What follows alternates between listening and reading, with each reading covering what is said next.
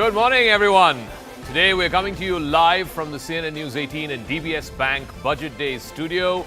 It is the 1st of February, and that means there is nothing more anticipated than India's union budget. It's going to be the budget for the year 2025. It's that time of the year when every single Indian, whether you're in the salaried class, you're a business owner, an investor, a high net worth individual, whichever class of society you belong to, you wait with bated breath, hoping for some relief, some reforms. Union Finance Minister Nirmala Sitharaman will shortly be arriving in Parliament. She will present her record 8th consecutive budget. That in itself is a significant moment. Take a moment to allow that to sink in. It's a moment that could define the country's financial course, not just for the year ahead, but as the survey says, perhaps even for the rest of the decade. This time the stakes definitely feel like it's higher than never before. The middle class, which has long been burdened with high prices and stagnant wages, they're all looking for a break, pinning all of their hopes on this blueprint of Viksit Bharat. Taxpayers are also hoping for simplification of the tax code. And of course, you have the long-term capital gains tax, the short-term capital gains tax. What will the finance minister do with either of those? We will be watching with bated breath. The way we make digital payments is about to change as well, because starting today, the National Payments Corporation of India will enforce new rules, banning special characters in UPI transactions and streamlining the system a little more. Lots more on the card. CNN News 18 has got you covered. As we get closer to 11 o'clock, which is when the finance minister will stand up in the Lok Sabha and present the union budget for 25-26. We bring you experts from across the financial spectrum throughout the day today here in the studios. From my far left, Rahul Shivshankar, our consulting editor here at the Network 18. Nalin Mehta, managing editor with Money Control. What are you doing here in the studios? Shouldn't you be sort of filing away? To his right, Saket Mishra, investment banker. Thank you very much, Saket, for joining us nice and early on a Saturday morning. And here to my immediate left, Nirupama Soundararajan is founder and partner with Policy Consensus Center. Let's start from the far corner of the table. Rahul, what are your expectations from Union Budget 2025? Well, look, I mean, good morning, first of all, and it's great to have a sponsor, isn't it? That means things are looking up. Things are looking up for budget coverage. Things are looking up for perhaps the economy. Look, I think the CA has put it out there for all of us. Budgets usually are a statement of account and they're a vision statement. The Prime Minister has already told us that we need to be Viksit by 2047. The CA has told us how do we get there. Now, one of the things that the CA has stressed, and this is something that I talked about last night also on the show, and I think we talked about yesterday, Zach, was that the economy needs to be looking at unleashing the growth engines within domestically. Why? Because today you have governments across the globe, MAGA movement, powered by Trump, that want to actually disincentivize the flow of goods and services across borders. You have mega movement, which is the European Union wants to become great again. There are all sorts of people trying to jump in and disrupt. So India has to look within, and the first thing the CA says we need to do is to deregulate. How about a Make India Great Again? Well, that's right. So the path is deregulate, make it easier for Indians to produce, MSMEs and small businessmen, individuals, in every which way to get going.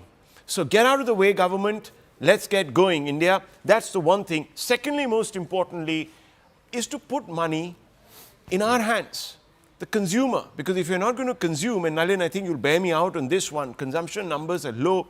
If India is not going to consume, people are not wanting to produce because there's just this sort of crazy imbalance. And thirdly, I think what the CA has said is that, look, and this is something that a lot of other people are also now saying, that we need equitable growth. We only just don't need top-line numbers. Yeah. But that, having been said that, you also need to grow at about 7.7 plus. Now, these are some shocking numbers that from 1991, we've only crossed 7.7 plus, and I'm talking about real GDP growth, which accounts for inflation. Has been, I think, about 7 or 8 times. So, and never more than 2 consecutive years. Mm-hmm. So that's a huge problem because we are not going to be growing, according to CA, more than top line 6.7%. So something has got to change. And the CA points us in that direction. I'm going to come to our guests here in the studio in just 1 second, but I also want to go across to our reporters. Arunima is joining us from outside Nirmala Sitharaman's residence. Akash is joining us from outside the MOS Finance's residence. Arunima, so all eyes on Nirmala Sitharaman. I said this at the top of the show. This is her record 8th consecutive budget. That in itself is historic. Yes, absolutely. If you keep in mind all the interim budgets also that she has presented, being the first full-time woman finance minister, she's already set a record, and now she's all set to overhaul Morarji Desai's record as well very soon. At her residence, not much halchal yet, but in about half an hour or so, we are expecting the finance minister to step out of her residence, move towards North Block Finance Ministry. Once she is there, there will be a photo opportunity there also with her Bahi Khata. That famous briefcase has long given way to the Bahi Khata. Technology is what Nirmala Sitharaman has used in the last couple of budgets, and it will be no different this time. Then she'll call on the President of India, present the budget papers before she moves to the Parliament complex. At the Makar Dwar, that is the main Dwar of the new Parliament building.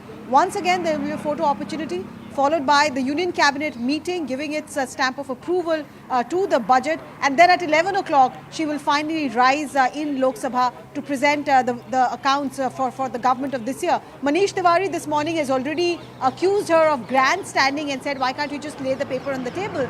So there could be some back and forth between the opposition and Nirmala Sitharaman once again. But it's raining here, Zaka, and the entire middle class and the lower middle class in India is definitely hoping it will be raining goodies once Nirmala Sitharaman starts speaking. All right, will it be raining revdies? That's the question, because we also have an election coming up in a few days. So will the budget be able to completely ignore that? We'll look at all of that in just a second. I also want to get a quick word in from Akash, who's joining us from the MOS Finance's residence. Akash, I know it's a team. So you have the pictures from last evening, the Finance Minister, the MOS, the entire team, Finance Secretary, Revenue Secretary, Economic Affairs Secretary, and all of the entire team that was preparing the budget.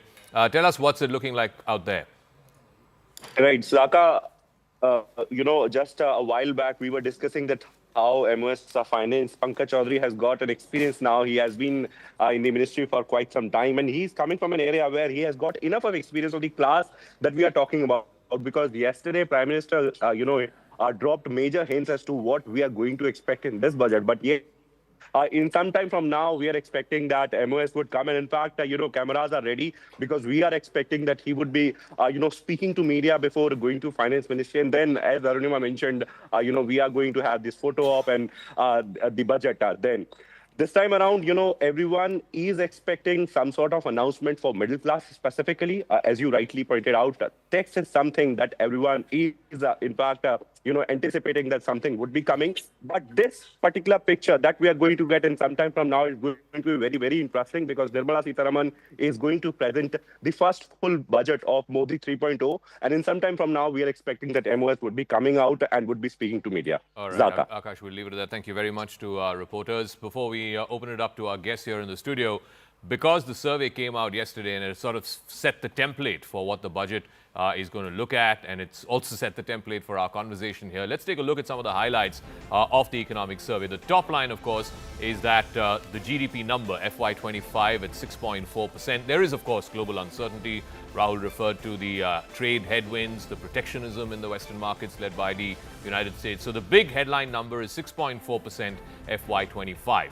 All sectors are performing well according to the economic survey. The GDP, the two sectors that they are looking for more fillip is agriculture, which is slightly sluggish, and of course services, which is now above the pre-pandemic trend. The industrial sector also, there are some concerns it has raised about manufacturing, but it's moving in the direction of getting to the pre-pandemic levels. Despite these challenges, there are some positive signs. Inflation management, for example, at 4.9%. It's slightly outside the comfort window, the range that the RBI has laid out, but it has softened from 5.4% in the financial year 23-24 to now 4.9% in the April to December period of 24-25. The survey has also pointed out to the uncertainty in the global markets, but it's assured that strong macroeconomic fundamentals and a favorable business environment could propel India to a high economic growth path.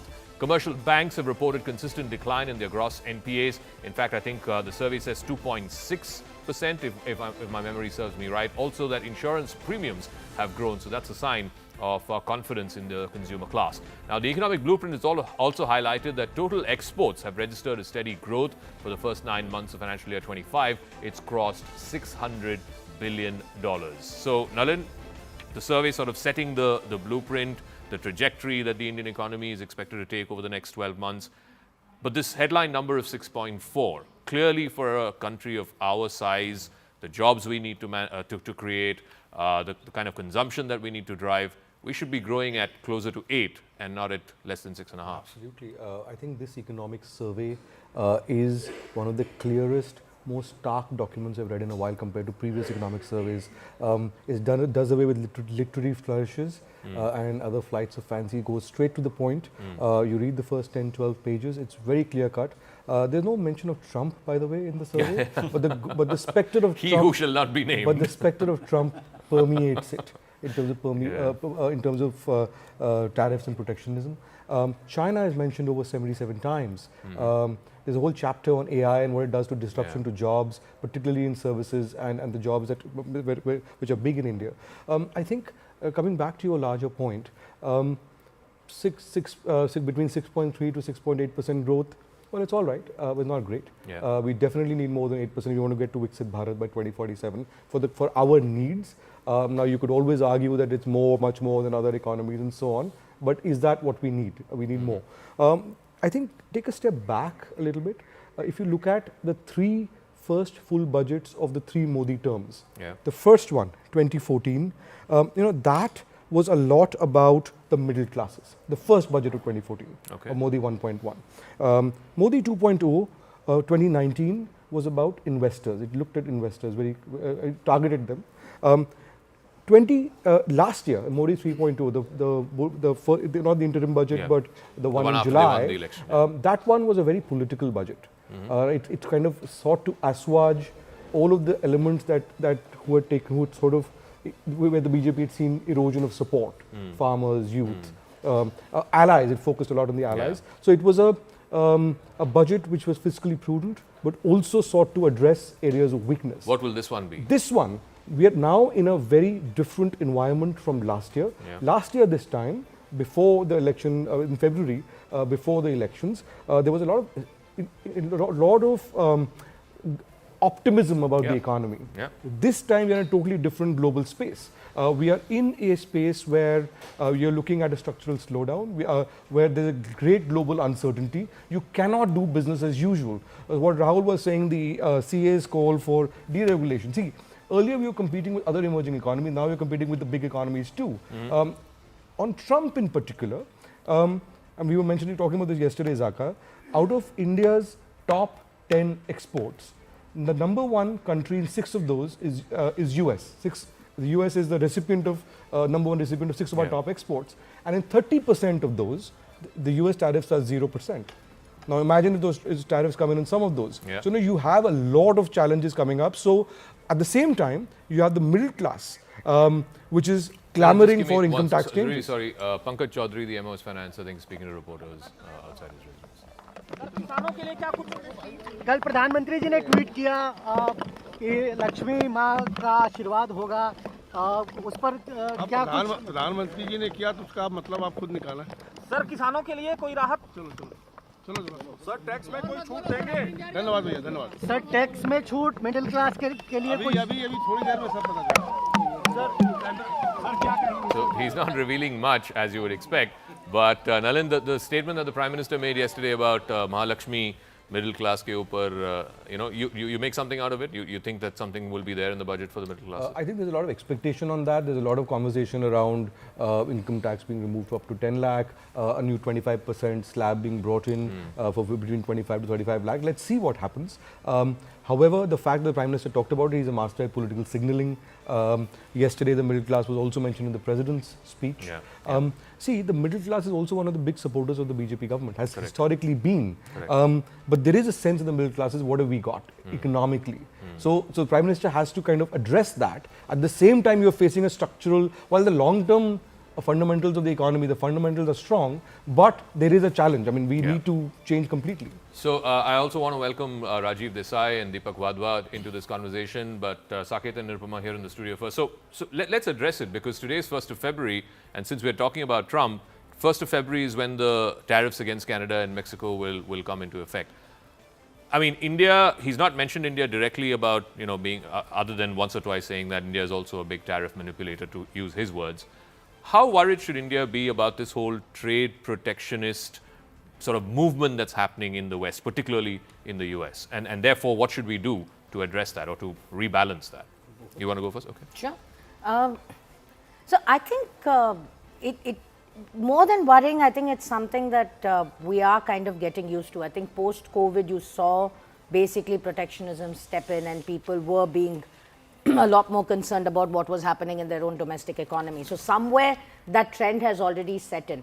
Now, what would be particularly worrying for India is like what Nalin said, that if suddenly you have a lot of duties being put on our imports, that's going to make it far more expensive, which will affect our trade balance. If you see CAD last year, it was 0.7%. This time it's grown to 1.2, probably a little bit on the back of growing gold imports, just a little because they had relaxed duties. But I think mostly because of duty rises here and there, which is making it difficult. And I think we will have to look inwards if we want to, not from even a protectionist point of view, but if we want to buffer what's happening geopolitically, we will have to concentrate on domestic sectors, and we will have to focus on increasing growth from, and depend on increasing growth from within rather than rely on without. I mean, I think, as you came in, you said, look, can we do it? Can we leverage? Can we go forward? So, Saket Mishra, I think that's really where the focus needs to be, doesn't it? Completely. I mean, I think the first sentence that you said, which is MAGA and MEGA and everybody else, India is not going to be an economy that's going to grow because of others. We need to grow because of ourselves.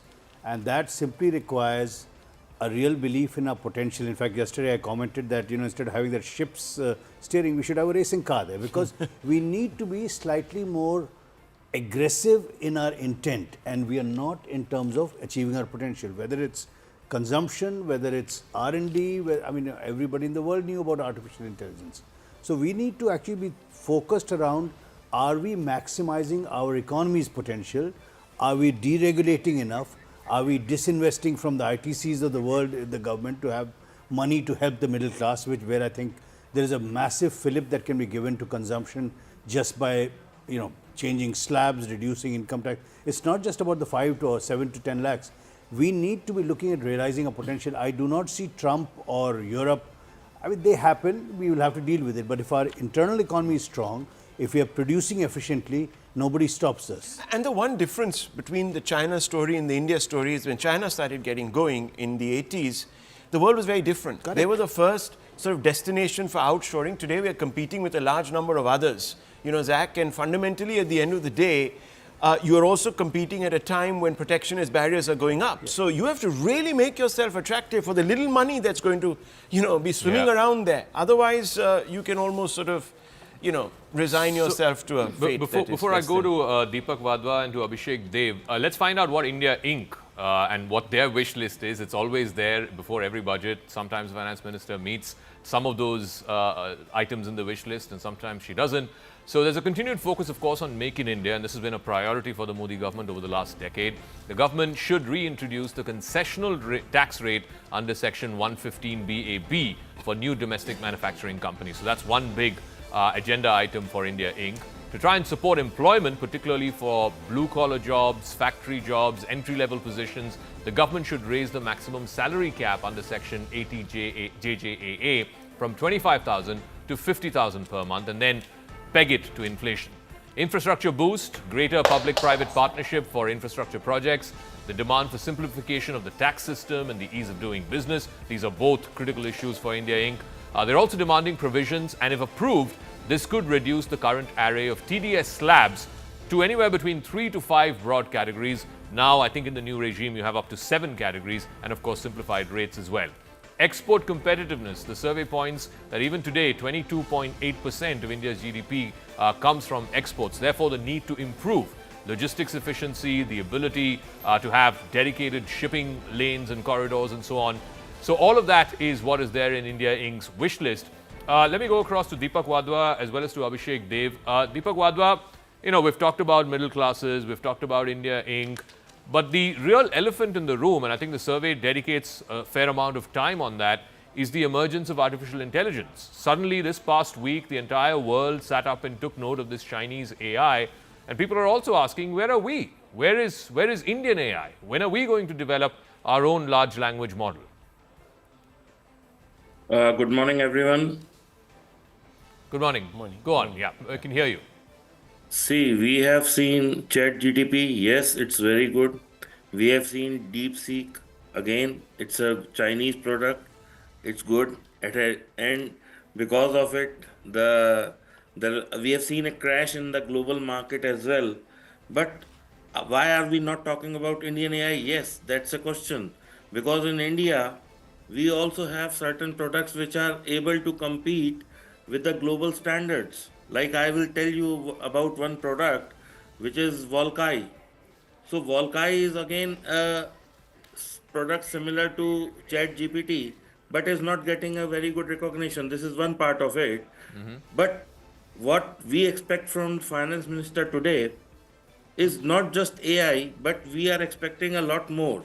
Like relaxation for middle class is one thing which everyone is having an eye on. Yeah. This is one. Two, we need to do work on certain sectors which are being, I will not say ignored, but not focused upon. Like water sector is one sector which we need to work upon.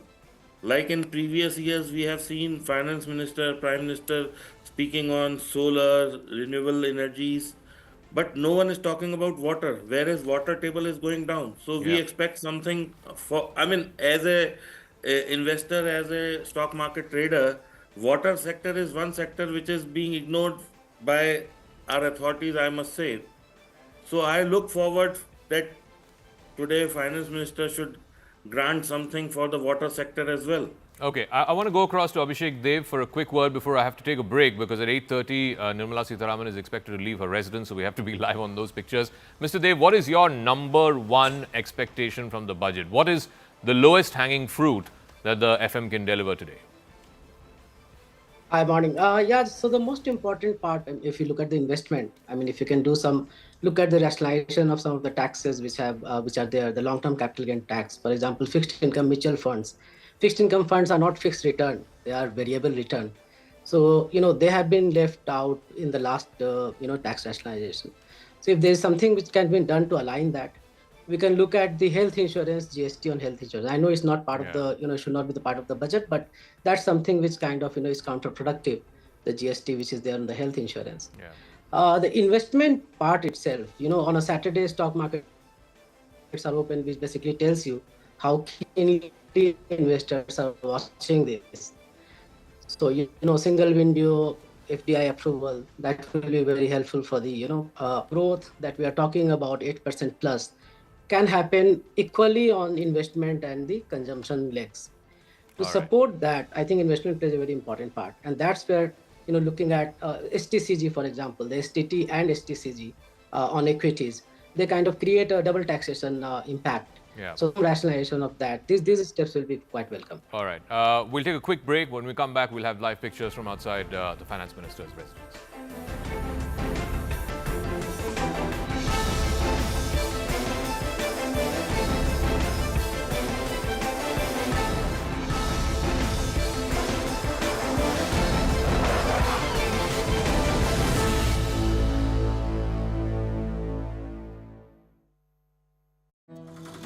माननीय संसद सदस्य, संसद की इस बैठक को संबोधित करते हुए मुझे हार्दिक प्रसन्नता हो रही। अभी 2 माह पहले हमने संविधान को अपनाने की 75वीं वर्षगांठ मनाए हैं और कुछ दिन पहले ही भारतीय गणतंत्र ने 75 वर्षों की यात्रा भी पूरी की है।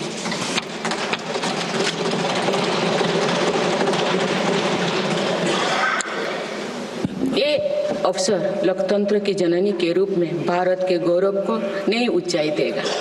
मैं सभी देशवासियों की तरफ से बाबा साहेब आम्बेडकर समेत सभी संविधान निर्माताओं को नमन करती हूँ। माननीय सदस्यगण, इस समय देश में महाकुंभ का ऐतिहासिक पर्व भी चल रहा है। महाकुंभ भारत की सांस्कृतिक परंपरा का, भारत की सामाजिक चेतना का पर्व है।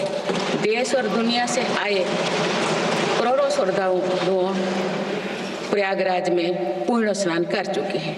मैं मोनो अमावस्या के दिन हुई हादसे पर अपना दुख व्यक्त करती हूँ।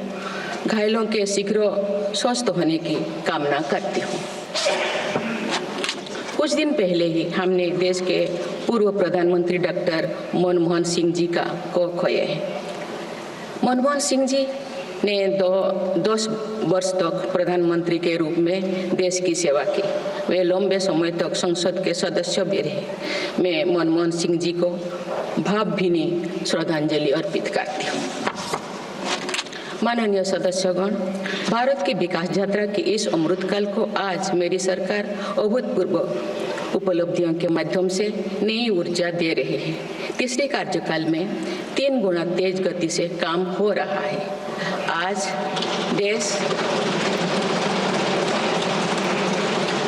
देश बड़े निर्णयों और नीतियों को असाधारण गति से लागू होते देख रहा है और इन निर्णयों में देश की गरीब, मध्यम वर्ग, युवा, महिलाओं, किसानों को सर्वोच्च प्राथमिकता मिली। मेरी सरकार ने तीसरे कार्यकाल में सभी के लिए आवास के उद्देश्य की पूर्ति के लिए ठोस कदम उठाए हैं। प्रधानमंत्री आवास योजना का विस्तार करते हुए 3 करोड़ अतिरिक्त परिवारों को नए घर देने का निर्णय लिया गया है। इसके लिए 5,36,000 करोड़ रुपया खर्च किए जाने की योजना है। मेरी सरकार गांव में गरीबों की उनकी आवासीय भूमि का हक देने और वित्तीय समावेशन के लिए प्रतिबद्ध है। इस दिशा में स्वामित्व योजना के अंतर्गत अब तक 2 करोड़ 25 लाख स्वामित्व कार्ड जारी किए गए हैं। इनमें से करीब 70 लाख स्वामित्व कार्ड पिछले 6 महीने से जारी किए। पीएम किसान सम्मान निधि के तहत करोड़ों किसानों को पिछले महीने में 41,000 करोड़ रुपया की राशि का भुगतान हुआ है। जनजातीय समाज के 5 करोड़ लोगों के लिए धरती व जनजातीय ग्राम उत्कर्ष अभियान प्रारंभ हुआ है। इसके लिए 80,000 करोड़ रुपये का प्रावधान किया गया है। आयुष्मान भारत योजना के अंतर्गत 70 वर्षों और उससे अधिक उम्र के 6 करोड़ वरिष्ठ नागरिकों को स्वास्थ्य बीमा देने का फैसला।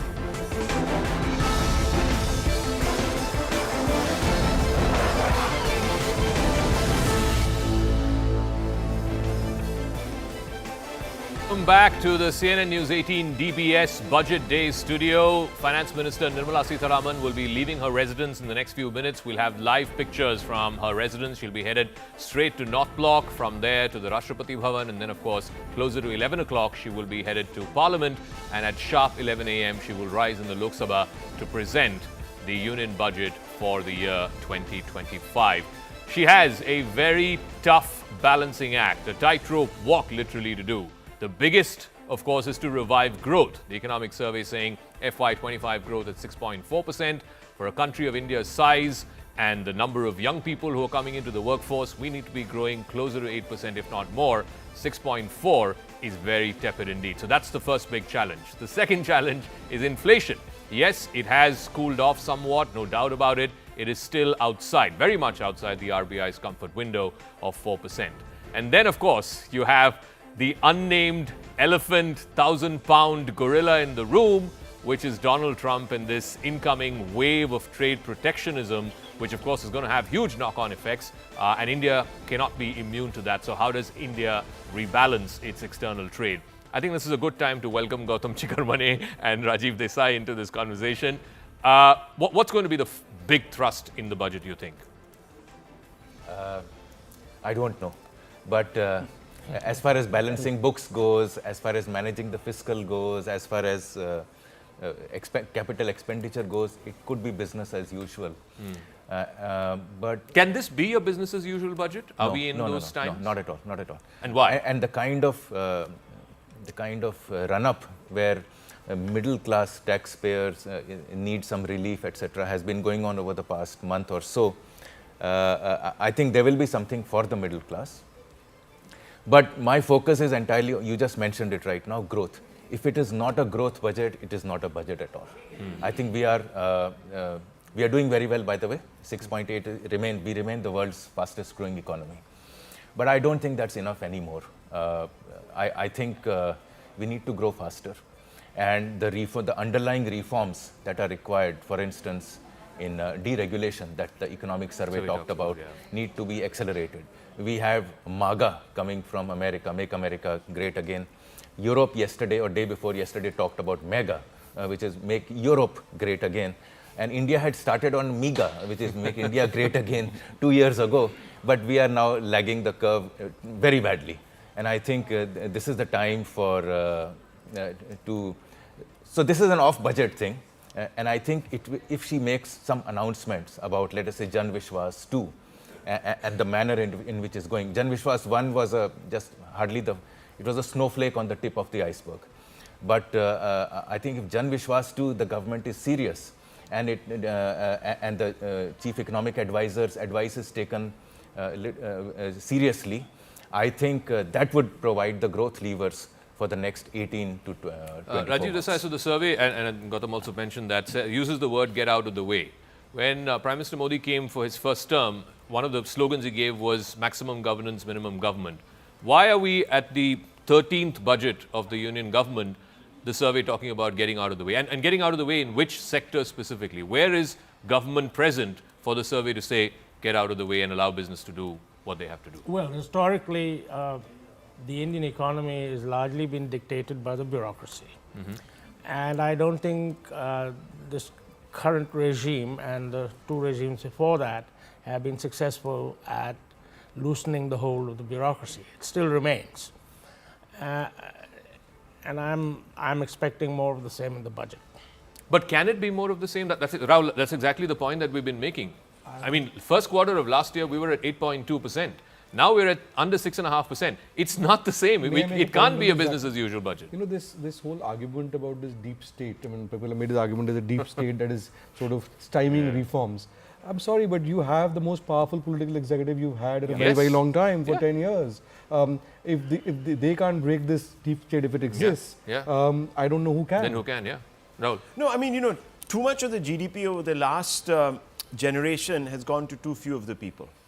Okay, I think fundamentally that's where the problem is.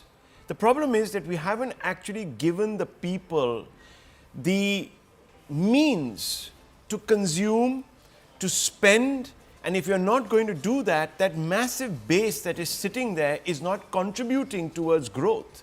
And to get to 8% plus, I think everyone here will agree, someone needs to fuel that. The government has tried.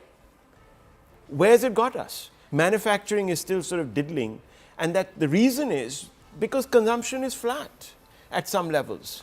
And I think fundamentally something needs to be done.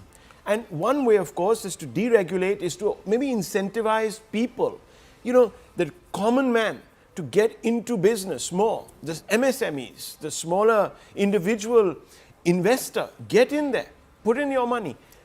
But there has to be incentive for that. So, you know, I think there are two things. I think, you know, we were talking earlier about what this budget is going to be. Apart from, of course, having to be a growth budget, I think in the current situation, they have to be accountable. The last 13 budgets that we've seen have spoken of big bang reforms, which were supposed to actually, you know, take the country to, you know, new heights as far as growth. And clearly all of that has resulted today in what we're sitting at as 6.4, 6.8 and next quarter maybe 6.4, 6 between that.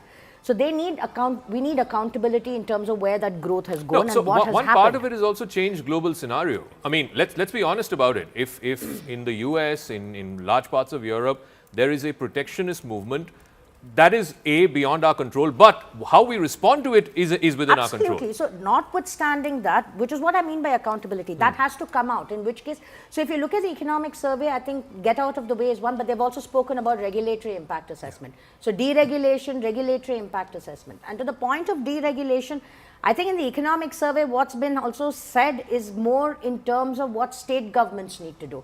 So almost alluding to we've done what we can at the center, but now it's up to the state governments and your urban local No, but deregulation from where? Deregulation from banking, deregulation from telecom? I'll explain that. But first, let me answer the first question that you tickled this conversation with, which is, what does it getting out of the way mean? Yeah. Getting out of the way means not throwing 11,444 crore on Rashtriya Ispat Nigam, which is a totally failed enterprise, and where nothing is going to come of it. And in fact, it goes against the very philosophy where the government wants to get out of non-strategic sectors or have one or two companies. So either you merge Rashtriya Ispat into Steel Authority or just disinvest it rather than throwing money. They have proven that this can work, for instance, with Air India a couple of years ago. And I don't see why they are throwing good money after bad consistently. I have the divestment tracker with me. FY24 revised estimates, 0.33 lakh crores, 33,000 crores. FY25 estimates, 25,000 crores. FY26 estimates, 43,000 crores. Are you telling me government can't even clock 50,000 crores of divestment in a financial year? In a market, I think in a market that exactly of the sort that we were at 85,000. Exactly. Now we're just 10,000 lower than that. They should have divested it. They should have divested a part of it, as he mentioned.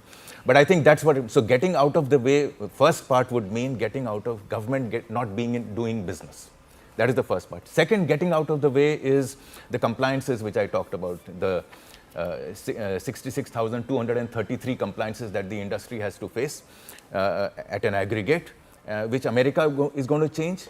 Europe is changing. I was at Brussels to talk about this a couple of weeks ago, and the only conversation there is how do we reduce it. In the chemicals industry in EU, there are 15,000 pages of regulation that the companies have to follow. And what's common?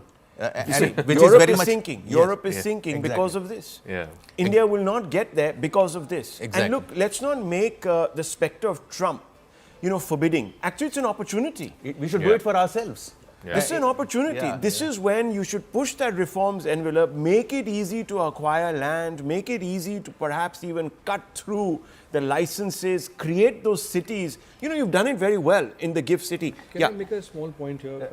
Just one second. Sorry. No, go on. Let me just finish my recital.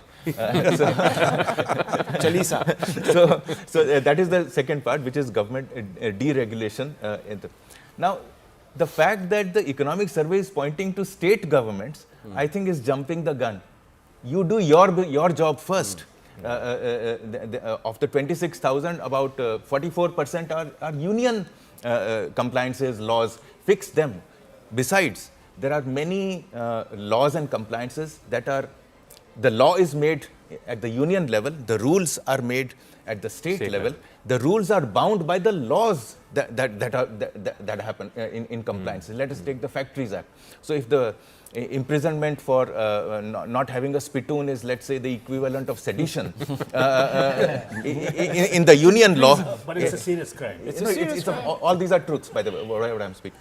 And it's there in the Factories Act. Then how can the state government not imprison a person, enact a rule that does not imprison a person with the equivalent of sedition? So I think this whole business of deregulation, the government has to walk the talk. The union government has to walk the talk. Give me a second. We're getting pictures of the finance minister leaving her residence. Nirmala Sitharaman, the finance minister, just leaving her residence to present the 8th budget. And the vehicle has just started moving out from her 15 Safdarjung Road residence. It was a blink and miss appearance for those vehicles that have just left for North Block. Any moment now, she will reach North Block, and you will see that customary photo opportunity with her entire team outside North Block there with the Bahi Khata, where there will also be a lot of commentary on her attire as well. And then she is likely to move to Rashtrapati Bhavan.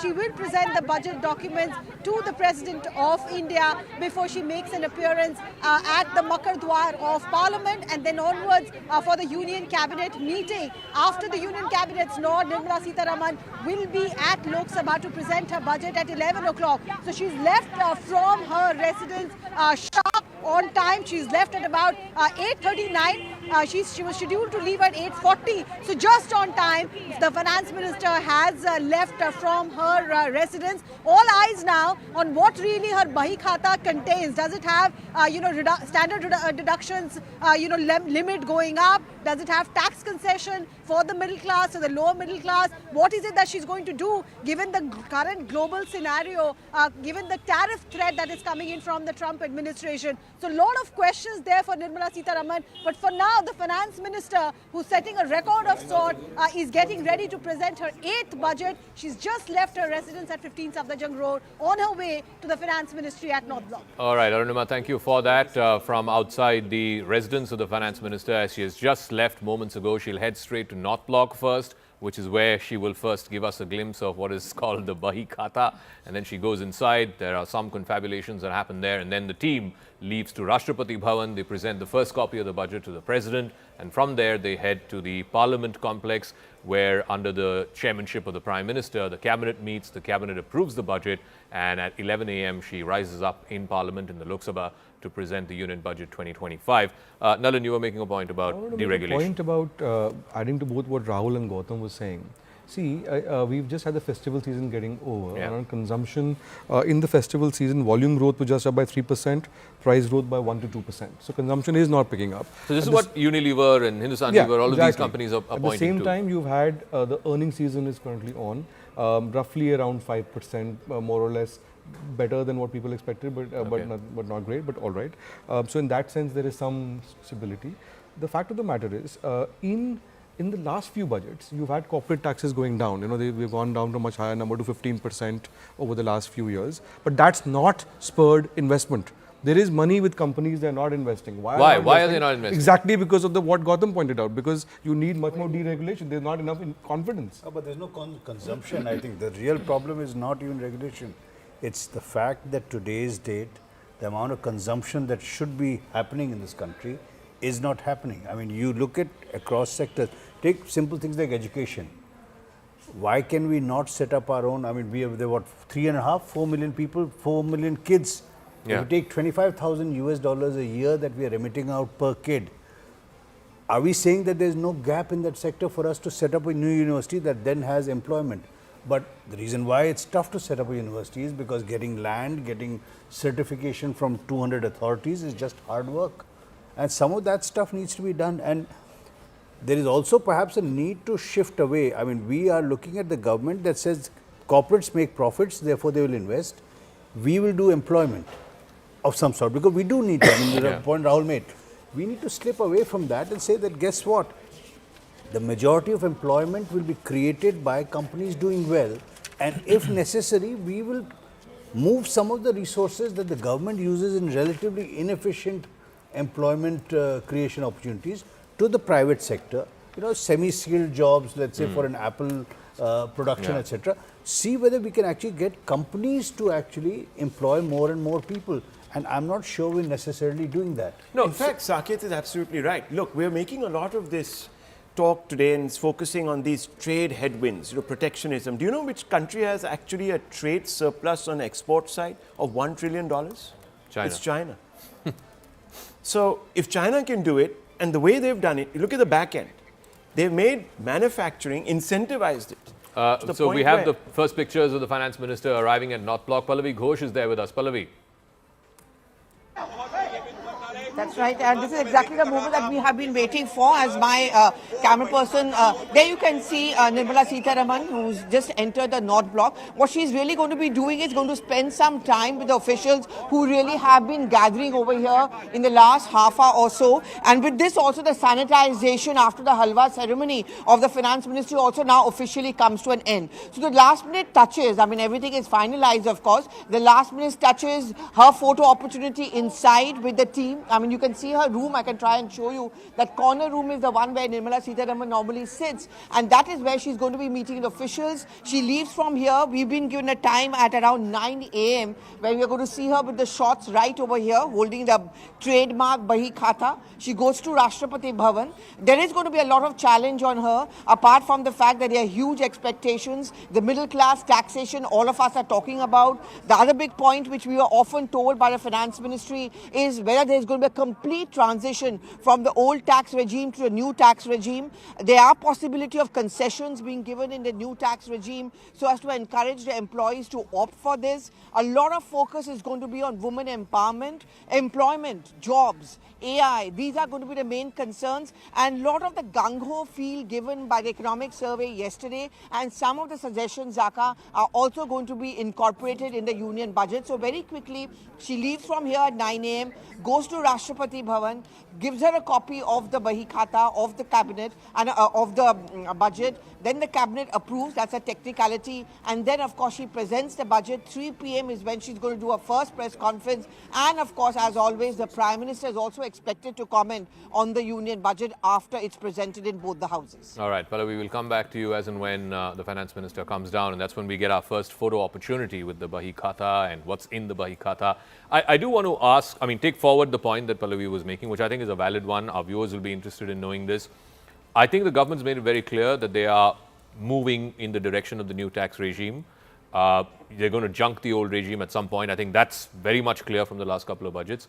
The point is, all of these, avenues for deduction that you had, whether it is interest on housing loan, whether it is your insurance premiums, your provident fund, etc., you're not giving any room for saving, or you're not giving any incentive for saving. What then is the incentive for saving in the new regime? You make 1,000 rupees, you're going to be taxed 30% at that 1,000 rupees. I mean, how are you incentivizing people to save? Gautam. You can continue with the old regime, but I think the tax... No, but it's going to end at some point. I think even in the last budget she mentioned... By the way, in the new regime, I think they've added pensions, and they will add one more. And so the old regime is creeping into the new regime without the necessary cut in taxes. So if you cut the taxes down and go for zero deduction, zero everything, rebates, etc., then it should work. They should do it. Can I make another point? The big four expenditures of the government, interest payment, subsidy, pensions, defense, they have been growing at around 10% per CAGR over the past 10 years. GDP has been growing at around 9 to 11%. I'm talking about nominal. Now there is a slowdown coming. But if the expenses continue to rise the way they are, for instance, interest payments at 11%, pensions at 11.5%, and the growth doesn't happen, then the denominator does not rise, which means your fiscal deficit, instead of falling, will start rising. No, but so either you curb your expenditures. But the point is, which of those can the government cut, Mr. Desai? Can it cut pensions? Can it cut subsidies? Can it cut the defense budget? Where will it cut? Well, I think they should consult widely, because I don't think they can, you're at a stage where you can just do it autonomously by yourselves. You'll have to consult with industry, you'll have to consult with professionals, you'll have to consult with a whole lot of groups before you make any such judgments in this issue. But the kind of freebies that are coming, and they are legally backed freebies, then your ability to use free money for doing things like defense or infrastructure, that reduces. If everything is going to be going towards freebies, free for women, free for unemployed youth, free, if everything is free, then you are locked. The government is legally locked in. Look, I have a very different take on this. We had this on Take 3, our weekend show, that if the voter has become transactional, Rahul Shivshankar, why can't the government be transactional? You can call it free. I mean, It's all very fine for political parties to say, oh, we are not going to do freebies. Tell me one political party in India which is not doing this. Everyone is doing it. You're absolutely right, Zach, but unfortunately, when a government takes a position and they say, we are not the Revdi people, then they've got to walk the talk. Yeah. You can't have it both ways. You can't say that, look, well, you know, our competitors are doing this. Someone's got to bite the bullet, and you have the mandate. You were put in power on the back of those slogans. You've got to walk the talk. And that's really where the problem begins, doesn't it? It's where politicians begin to dither, and that's the reason why you have seen some of the biggest reform agendas been rolled back. Where today is the labor reform policy? This hasn't been, you pass the laws, but they're sitting idle. You had farm laws, which would have opened up, this massive 1991-like new reform for agriculture and given you that boost. Where are those laws? They're on the back burner. So you can't play the constant game. And maybe the Prime Minister is right. Maybe we need to go to that one election, one nation kind of format. Otherwise, you're going to be constantly wagged by the electoral tail. And that's not a good place to be for any government. I mean, look at privatization. Yeah. There is huge opportunity. So, what are you doing? You're actually taxing the people who can spend to finance all of this when you could actually raise some capital, give yourself some elbow room. You want to go ahead with the Revdis or whatever you want to call them, welfareism. And they're also a symptom of something, aren't they? Why are you having to give these Revdis? Yeah. That's the first question. Okay, I'm going to take a break because I believe in a few minutes Nirmala Sitharaman will come out of North Block. She will be there with her entire team. And then, of course, they will give us that photo opportunity of the Bahi Khata, after which the team heads to the Rashtrapati Bhavan and the first copy of the budget is presented to the President. Quick break. We'll see you right on the other side. And in case you want to continue watching, go to our YouTube channel. It's flashing on your screen. It will in just a moment. You can just scan the QR code and go to @CNN News 18. There you go. That's our YouTube channel. You can watch uninterrupted without any ad breaks. See you in a moment.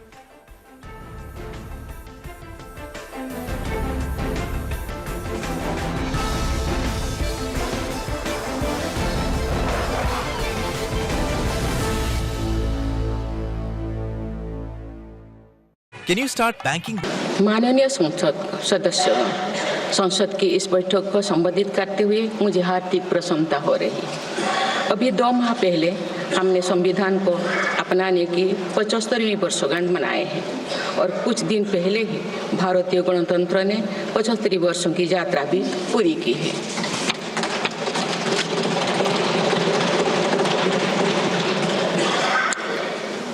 ये अवसर लोकतंत्र की जननी के रूप में भारत के गौरव को नई ऊंचाई देगा। मैं सभी देशवासियों की तरफ से बाबा साहेब आम्बेडकर समेत सभी संविधान निर्माताओं को नमन करती हूँ। माननीय सदस्यगण, इस समय देश में महाकुंभ का ऐतिहासिक पर्व भी चल रहा है। महाकुंभ भारत की सांस्कृतिक परंपरा का, भारत की सामाजिक चेतना का पर्व है। देश और दुनिया से आए करोड़ों श्रद्धालु प्रयागराज में पूर्ण स्नान कर चुके हैं। मैं मोनो अमावस्या के दिन हुई हादसे पर अपना दुख व्यक्त करती हूँ। घायलों के शीघ्र स्वस्थ होने की कामना करती हूँ। कुछ दिन पहले ही हमने देश के पूर्व प्रधानमंत्री डॉक्टर मनमोहन सिंह जी को खोए हैं। मनमोहन सिंह जी ने 10 वर्ष तक प्रधानमंत्री के रूप में देश की सेवा की। वे लंबे समय तक संसद के सदस्य भी रहे। मैं मनमोहन सिंह जी को भावभीनी श्रद्धांजलि अर्पित करती हूँ। माननीय सदस्यगण, भारत की विकास यात्रा की इस अमृतकाल को आज मेरी सरकार अभूतपूर्व उपलब्धियों के माध्यम से नई ऊर्जा दे रही है। तीसरे कार्यकाल में 3 गुना तेज गति से काम हो रहा है। आज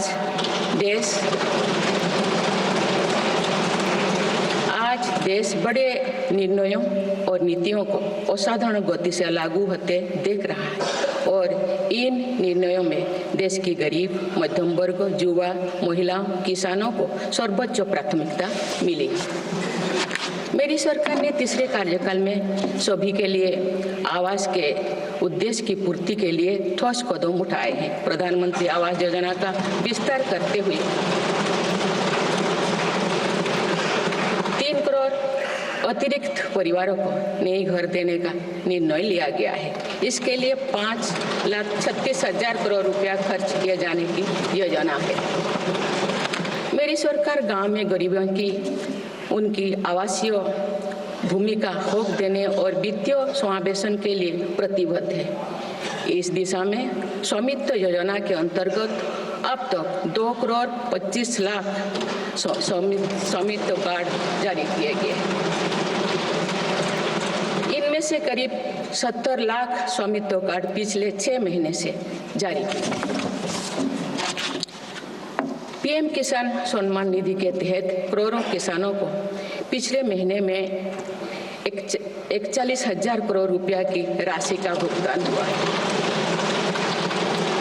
जनजातीय समाज के 5 करोड़ लोगों के लिए धरती व जनजातीय ग्राम उत्कर्ष अभियान प्रारंभ हुआ है। इसके लिए 80,000 करोड़ रुपए का प्रावधान किया गया है। आयुष्मान भारत योजना के अंतर्गत 70 वर्षों और उससे अधिक उम्र के 6 करोड़ वरिष्ठ नागरिकों को स्वास्थ्य बीमा देने का फैसला हुआ है। इन्हें हर वर्ष 5 लाख रुपए का हेल्थ कवर मिलेगा। छोटे उद्यमियों के लिए मुद्रा ऋण की सीमा 10 लाख रुपए से बढ़कर 20 लाख रुपया कर दी गई है। मेरी सरकार ने युवाओं की शिक्षा और उनके लिए रोजगार के नए अवसर तैयार करने पर विशेष फोकस किया है। मेधावी छात्रों को उच्च शिक्षा में वित्तीय सहायता देने के लिए पीएम विद्या लक्ष्मी योजना शुरू की गई है। 1 करोड़ युवाओं को शीर्ष 500 कंपनियों में इंटर्नशिप के अवसर भी दिए जाएंगे। पेपर लीक की घटनाओं को रोकने और भर्ती में पारदर्शिता सुनिश्चित करने के लिए नया कानून लागू किया गया है। You are watching CNN News 18 and DBS Bank Budget Day Studio.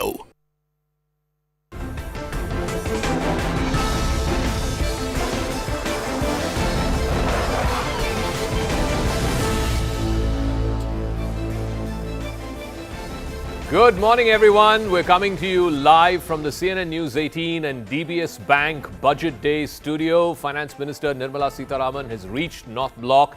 She will be coming out shortly and then she will head straight to the Rashtrapati Bhavan. And a little before 11 o'clock, she will arrive at the Parliament. And at sharp 11 a.m., she will rise in the Lok Sabha to present and take a moment for this to sink in. It is her record 8th consecutive budget. It is a moment that could redefine the country's financial course, not just for the year ahead, but as the economic survey says, possibly for the remainder of the decade. This time, the stakes are and definitely do feel like they've been higher than ever before. The middle class, which has long been burdened by high prices and stagnant wages, is looking for a break. They're pinning all their hopes on the Viksit Bharat blueprint.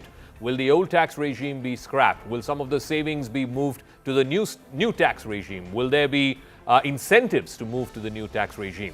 Taxpayers are also hoping for a simplification. The whole point of the new tax regime was to have fewer slabs, fewer rates. Now we have more slabs and more rates. Also, from the point of view of the markets, will there be simplification of long-term capital gains tax, short-term capital gains tax, securities transaction tax? The way we make digital payments, that's about to change as well. That's been one of the success stories for India in the last half a decade or so. But starting today, the National Payments Corporation of India will enforce new rules. It's going to ban special characters in UPI transaction IDs and thereby try and streamline the system just a bit more. We have a full panel of guests and reporters and anchors here in our studios, joining us from Parliament, from Vijay Chowk, from North Block. I want to first go across to our political editor, Aman Sharma, who's joining us from right outside Parliament. We'll also be going across to Pallavi as well. Aman, what's the steer from the government? There's a lot of expectations, middle class, the Prime Minister yesterday saying Mahalakshmi on the middle class and so on. What does that mean? Well, Zaka, I think the government has really raised the hopes of the middle class from this budget. The Prime Minister mentioned it, said, may Goddess Lakshmi shower her blessings on the poor and the middle class. The President, Draupadi Murmu, in her speech mentioned the middle class 8 times. She also said that this is the first government, for the first time has acknowledged the contribution of the middle class to the economy, and this is raising hopes that government has a big plan for the middle class, in store in this budget. That is what everybody is looking forward to. Will that translate into more concessions in the new tax regime? How will it be made more attractive? Because over the years it feels while the poor have got the larger benefits from the government in form of subsidies, the middle class seems to have been left out. All this is also linked to higher growth, because more money in the hands of the people, more money in the hands of the middle class could spur consumption, could give a fillip to that, could give a fillip to growth, because the economic survey yesterday is saying that this year the economy will grow at 6.4%. The projection is for the next financial year 6.3% to 6.8%. But the economic survey, Zaka, also says that to achieve Viksit Bharat aim by 2047, the economy needs to grow by at least 8% for a decade or more. So how will the government take the economy growth from 6.3, 6.8% to 8%? It is only through more consumption, and that is why the middle class is looking at this budget with big hope. Also, I think a big decision on women empowerment. What will that be? Because the Prime Minister has yesterday given a hint that in this budget session, a big decision on women empowerment to strengthen to Nari Shakti will be taken. What will that be? There's a lot of buzz around that also. So that is the political buzz. Middle class and women, what will they get from this budget? Oh, absolutely. We talk about, the Chinese and how they were on steroids from the 1990s till the 2008 financial crisis. Almost every financial year, they were growing in double digits. Of course, it's a different model, it's a different era, it's a different time. I don't think there is propensity for export-led growth like we saw in the 90s or the early part of the 2000s. So that's, having said that, the fact is, when your aim is 8%, you can't be growing at under 6.5%. So I think that's a point that is well taken. I want to get a quick word in before we bring it back into the studio from Pallavi Ghosh, who's at North Block. It's sharp 9 o'clock, Pallavi, so I believe the Finance Minister should be coming out with her entire team any moment now. Give us the first glimpse of the Bahi Khata. Take us through what you're seeing around you. Yes, that's right. I mean, if you can see just right behind me, the Finance Ministry, of course, and she should be actually coming out anytime now with her entire team. What happens is she stands here, she gives that photo opportunity, and then, of course, she moves across to Rashtrapati Bhavan, where she presents a copy of the budget to the President of India. These are those last-minute, kind of look over which happens. The officials have been working round the clock. Yesterday, she presented an economic survey. Today, of course, after she presents the budget, she does that mandatory press conference. The Prime Minister, of course, is going to make a statement on the budget, because there are lots of expectations. We all have been talking about, we keep on talking about taxes, but the infrastructural sector is also looking forward to some concessions coming in. You spoke about America. In fact, in the economic survey, this was also one concern which was raised, that there are global pressures, oil for that matter, that is going to have a rippling effect. The American protectionist policies is going to have an impact. China's growth, and in fact, the economic survey interestingly talks about the fact that one would have expected Chinese growth to take place at a good pace, but that hasn't happened. In that sense, the IMF projection that by 2028, India is going to become a $5 trillion economy. I think those are going to be the benchmarks of the budget which are going to be presented today. All right, Pallavi, we'll come back to you as and when the Finance Minister exits North Block. That's expected to happen in the next few minutes. Once again, a reminder that little ticker that you're seeing on your screen, if you want to go to our YouTube channel, just go to that QR code, scan the QR code, and you can watch it live on @CNN News 18 on our YouTube page. As we bring it back here into the studios, Rahul Shivshankar, Rajiv Desai, Gautam Chikramani, Nalin Mehta, Sakit Mishra, Nirupama Soundarajan, thank you very much, and big expectations on Union Budget Day. Rahul Shivshankar, what is your big expectation from Budget 2025? Well, look, as an individual looking upon the budget, one would like, obviously, other individuals in this country to get a bit of relief. So we're expecting, the middle class is expecting certain tax cuts, but my worry really is that might actually capture the headline space and the mind space. What we really need as a citizen that wants India to sort of go forward, develop those animal spirits, is, as the CA says, a push. And he says that what we require is a stimulus for deregulation. That's the buzzword this particular budget, because business cannot be as usual. This is what he has said, and it is perhaps the most remarkably frank assessments that a CA has made. So let's just hope that Nirmala Sitharaman actually walks that talk. In fact, we just heard Mr. Newton of the economic analysis wing in our company, that if this is not going to be a reform budget, it's no reform at all. I think that's beautifully put.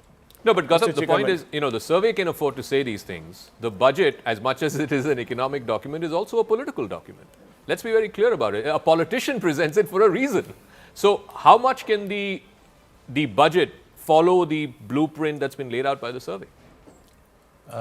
I think the survey, what survey points out is pretty low-hanging fruit in terms of deregulation. I'm just focused on deregulation. And I can't understand why it is so difficult to change this. Jan Vishwas 1 was a disappointment. Now Jan Vishwas 2 should take that forward. But these are low-hanging fruit. They are not political. They don't impact anybody. At best, the worst that can happen, it impacts the corruption of the bureaucracy. So that is a stance that the government needs to take. But tell me, Gautam, logically, I gave you that figure. FY26 estimates for disinvestment is 43,000 crores. In this market, in this economy, why can't we raise even 50,000 crores by disinvestment? Who says we can't? No, then why are they? You need to have the intent to do it. It's even been removed. In fact, we are going in the reverse direction. We are going in the reverse direction, like I pointed out with the Rashtriya Ispat Nigam, 11,400 crore being thrown, good taxpayer paid money is being thrown at a bad enterprise. So I think if I step back, all of us, Rahul, everybody, I think what I am seeing is. Initially, there was a convergence of good economics with good politics. Now what I'm seeing is that good economics is being sacrificed at the altar of bad politics. The two are diverging once again with all these freebies that we discussed some time back. So and your expenses are growing at 10% at 10% CAGR. That's, I mean, if you take point to point, Sensex grew only by 11%. The gross borrowing of the state of the Union of India is 14.28 lakh crores. Just the Union of India. I'm not even talking about the states. 14.28 lakh crores. And these are continuing to grow and go towards wasteful expenditure such as freebies or inefficient execution. For instance, in education or in healthcare, where the middle class that we talk about has no access to. So I think this divergence between good politics and good economics needs to end. We need to put them back on track. And as I don't know who mentioned it, there is Trump coming from the West, and he's going to disrupt every global economics. Before I get the rest of our studio to weigh in, Priyank Kharge, the IT and BT minister in Karnataka, he has said, obviously, I mean, he's on the political opposition on the other side of the political fence, zero expectations from the budget. But Nalin, you wear your hat as a economic person on the one side and a hat as a political person. Why is it difficult for political parties, governments now, not to go down that route that Gautam warned of?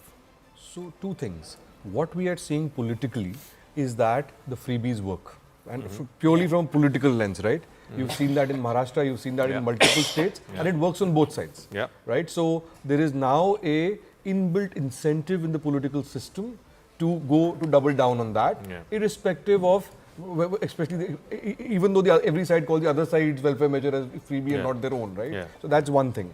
I think Gautam is absolutely right. Somebody has to pay for this, and the expenses are going up and up. So the finance minister, along with the MOS Finance, Mr. Chaudhary, and the entire team of the revenue secretary, the finance secretary, her entire team that's prepared the budget, the Bahi Khata on display there. If we can go across to Pallavi, just walk us through this customary photo op, the finance minister walking down the steps of North Block.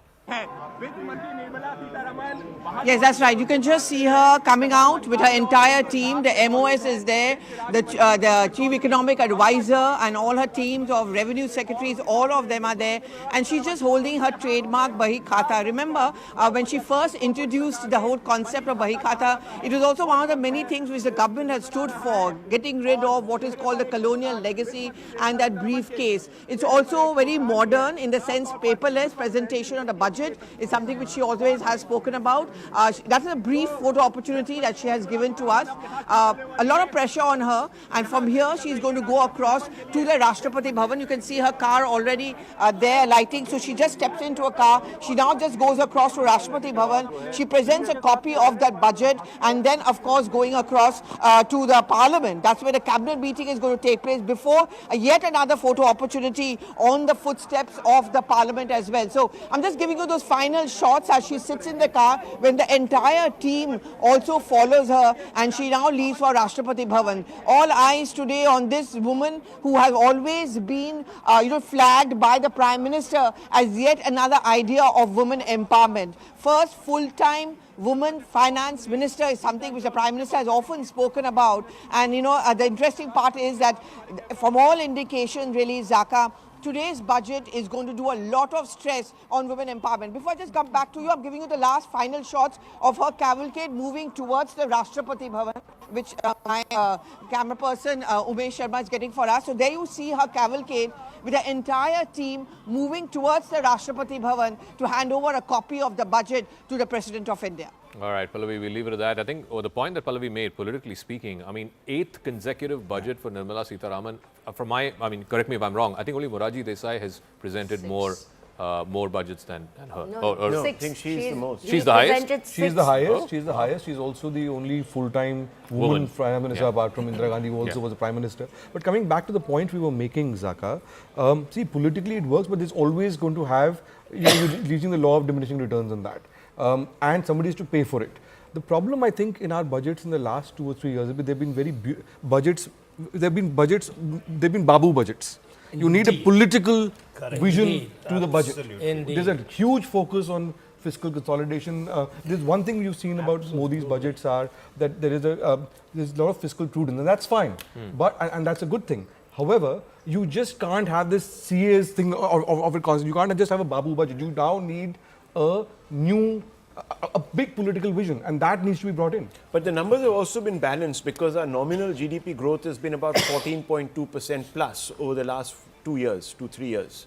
So obviously, the more you grow, it's easier to balance the budget. But now there's pressure even on growth. So that's where That's where this cannot be a business. There are 2 or 3 things here. First thing, while we were speaking of inflation at about 4.4, your food inflation in December stands at 8.3%.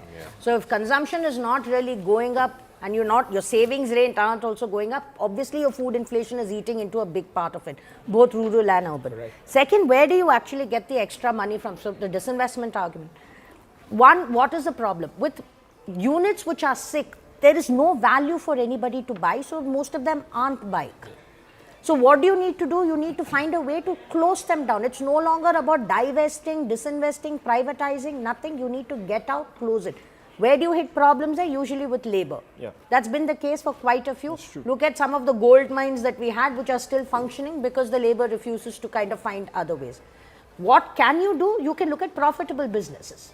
Now, the government has shareholdings, I think, as we were discussing, in ITC, in L&T, your banks, and there have been time and again reports from banking sector reform saying that the government can afford to divest a sizable amount with a golden share. So you don't need to lose control, but you can still afford to divest.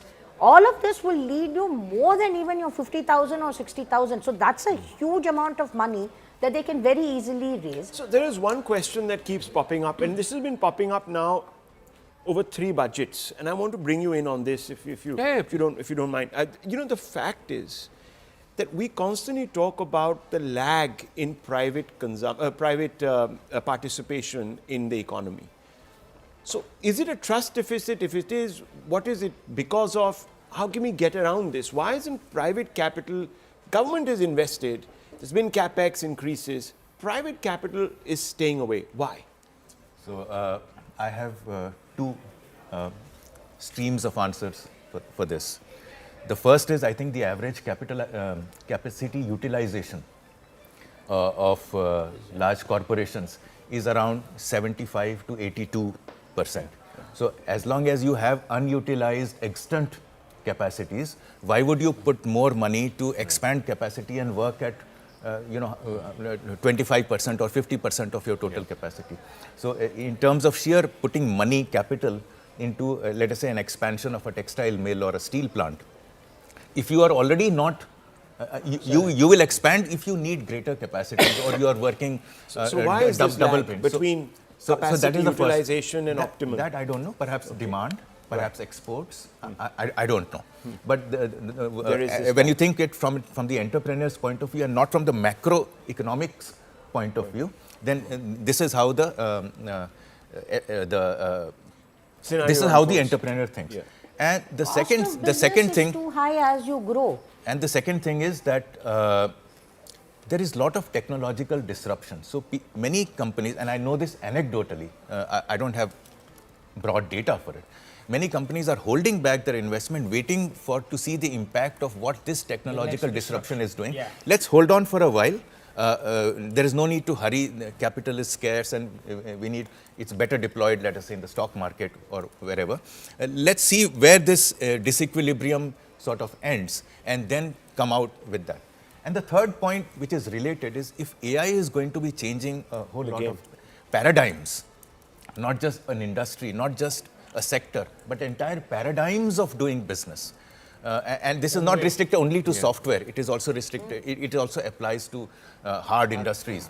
Then let's just hold on for a couple of years. Let's ask somebody who thinks like an entrepreneur. I mean, I try and set up things as an entrepreneur. But look, I think we all want to do stuff, but I would take a step back. I mean, let's forget the setting up of new companies, setting up of capacities. The fact is, we have a dichotomy which you started with. We have a very poor class in the country that needs to be catered to. So it's easy for us sitting here saying, don't do this, but people are dying of hunger.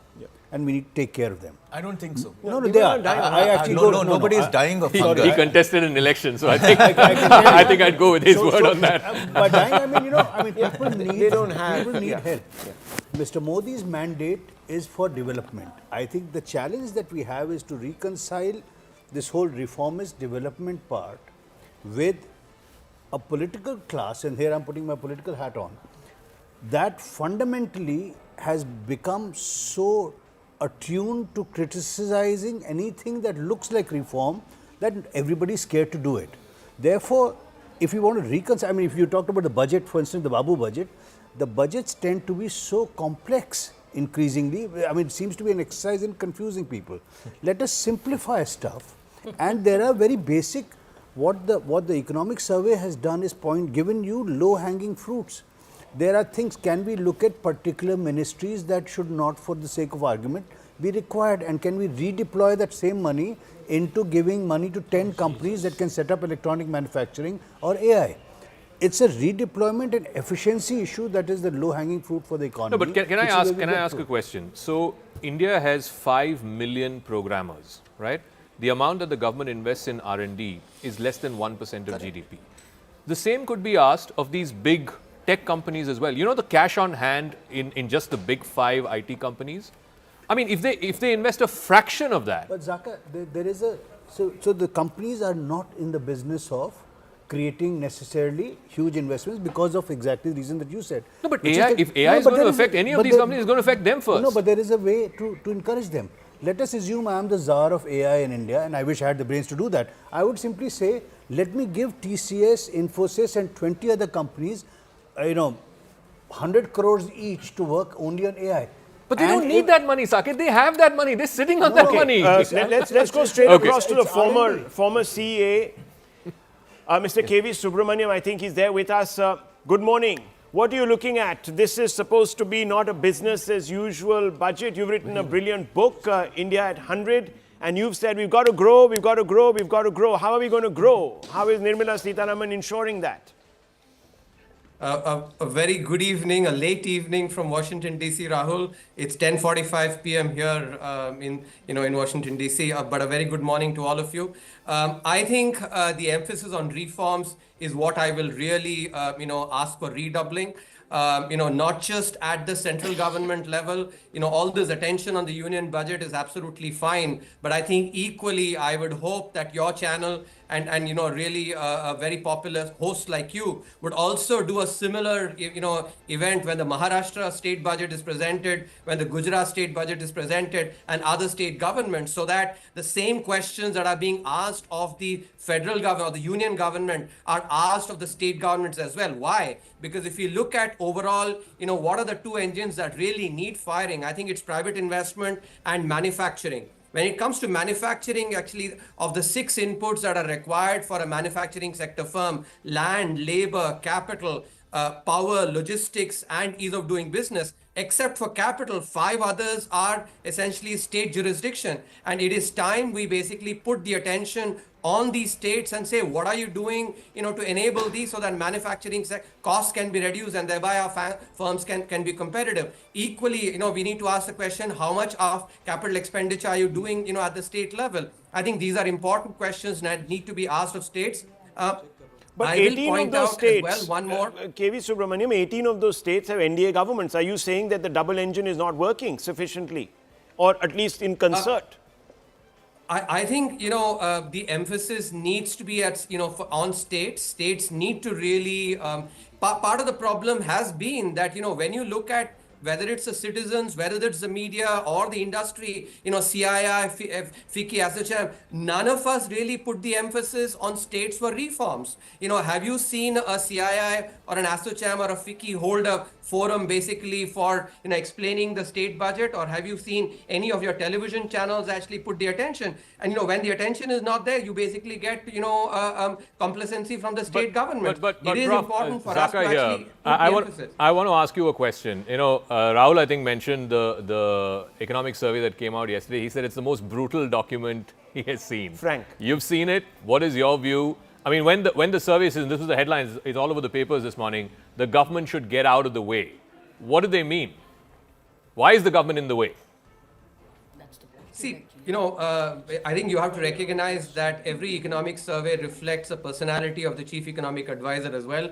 I've been a firm believer that a difference between a commentator and a visionary is that a commentator looks for a challenge and an opportunity. A visionary looks for an opportunity in a challenge. I've actually preferred those that actually set out visions. I think when it comes to overall the aspect of basically reducing regulation, that is something that I think has been a consistent theme. If you remember the 2019-20 economic survey on wealth creation, where we actually advocated for lower regulation. And this is an aspect that must be done. Of course, there are lots of areas where the government needs to not just simplify regulation, but reduce regulation as well. It's true that government needs to stop micromanaging. For instance, these a 12% GST on parathas and a 5% GST on rotis is actually needless complexity, right? Or micromanaging where a spittoon should be there actually as part of labor law. These are all examples which absolutely need this regulation. Gautam is here in our studios. He was saying exactly this, the spittoon in the factories. Gautam has a question for you, by the way. Yeah. Hi, Subbu. Gautam here. Nice to see you here and to be in the same channel. You mentioned states. Now, the BJP NDA governed states add up to around 20. Now, as a think tank, what the CEA report has come out is a think tank document. I would write such a document, or you could write it when you go back to academia. But when we talk practically in terms of policy making, in terms of policy action, then it seems a little dissonant that the union government CEA is suggesting that the burden of reforms needs to shift to states. I don't disagree with that, by the way. I agree. For instance, land, municipalities, etc., are the domain of state governments. But I think there are equal number of union or even concurrent subjects where reforms are required and which need the lead of the union government. So I think as an academic exercise, yes, states must reform. But when we are talking a hard policy, I would suggest that the union government should walk the talk and nudge the 20 states to move in that direction. Dr. Subramaniam basically is saying we can't be today putting all the, the onus on the states. The center has to also do some of this. No, Rahul and I think Gautam, please don't sort of misunderstand what I'm saying. I'm not saying that the union government should not be doing reforms. In fact, I would say that the labor reforms, the 4 codes that were implemented during the time when I was in government, the subordinate legislation for that has not been passed. It actually is several years, and I think that is something that should be done because the political capital has already been invested in actually in passing those 4 codes. Similarly, when it comes to privatization, actually the cabinet has approved more than 50 companies to be privatized, and yet all of Air India happened, and during that was also during the time when I was actually in government. So I think the union government certainly needs to do its bit. But all I'm saying is actually it needs to be complemented. Much like in cricket, you have a partnership. You don't, just whether it's batsmen or bowlers, they need to work in partnership. Equally, I think the union government and the state government need to work in partnership. Just basically, the union government doing its part, which it has to do, will not be enough. Is basically what I'm trying to say. I also want to sort of shine the light because there's been a lot of conversation around this AI business, not least because this Chinese AI app seems to have taken the world by storm. The survey has a whole detailed chapter on AI and the kind of disruption that AI is expected to make in many, many fields.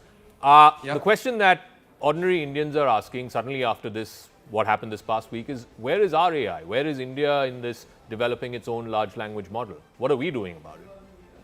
No, I think that's a very good question, but it actually, while asking that question, we also have to, ask questions of our private sector. What is the emphasis? I was hearing this discussion earlier about, R&D, etc. I think, a fact, and this is something that we had highlighted in the economic survey, I've highlighted that in the India at 100 book as well.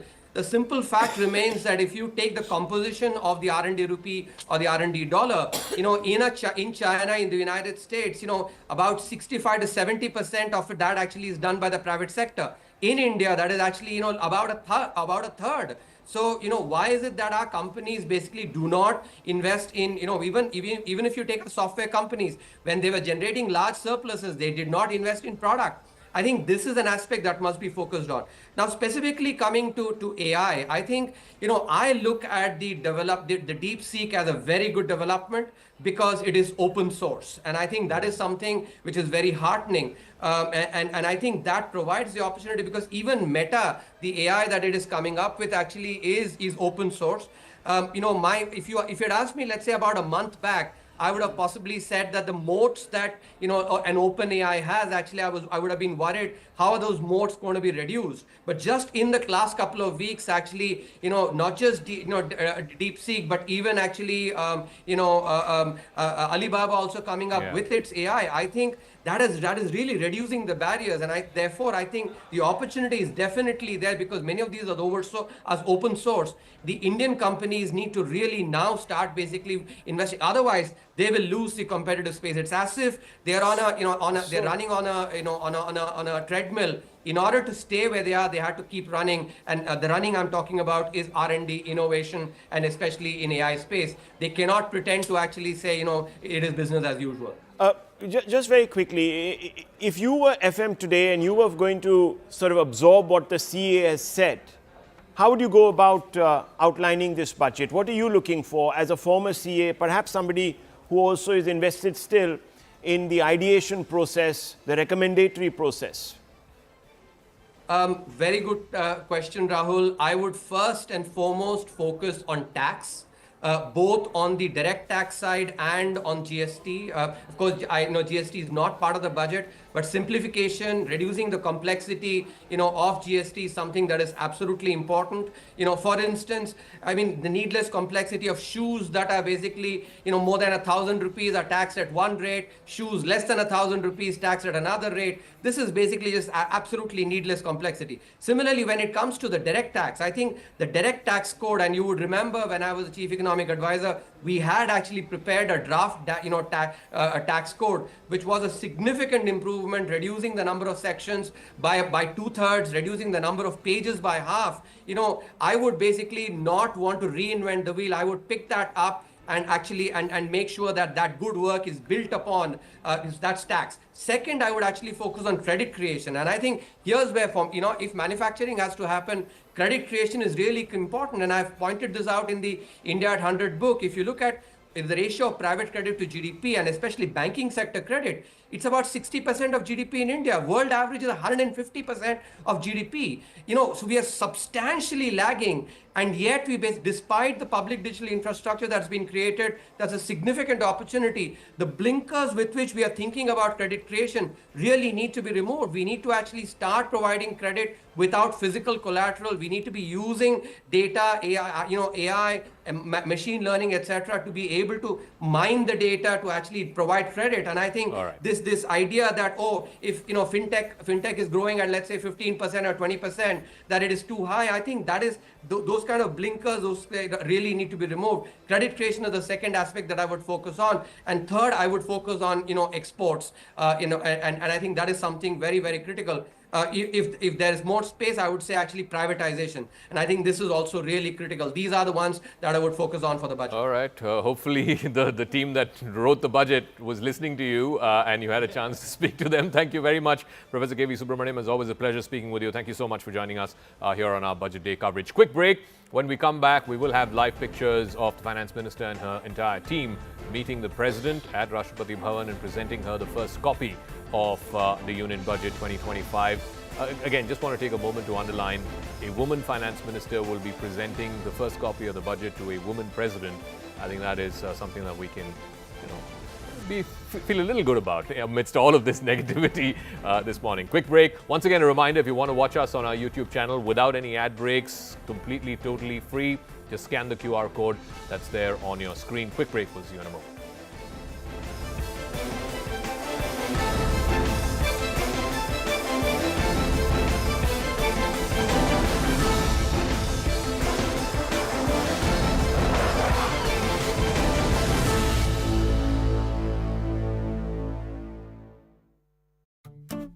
माननीय सदस्य, संसद की इस बैठक को संबोधित करते हुए मुझे हार्दिक प्रसन्नता हो रही। अभी 2 माह पहले हमने संविधान को अपनाने की 75वीं वर्षगांठ मनाए हैं और कुछ दिन पहले ही भारतीय गणतंत्र ने 75 वर्षों की यात्रा भी पूरी की है।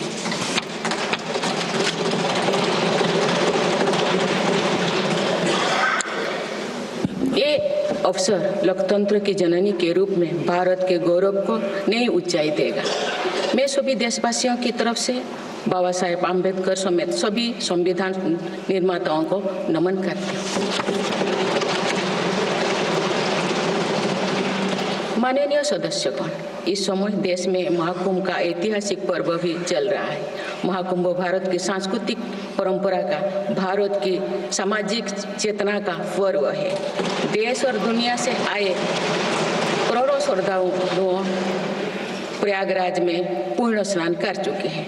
मैं मोनो अमावस्या के दिन हुई हादसे पर अपना दुख व्यक्त करती हूँ। घायलों के शीघ्र स्वस्थ होने की कामना करती हूँ। कुछ दिन पहले ही हमने देश के पूर्व प्रधानमंत्री डॉक्टर मनमोहन सिंह जी को खोए हैं। मनमोहन सिंह जी ने 10 वर्ष तक प्रधानमंत्री के रूप में देश की सेवा की। वे लंबे समय तक संसद के सदस्य भी रहे। मैं मनमोहन सिंह जी को भावभीनी श्रद्धांजलि अर्पित करती हूँ। माननीय सदस्यगण, भारत की विकास यात्रा की इस अमृतकाल को आज मेरी सरकार अभूतपूर्व उपलब्धियों के माध्यम से नई ऊर्जा दे रही है। तीसरे कार्यकाल में 3 गुना तेज गति से काम हो रहा है। आज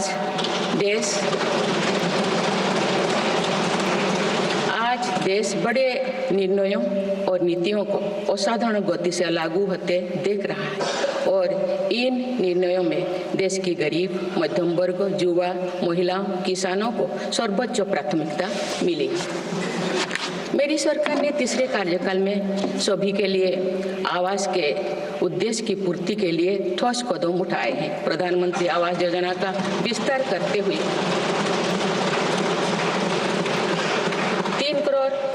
अतिरिक्त परिवारों को नए घर देने का निर्णय लिया गया है। इसके लिए 5,36,000 करोड़ रुपया खर्च किए जाने की योजना है। मेरी सरकार गांव में गरीबों की उनकी आवासीय भूमिका हक देने और वित्तीय समावेशन के लिए प्रतिबद्ध है। इस दिशा में स्वामित्व योजना के अंतर्गत अब तक 2 करोड़ 25 लाख स्वामित्व कार्ड जारी किए गए हैं। इनमें से करीब 70 लाख स्वामित्व कार्ड पिछले 6 महीने से जारी किए। पीएम किसान सम्मान निधि के तहत करोड़ों किसानों को पिछले महीने में 41,000 करोड़ रुपया की राशि का भुगतान हुआ है। जनजातीय समाज के 5 करोड़ लोगों के लिए धरती व जनजातीय ग्राम उत्कर्ष अभियान प्रारंभ हुआ है। इसके लिए 80,000 करोड़ रुपये का प्रावधान किया गया है। आयुष्मान भारत योजना के अंतर्गत 70 वर्षों और उससे अधिक उम्र के 6 करोड़ वरिष्ठ नागरिकों को स्वास्थ्य बीमा देने का फैसला हुआ है। इन्हें हर वर्ष 5 लाख रुपए का हेल्थ कवर मिलेगा। छोटे उद्यमियों के लिए मुद्रा ऋण की सीमा 10 लाख रुपए से बढ़कर 20 लाख रुपया कर दी गई है। मेरी सरकार ने युवाओं की शिक्षा और उनके लिए रोजगार के नए अवसर तैयार करने पर विशेष फोकस किया है।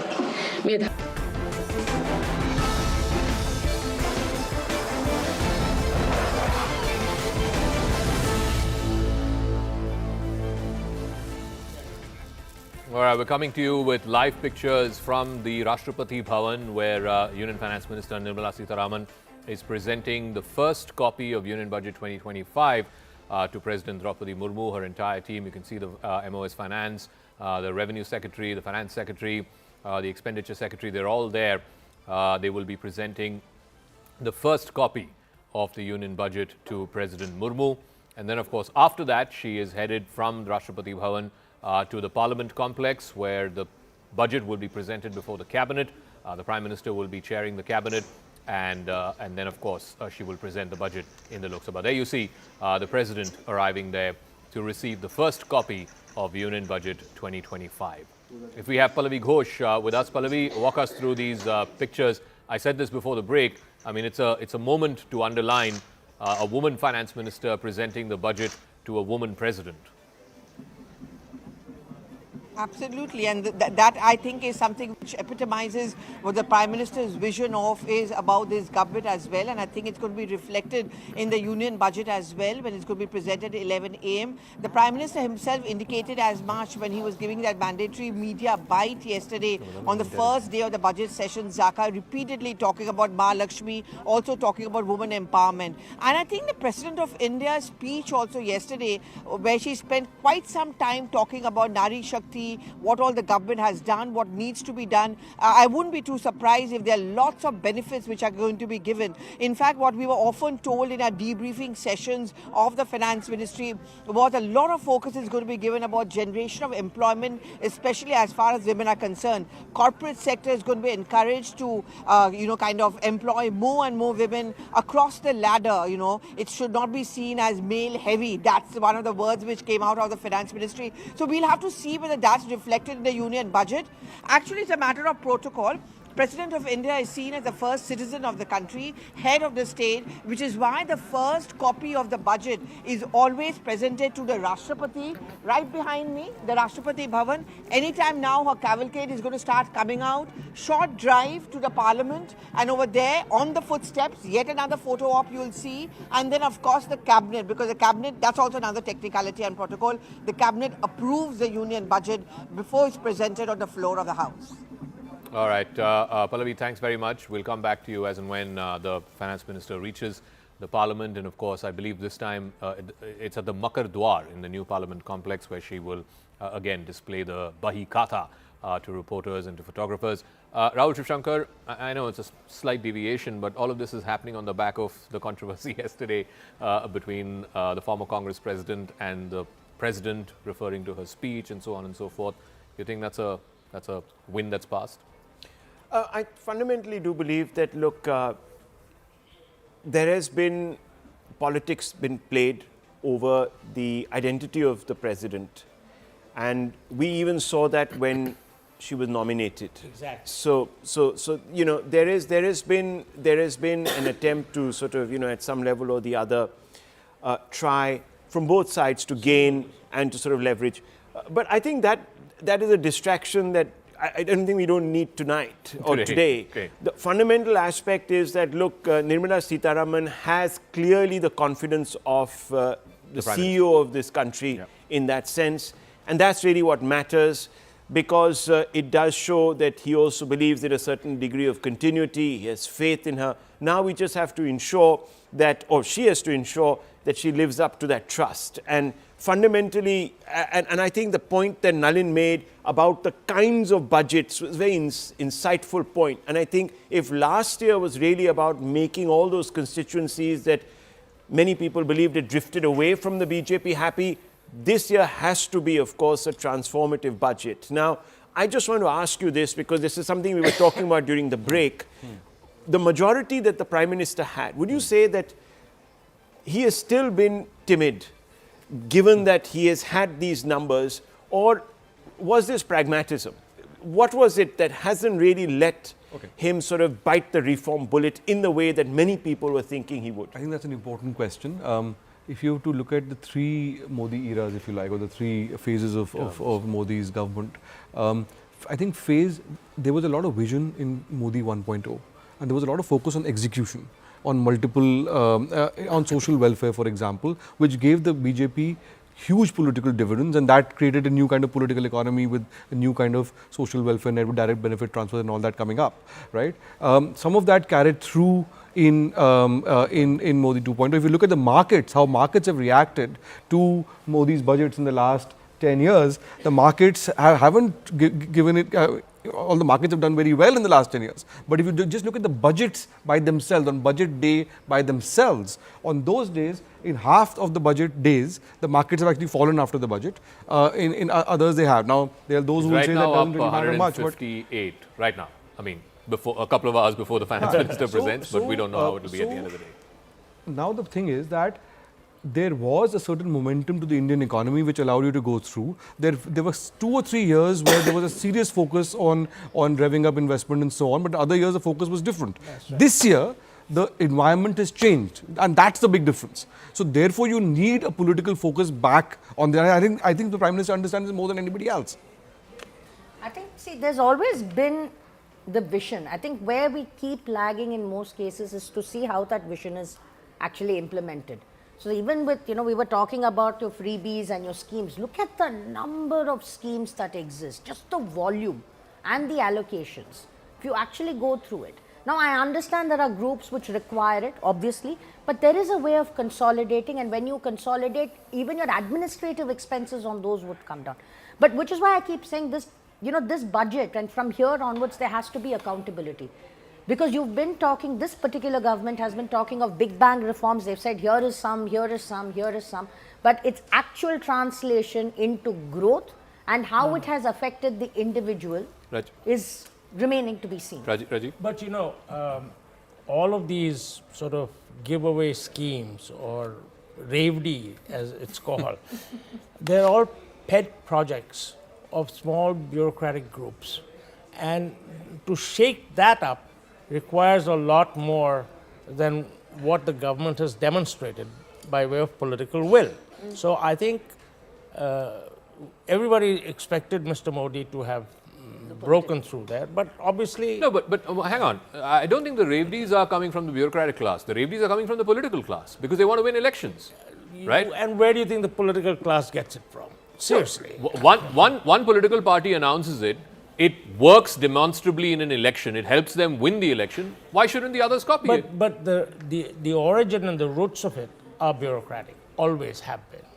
I the would first be a plan little onwards. Skeptical about that. This whole business about giving 2,500 rupees to women, I think it's entirely a political idea. I don't think it's a bureaucratic idea at all.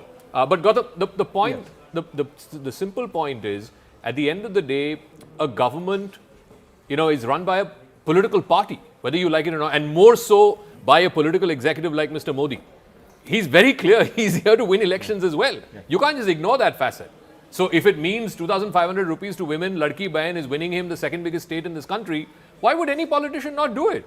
I mean, I don't find that, in consonance with the political reality of this country. Why you shouldn't do it is because of the fiscal and the cost to the economy. But you've got the second biggest state to lose. One second. So that point is taken. I accept that point.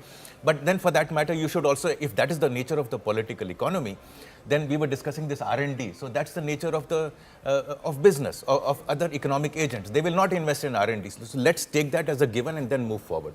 But to answer this political reverie question, if you want to do wealth redistribution, then at least make the path to wealth creation clear. Clear all the hurdles there. Allow companies to grow so that you can collect the taxes in order to do welfare.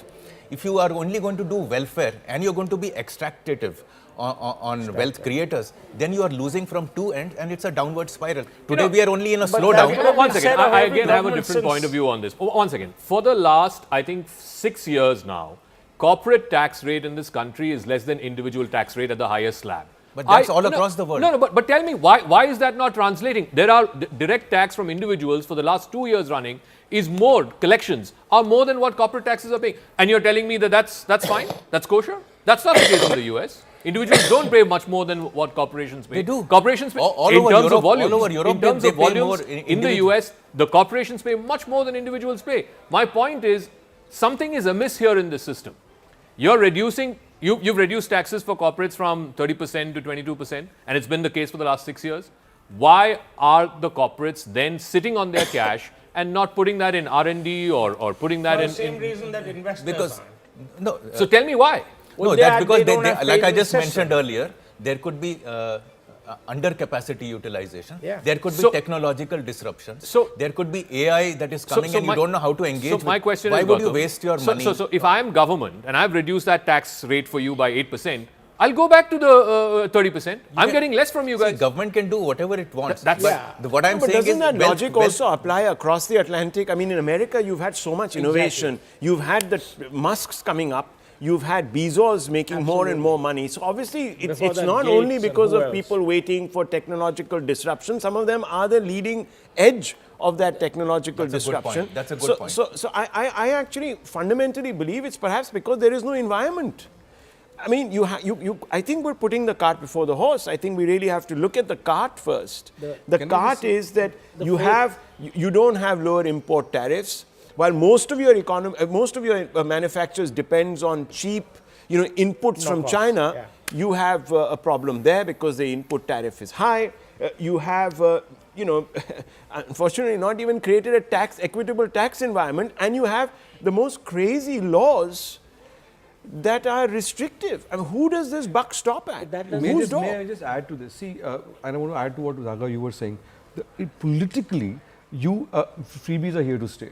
The social welfare net is at the heart of the BJP's success. Exactly. So you're not going to see a change in that. That's good politics. Now, it may not be, economically you're going to make it work, right? It was fine, but till the economy going at 8% and so on. Now, why is investment not coming in? Today, Vietnam is a much smaller economy than ours, much smaller size, but Vietnam exports are much more than ours. Of course. And why is that? Because for most of their imports, they have 0% tariffs. So it's much cheaper for companies to invest there, add value add. The CA has talked about it. He said China is a right? big threat. You need to start looking in domestically cut. So let's address the elephant in the room. Yes. Why is the government not reducing import duty? Who has a vested interest in not reducing import duty? You have to change your mindset. Look, in the last 12 months, it's a collection too, don't forget. Zaka, in the stock markets, in the last 12 months, FIIs have essentially withdrawn about 2.63 lakh crores of money, right? That has been equalized by domestic investors who've bought in something like a similar amount, right? Now, today, the markets, or till last week, the markets were at a lower point than they were on 9th of June when Modi 3 point, when soon after the Prime Minister was sworn in, right? So there was a very high in September. So the point is, the markets over the last 10 years have been one of the great successes of the Modi government. You know, people have, there are a whole class of investors out there who've not seen losses. You know, if we just open this, if you open the definition of bravery, the biggest bravery is when you don't go ahead with implementing the labor laws that you yourself has passed. Okay, that's in a sense a bravery. If you really look at who's benefiting from not passing those labor laws. I'm not being cruel here, I'm being factual. Number two, land acquisition. When you make that tougher, that's a bravery in a sense, isn't it? Because obviously you're incentivizing certain people, certain important stakeholders in your vote base, okay? You look at dispute resolution. I'm not talking that in the sense of bravery, park that aside, but there is another impediment. You have a corporate that sets up, someone on the spittoon issue files a case, for 15 years you're back. You're set back because you're going to be stuck. ED comes knocking at your door, the process is worse than the punishment. So fundamentally, I think this is where the CA is sort of pointing out the problem. Now, I'm not understanding why for over the last 5, 6, 7 years, you heard Mr. Subramanian, he said exactly the same. I've been advising the same thing when I was CA, just exactly what I said, but this has never seen the light of day. The fundamental question, and despite that, we've actually done quite well. So imagine, had some of these steps been taken, where we would have been. The follow through on some of it hasn't happened. I'll give you a very simple example.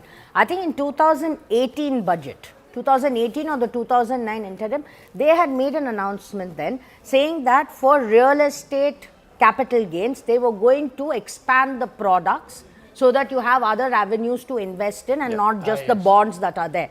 Nothing has happened. It's been literally almost like 7, 8, 9 years, and this is just a very simple kind of circular that needs to come from Ministry of Finance. Something as basic as that. I'm confident most of them are not even aware of this and have forgotten. So the point is, when you're making which is what I keep saying, you have the big bag announcements that you've said. There's no what has been the follow through? So let me bring in Mr. Chikkarmane. Mr. Chikkarmane, fundamentally, look, we know where the problems are, but there have also been so many positives, haven't there? I mean, let's not only look at the dark side. We've actually been an outperforming economy amongst others in the sort of peer group. Let's be honest about that. Now, where could we have been? And I think we should focus that conversation, how can we get there to 8% plus? I think there are 5 or 6 things that I think Subramaniam talked about. What are your, now let's go across the table. What is it that you are looking for to get to that 8% number? First thing is get rid of these legacy laws that create hurdles in doing business. Many of them are British colonial laws that were there in order for extraction of Indian capital rather than regulation, so to speak. So I think that's part one. Part two, I would say land acquisition, the factor markets, land and labor needs to be addressed. As you mentioned rightly, and I've been writing this for a long time now, the labor codes need to be notified. Number three, I think, so that's as far as the government goes. But as a nation, I think we need to learn to respect our wealth creators. We somehow dislike them, we hate them. By the way, that happens in Norway as well. Even Norwegians hate their own wealth creators, the French hate their billionaires. Only in America is money respected. So I think we need to bring that respect because we are essentially an entrepreneurial economy. And finally, I would say that this whole business of job creation, which the private sector needs to take forward, cannot happen if the overpaid government jobs, you're going to continue to expand and overpaid, give them more benefits, give them pensions, lifetime healthcare, etc., which no private sector can manage. I had put this question in our last discussion on the budget. Here is $1 billion to all of you. Tell me how many of you will set up a manufacturing plant? That time nobody had raised their hand. Does anybody want to raise his hand? I don't think today? So. Anyone? No, I don't think so. All right, we'll take a break on that note. When we come back, the Finance Minister will be in Parliament and then, of course, the Union Cabinet will pass the customary approval for the Union Budget, and at 11 a.m., the Finance Minister will stand up in Parliament and present the Union Budget 2025. Quick break. Keep it right here on CNN News 18.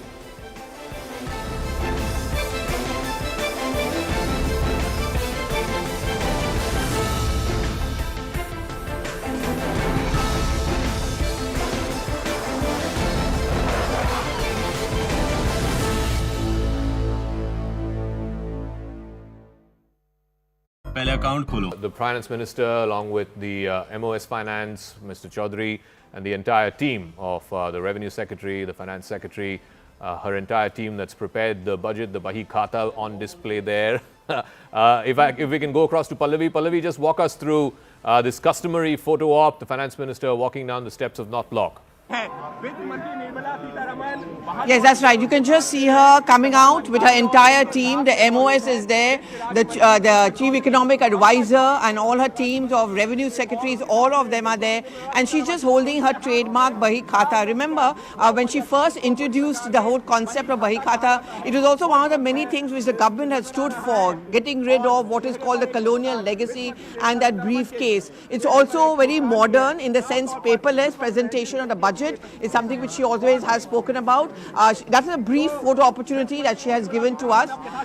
A lot of pressure on her, and from here she's going to go across to the Rashtrapati Bhavan. You can see her car already there lighting, so she just steps into a car. She now just goes across to Rashtrapati Bhavan. She presents a copy of that budget, and then of course going across to the Parliament. That's where the cabinet meeting is going to take place before yet another photo opportunity on the footsteps of the Parliament as well. So I'm just giving you those final shots as she sits in the car when the entire team also follows her, and she now leaves for Rashtrapati Bhavan. All eyes today on this woman who has always been flagged by the Prime Minister as yet another idea of women empowerment. First full-time woman finance minister is something which the Prime Minister has often spoken about, and the interesting part is that from all indications really, Zaka, today's budget is going to do a lot of stress on women empowerment. Before I just come back to you, I'm giving you the last final shots of her cavalcade moving towards the Rashtrapati Bhavan, which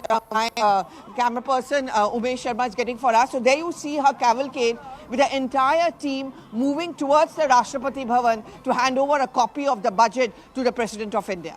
All right, Pallavi, we'll leave it at that. I think the point that Pallavi made, politically speaking, I mean, 8th consecutive budget for Nirmala Sitharaman. Correct me if I'm wrong, I think only Morarji Desai has presented more budgets than her. No, I think she's the most. She's the highest? She's the highest. She's the highest. She's also the only full-time woman Prime Minister apart from Indira Gandhi, who also was a Prime Minister. But coming back to the point we were making, Zaka, see, politically it works, but there's always going to have, reaching the law of diminishing returns on that. And somebody has to pay for it.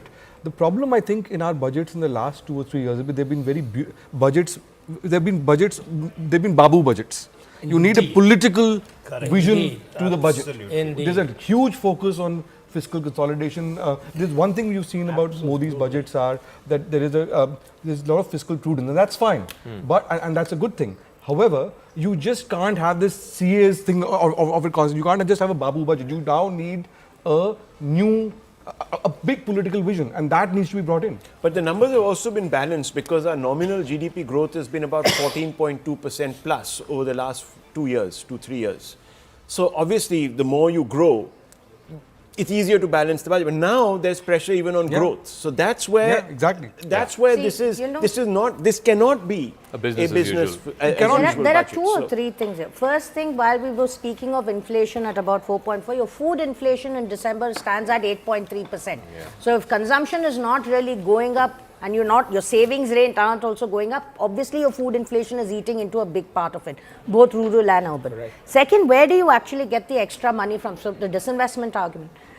One, what is the problem? With units which are sick, there is no value for anybody to buy, so most of them aren't buying. So what do you need to do? You need to find a way to close them down. It's no longer about divesting, disinvesting, privatizing, nothing. You need to get out, close it. Where do you hit problems? Usually with labor. That's been the case for quite a few. Look at some of the gold mines that we had, which are still functioning because the labor refuses to kind of find other ways. What can you do? You can look at profitable businesses.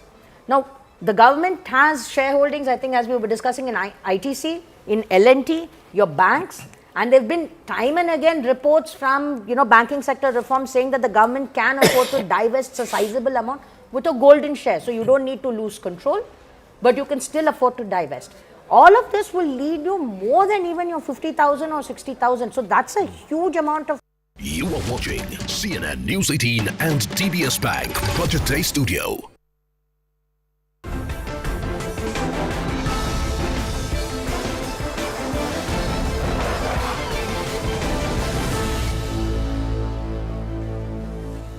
welcome back to our live coverage here at the CNN News 18 DBS Bank Budget Day coverage. The Finance Minister back at North Block. And of course, from here, she will now head out to the Parliament complex where under the premiership of the Prime Minister, the Union Cabinet will meet and it will give its customary approval to the Union Budget 2025. These are pictures of the Finance Minister leaving from North Block. Just moments ago, she was in the Rashtrapati Bhavan presenting the first copy of the Union Budget to the Rashtrapati Draupadi Murmu. Pallavi Ghosh is with us. Pallavi, just walk us through.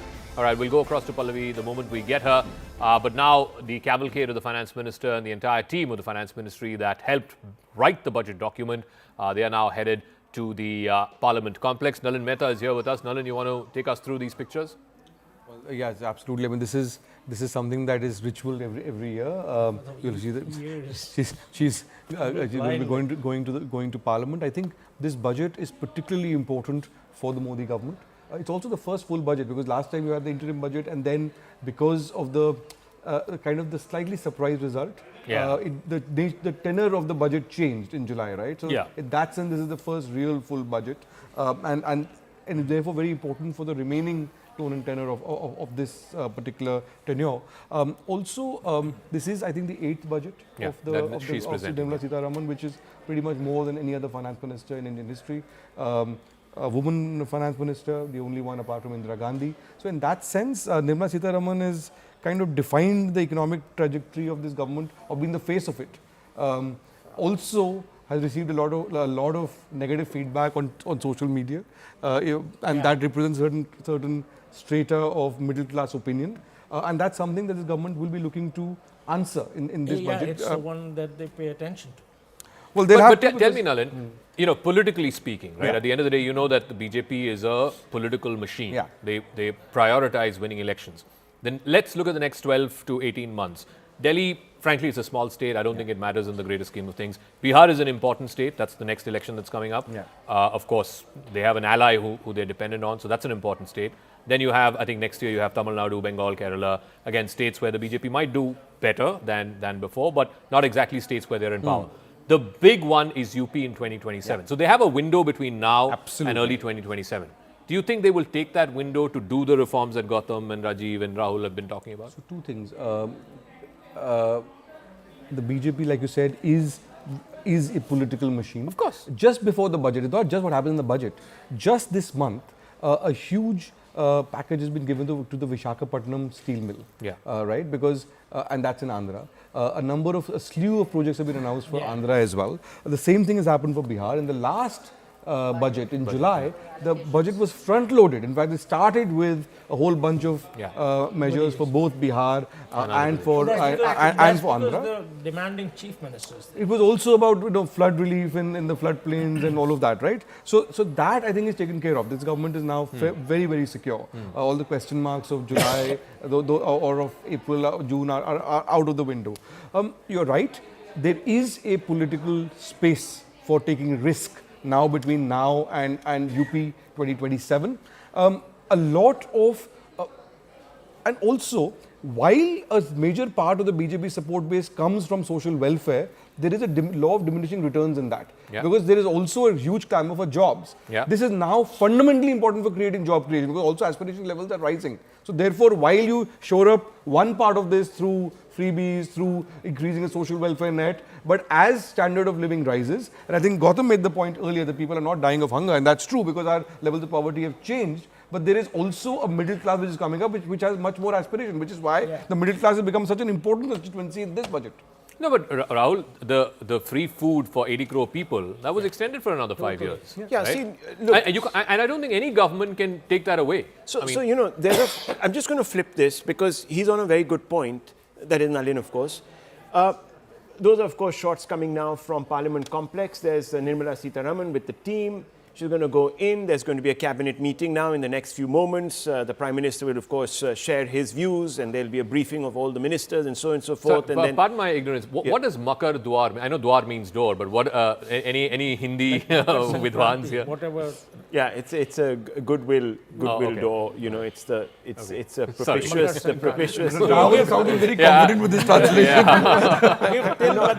You know, I'm sort of speaking. I wouldn't trust your Hindi skills with my life, but go on. educated guess. No, but seriously, I mean, it is actually quite a poor showing on all of us that we don't know the meaning of this, exact meaning of this, but I would presume it's somewhere in the same ballpark. But no, fundamentally, I think, look, why is the opposition focusing so much on this caste census? The opposition is also in the business of winning elections, by the way. Why? Because they realize that this is another form of getting people who have fallen off the grid a little bit, something mobilizing from the state, right? Why do these constituencies need this? And where does this echo most? It echoes in the north, where the BJP actually has a huge dominance. Now, you spread misinformation or disinformation, if you have to believe the BJP, about caste, the BJP's antipathy towards caste and continuing reservations, etc. They might have. But the fact is that the underlying cause for some of that pushback against the BJP was from the Hindi heartland, where they lost around 50 seats between Uttar Pradesh and Rajasthan. It was on the back of low job prospects, on the back of a debilitating once-in-a-century pandemic. So there has been a problem. Now, you said that will the government, therefore, in this window of 2.5 years, bite the bullet? I don't think that some of those transformative reforms, like a push towards getting those farm laws back, for instance, or even lowering the spend on buying back produce from farmers, etc., I don't think that's going to go. That is going to stay very much in place. The farm laws are going to be off the book. And moving forward, even perhaps, and this is what I fundamentally believe, even the labor laws are going to be in cold storage. No, but that's the point that Subbu made, that look, the labor codes have been passed. What the union government is expected to do has been done. Now it's up to the states. Yeah, but the states, individual states, in the Hindi heartland, to pass three of the laws in their legislatures. All the big significant state governments are ruled by the BJP. So then what's stopping them? Well, I don't know. It's political pragmatism. Labor compulsion. has traditionally been a very hot potato kind of a constituency, and after farmers, maybe they don't want to engage with it. But had that been the case, why go ahead with this reform in the first place of converting 29 union laws into 4 labor codes? I don't know if you remember. Go back, just jog your memory back to just around after COVID. You remember the unrest in Gujarat? In a large number of cities when it came to the labor. Okay. If you remember, there was a huge sort of misgivings amongst the labor class that they weren't taken care of. And that there had been sort of a disparate sort of attempt at trying to sort of, give them what they deserved. And it wasn't focused, it wasn't. So there was that pushback. And on the back of that, there was also talk that the Gujarat elections may not go this way or that way, and there might be a recurrence of what happened in 2017, etc., etc. So I'm just trying to tell you that these constituencies matter to the BJP. They matter fundamentally, and the BJP is very focused on the electoral outcome. No. So then we have to recalibrate our own expectations, right? The phrase that Rahul loves to use is "My Baap Sarkar." You can't have "My Baap Sarkar" on the one hand, and then the CEA's phrase, which is that the government should get out of the way. If it's getting out of the way, then it's not a My Baap Sarkar. Quite frankly, look at it. As we started off by saying, 6.8 in the broader aspect and generally is good. We're still growing fast. Why are we asking for an 8%? Because this government has set those targets for themselves, saying 10 trillion and No, I don't think it's because this government has said we need an 8% because we can't survive without an 8%. Hang on. No, so one is you've set those targets. What are the reasons for the target? See, there is potential. Can we grow at 8%? Certainly we can. Do we need to grow at 8%? We do from a pure employment generation point of view. Otherwise, you cannot. So either we need to rationalize this. No, who's the we? The government needs to rationalize. Well, we is all, but private sector as well, right? Yeah, I think there's a fundamental problem here. And before she starts with the poetry, I will. There's this phrase in the Ramcharitmanas that says, "Koi nrip hoy, hame kahani." Whoever is the king, how does it matter to mantra? And I think there is a disconnect that the common poor person does not believe that they are getting an adequate share of the windfall gains that some people might be getting. Now, that is partly perception, partly a political class that has become fundamentally lazy. I mean, and I include myself in it, is just so much easier to offer a reverie or whatever it is than to take the hard yards for development. But there is also justification that why are more people from the middle class not starting enterprises and gaining success? And in that scenario, I think the real problem with reform is that when the people don't feel a need for reform, there is no political capital in reform. We may argue the economics of it, but as Clinton said, it's all politics is all about economy. And if the poor person or the lower income guy still wants a job in the government, then guess what? The government has to provide it. Yeah. And I think that disconnect is a problem. Okay, again, with all the caveats of it was a different era, there was not as much trade protectionism, etc., etc., etc. Fact is, in China, they incentivize getting people out of poverty by giving them factory jobs. I mean, the often quoted figure is, I think, 400 million or 500 million. Why doesn't that principle exist in India? Why isn't it an incentive for that very same poor person you're talking about, for political parties to convince him that, look, if you give me land and labor reforms and all of that, I will give you a job that will give you 10 times more than what you're earning now through agricultural income. Because the lag of democracy. Yes. Yeah. That's the fundamental. There's no national purpose. There is no national consensus in China. You know, Amitabh Kant was hanged virtually in the public square for saying there's too much democracy in this country. Yeah. He was No, I mean, God bless democracy. I'm all for it. I'm not saying that. He said it. I'm on the very much democratic side of Yeah, this exactly. debate. So that's what I'm saying. China has been able to do this because there is no concept of consequence for the political establishment. But Rahul, it's not just undemocratic countries who've managed to do this. A lot of Southeast Asian countries have done this. South Korea has done this. Japan has done this. Yeah. I mean, so I don't think we should take refuge behind saying, oh, democracy is the problem. I don't think democracy democracy is the problem. It's a good point. It's just that we have not got the economic equality paradigm built into this progress enough. And I think that's a shortfall of us. No, so he's putting a caveat there. He says culturally, some of the Southeast Asian countries are not democratic culturally. He said politically, yes. I mean, Singapore, Thailand, there's Indonesia, Vietnam, exactly. So, I mean, look, there are caveats, but this cultural argument has been made for a longest time. Lee Kuan Yew first made this argument about Asian values and all of that, and there may be something to it, but I think it's also easy to take refuge in it, in the sense that yes, there are societies that are used to much more regimentation historically and so on. There's a cultural argument that China has historically always been used to as unitary central control in a way that India has never been. So all that debate is fine, but at the moment, can the government take strong steps, create special economic zones, do all of those? Yes, you can. It can. Exactly.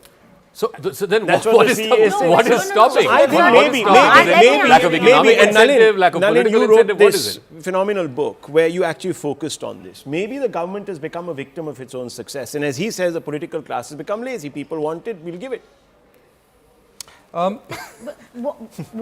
I mean, look. I mean, I don't know. This is maybe this is the elephant in the room. That's an important point you're making. Yeah. The point is that politics is never static. Things have to change constantly, right?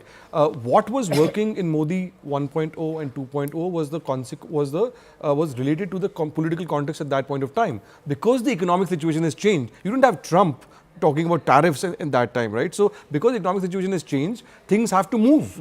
And I think the government is very cognizant of that. The question is, how much risk will it take?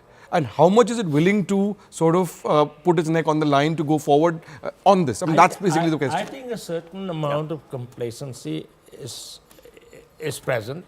So, which means that the feedback loops that the BJP was famous for, from the general public and the voters and all that, they've all been short-circuited. So these guys are doing their own thing in a vacuum, very much like what happened to the previous governments. Congress governments.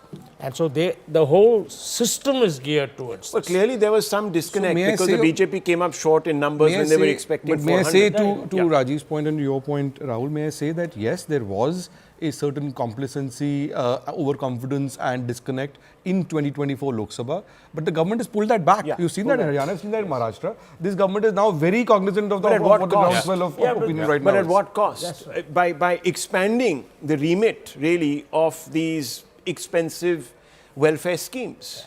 So, I mean, you have to look at the accounting. I know Gautam doesn't agree with this, and Gautam has made this point very forcefully earlier in this. And I'm on Zaka's side on this because I think while the pure hardcore economic argument is this is all expensive, is reveries. Frankly, in a country like India with no social welfare net and without jobs being created, this is essential politically. Absolutely essential. Yeah, but it cannot just be. It is. But has it become linked to politics? But then it can't be on its own, correct? Yeah. Has it become, this sort of touch me not now? Yeah. And look, I mean, I don't You think so. have to I find actually the think balance. there is enough low-hanging fruit for us to actually change. I mean, think of a simple thing. Why can we not incentivize companies that are employing more people? And it doesn't have to be in the form of SOPs. It will start first changing the mindset of people towards gearing up and working for the private sector. I mean, I've come from North India, and the problem there is that in our mind, a person who can get a private sector job in Delhi or even in Lucknow wants to actually get a government sector job, would be happy to have a lower end job just because they think that they will never get fired. No, so one of the things, Saket, so MSMEs, for example, have been, so after COVID, we had this, productivity linked incentives, the PLIs. MSMEs for the last couple of years have been saying, for us, why don't you make it employment linked incentive? If I'm a small business, if I'm employing 10 people, if I'm employing 20 people, give me some of that incentive that you're giving to the big companies. Yeah. Is that something that the government can think of? No, but I'll tell you what will happen there. See, the reason why that never works is till you actually notify and the concessions that you're giving. See, most of the MSMEs don't hire full-time people because of your PF then that comes in and all of that. Absolutely. And if you exceed a certain, you need to put a canteen, you need to do all of that, you need to provide creches, etc. So that cost goes up, which is why they don't end up. So you're right, that's how it is. Germany defines as MSME based on the number of people who are employed. And not on, and as it should be. But it doesn't work here because of how labor codes are and labor compliances are and how onerous it is for MSME. So unless you fix that bit, this is not going to work. So has the CA been too honest for his own good? That's fundamentally the question. I actually think he could have done more. Yeah, I think there should have been an analysis of reveries, for the lack of a better word, and the damage it's causing to the economy. Because he can afford to do that. Yeah. I can't afford to do that. That's literally what DMEO and Niti Aayog does, right? Look, I mean... No, that's literally what the mandate is. They're literally supposed to do that. You have the documents there at least for... An audit. Yeah, they literally do that. But what's Rahul, happening with it? May I say your point on has the CA been too honest for his own good? There's a lot of rumor that he may be the deputy governor of the RBI, but there's rumor around that. I mean, that's all rumors. The point I'm trying to make is, thank God that he's been honest. Because there's been a lot of debate about Indian economic numbers, all that. Much of it is much of this is unwarranted. And the government made it clear a long time ago that the economic survey is not representative of the budget. It's an independent economic opinion, an official opinion, but an independent economic opinion. The fact of the matter is you need a conversation around this. You need this kind of... But fundamentally, that's for the same reasons, because it's now going to be benchmarked against the budget, which the government may not like, actually. I don't know.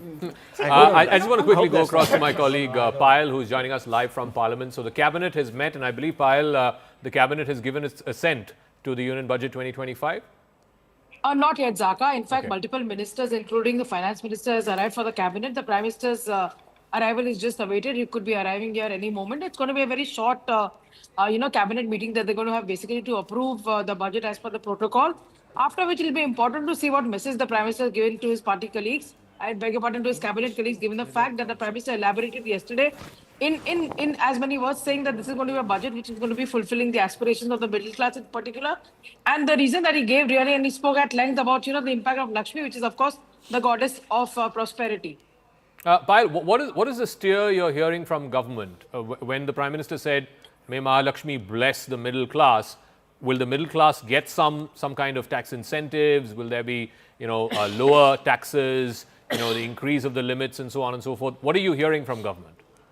Well, of course, it will be very important to see how they really matched up to it because, for the last few years, you've not seen too much of incentive really come in terms of taxes as well. But, there could be some, mechanism in place to, in fact, make it better for people who, come to the new tax regime. I don't know about anybody else, but I'm certainly hoping that the finance minister will give some relief, for the taxes for middle class like us. But, we'll have to just wait and see which sector she decides to. But one thing is for certain, from whatever we heard from the Prime Minister yesterday, that there will be focus on women, there will be focus on the middle class, and there will be focus on prosperity on the whole. Because the Prime Minister said that there is no caste in this country. The only caste is Garib, Yuva, Annadata, which is the farmers, and of course the women, which is Nari Shakti. And that's why he's often coined the term Gyan when he speaks, about the welfare of the people. All right, Payal, we'll leave it at that. We'll wait for the Union Cabinet to meet. The Prime Minister has to arrive in Parliament and they will give their customary assent to the Union Budget 2025. I also want to go across to the CII headquarters where my colleague Kritsween is joining us with a CII panel. Kritsween, take it away. Oh yes, a very good morning to you, Zaka, to Rahul and everyone else joining us from the studios. A full CI perspective that we're going to bring to you this morning because there's lots being spoken of. Two gentlemen with us here. We have Mr. Mukundan, R. Mukundan, Vice President CI, along with Mr. Sunil Mathur, Chairman CI National Committee on MNCs and Smart Cities. Mr. Mukundan, if I can begin with you, and you had a conversation with Zaka last evening as well. We're all trying to decode what this means for our economy going forward. What do you make of the economic survey, the key takeaways for you, and what really has that paved for us economy as per you? What are the big expectations that you're eyeing? So firstly, let me start by complimenting our CA for a wonderful economic survey. It was highly readable, even though it was nearly 500 pages. I've never read one 500-page book in the recent times. But what are the key messages? The key messages is that if the next pace of growth has to come, we have to take the next steps in terms of reforms. We have to address the core issues which are plaguing us in the recent years. If you look at the economy, 60% of the economy is consumption, 11% is investment. So we have to start the virtuous cycle. And the virtuous cycle is what? You have to ensure consumption picks up. Consumption picks up, demand will increase. Demand increases, investments will come, and that kickstarts the virtuous cycle. And that's what is our 60% of our economy is that piece we need to fix. Secondly, he has grown sectorally. He's addressed sectorally agriculture, services, manufacturing. What are the specific things we need to do? With actually very specific case studies there. If you look at manufacturing, he has picked up footwear and he has picked up Tamil Nadu and what they've done specifically to spur the growth. So I think all the ingredients have been presented there. Some of them are not part of the budget, some of them outside the budget. But I think it presents a wonderful roadmap for us to go towards Viksit Bharat. I think we have all the ingredients in play. It's now implementation, it's working together as team one team. Whether it's private sector, whether it's PSUs, whether it's government, whether it's states, we have to work as one team to deliver on the promise. Also, not really a short-sighted vision that was presented or an interim assessment. What we saw through the economic survey was a very long-term perspective on what we need to do. Absolutely. So how easy or difficult does that road look like So to let me take 2047? So let me take an example. There's a section on AI. Now, AI is not here and now issue. We have to address that in the long term. Similarly, there's an issue related to jobs, skills, and MSME. These go together. They are interlinked. So we've got to look holistically. On AI, what has he said? We can look at that as an opportunity. Right. And industry has been saying the same thing. For India to bridge the growth gap, what we need to do is leverage digital. If you look at the Digital Nation, one of the books which has been written, very clearly it says that what we've done with fintech, which is like through UPI, we can do similar leapfrogging on education, on healthcare, and deliver goods and services to people. After all, what is the end game of a budget? To make the life of common man better. That's what it is. And we are all working for that. And I think we are all aligned on that, but this budget actually highlights, as well as the economic survey, on what are the long-term issues, but also gives many short-term fixes. For example, in the states, a lot of the issues are very, very short-term. They're not pretty long-term. It's like, for example, do you allocate land for dormitories when you allocate land for industry? Because workmen have to stay somewhere. So these are the little things we need to address, and then we can move forward. And there are wonderful examples where things have been done. It's not as if things have not been done. We need to replicate them at scale. Absolutely. Mr. Mathur, any budget, the one word that we all speak about is consumption. But this time around, it's consumption, consumption, consumption. How much of a focus do you think the government is going to give to that? Because there are other compulsions that also come into play, and there's fixed payments that the government has to make. But yes, boosting our spending power is most certainly something that the middle class is eyeing. So absolutely. What are your expectations? I would completely agree, and everything that Mukundan said is absolutely spot on as well. Unless you have consumption growing, the demand will not come. Unless you have demand, investment doesn't happen. So I think it is that cycle, and you have to now start concentrating on consumption. I think the government does have a very difficult task ahead of itself, right? It is steering a ship and keeping it steady in very tumultuous waters. The reality is geopolitics and geoeconomics are becoming more and more difficult and much more challenging. And bringing and steering the Indian economy, they've done an amazing job so far, and we are relatively insulated from everything that's happening around us. So they've done a great job there. The other part is staying the course, and the course is Viksit Bharat 2047, but they are working really on moving in that direction. And the third is really what we are all talking about through the budget, is how do we speeden up towards Viksit Bharat, and for that consumption is going to be critical. So I think overall the government is on the right track there. It's not an easy equation to play all these three levers at the same time. So what in your view are the immediate steps that the government can look at, if not take, evaluate in the near future and perhaps over the next 1 year, which can actually boost consumption in our economy? Well, I think productivity is definitely one part of it, and digitalization is central to that entire story. And the more that gets digitalized, the more technologies that are adopted, productivity brings that in. But I think it's also about putting more money in people's hands.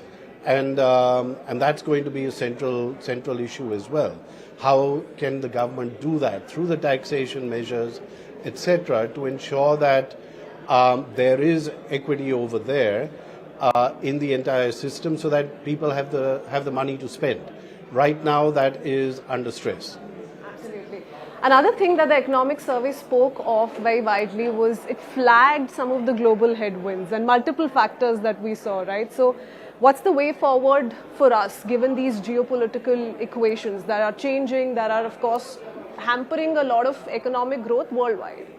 So while the world is going through a challenge, I think India is in a sweet spot. I think we should not forget the fact that we are in a sweet spot both in terms of our geoeconomics and geopolitics.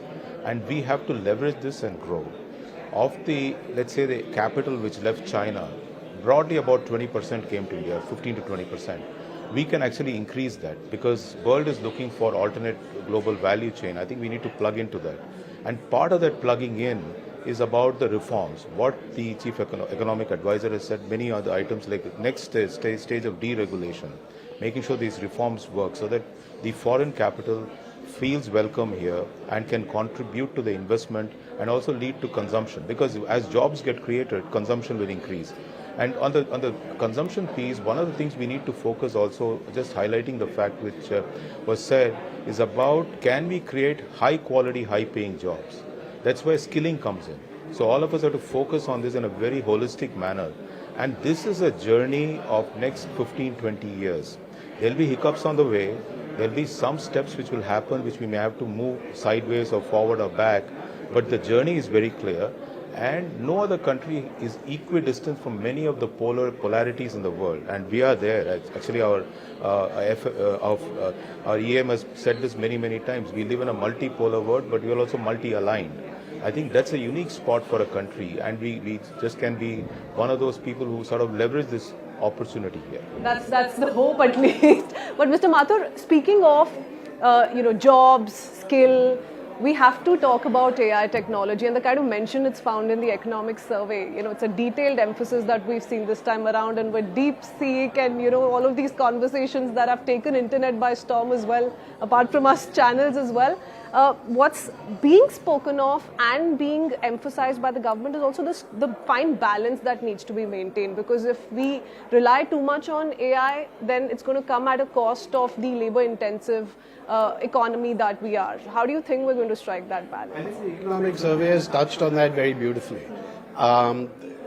They've mentioned that we don't have to follow the West in the implementation of it, right? We will have to develop our own model for implementing AI.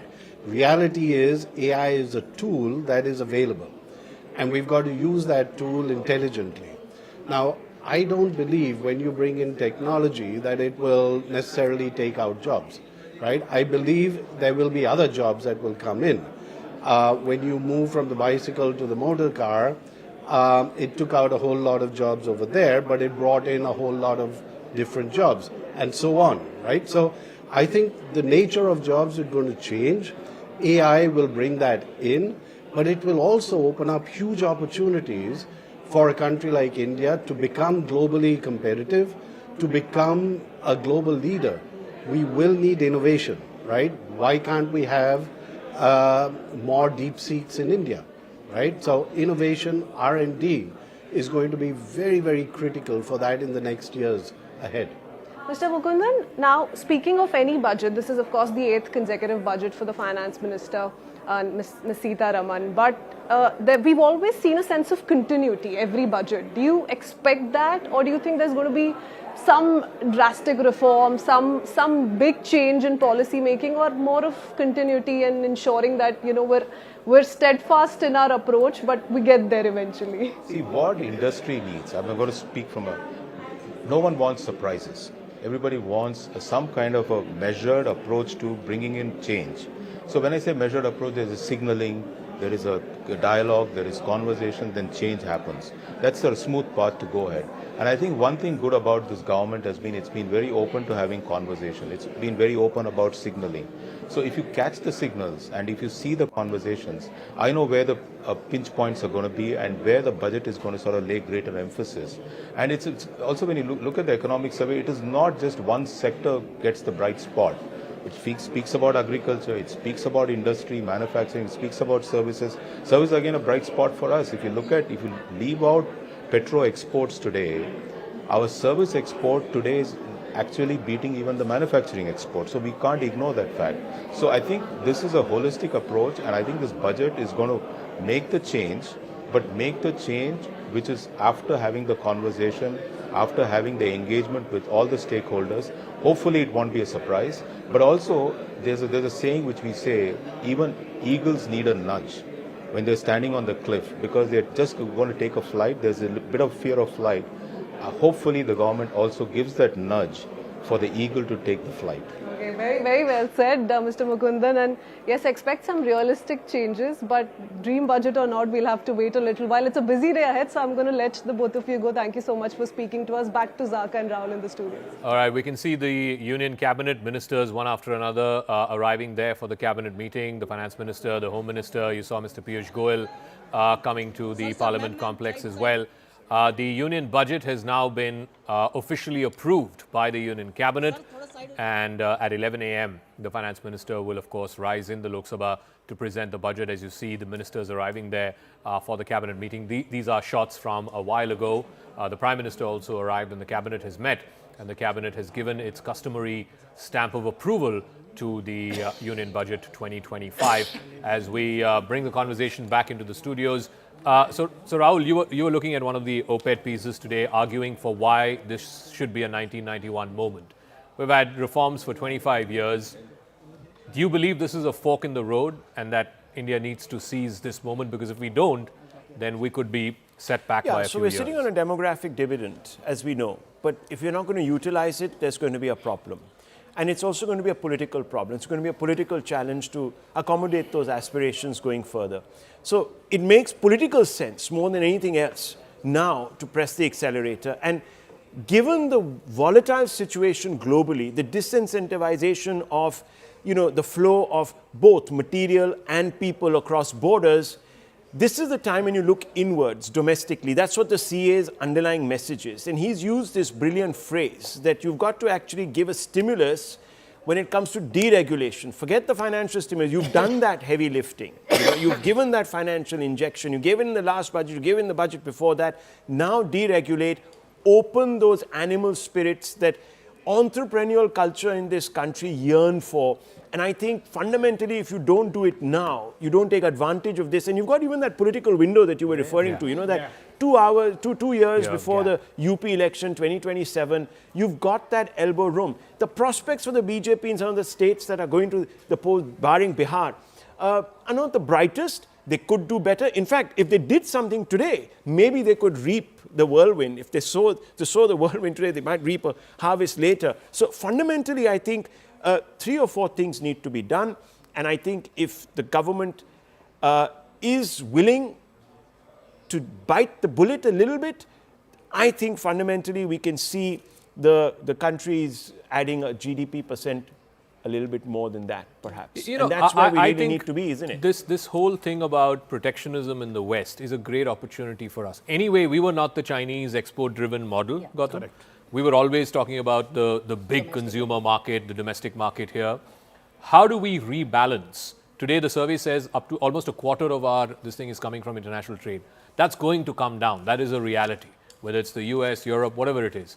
How do you rebalance that to focus on the domestic market so that companies are manufacturing for the domestic market, not so much for export's sake? This is a little intertwined. We may be a high tariff nation, and so Trump may be accurate in the factual parts of his allegations that India is a high tariff economy. But these tariffs are legally within all the limits that have been set under WTO. Of course. And so we are well within our limits. In fact, we have room to raise them. The fact that we haven't raised them, so that's the legal position. The legal position also is that Trump is now perhaps destroying the world order, the economic world order. He's saying, I don't care about those legal commitments. I don't care about WTO. I just care about making America great again. And in that case, if you are charging tariffs, I will charge tariffs. So that's he's becoming Xi Jinping in some sort of a way. But in a crude way, Xi Jinping does the same thing and worse in a quiet way. He's articulating it in an aggressive manner. So where does that leave India? What does that mean for us? Are we going to rest our elbows on the multilateral agreements that we have signed? Or are we going to do a bilateral with America? Having said that, can we do a bilateral with America without opening it out for other countries? These are the questions that need to be addressed on the trade side. All right. So it's one thing to demand something, and we will not allow your goods to come to India. So that's and America is an important geography as it goes. But are we part of the rules-based order or not? Is the philosophical underlying. I think the rules-based order is being blown to smithereens. In that case, what we need to look at what's best for us. But also, I don't think necessarily Trump is all bad for us. Trump, the good news is he's slightly off, but transactional. That's the good news. No, it is. But he's the fact that he's off. No, he's totally transactional. He's transactional, which means that you scratch my back, I'll scratch there is an opportunity for us, and which means that we cannot want to do 500 things with him. Yeah. Because I don't think he or his focus is on 500 He doesn't things. have that.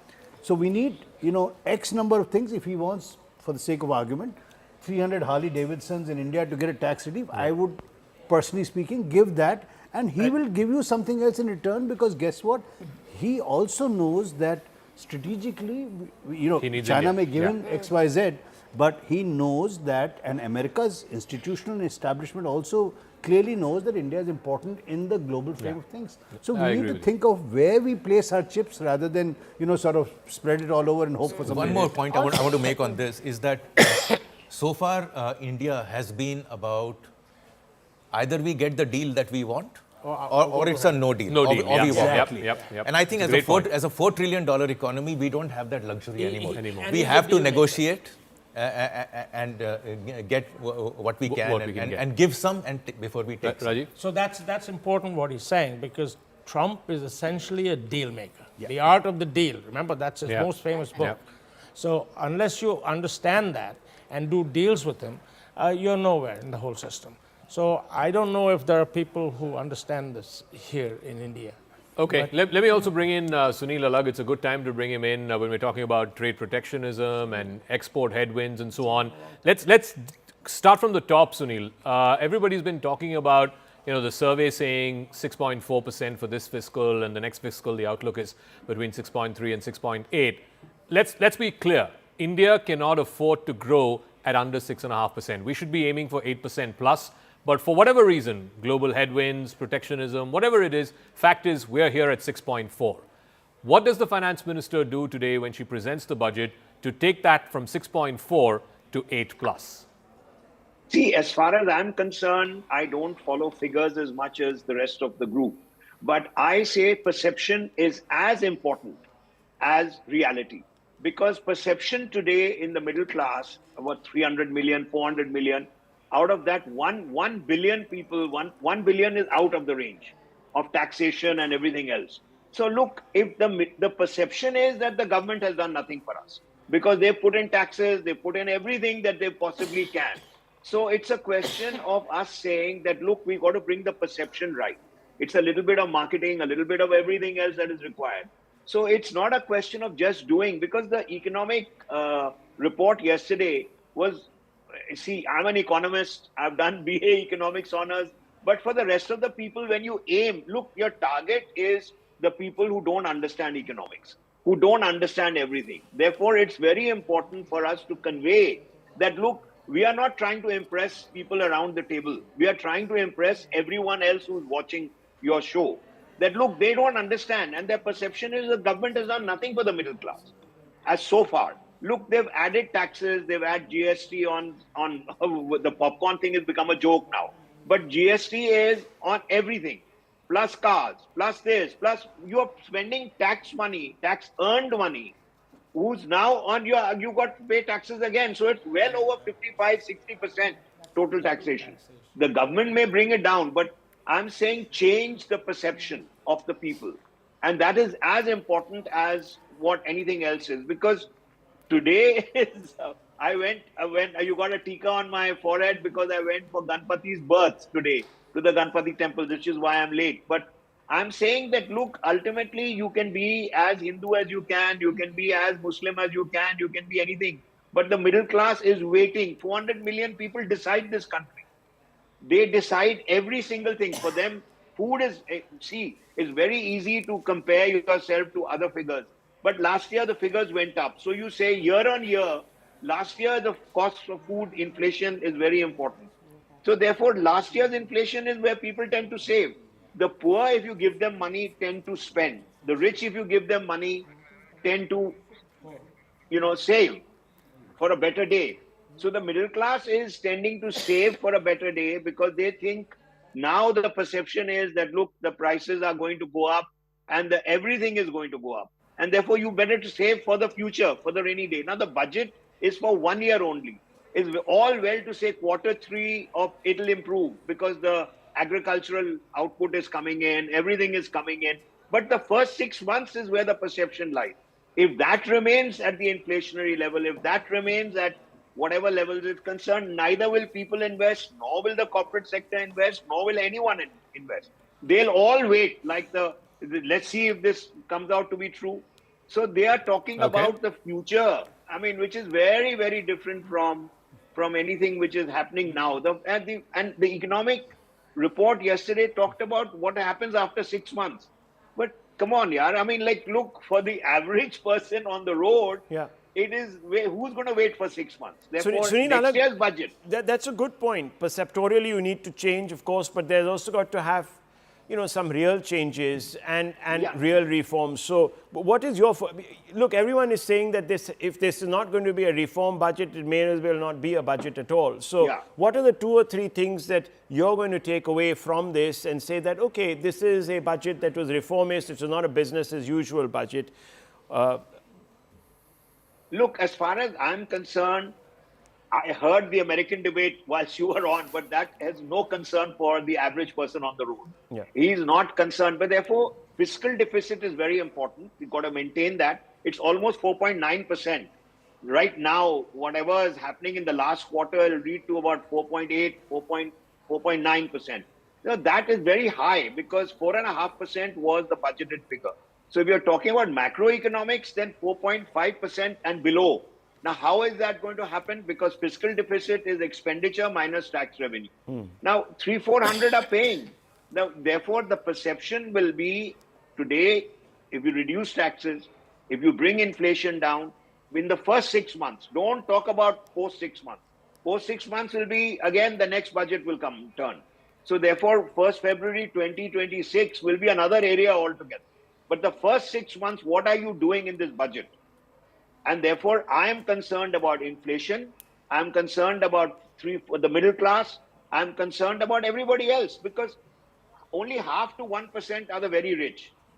What 2 lakh people pay taxes over 1 crore? How do you bring agriculture under tax?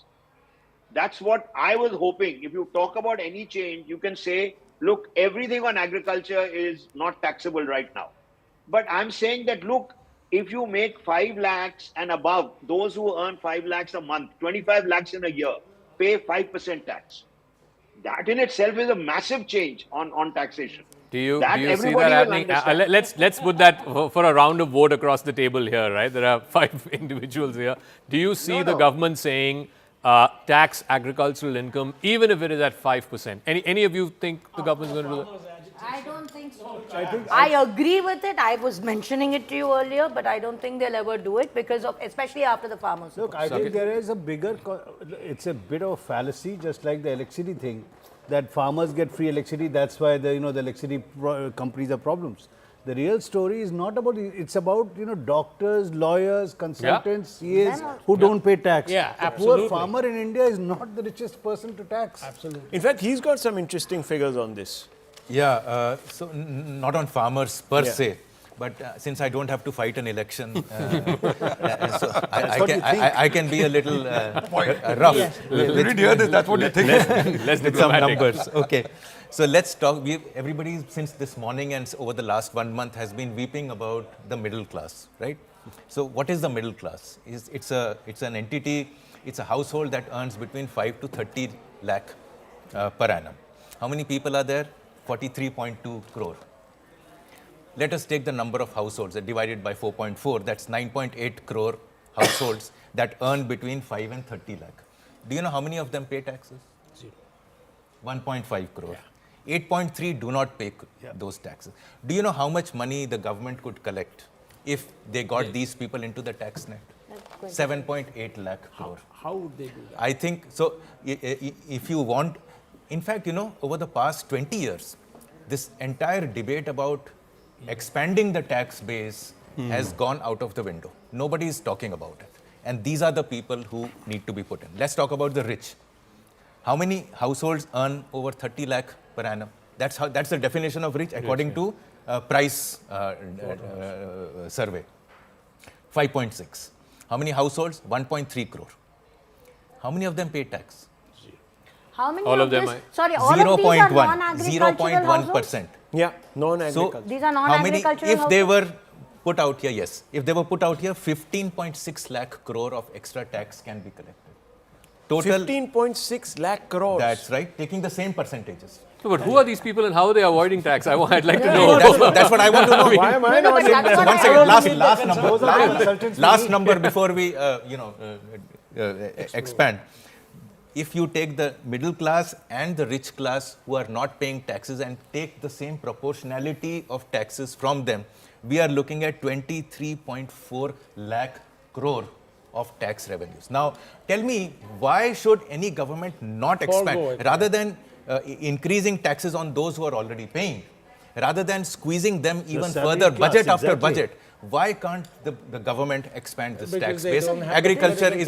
This is why a meme is going around on social media just now. A new tax proposal is a meme, so let me put it this thing. That new tax proposal, that government will directly transfer your salary to the tax, then you claim expenses and take it back. So this is the reason why that memes are creating currency. No, but there was a lot of discussion on expanding the tax base. There were figures that were quoted in the budget, and I think either in one or two, but it's now gone. As you rightly said, that conversation has, I think, devolved and disappeared from the... Who are these people? I don't know. No, but which is why I was asking, They are earning the money. There are now mechanisms to track that money through banking, through other transactions, through credit cards. Is this evasion or are these people who are exempted? No, there's evasion and there's exemption. It could be a mix of both. Loopholes and evasion. You cannot say that there is no evasion. Loopholes I can't No, believe but it. that's what I was asking. Where are Is these this people? The numbers you quoted, And- are and- they non-agricultural numbers or are they also? This is middle class. They may be. So see, that's the thing. You will have one portion there which is also part of your agricultural income would still fit into your middle class, this thing. So take a generous quantity and figure half that. it, bhai. Half You reduce it by That's what I'm saying, half that. So 24,000 crore, It's 24 lakh crore. It's actually probably an understatement. Actually, I would like to be adopted I by want to some of know them, but why aren't we expand? We have technology, we have intent. We can track the smallest of things. find anybody who buys a house. You can track the tax collected at source when you send money abroad. All that can happen, and you can't catch these people. Every time you buy a house in Panchsheel or Golf Links under company, this, that, and the other, all that stuff can be tracked, and let's see how much they're paying. See, one of the reasons why the middle class is so angry is this, that let me give you some more figures to add to what Gautam has pointed out. In 2023-24, 75.4 million people filed tax returns officially in this country. Of that, 47.3 million paid no taxes at all. So half of them didn't pay any tax. Didn't pay taxes, right? Yeah, because and more interestingly, 2.4 million of these 75 million accounted for half of the total tax collection from individuals. Right? So you're saying 24 lakh people account for half of the total tax collection in this country? Of the total income tax collected. Income tax collected. Yeah, income tax collected, right? Personal income tax. So this also, if you triangulate this with the data that Gautam is showing, there is a whole bunch of people who are simply getting away with it, right? So, and the ones who are not getting away with it are being squeezed further. Which is why Zaka, Rahul, all of us need to learn how to do this. So it's actually typically it's a differentiation between salaried this versus problem is worse entrepreneur. than economic problem. It's a moral problem. It's a moral degradation. Correct. I'm compelled to think, all of us at some point will be compelled to think, let's get out of the tax net. We are honest taxpayers because we have no because option. you get a salary but hike you and can you get end up with a lower everybody's take home. thinking, why should I be the one who's suffering? Have you read It's Animal a way Farm? to encourage entrepreneurial Everybody must have spirit. read Animal Farm here. Yes. We are the boxers of the system. There is another dimension to, and may I add one small point, footnote to this. You know, people like, and to this got triggered by Gautam's point that people keep talking about expanding the tax net, all that. The tax net doesn't need to be expanded because if your ratio of taxpayers to that is actually higher than China or Vietnam and other places in terms of the people. It's a question of what they're paying or what So you're the question is, what are the squealers of the system doing?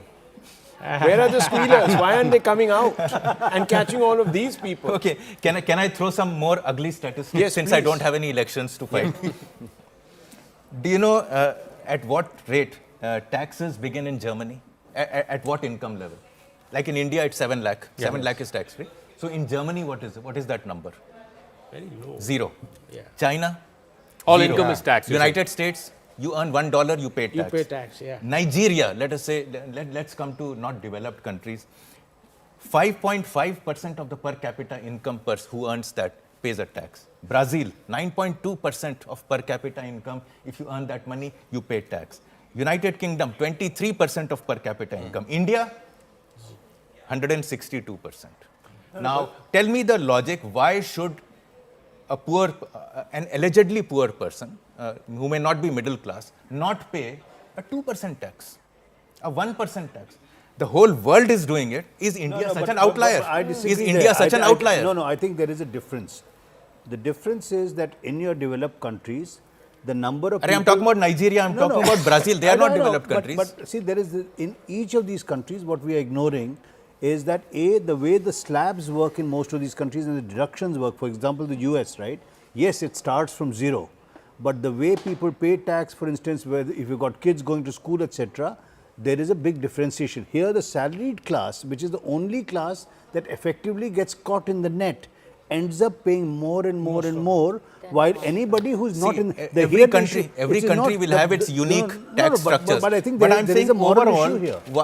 what is so special about Indians that we think that such and such people should not pay tax? Because there is a whole lot of guys who should be paying tax who are rich before we start worrying about the poor. Do it. Do it. So, but before I go back to Sunil, I'm sure he'll have a thing or two to say about this whole business about taxation and who is it who's getting squeezed and who is getting scot-free. I want to go across to Payal because I believe the Prime Minister has sent a message to the Cabinet. Payal, what did the PM tell the Cabinet as the Cabinet officially gave its assent to the budget?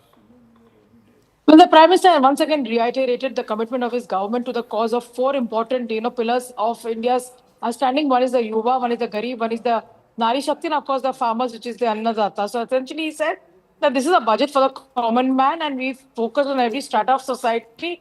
And the Prime Minister once again reiterated and told his cabinet colleagues that there are only four jatis or four castes in this country, which is of course the poor, the women, the youth, and of course the farmers as well. Nothing over and above that matters anymore to the people of the country as well. So that's the overarching theme, I guess, as far as the budget is really concerned, that there will be something in it for all these four sectors. We'll have to just wait out and just really see, because, like I said, that multiple states have also written to the finance minister asking them to invest on something which is a huge attraction for the youth. And that's, of course, the investment in artificial intelligence. The farmers are also hoping that some more dose will come their way as well. The Prime Minister gave enough indications yesterday, saying that Nari will be a big focus, because he referred to Lakshmi, which is the goddess of power, of prosperity. All right, Payal, thank you for that. Rahul has a thing. Well, someone who's well disposed towards the network, Smita Prakash, she messaged me to say makara in the Sanskrit word is fabulous fish. Yep. Probably a crocodile over which Samudra Manthan happens and Amrit or elixir of eternal life came out. Hence Makar Dwar.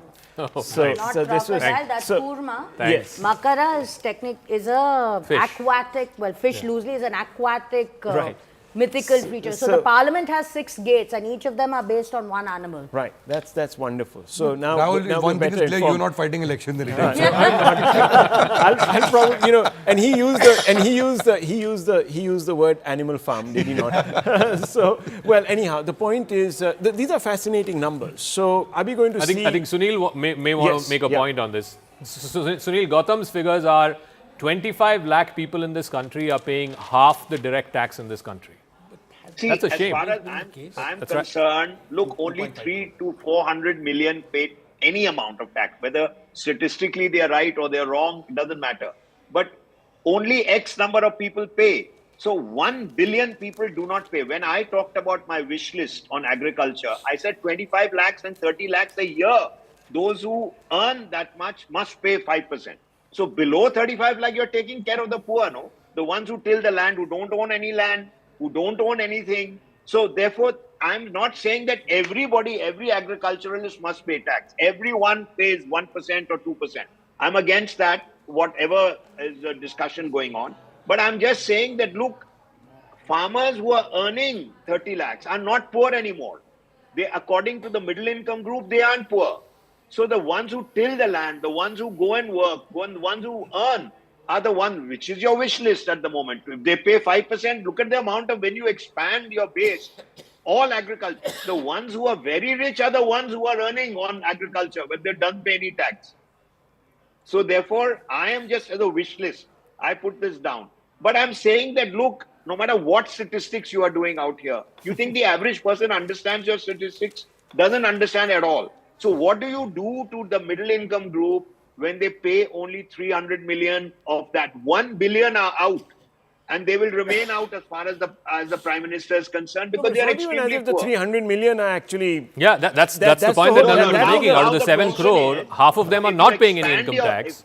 If you expand your base, and look, everybody who's paying taxes in America or whatever, as you said, look, if you pay 0 tax base, 1%, if you earn, you are going to pay. Therefore, that's what we are paying. We are paying about 60% out of everything that is earned in India. The tax moment that you have when you go and buy anything, if everyone decides to become... I think this GST business, which was supposed to be the good and simple tax, so to speak, this has become not just complex, it's an extortionist tax at some level because of the mind-boggling variations in it. Yeah, but that's the only thing that also offers you flexibility, right? So if we actually rationalize GST, where we know, I mean, forgetting the popcorn story and all that, we know what is really essential for the poor, keep that low. Everybody who's buying a Mercedes Benz, I mean, God bless them, they should pay 60. I'm not saying that. But that's where that along with this equity upside that the government has seen should actually drive lowering of income taxes, because that will then drive consumption for personal people. Because The fact is, our middle class, I mean, whatever the 80 No, I'm million only reality, talking about salary.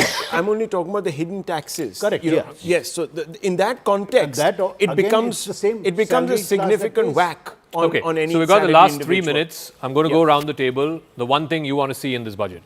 I want to see a massive tax cut. No tinkering. Okay. Tax cut. Rajiv. Better tax collection. Better tax collection. Gautam. I want 3 things: growth, growth, growth. And how do you go about that? The one thing you need to see to drive growth in the Get budget? out of the way of Get out of the way. wealth creators. Let them make wealth. Create wealth. Easing of taxes and follow the CA's advice, get out of the way of business. Get out of the way. Tax cut, and I want to actually see a fiscal stimulus with the government paying less attention to deficits. Less attention to deficits. That's an interesting point. Nirmala. Tax cuts, and I actually want them to set up a department which goes ministry by ministry, pits them against each other for deregulation. And Dodge. Indian dodge. Yeah, pretty much. So the entire Do table, that. the one thing common was tax cuts. Sunil, you would also go with that? Tax cuts? Real tax cut. Real tax That's cut. what's important. Okay, here's the thing. The good thing with television is all of you all are going to be here right after the budget as well, right? So we're going to come back to all of you and ask you, did you see the real tax cut or were we led up the garden path yet again? But I think, look, there is a fundamental issue here, and I think the CA's report yesterday clearly outlines that. India cannot afford to grow at 6.4%. That is just not on. We need to find ways to expand that, go closer, as close as possible, if not beyond that 8%. And you need that 8% for a substantial period of time. I never tire of saying the story, again, with all the caveats attached, you know, different era, no trade protectionism, etc., etc. But if China had 20 years of double-digit growth till the global financial crisis happened, and we are really scraping at the bottom of the barrel because we need, the next 25 years are going to make or break this country. I mean, this whole thing between getting stuck in the middle income trap or being this poor country that's trying to be a developing one to actually moving to Viksit Bharat, as the Prime Minister put it, entirely depends on whether we can get high growth rates So just for to a put a sustained quick period of time. statistic there, at this moment in time, I think the per capita is about $2,300 odd dollars. Yeah. If you have to get to $23,000, which is what 10 high times. and high income economy is supposed to sort of have per capita, you have to grow at 7.7% at the very least. And I'm talking about real GDP. I don't know. Looks tough. I mean, are we also barking up a little bit of the tree, because fundamentally the Chinese example may not hold in the Of world course. that we are in Absolutely. today. They got the edge, foresightfulness, whatever you want to call it. They got in there first, beginner's Maybe advantage. just providence. Who knows? Providence, whatever. We may not actually have that luxury, so we've got to do the best with what the situation. 2047, whenever, you Yeah. have to do it at some point. that's We can't be happy sitting with 2,500 Yeah, but per I'm not capita sure if either. you're going to have this double-digit sort of, you know, benefaction, so to speak, for 25 years. I don't think that's so happening. Sensex and Nifty, that's our parting note before we leave it to the Finance Minister. Sensex and Nifty both in the green. Again, the beauty about television is you can always come back after the speech and check how the markets are reacting to it. Let's go straight across to Parliament, where I believe the budget session is just beginning. The Speaker comes in. He, of course, then assembles the House, all the members of Parliament from the Treasury benches, the opposition benches, as we await the feed from the Lok Sabha Quick TV. one. How long do you think this speech is going to be? So she generally has given shorter speeches. This one might be, I think, an hour, between an hour and a half. I think that's my. माननीय अध्यक्ष जी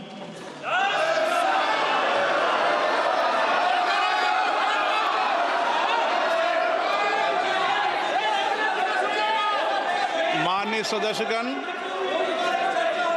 item number 1 Shrimati Nirmala Sitharaman वित्त मंत्री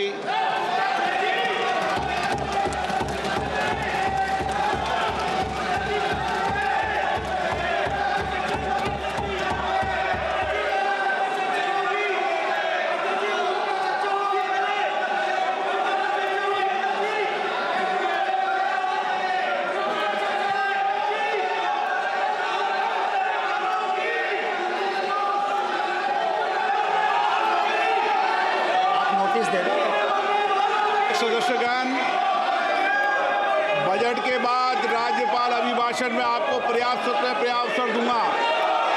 मेरा आपसे निवेदन है, नहीं माननीय अखिलेश जी, आपने संसद की मर्यादा को आप बना के रखें। कभी बजट भाषण के अंदर इस तरीके का नहीं हुआ, ये उचित नहीं है, ये उचित नहीं है। अखिलेश जी प्लीज, मैं आपको मौका दूंगा राज्यपाल अभिभाषण पे, प्लीज। नो, ये तरीका ठीक नहीं है। No,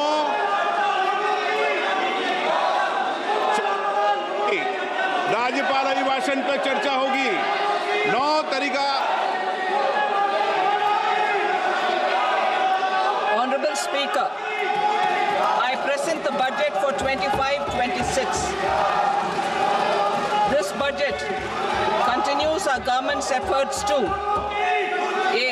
Accelerate growth, B. Secure inclusive development, C. Invigorate private sector investments, D. Uplift household sentiments, and E. Enhance spending power of India's rising middle class. Together, we embark on a journey to unlock our nation's tremendous potential for greater prosperity and global positioning under the leadership of Honorable Prime Minister Shri Narendra Modi. As we complete the first quarter of the 21st century, continuing geopolitical headwinds suggest lower global economic growth over the medium term.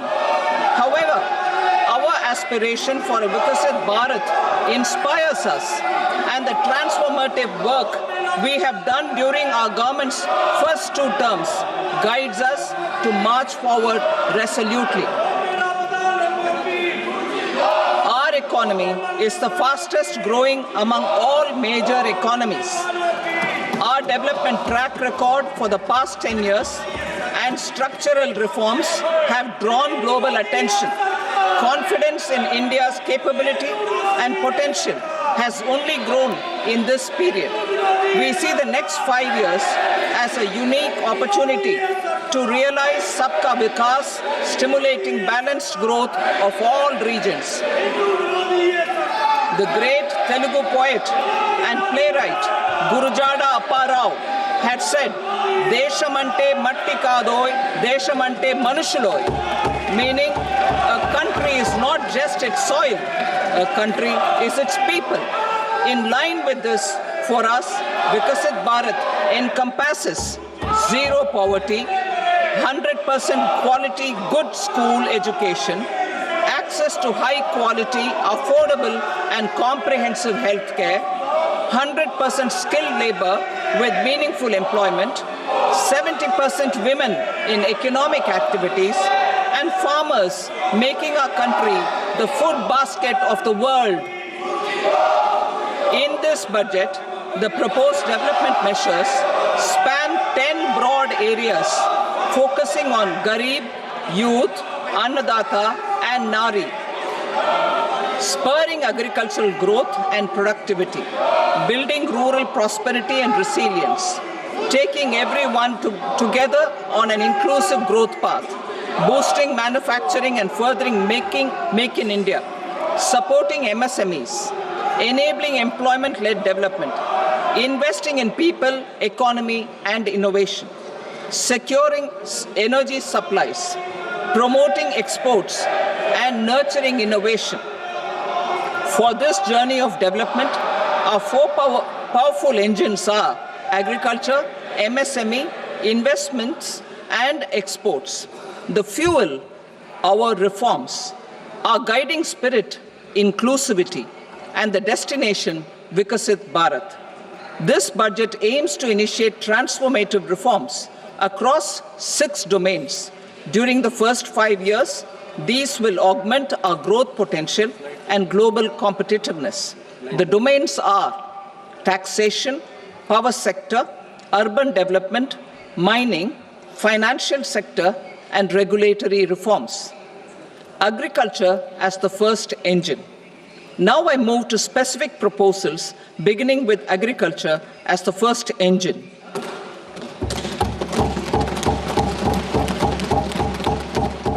Prime Minister Dhan Dhanya Krishi Yojana, Developing Agri-Districts Program. Motivated by the success of the Aspirational District Program, our government will undertake a Prime Minister Dhan Dhanya Krishi Yojana in partnership with states. Through the convergence of existing schemes and specialized measures, the program will cover 100 districts with low productivity, moderate crop intensity, and below average credit parameters. It aims to 1. Enhance agricultural productivity, 2. Adopt crop diversification and sustainable agricultural practices, 3. Augment post-harvest storage at the panchayat and block level, 4. Improve irrigation facilities, and 5. Facilitate availability of long-term and short-term credit. This program is likely to help 1.7 crore farmers. Building rural prosperity and resilience. A comprehensive multi-sectoral rural prosperity and resilience program will be launched in partnership with the states. This will address underemployment in agriculture through skilling, investment, technology, and invigorating the rural economy. The goal is to generate ample opportunities in rural areas so that migration is an option but not a necessity. The program will focus on rural women, young farmers, rural youth, marginal and small farmers, and landless families. The details are in Annexure A. Domestic best practices will be incorporated, and appropriate technical and financial assistance will be sought from multilateral development banks. In Phase 1, 100 developing agri-districts will be covered. Atmanirbharta in pulses. Our government is implementing the National Mission for Edible Oilseed for achieving Atmanirbharta in edible oils. Our farmers have the capability to grow enough for our needs and more. 10 years ago, we made concerted efforts and succeeded in achieving near self-sufficiency in pulses. Farmers responded to the need by increasing the cultivated area by 50%, and government arranged for procurement and remunerative prices. Since then, with rising incomes and better affordability, our consumption of pulses has increased significantly. Our government will now launch a 6-year mission for Atmanirbharta in pulses with a special focus on Tuar, Urad, and Masoor. Details are in Annexure B. Central agencies such as NAFED and NCCF will be ready to procure these 3 pulses as much as offered during the next 4 years from farmers who register with these agencies and enter into agreements. Comprehensive program for vegetables and fruits. It is encouraging that our people are increasingly becoming aware of their nutritional needs. It is a sign of a society becoming healthier. With rising income levels, the consumption of vegetables, fruits, and Shri Anna is increasing significantly. A comprehensive program to promote production, efficient supplies, processing, and remunerative prices for farmers will be launched in partnership with the states. Appropriate institutional mechanisms for implementation and participation of farmer producer organizations and cooperatives will be set up. Makhana board in Bihar. For this, there is a special opportunity for the people of Bihar. A Makhana board will be established in the state to improve production, processing, value addition, and marketing of Makhana. The people engaged in these activities will be organized into FPOs. The board will provide hand-holding and training support to Makhana farmers and will also work to ensure they receive the benefits of all relevant government schemes. A national mission on high-yielding seeds will be launched, aimed at 1. strengthening research ecosystem. 2, targeted development and propagation of seeds with high yield, pest resistance, and climate resilience. And 3, commercial availability of more than 100 seed varieties released since July 2024. India ranks second largest globally in fish production and aquaculture. Seafood exports are valued at 60,000 crore rupees.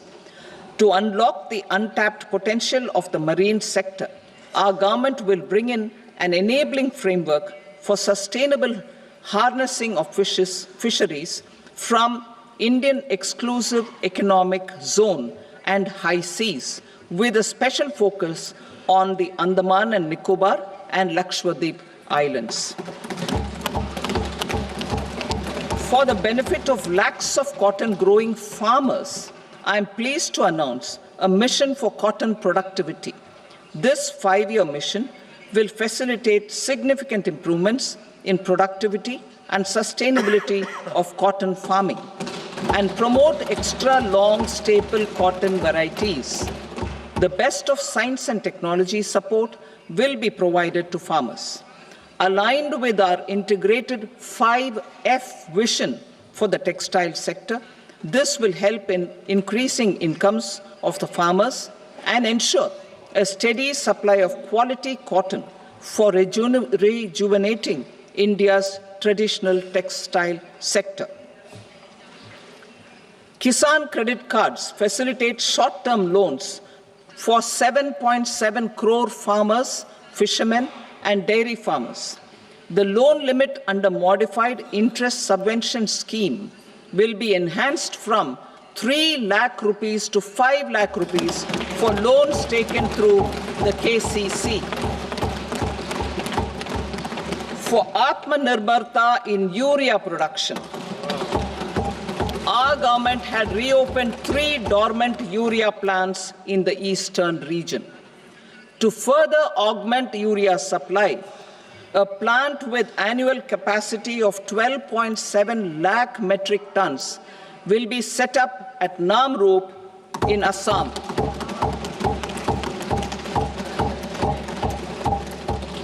India Post, with 1.5 lakh rural post offices, complemented by the India Post Payment Bank and a vast network of 2.4 lakh Dak Sevaks, will be repositioned to act as a catalyst for the rural economy. Details are at Annexure C.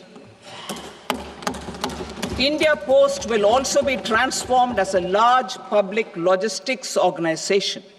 This will meet the rising needs of Vishwakarmas, new entrepreneurs, women, self-help groups, MSMEs, and the large business organizations. Our government will provide support to NCDC for its lending operations for the cooperative sector. MSMEs as the second engine. Now I move to MSMEs as the second engine, which encompasses manufacturing and services with a focus on MSMEs numbering 5.7 crores. Currently, over 1 crore registered MSMEs, employing 7.5 crore people and generating 36% of our manufacturing, have come together to position India as a global manufacturing hub. With their quality products, these MSMEs are responsible for 45% of our exports. To help them achieve higher efficiencies of scale, technological upgradation, and better access to capital, the investment and turnover limits for classification of all MSMEs will be enhanced to 2.5 and 2 times respectively. This will give them the confidence to grow and generate employment for our youth. The details are given in Annexure D. To improve access to credit, the credit guarantee cover will be enhanced. First, for micro and small enterprises from 5 crore to 10 crore rupees, leading to additional credit of 1.5 lakh crores in the next 5 years. Second, for startups, from 10 crore rupees to 20 crore rupees, with the guarantee fee being moderated to 1% for loans in 27 focus sectors which are important for Atmanirbhar Bharat. And for well-run exporter MSMEs, for term loans up to 20 crore rupees.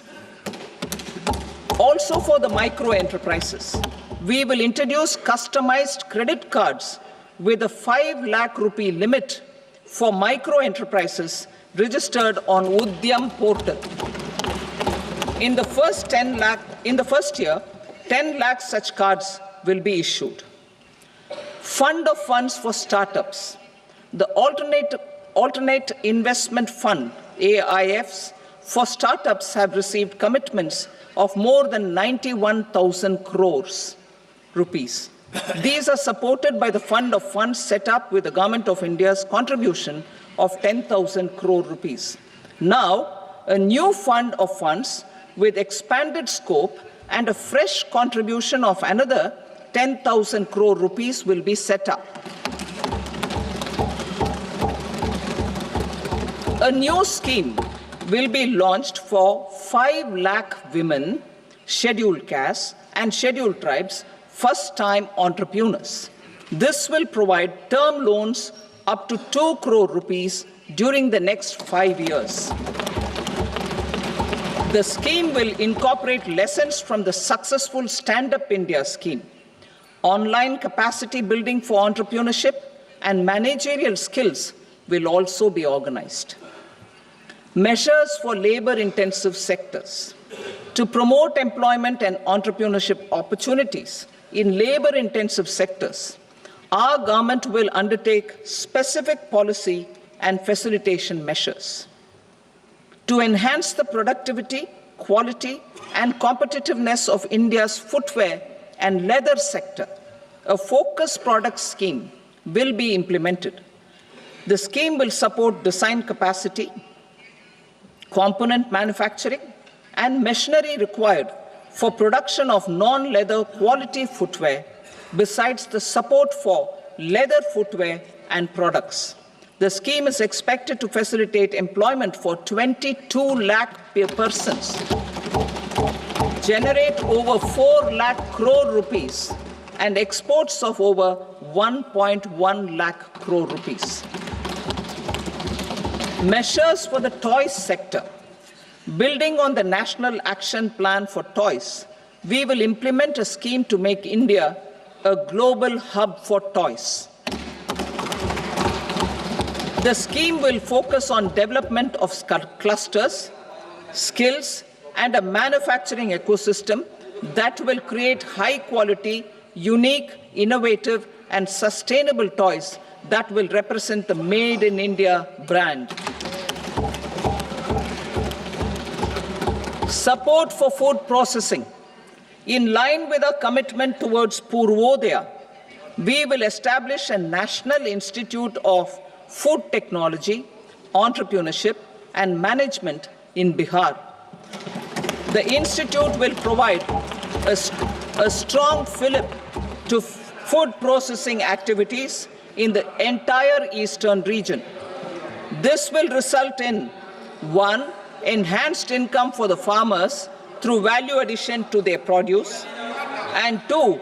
Skilling entrepreneurship and employment opportunities for the youth. Manufacturing mission, furthering Make in India. Our government will set up a national manufacturing mission covering small, medium, and large industries for furthering Make in India by providing policy support, execution roadmaps, governance, and monitoring framework for central ministries and states. Details are in Annexure E. Given our commitment to climate-friendly development, the mission will also support clean tech manufacturing. This will aim to improve domestic value addition and build our ecosystem for solar PV cells, EV batteries, motors and controllers, electrolyzers, wind turbines, very high voltage transmission equipment, and grid scale batteries. Investment as the third engine. Now I move to investment as the third engine, which encompasses investing in people, investing in the economy, and investing in innovation. Investing in people. Saksham Anganwadi and Poshan 2.0. Saksham Anganwadi and Poshan 2.0 program provides nutritional support to more than 8 crore children, 1 crore pregnant women and lactating mothers all over the country, and about 20 lakh adolescent girls in aspirational districts and the Northeast region.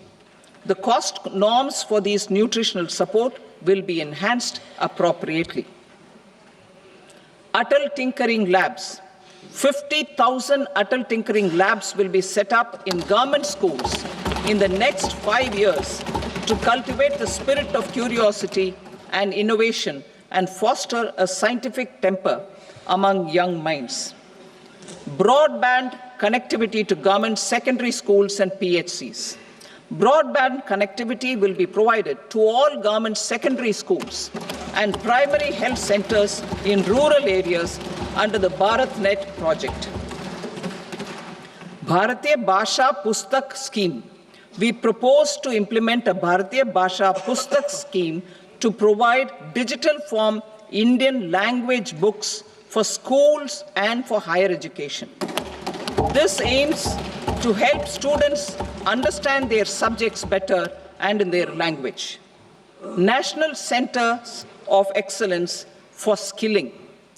Building on the initiative announced in the July 24 budget, 5 national centers of excellence for skilling will be set up with global expertise and partnerships to equip our youth with the skills required for Make for India, Make for the World manufacturing.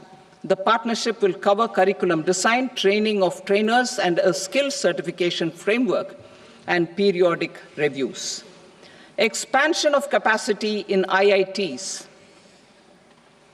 Total number of students in 23 IITs has increased 100% from 65,000 to 1.35 lakh in the past 10 years.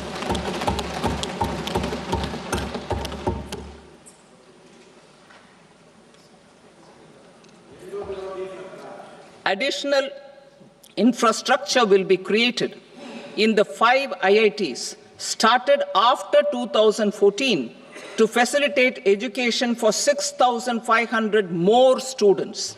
Hostel and other infrastructure capacity at IIT Patna will also be expanded.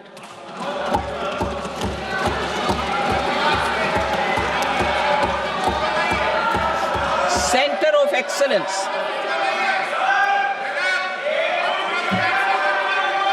Center of Excellence in AI for Education. I had announced 3 centers of excellence in artificial intelligence for agriculture, health, and sustainable cities in 2023. Now a center of excellence in artificial intelligence for education will be set up with a total outlay of 500 crores. Expansion of medical education. Our government has added almost 1.1 lakh undergraduate and postgraduate medical education seats in 10 years, an increase of 130%. In the next year, 10,000 additional seats will be added in medical colleges and hospitals towards the goal of adding 75,000 seats in the next 5 years. Daycare cancer centers in all district hospitals. Our government will facilitate setting up of daycare cancer centers in all district hospitals in the next 3 years. 200 centers will be established in 25-26 itself. Strengthening urban livelihoods. Our government has been giving priority to assisting urban poor and vulnerable groups. A scheme for socio-economic upliftment of urban workers will be implemented to help them improve their incomes, have sustainable livelihoods, and a better quality of life. PM Swanidhi scheme has benefited more than 68 lakh street vendors, giving them respite from high-interest informal sector loans. Building on this success, the scheme will be revamped with enhanced loans from banks, UPI-linked credit cards with 30,000 rupees limit, and capacity building support. Social Security scheme for welfare of online platform workers. Gig workers of online platforms provide great dynamism to the new age services economy. Recognizing their contribution, our government will arrange for their identity cards and registration on the e-Shram portal. They will be provided healthcare under PM Jan Arogya Yojana. This measure is likely to assist nearly 1 crore gig workers.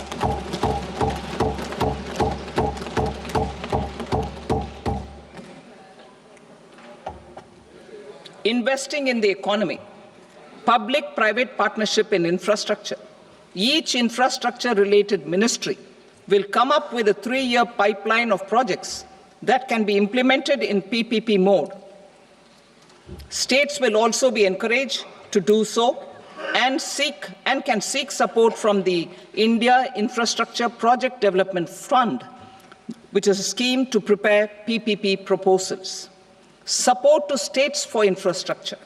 An outlay of 1.5 lakh crore is proposed for the 50-year interest-free loans to states for capital expenditure and incentives for reforms. Building on the success of the first asset monetization plan announced in 2021, the second plan for 2025 to 30 will be launched to plow back capital of 10 lakh crore in new projects. Regulatory and fiscal measures will be fine-tuned to support the plan. Jal Jeevan Mission. Since 2019, 15 crore households, representing 80% of India's rural population, have been provided access to portable tap water connections. To achieve 100% coverage, I am pleased to announce the extension of this mission until 2028 with an enhanced total outlay. The mission's focus will be on the quality of infrastructure and O&M of rural piped water supply schemes through Jan Bhagidari. A separate MOU or separate MOUs will be signed with the states and union territories to ensure sustainability and citizen-centric water services delivery. Urban sector reforms. Building on the July budget proposals, urban sector reforms related to governance, municipal services, urban land, and planning will be incentivized. Urban Challenge Fund. The government will set up an Urban Challenge Fund of 1 lakh crore rupees to implement the proposals for cities as growth hubs, creative redevelopment of cities, and for water and sanitation purposes announced in the July budget. This fund will finance up to 25% of the cost of bankable projects, with a stipulation that at least 50% of the cost is funded from bonds, bank loans, and PPPs. An allocation of 10,000 crore is proposed in 2025-26. Power sector reforms. We will incentivize electricity distribution reforms and augmentation of intrastate transmission capacity by states. This will improve financial health and capacity of electricity companies. Additional borrowing of 0.5% of GSDP will be allowed to states contingent on these reforms. Nuclear energy mission for Vikasit Bharat. Development of at least 100 gigawatt of nuclear energy by 2047 is essential for our energy transition efforts. For an active partnership with the private sector towards this goal, amendments to the Atomic Energy Act and the Civil Liability for Nuclear Damage Act will be taken up. A nuclear energy mission for research and development of small modular reactors with an outlay of 20,000 crore will be set up. At least 5 indigenously developed small modular reactors will be operationalized by 2033. Shipbuilding. The shipbuilding financial assistance policy will be revamped to address cost disadvantages. This will also include credit notes for shipbreaking in Indian yards to promote the circular economy. Large ships above a specified size will be included in the infrastructure harmonized master list. Shipbuilding clusters will be facilitated to increase the range, categories, and capacity of ships.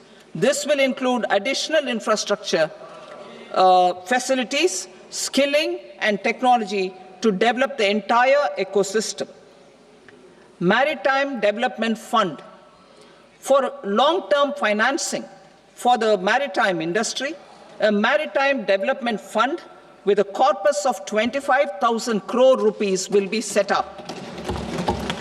This will be for distributed support and promoting competition.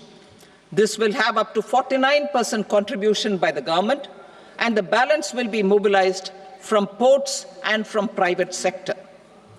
UDAN regional connectivity schemes. UDAN has enabled 1.5 crore middle-class people to meet their aspirations for speedier travel. The scheme has connected 88 airports, and operationalized 619 routes. Inspired by that success, a modified UDAN scheme will be launched to enhance regional connectivity to 120 new destinations and carry 4 crore passengers in the next 10 years. 4 crore additional passengers in the next 10 years. The scheme will also support helipads and smaller airports in hilly, aspirational, and northeast regional districts. Greenfield airports will be facilitated in Bihar to meet the future needs of the state. These will be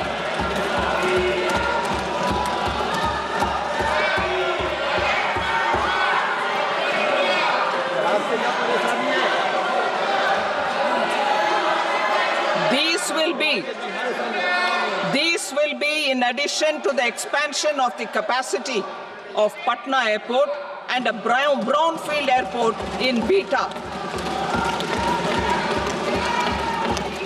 Western Kosi Canal project in Mithilanchal. Financial support will be provided for the Western Kosi Canal ERM project, benefiting a large number of farmers cultivating over 50,000 hectares of land in the Mithilanchal region of Bihar. Mining sector reforms. Mining sector reforms, including those for minor minerals, will be encouraged through sharing of best practices and institutions of a state mining index. A policy for recovery of critical minerals from tailings will be brought out. Under the special window for affordable and mid-income housing, SWAMI, 50,000 dwelling units in stressed housing projects have been completed and keys handed over to home buyers. Another 40,000 units will be completed in 2025, further helping middle-class families who are paying EMIs on loans taken for apartments while also paying rent for their current dwellings. Building on this success, Swami Fund 2 will be established as a blended finance facility with contribution from the government, banks and private investors. This fund of 15,000 crore rupees will aim for expeditious completion of another 1 lakh units. PM Gati Shakti data for private sector. For furthering PPPs and assisting the private sector in project planning, access to relevant data and maps from the PM Gati Shakti portal will be provided. Tourism for employment-led growth. Top 50 tourist destination sites in the country will be developed in partnership with states through a challenge mode. Land for building key infrastructure will have to be provided by the states. Hotels in these destinations will be included in the infrastructure harmonized list.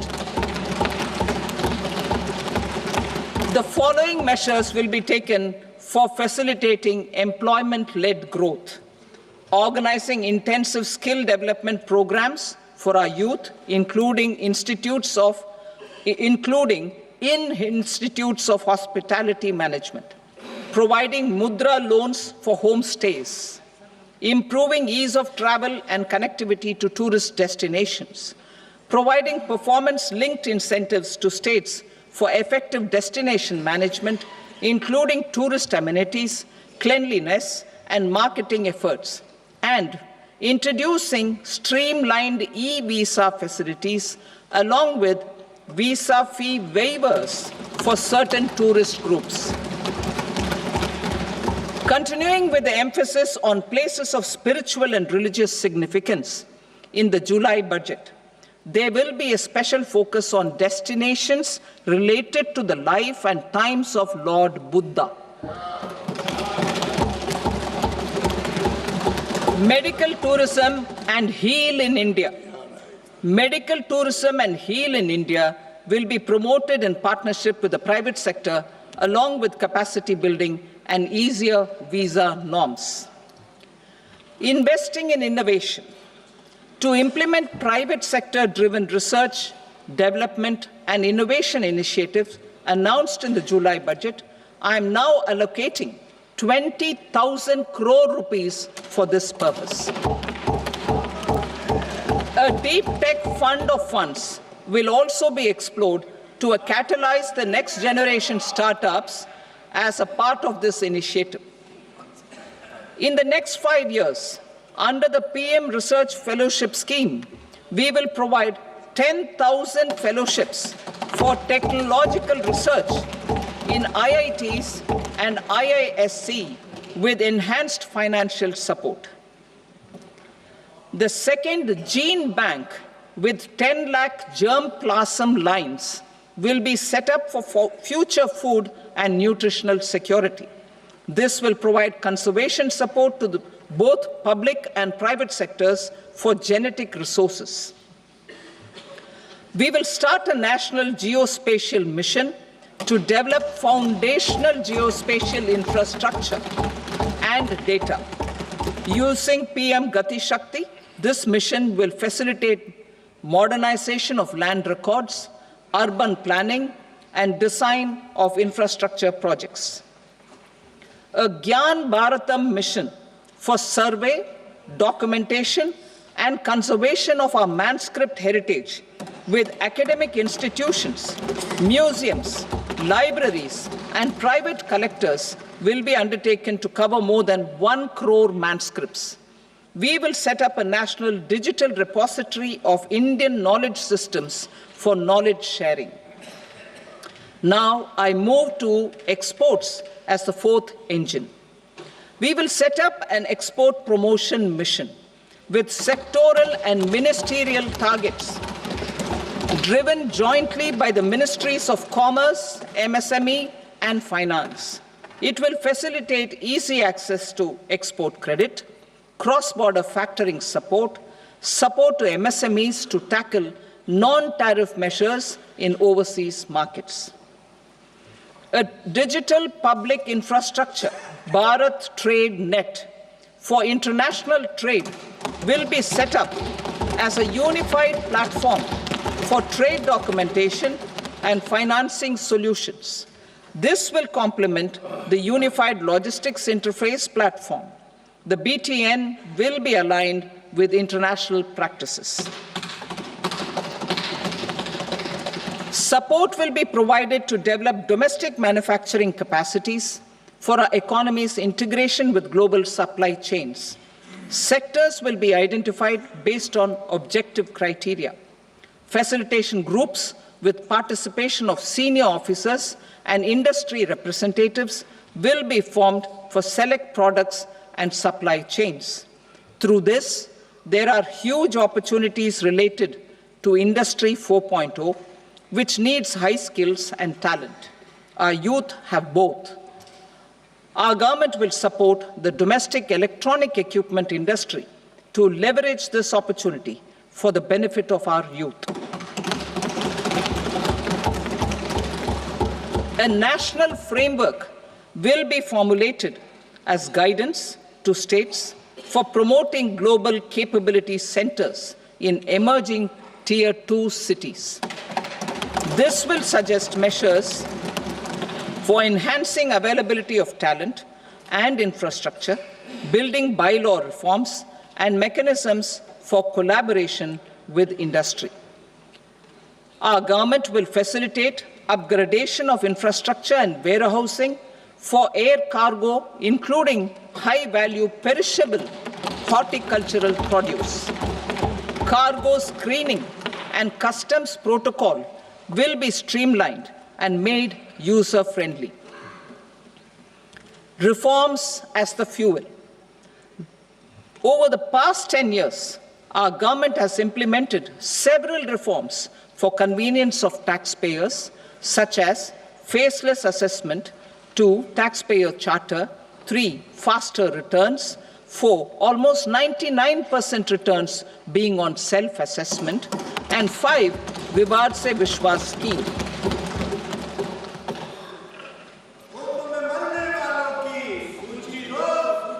Continuing these efforts, I reaffirm the commitment of the Tax Department to trust first, scrutinize later. I also propose to introduce the new income tax bill next week. I will detail the indirect tax reforms and changes in direct taxes in Part B. Financial sector reforms. The FDI limit for the insurance sector will be raised from 74 to 100%. This enhanced limit will be available for those companies which invest the entire premium in India. The current guardrails and conditionalities associated with foreign investment will be reviewed and simplified. The services of India Post Payment Bank will be deepened and expanded in rural areas. NABFID will set up a partial credit enhancement facility for corporate bonds for infrastructure. Public sector banks will develop Grameen Credit Score framework to serve the credit needs of SHG members and people in rural areas. A forum for regulatory coordination and development of pension products will be set up. To implement the earlier announcement on simplifying the KYC processes, the revamped central KYC registry will be rolled out in 2025. We will also implement a streamlined system for periodic updating.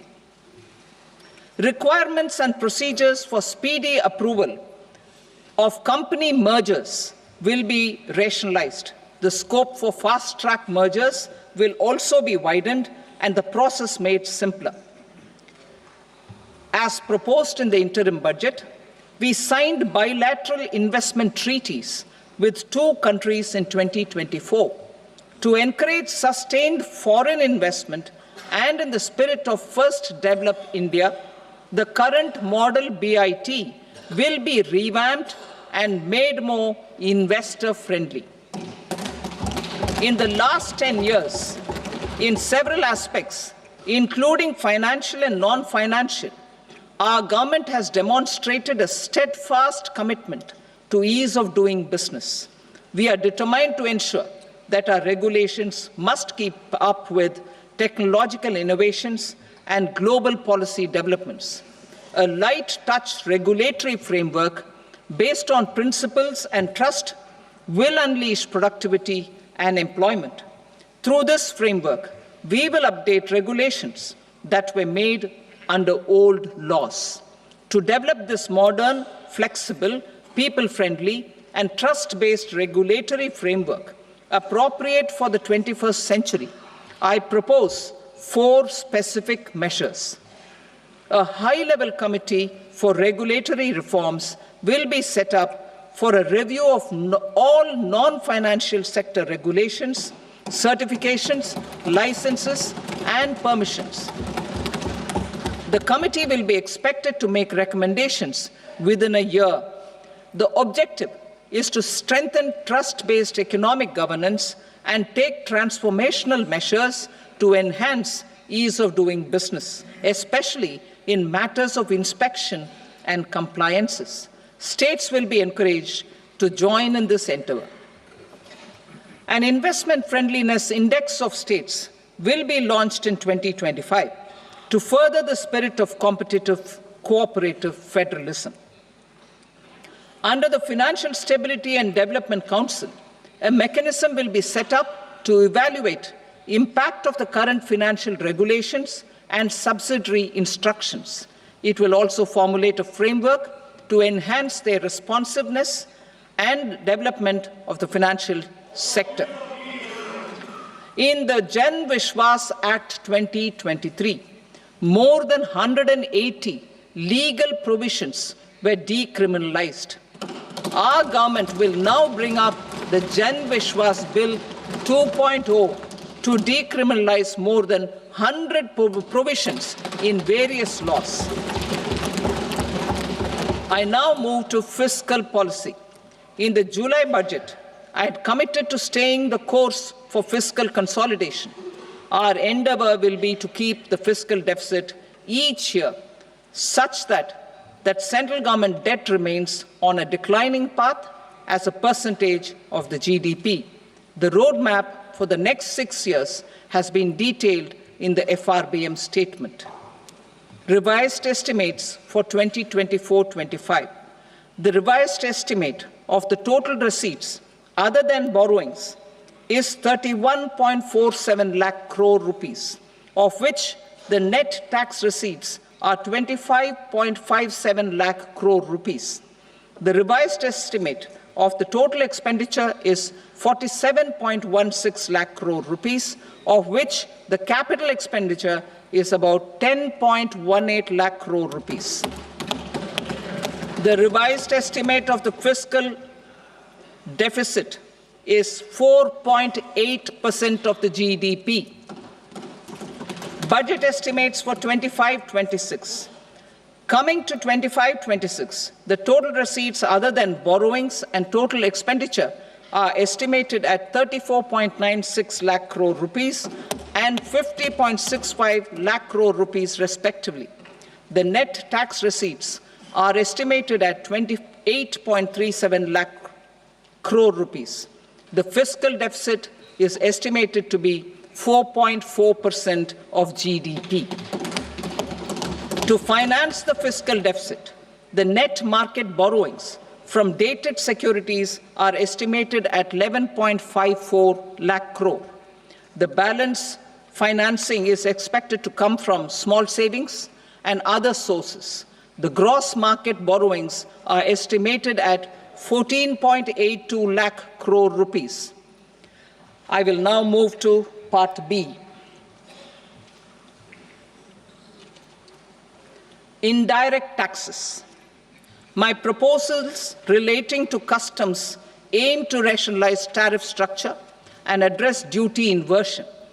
These will also support domestic manufacturing and value addition, promote exports, facilitate trade, and provide relief to common people. rationalization of customs tariff structure for industrial goods. As a part of comprehensive review of customs rate structure announced in July 2024 budget, I propose to 1. Remove 7 tariff rates. This is over and above the 7 tariff rates removed in 23-24 budget. After this, there will be only 8 remaining tariff rates, including 0 rate. 2. Apply appropriate cess to broadly maintain effective duty incidence, except on a few items where such incidence will reduce marginally. 3. Levy not more than 1 cess or surcharge.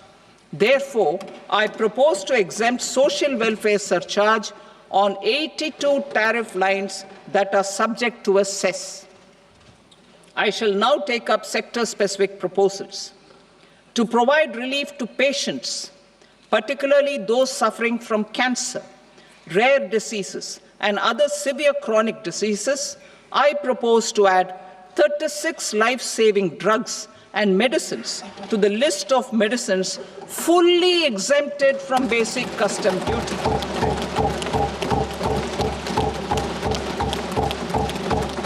I also propose to add 6 life-saving medicines to the list attracting concessional custom duty of 5%. Full exemption and concessional duty will also respectively apply on the bulk drugs for manufacture of the above. Specified drugs and medicines under patient assistance programs run by the pharmaceutical companies are fully exempt from BCD, provided the medicines are supplied free of cost to the patients. I propose to add 37 more medicines along with 13 new patient assistance programs. Support to domestic manufacturing and value addition. Critical minerals. In the July 2024 budget, I had fully exempted BCD on 25 critical minerals that are not domestically available. I had also reduced BCD of 2 other such minerals to provide a major fillip to their processing, especially by MSMEs. Now, I propose to fully exempt cobalt powder and waste, the scrap of lithium-ion battery, lead, zinc, and 12 more critical minerals. This will help secure their availability for manufacturing in India and promote more jobs for our youth. To promote domestic production of technical textile products such as agro-textiles, medical textiles, and geotextiles at competitive prices, I propose to add 2 more types of shuttle-less looms to the list of fully exempted textile machinery. I also propose to revise the BCD rate on knitted fabrics covered by 9 tariff lines from 10 or 20 to 20% or 115 rupees per kg, whichever is higher. Electronic goods. In line with our Make in India policy and to rectify inverted duty structure, I propose to increase the BCD on interactive flat panel display from 10% to 20% and reduce the BCD to 5% on open cell and other components. In 23-24 budget, for the manufacture of open cells of LCD, LED TVs, I had reduced the BCD on parts of open cells from 5% to 2.5%. To further boost the manufacture of such open cells, the BCD on these parts will now stand exempted. Lithium-ion battery. To the list of exempted capital goods, I propose to add 35 additional capital goods for EV battery manufacturing and 28 additional capital goods for mobile phone battery manufacturing. This will boost domestic manufacture of lithium-ion batteries, both for mobile phones and for electric vehicles. Shipping sector. Considering that shipbuilding has a long gestation period, I propose to continue the exemption of BCD on raw materials, components, consumables, or parts for the manufacture of ships for another 10 years.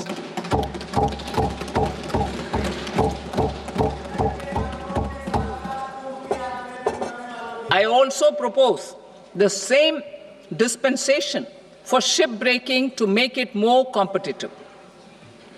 Telecommunication. To prevent classification disputes, I propose to reduce the BCD from 20% to 10% on carrier-grade Ethernet switches to make it at par with non-carrier-grade Ethernet switches. Export promotion.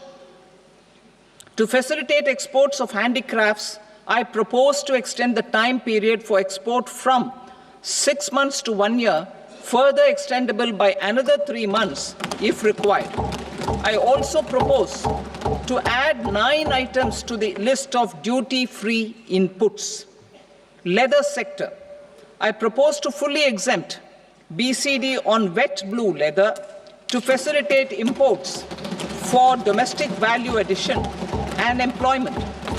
I also propose to exempt crust leather from 20% export duty to facilitate exports by small tanners. Marine products.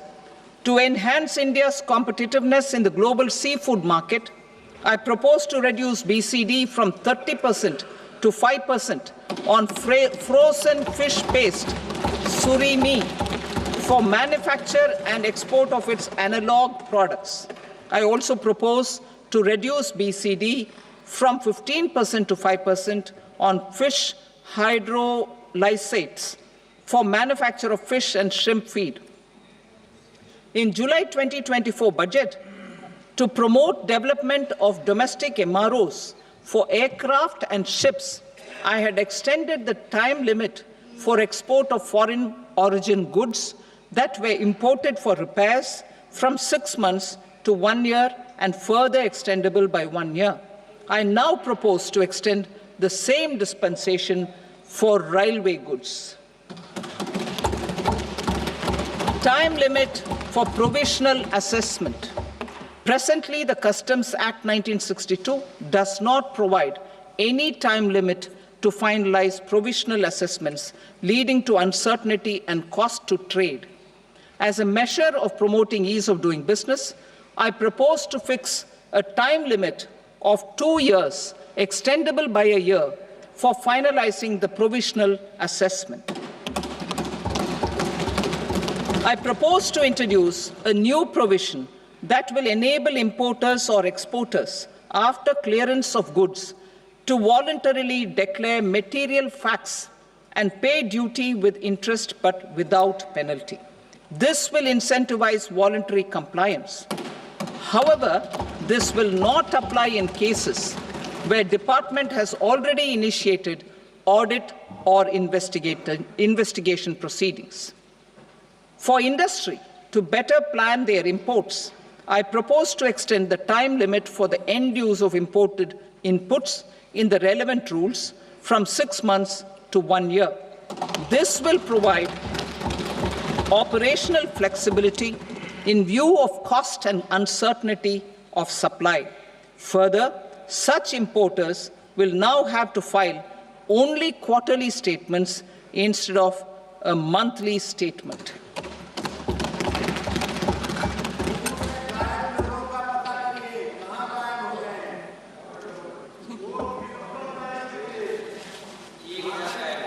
I now come to my direct tax proposals.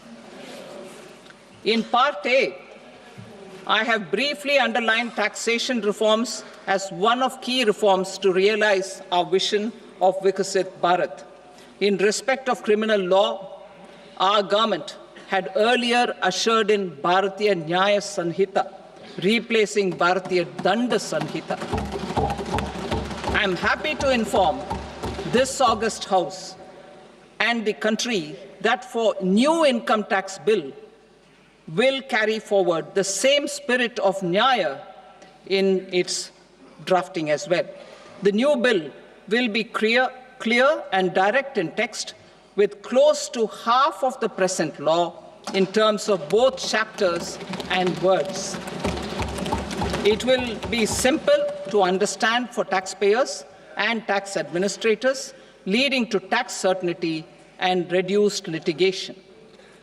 Reforms, however, are not a destination. They are means to achieve good governance for our people and economy. Providing good governance primarily involves being responsive. The Tirukural captures this in verse 542, which reads, Vaanokki vaazhum ulagallam, mannavan kol nokki vaazhum kudi. Meaning, just as the living beings live expecting rains, citizens live expecting good governance. Our government is committed to keeping an ear to the ground and a finger on the pulse and responding while balancing our national building efforts.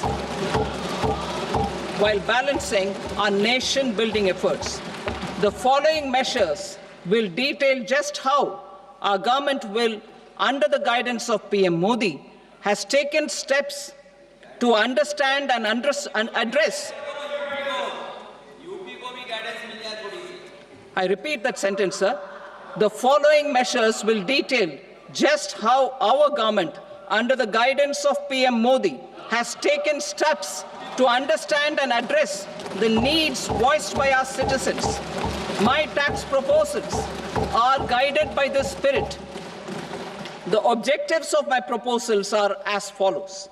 Personal income tax reforms with special focus on middle class. Rationalization of TDS and TCS for easing difficulties. Encouraging voluntary compliance. Reducing compliance burden. Ease of doing business, employment and investment. I will come to my proposal on personal income tax towards the end. TDS and TCS, rationalization for easing difficulties. I propose to rationalize tax deduction at source, TDS, by reducing the number of rates and thresholds above which TDS is deducted.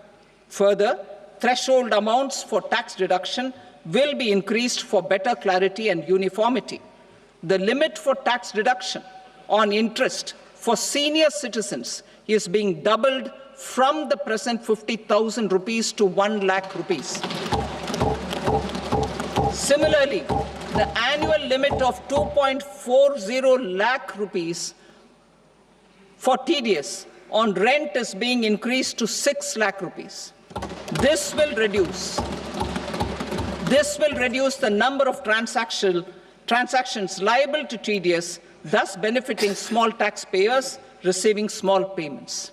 The threshold to collect tax at source, the TCS, on remittances under RBI's liberalized remittance scheme, the LRS, is proposed to be increased from 7 lakh to 10 lakhs. I also propose to remove TCS on remittances for education purposes, where such remittances is out of a loan taken from a specified financial institution. Both TDS and TCS are being applied on any transaction related to sale of goods. To prevent such compliance difficulties, I propose to omit the TCS. I also propose that the provisions of the higher TDS deduction will now apply only in non-PAN cases. In July 2024, the delay for payment of TDS up to the due date of filing statement was decriminalized. I propose to provide the same relaxation to TCS provisions as well. The government under the leadership of Prime Minister Modi believes in Sabka Saath, Sabka Vikas, Sabka Vishwas and Sabka Prayas. In line with this, we brought in updated return facility in 2022 for voluntary compliance by taxpayers who had omitted to report their correct income. Our trust in taxpayers was proved right. Nearly 90 lakh taxpayers voluntarily updated their incomes by paying additional tax. Taking this trust further, I now propose to extend the time limit to file updated returns for any assessment year from the current limit of 2 years to 4 years. I propose to reduce the compliance burden for small charitable trusts and institutions by increasing their period of registration from 5 years to 10 years. It is also proposed that disproportionate consequences do not arise for minor defaults such as incomplete applications filed by charitable entities. Presently, taxpayers can claim the annual value of self-occupied properties as nil only on the fulfillment of certain conditions. Considering the difficulties faced by taxpayers, it is proposed to allow the benefit of 2 such self-occupied properties without any condition. To streamline the process of transfer pricing and to provide an alternative to yearly examination, I propose to introduce a scheme for determining arm's length price of international transaction for a block period of 3 years. This will be in line with global best practices.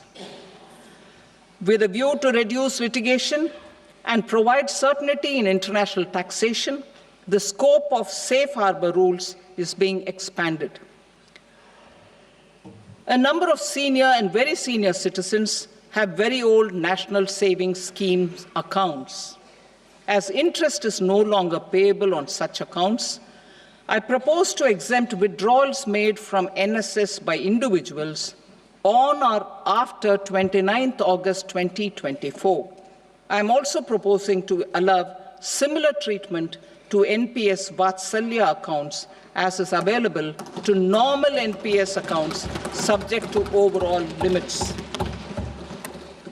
In my speech in July 2024, I had promised that all processes, including giving effect to appellate orders, shall be digitalized and made paperless over the next 2 years. So I'm happy to announce that digitalization is being made operational now. In July 2024, we brought in the Vivad Se Vishwas scheme to resolve income tax disputes pending in appeal. The scheme has received a great response, with nearly 33,000 taxpayers having availed of the scheme to settle their disputes. I have a few proposals to promote investment and employment.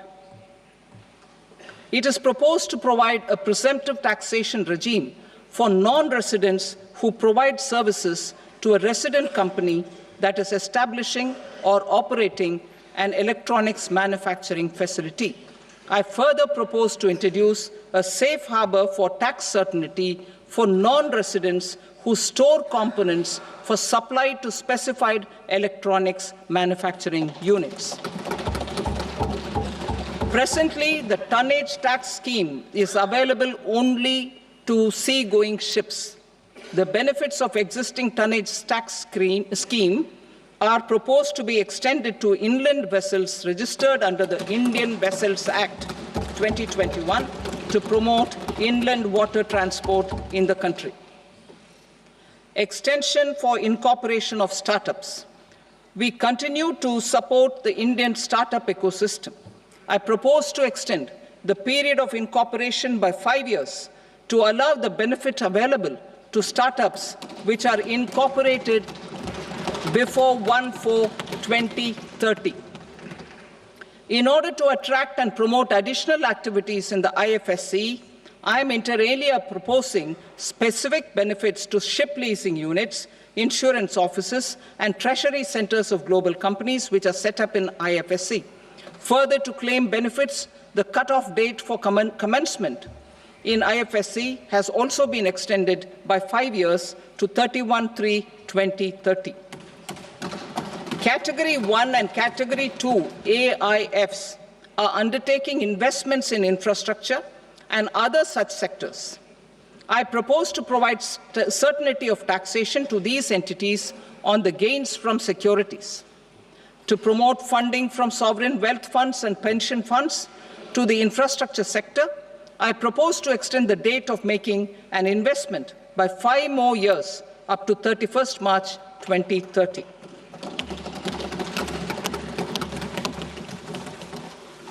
Personal income tax reforms with special focus on middle class. Democracy, demography, and demand are the key support pillars in our journey towards Vikasit Bharat. The middle class provides strength for India's growth.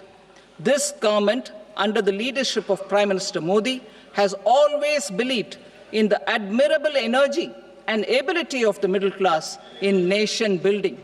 In recognition of their contribution,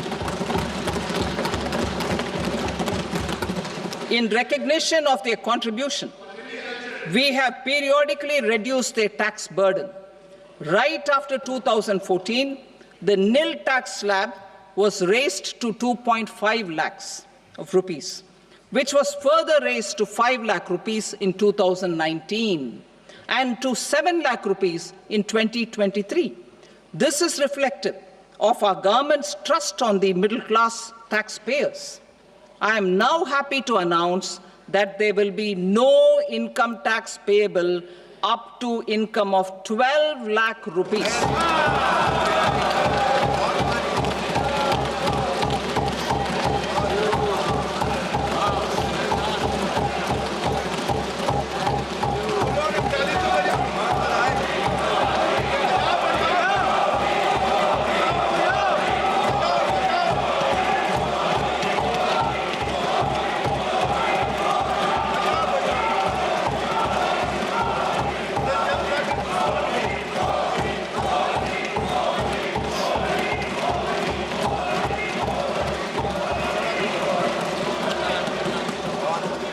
So, average income of 1 lakh per month, other than the special rate income such as capital gains, under the new regime.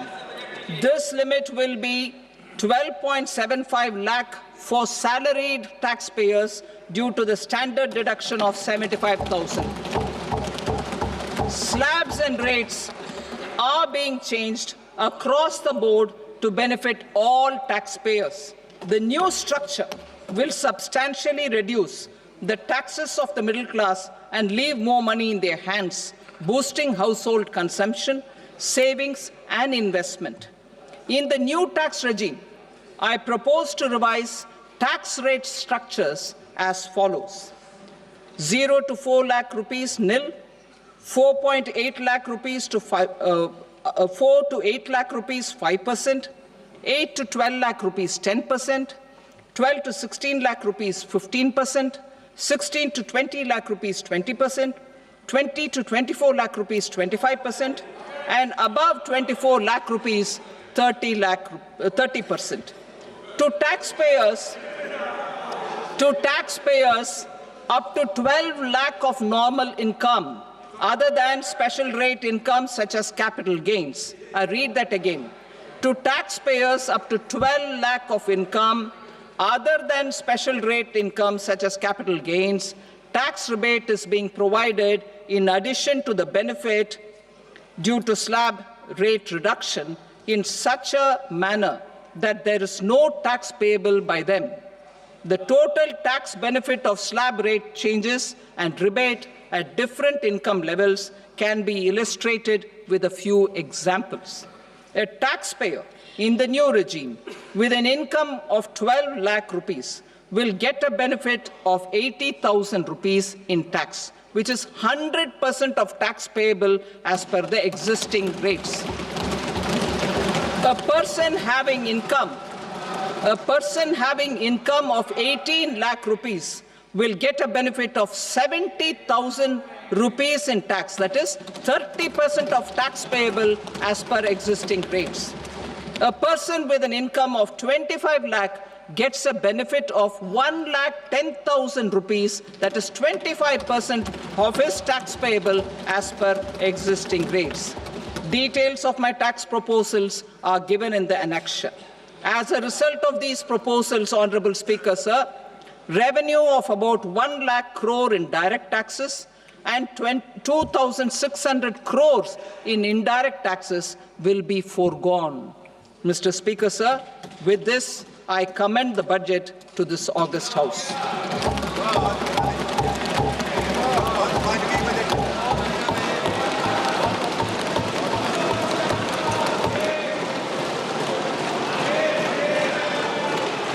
item number 2, Srimati Nirmala Sitharaman. Sir, with your permission, I rise to lay on the table the following statements under Section 3(1) of the Fiscal Responsibility and Budget Management Act, 2003. Medium-term fiscal policy cum fiscal policy strategy statement and macroeconomic framework statement. Item number 3, Srimati Nirmala Sitharaman. Sir, with your permission, I rise to move for leave to introduce the Finance Bill 2025. प्रश्न ये है कि विधेयक को पुनर्स्थापित करने की अनुमति प्रदान की जाए। जो सदस्य इसके पक्ष में हाँ गए, जो सदस्य विरोध में ना गए, मेरे विचार में निर्णय हाँ वालों के पक्ष में हुआ, हाँ वालों के पक्ष में अनुमति प्रदान की जाती है। माननीय मंत्री जी, अब विधेयक को पुनर्स्थापित करें। Sir, I introduce the bill. Thank you. सभा की कार्रवाई सोमवार दिनांक 3 फरवरी 2025 को प्राप्त 11 बजे तक के लिए स्थगित की जाती है। A big announcement by Finance Minister Nirmala Sitharaman, saving the best for the last. No income tax up to 12 lakh rupees per annum.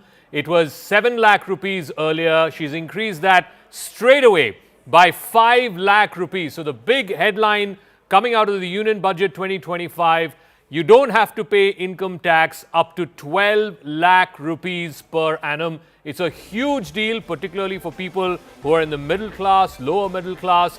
And of course, the details of the new tax slabs and rates will be out in the new income tax bill, which will be presented in Parliament next week. But the big headline that's come out from the budget speech lasting about an hour and 18 minutes, is that up to 12 lakhs income per annum, there is zero tax. Rahul Shivshankar joining me here in the studios. Rahul, big announcement this. People were talking about tax cuts. Here it is. It's a big bonanza for the middle class. Absolutely, Zach. I think that's the conversation we were also having in the studio yesterday. And I think that we should take a little bit of credit for interpreting what the Prime Minister said yesterday and actually building it up as a national news story. But this was widely anticipated after a large number of signs that were already sort of flagged by both the FM in earlier iterations a few weeks ago, and of course through source-based information that was emerging from the Finance Ministry. Why am I not surprised? Well, look, I don't want to be pessimistic, but the point is that fundamentally you need to boost consumption in the economy. It has to happen, and there has to be a little bit of money put in the pockets of the beleaguered middle class. Of course, our experts will tell you how this breaks down, but number one, that's the first point. Number two, of course, there are also the spectre of a couple of elections. Bihar was mentioned a few times in this budget. Delhi election is sort of, looming somewhere in the background. In 7-8 days, we're going to have polling here. So all of this will feed in. I'm not saying that this is directly responsible for this particular exemption and this tax sort of sop that has come the middle class way, but I think there was a need to indulge, as I said, for macroeconomic reasons. So this is really so we will break it down tax slab by tax slab for our viewers, but what the Finance Minister said is that for someone who is earning 12 lakh rupees compared to what the slab was, the starting slab at 7 lakh rupees last year, the gain in net taxation would be 80,000 rupees is what she said. So the big headline, I want to reiterate again for our viewers, middle class viewers who are watching this broadcast in India and around the world, if you are earning income of up to 12 lakh rupees, there is zero tax to be paid. The rest of the slabs and the rates, we will know in some time once the budget document is out. We have our guests here in the studio. Nalin, what do you make of that? This was something that the government had to do to put more money in the hands of the people? Well, it's a good move, and I think just listening to the initial reaction, people are very happy with it.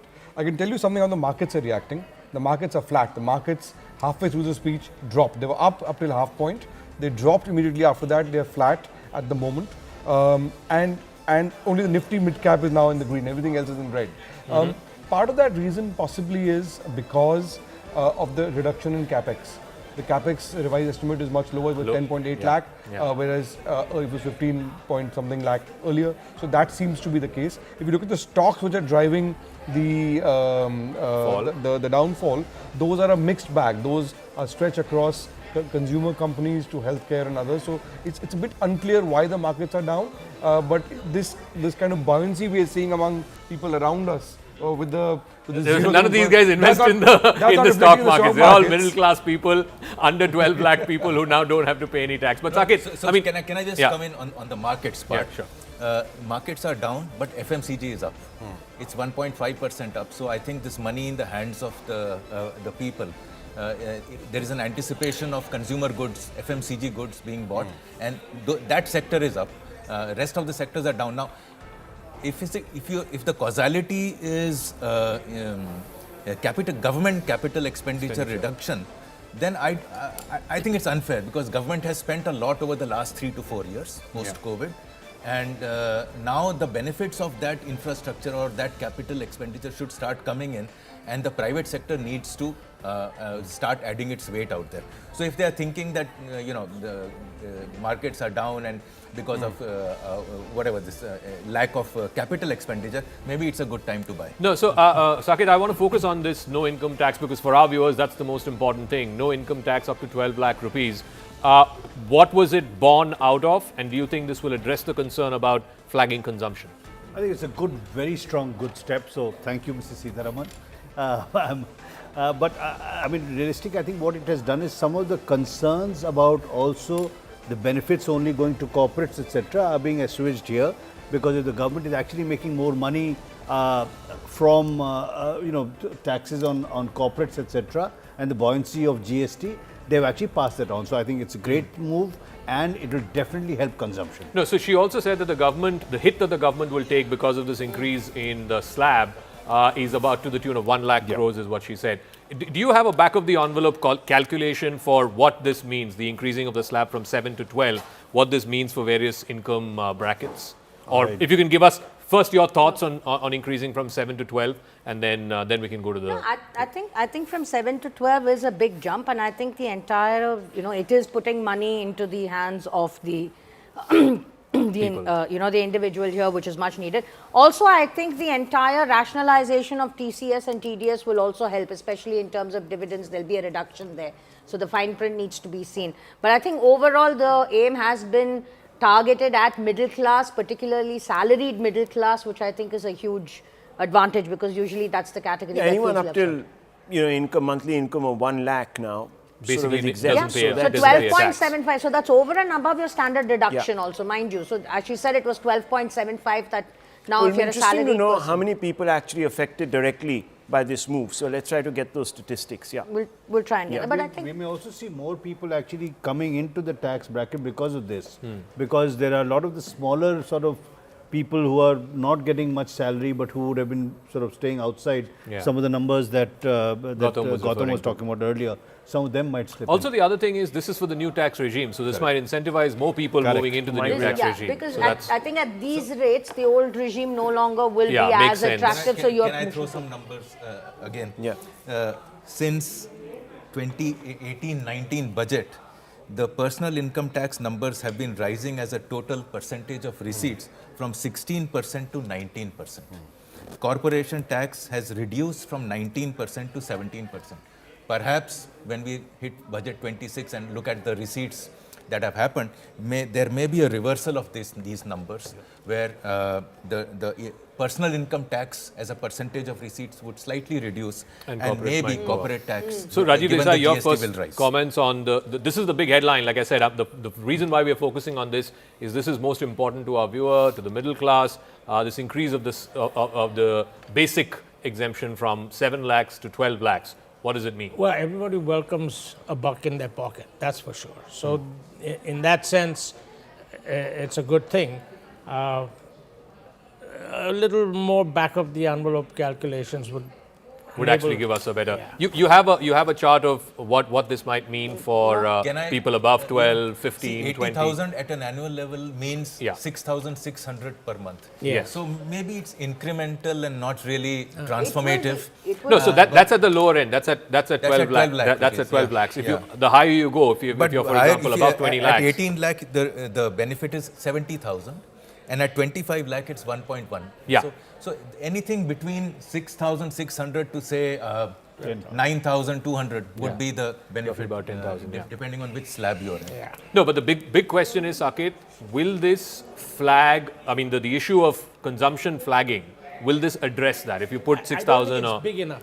You don't think it's big enough, Saket Mishra? I think it's one of the steps, and it'll definitely improve things. I don't think it's the only thing that's required. There is eventually consumption also has to be on the basis of people's expectations of earning more, and I think that will come hopefully from some of the other things that they've done in terms of ease of doing business, etc. That will again release some more money into the market. What are some of the other things that you find interesting in this budget, from the issues that we talked in the lead up to the speech? Well, I mean, I look at, let's say, some of the things around tax relief in terms of whether it's the customs duties or direct taxes. The emphasis on sort of self-evaluation and having the tax authorities actually look at things later. That has improved. I think there were a couple of places where some of the approvals around import duties are being reduced for things that are required in the economy. I think that's going to change things. The protection that we have offered to particular sectors where there was a inversion of taxes, I think that's going to help. Overall, I find that while they may not be sort of glamorous headlines, what I liked was that there was an attempt to keep moving in the right direction on ease of doing business, which I think will show up.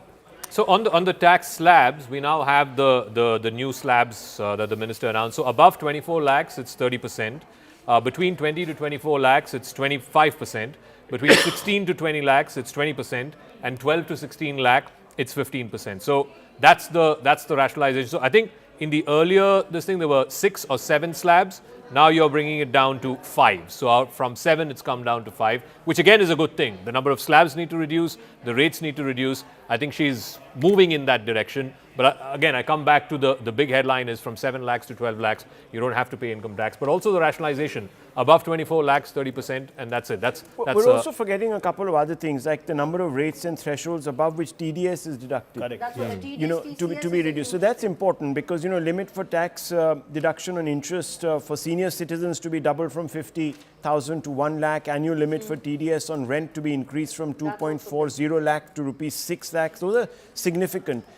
Threshold to collect tax at source on remittance under RBI's liberalized remittance scheme to be raised from 7 to 10 lakhs. So there's that. There's also, of course, a promise of the new tax bill that is going to be kicking in, which is important. Yes, exactly, and the point that you were just making. Also, of course, there are the individual slabs which have also been revised, and that augurs well.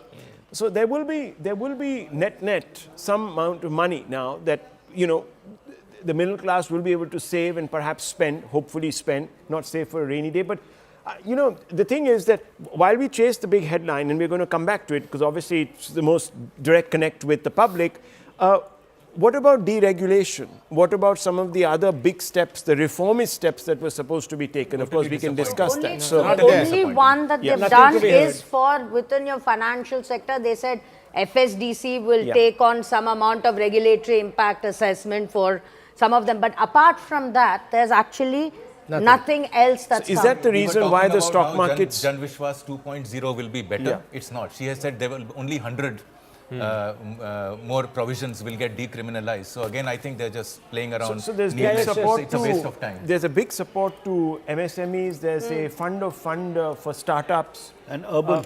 Yes, and urban renewal. And there's new schemes for women, SC/ST, first-time entrepreneurs. And there's a national manufacturing mission which has been announced. But I think, when it came to deregulation, there was an announcement made.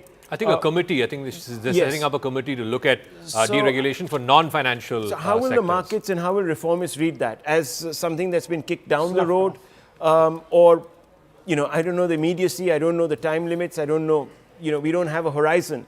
for whether those steps will be taken and when will they be taken. I'm being told that the markets are rebounding. Is that correct? Just checking. As far as the consumer goes, I mean, Godrej is up 5%. Hindustan Lever is up 2%, ITC is up 3.5%. So basically all the FMCG stocks are doing well, which means that the consumption... That's where this new 4,000, 6,000 rupees... Actually, the markets are further down compared to 10 minutes ago. The Sensex is at 77,308, which is down by 0.25%. 10 minutes ago when Gautam and I were checking it was down by 0.18%. Okay. The Nifty 50 is down by 0.17%. The Nifty Bank Index is also down. Nifty Mid Cap 100, which was actually in green 15 minutes ago, is also now in the red. No, but what does it say to you that all of these major indices, broad indices are in the red, but FMCG stocks are up?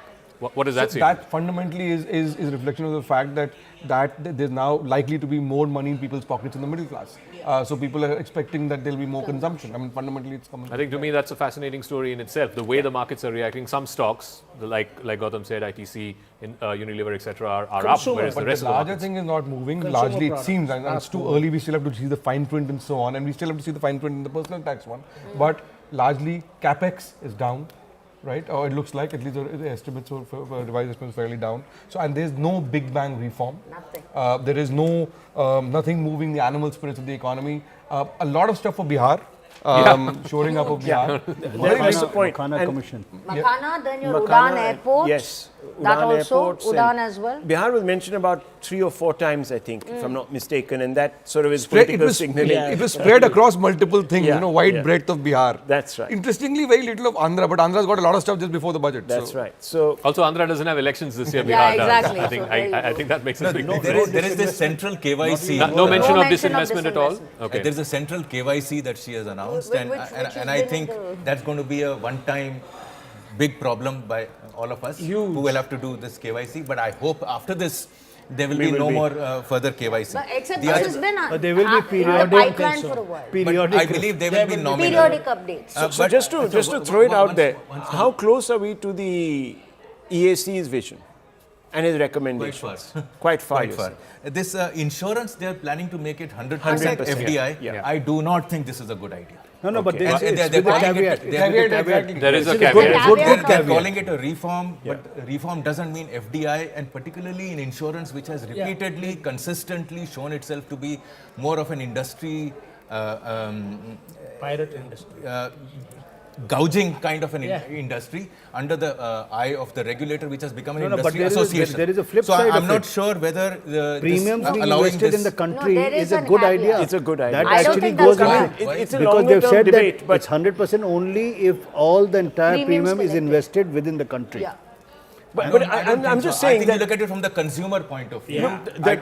Insurance industry has not been very... Look, there is a distraction, and we're all sort of focusing on the distraction, very welcome distraction for a lot of people. So let's not by any standard sort of underplay. It's a very important move to put, give somebody a little bit to cheer about in a usually larger growing dismal scenario, brutal scenario. But fundamentally, have we moved closer to that 1991 moment, so to speak, that so many people have been talking about? I don't know. Not even in the same ballpark. Not even in the same ballpark. And whether this is enough for even a 7% growth rate, I'm not really. So I don't see sure. growth here. I don't see growth either. Yes, middle class and all good luck to them, and may they be happy and all of that. But the growth is missing from this budget. You said growth. You said if this is not going to be a reform budget, it's not going to be a budget at all. All of you said tax cuts, and she's delivered her tax cuts. So that's one thing you've got to give credit to the finance minister for. That credit is given. Now let's move forward. And that credit is there. But can I also do a round the table on the stuff that's expected to become more expensive and the stuff that's expected to become cheaper? May I give a quick update, Zaka? We talked about the stock market. In the last 5 minutes, it's falling further down. It's now down by about 0.4%. And you reckon it's largely the capex thing. Also, there was expectation about rationalization of STCG, LTCG, the STT. Did you hear anything from the budget on that? I didn't hear anything. So maybe it's because of that as well. But fundamentally, this is reflecting the fact that there is no big bang wow things for investors. There's no wow factor in the apart from the more money in the middle class pockets. No, so I was also curious to know about this whole incentives for electric vehicles. I think she's reducing the customs duty on lithium-ion batteries, and therefore that will give a fillip to electric vehicles. Is there anything else that you reckon might become cheaper because of some of the reduction in customs duty? I think some drugs, some Drugs. 30-odd drugs. So that was interesting. From a healthcare point of view, I think a lot of the drugs are moving to zero duty or low duty. Plus, I noticed the entire thing of opening cancer centers across various district hospitals, which I think is fantastic. The other important point is the momentum in rural India. There's been a push to ensure that that doesn't flag. Loans via Kisan credit card limits have been increased. So that's very important actually. Also credit card cover for MSMEs. So job creation to expand from 5 crores to 10 crores for startup MSMEs, credit cover expanded from 10 crores to 20 crores. So look, I mean, if you really look at it from a workman sort of point of view, there are some small incremental changes which will perhaps continue to emphasize the importance of creating jobs. Nalin is raising his hand, and it's an ominous raise of the hand. Sorry, I want to make a small update. Okay. You know, this 12 lakh thing is not a small thing because 80% of Indians earn below 12 lakhs. Right? That's so, right. That's so the in number. that sense, the wider political import of this is going to be much wider than... No, we talk about the Bihar elections. The Delhi elections are 3 days away. And I think this will have an impact just think on the about Delhi the gig economy. Think about so many people who were finding it difficult to make So you have social ends meet. sector for the gig economy now. Yes, in the you have PM security guards. You have security guards. You have people who are employed as chauffeurs. Delivery boys. Exactly. This is someone has lifted a huge rock off their chests, and I think fundamentally, if you're really looking at goodwill to accumulate towards the government, this is the headline that's going to bring in. I don't know how this will sort of go down with the big analysts, etc. But it's a very conservative budget. It's a conservative budget. Okay, fine. But if you look at messaging, political messaging, a couple of positives here, including infra status to some of the tourist and restaurant buildings that will come up as part also of your homestays. I think there's homestays are under your mudra. That is already there, but it's also got infrastructure status, if I'm not mistaken, for some of your tourist infrastructure that will be built. Also, so which means you're opening after up all these more cuts, loans. The fiscal deficit for last year is 4.8. For the proposed is 4.4. This is very big. And therefore, she's continuing on the fiscal glide path. But is that necessarily, I mean, just to play devil's advocate, just a macro. Is that a good thing? Yeah, it's a good thing. Because I actually think if you look at where the markets are, for instance, and I'm not necessarily invested in it. You should be. No, I don't have the money. But he spent it all on an election.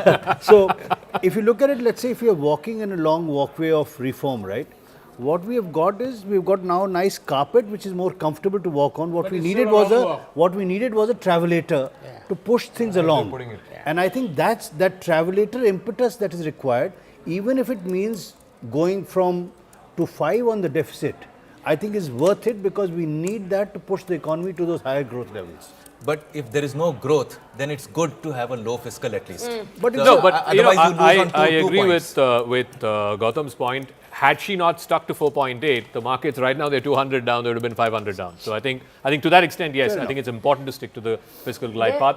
But again, coming back to the whole thing about the big complaint against the Modi government over the last 2-3 budgets was what's in it for the middle class. Now the middle class can't complain. I think that has been firmly established. That's been established. That has been established for the next 2 budgets. I think she can exhale.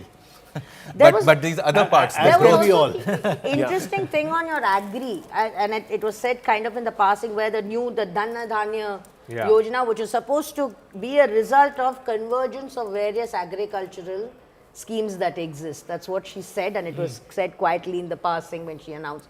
But that will be interesting to see whether this adds more or whether they are actually going to consolidate existing schemes and allocations and put it I also have a question on the new income tax bill that's going to be brought in next week. So what may that mean for the old tax regime, the new tax regime? By the way, all these slabs that we've announced, the change of rates, the change of slabs are for the new tax regime. So again, the government is pushing people to the new tax regime, incentivizing them to move to the new tax regime. I just want to quickly go through some of the things that could get cheaper potentially.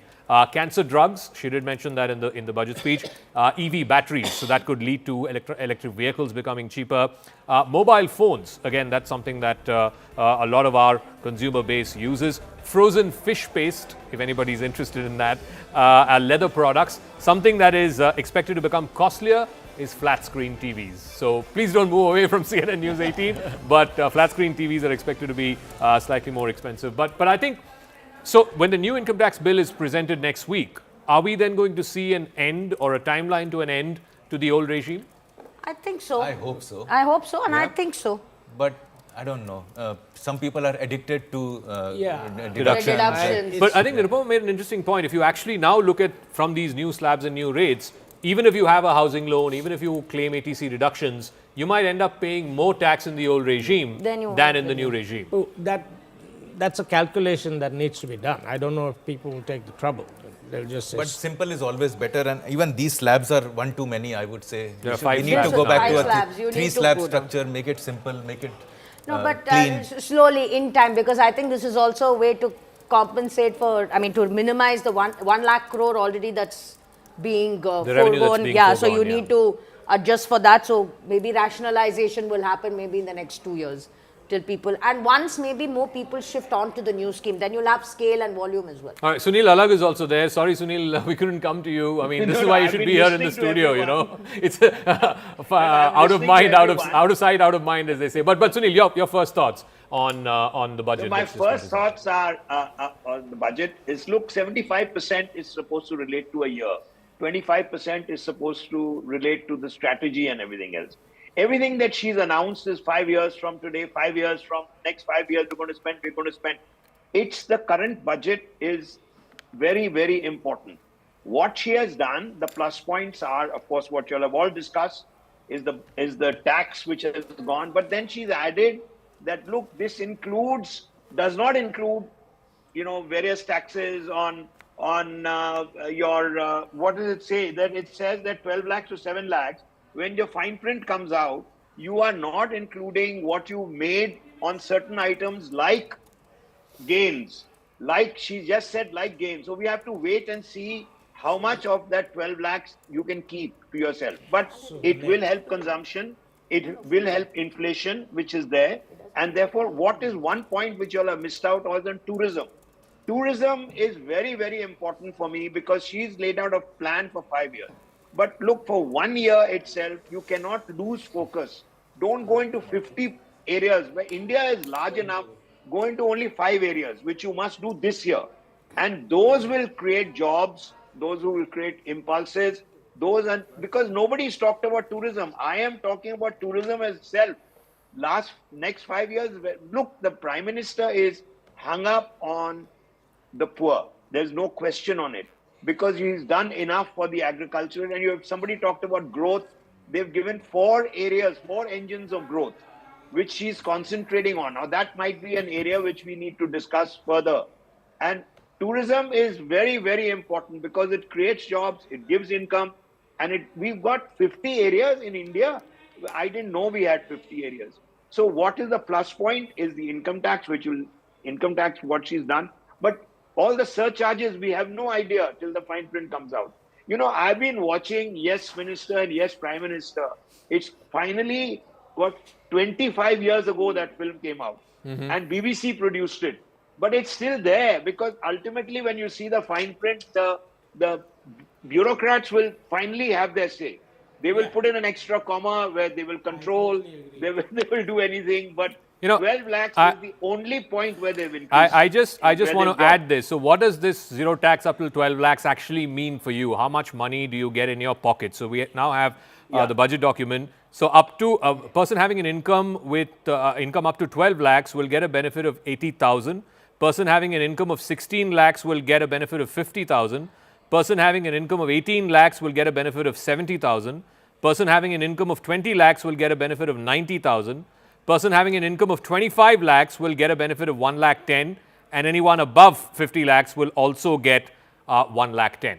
So this is what it boils down to. This is the brass tacks of how much money you will save with this, the minimum slab going from 7 lakhs to 12 lakhs. Look, I mean, those are significant numbers. Yeah. Let's, as I said, if the government was hoping for goodwill to accrue to it, it is going to get a lot of goodwill, willy-nilly, from this particular move. Now, if you're looking at people who study the economy, from their point of view, this would be an underwhelming budget. Looking at me. So I'm looking at you, and I'm asking you, therefore, is that the reason why we are seeing this sort of flatlining, or maybe even, I don't know the exact position right now, of the Sensex?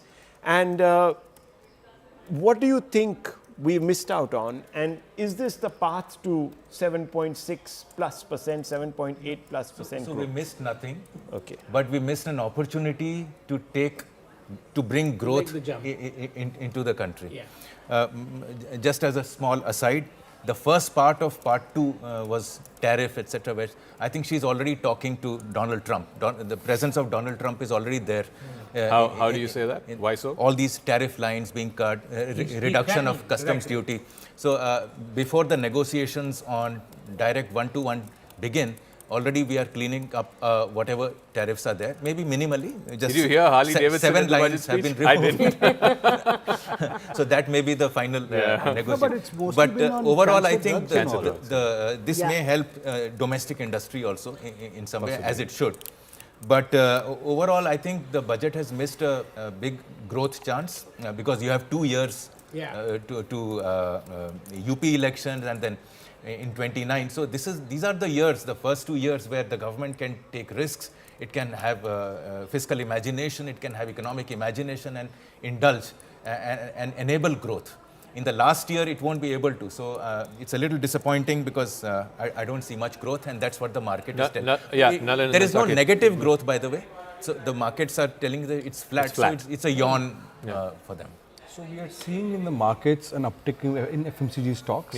That's been happening from the moment the income tax slabs were announced. See, what you are seeing is a political outreach to the middle classes. It's not just the increase of tax limit to 12 lakh, it's also the changes in rebate and the slabs, it's also changes for senior citizens and a whole bunch of things like on the rate for rent being raised. Basically the idea is to put more money in people, make your money go longer in the at a time when increments may not be going up as much. We've just had a festival season where growth was tepid in consumption. So consumption, this is good for consumption. That's why you're seeing changes in FMCG stocks. However, I agree with Gautam, in the wider macro sense, I think the government has decided to be more careful and conservative and has decided not to go for big bang reforms. So this is almost like a holding budget. It's almost like a, just hold the line and, get these guys off our back, which is middle class, and give them something. But, you're sort of saving your powder. Sakit, they're saving their powder for what? Exactly. That's a good question. I think, it's like holding a spot on a train, but if the train moves away, it doesn't really help us much. But I think the one point that Nalin also made, that outreach to the middle class, that 100,000 crores of urban challenge budget, which if you look at India, which is urbanizing at a fast rate, all these small cities coming up all over, if we can actually use that money to build up sewage systems, to build up municipal facilities, local education, that, well, politically it's a great move, but also just in terms of creation of a sustainable infrastructure, because the new cities otherwise are a shambles, right? There's no planning, nothing. That can improve a lot. Urban challenges come there's an urban challenge. The money, yes. But so she specified what she wants, and they will basically, seemingly put cities to bid for this money based on what they do, which has worked with the aspirational cities. And also for tourism as well, right? Your top 50 tourism sites and what I just want to add this. I'm getting this from our editors in our input desk. So, while the finance minister has said that there will be zero tax up till 12 lakh rupees, it was 7 lakhs earlier, it's now 12 lakhs, there are still rates that are being put. So, 8 to 12 lakh rupees, for example, is 10% tax. So, basically, the clarification is that zero tax up until 12 lakhs because you can claim rebate under 87A. Earlier, the rebate under 87A, the limit was 7 lakhs. Now that rebate under 87A, that has now been upped to 12 lakhs. Does this make sense to you? Can you explain this to our viewers in layman language? It doesn't mean you necessarily are not paying tax, but you can claim rebate to the equivalent of the tax that you're paying. Because you have two brackets there, right? Like you have 4 to 8 is still at 5% and 8 to 12 is at 10%. So which means that, which is where it is. So there were two ways in which I was looking, and I'm not really a tax person. One is, this is for salaried and the rest of it is in terms of what is your non-salaried income, because you have other sources of income. So either whether this applies to the other sources of income, which is not salaried income, or whether under that it is just a question of how much you can take as rebate or what would eventually end up as exemptions or whatever it is. Like pretty much like your old regime then kind of bleeding into your new regime. And also this is only applicable for the new regime. It is not applicable for the old regime. So again, and also for the higher tax slabs, I mean, we've given enough, congratulations for the middle class. I wonder if the surcharge, I don't see any note of the surcharges going away or a clean coming out there. So we just need to read the full budget. I think cesses and surcharges, the only change is in the custom duties. That's right. Where they've said only one will be paid. Exactly. Either the surcharge not on personal income. Which is, I think, good. I'm also told that we'll be joined by Vedika Kedia from Grant Thornton, who could explain this to us. What does this mean? So while the FM said that till 12 lakhs, it's zero tax, but if you look at the slabs, 0 to 4 is nil, 4 to 8 is 5%, 8 to 12 is 10%.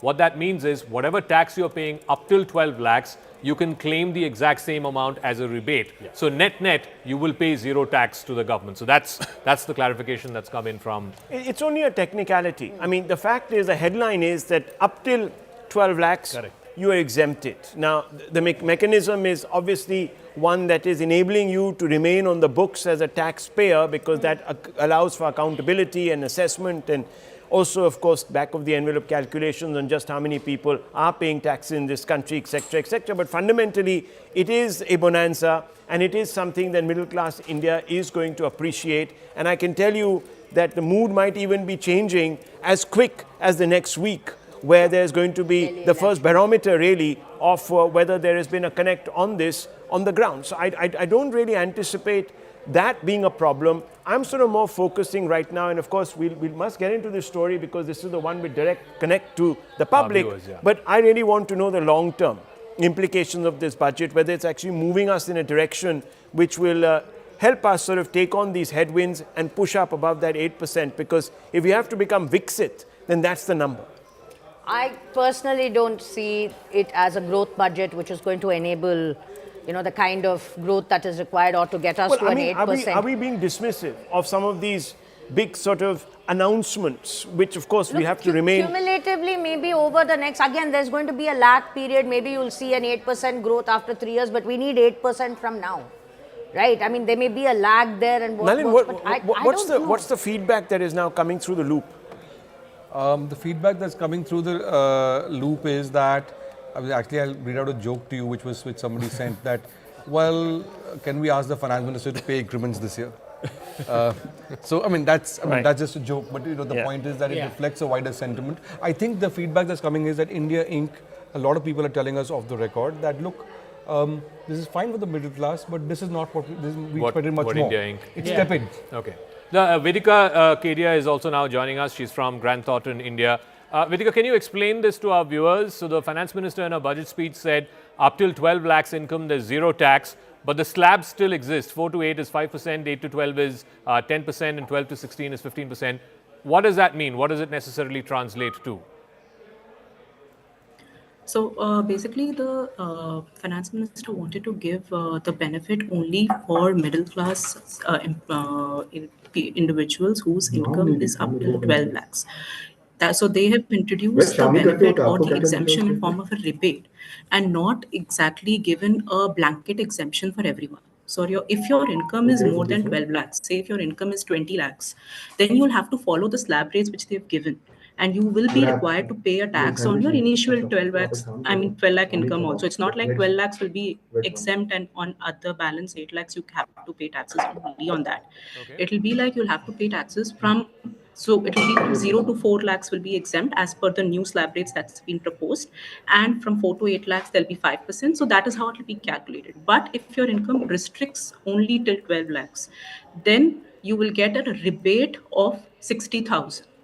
Which is being given by in form of a rebate and not as a blanket exemption to all the taxpayers. So help me understand this like a layman. If you were explaining this to a 10-year-old, you will still end up paying 60,000 rupees as tax to the government if you're earning up to 12 lakhs, but you can claim that 60,000 back as a rebate. So net, you're paying zero tax. Is that what you're saying? It's not that you can claim it back. You can, that it's not like a refund that you get from the at the time of filing itself. Okay, got it. You can claim it at the time of filing. It's a rebate. Okay. Basically, it's not a refund that you get.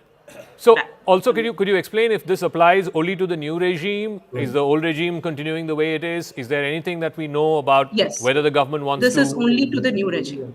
This is Is only applicable to the new regime, not to the old regime. what about phasing out and doing away with the old regime? We were told, I think FY26 or FY27, the government will move out of the old regime. Now we're told by the minister that there will be a new income tax bill that will be introduced next week in Parliament. Do you think that will have some mention of when the old regime will end? We're assuming that should have some mention. Currently, in the finance bill, there's no mention about that, about phasing out the old regime. But yeah, considering that all the changes on all the benefits are being given under the new regime, it is clear that the government really wants to phase out. So we are expecting that within the new income tax bill, there will be some mention about that. So up until last year, and this is applicable for a lot of our colleagues as well, if you are, let's say, in the 15 lakh bracket or the 20 lakh bracket or the 25 lakh bracket, if you had a housing loan and if you had deductions in ATC, it made sense to still continue being on the old regime. But now with this, do you think that might change, that you would actually end up saving more in terms of the lesser taxes you pay to the government in the new regime and not in the old regime? So I think that calculation is still to be done because we're still looking at the fine print and we're still analyzing what is the tax savings limit. If we actually, take out that ATC exemptions and those interest on housing loan, a part of benefits that were claimed. So because there has been a substantial revamp in the slab rates also under the new regime. So we'll have to just check the benefits or whether this will be more beneficial now to the taxpayer, even after the exemptions which were available under the regime. So that I think that analysis has to be done. Okay. All right. So we'll try and open our call lines as well. I'm sure our viewers will also have things to ask and questions as well as comments about the budget. From the point of view of our viewers, I think the most important thing is the tax rates for the new regime. I want to underline that again. Up till 12 lakhs net, you will be paying zero income tax because you can claim a rebate of up to 80,000 rupees under 87A, which means net till your 12 lakh income, you are paying zero tax to the government. Anything above that, it's there. The list is there as to, there you go, up to 8 lakhs. In the old tax, you save 30,000 rupees. The tax now is 20,000 rupees, so you have a saving of 10,000 rupees. So with each bracket, so anything less than 12 lakh rupees, you're paying zero tax. Old tax would have been 80,000. The tax now is 60,000, so which means you make a gain of 20,000 rupees. So you have those slabs.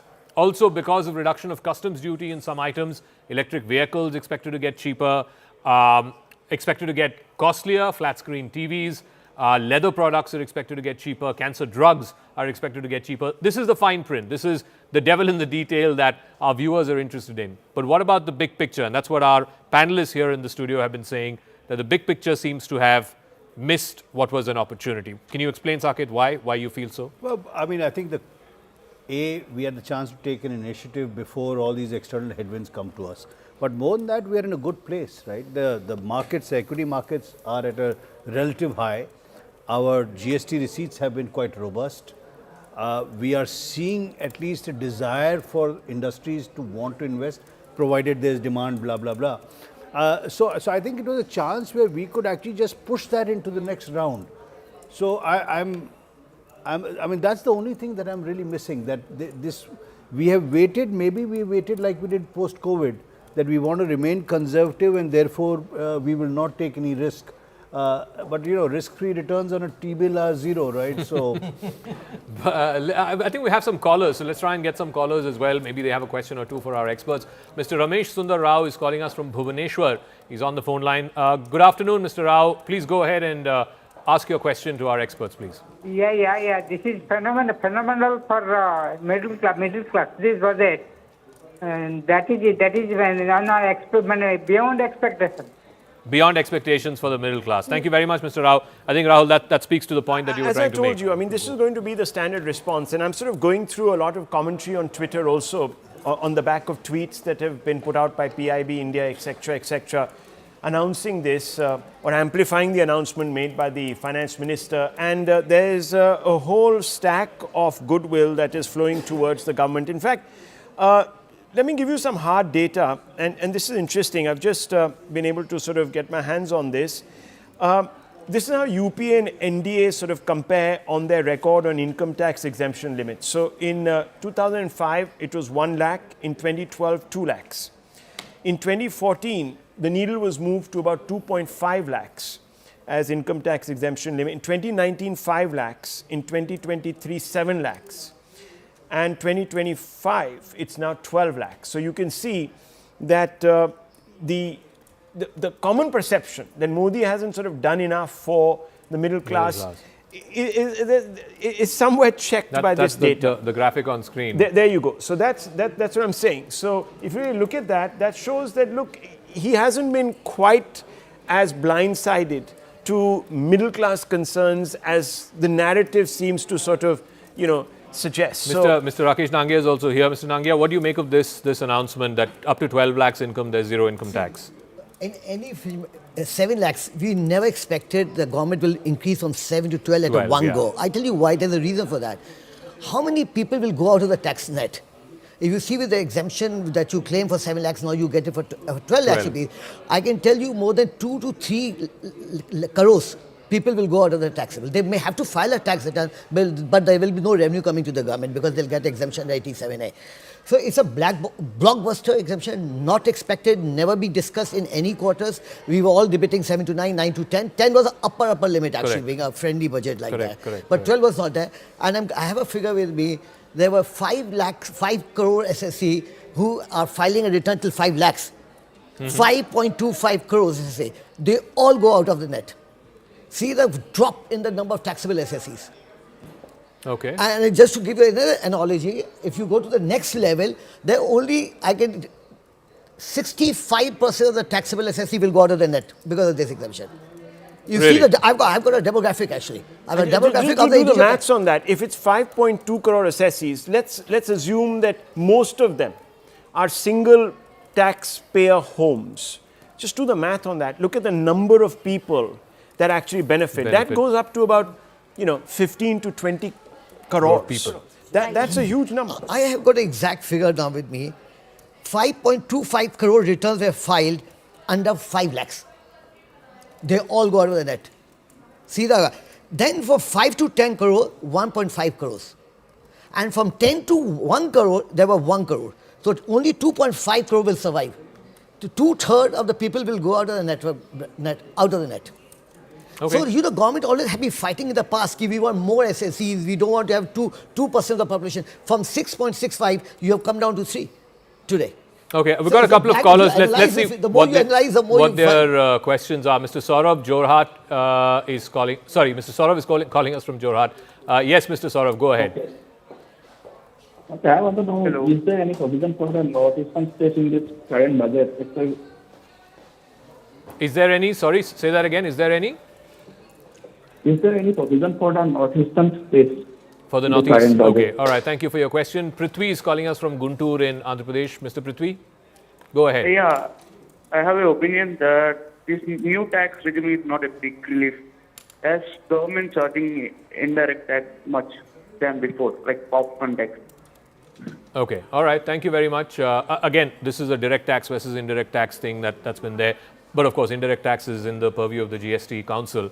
But having said that, this whole thing about putting more money in the hands of the middle class, that was a big talking point ahead of the budget. You think the finance minister has delivered on that front? I think done more than that than anybody expected. Anybody talked, any media talked, any quarter got. None of people talked about 12 lakhs rupees. And this is like a big, I normally got less this. Have anybody ever said in any forum, no one ever said it 12 lakhs. All right. We also have Mr. Rajat Dhar in the studios, but I'll come to you in just one second. I have to go across to CII, where my colleague Kritzween is joined by Mr. Sunil Kant Bunjal of the Hero Group. Kritzween. Oh yes, you've already given us the introduction, Zaka. But straight to Mr. Munjal. Mr. Munjal, what's been the big takeaway for you? Everybody's talking about the 12 lakh for the middle class, so it's certainly a big boost, but that kept aside. So, if I look at this budget, and you can actually break it up into different components, and of course, you said, as you said, the important announcement for individuals for across the country is the big tax break. But it's also interesting that she covered a very wide spectrum, all the way from agriculture to research, to innovation, to deep tech, to clean tech manufacturing, to export support, to MSMEs, to the fund of funds for startups. But if I look at it from industry point of view, there were 3 or 4 very important announcements which came in there. One, of course, is the financial support, the guarantee support for small industry. In addition to that, increasing the pace of M&A, setting up empowered group to look at all non-financial rules and regulations in the country. We've been talking about this for 20 plus years now. I think this is a very, very welcome step. Somehow it's missed most people's attention. I'm not hearing any noise about this. I think it's critical because so far, for the last 50 years, we've tried to simplify our regulations. We've only tinkered with regulations, many of them which are over 100 years old, and they have no relevance in today's world. So doing this de novo, I think, is a fantastic move. Of course, we wait to see the direct tax proposal, which will come in the next few days. And from what she said, that also should be a welcome shift because she said they will be simpler, straightforward, easier to understand, easier to implement, and at least half the size of the current act that we have. I also like that we focused on things like nutrition. We focused on things like education, creating more capacity in the technical institutes, creating more capacity in the medical schools. So overall, a fund for a deep tech fund, I think overall as a nation, to help us equip ourselves better in a world which is very nervous. We don't know where it will go. Countries are pulling apart with the new US administration making announcements of likely tariffs and likely new trade deals. We don't quite know where that is. So all the more reason that our focus on building our own capabilities should get top priority. And I think that's what she's done. The only thing which I found missing compared to the normal budgets was she did not announce a single number for the overall infra spend that the government will do. Of course, it's scattered in many different departments. So one will have to look at the details of the budget. And I haven't yet read the fine print. But overall, I would say a very comprehensive budget, and the lowering of tax should do one more thing which industry has been asking for a while now, is allow and encourage consumption in some manner. So with more liquidity in people's hands, you can do either more saving or more investment or more spend. And each of them actually does good. So as consumption goes up with the higher availability of liquidity, the need to build more capacity, therefore the private capex cycle should kick in, and therefore more job creation. Very interesting you spoke of infrastructure because Mr. Chatterjee here just a short while ago went through the fine print and said that for a change there's no spending on that front. So that's something that everybody is going to read into very carefully. But the overall sentiment, Zaka, here at CII has been it's a positive, feel-good budget and has not left anyone disappointed. Back to you. All right, thanks very much, Kritzveen. I want to go across straight to Mr. Ajay Singh, Chairman and Managing Director of SpiceJet. Mr. Singh, top of the budget document for as far as aviation is concerned. So 2-3 things. Revision of the UDAN scheme, which was highly beneficial over the last 10 years. There's talk about expanding the Patna airport. There's a new greenfield airport that's being proposed in, I think, Betia, if I'm not wrong. What are your first thoughts, particularly when it comes to the aviation field that the Budget 2025 has? I think, the UDAN scheme has been one of the most successful schemes of the NDA government over the last few years. The country has managed to add more than 80 new destinations that were before this, that were unconnected. And I think it was good to hear the finance minister mention the scheme in her budget speech. And the fact that the proposal is to add another 120 destinations through UDAN, get in another 4 crore air passengers through UDAN. I think incredible positive. Those are all big positives. In addition to that, she spoke about medical tourism. She spoke about religious tourism. the fact that they will take the 50 top tourism destinations in the country and develop those 50 tourism destinations in collaboration with the private sector and the state governments. I think those are all big positives. I think it's important that the government of India is recognizing the contribution of air connectivity, of tourism, and I think all those are big positives for the tourism and the aviation sector. Well, Mr. Singh, just looking beyond the tourism and the aviation industry for just a few moments, this is Rahul Shivshankar. Good afternoon. The tax exemptions that have been now handed out by this government, which will benefit quite a few people, somebody has thrown up a number to say around 5 crore people. Will that also help boosting consumption, in your opinion? For sure. I think it's a big move. To move from 7 lakhs to 12 lakhs is a big move, and the sheer numbers of people impacted with this, clearly the idea is to put more money in the pockets of people and to boost consumer spending, and that should benefit all sectors, including the aviation and tourism sectors. So big positive. But one thing that was really interesting to me was her announcement that the income tax bill will be introduced next year, and the way this whole thing is going. Firstly, the fact that this bill was only announced in July of last year, and for them to be able to introduce it so soon is an incredible achievement. And I fully expect that this bill will be far smaller. And she said that it will be half the size of the previous bill. But not only will it be half the size of the previous bill, I expect that the bill will also be much simpler.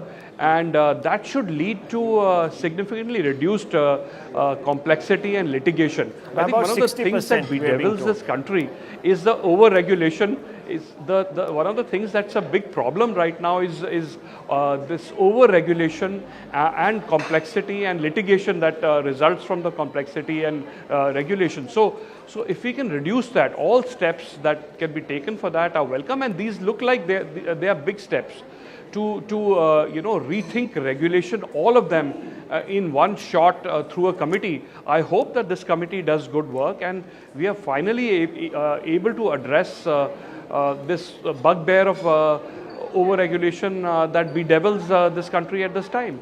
But there seems to be optimism that all this can happen.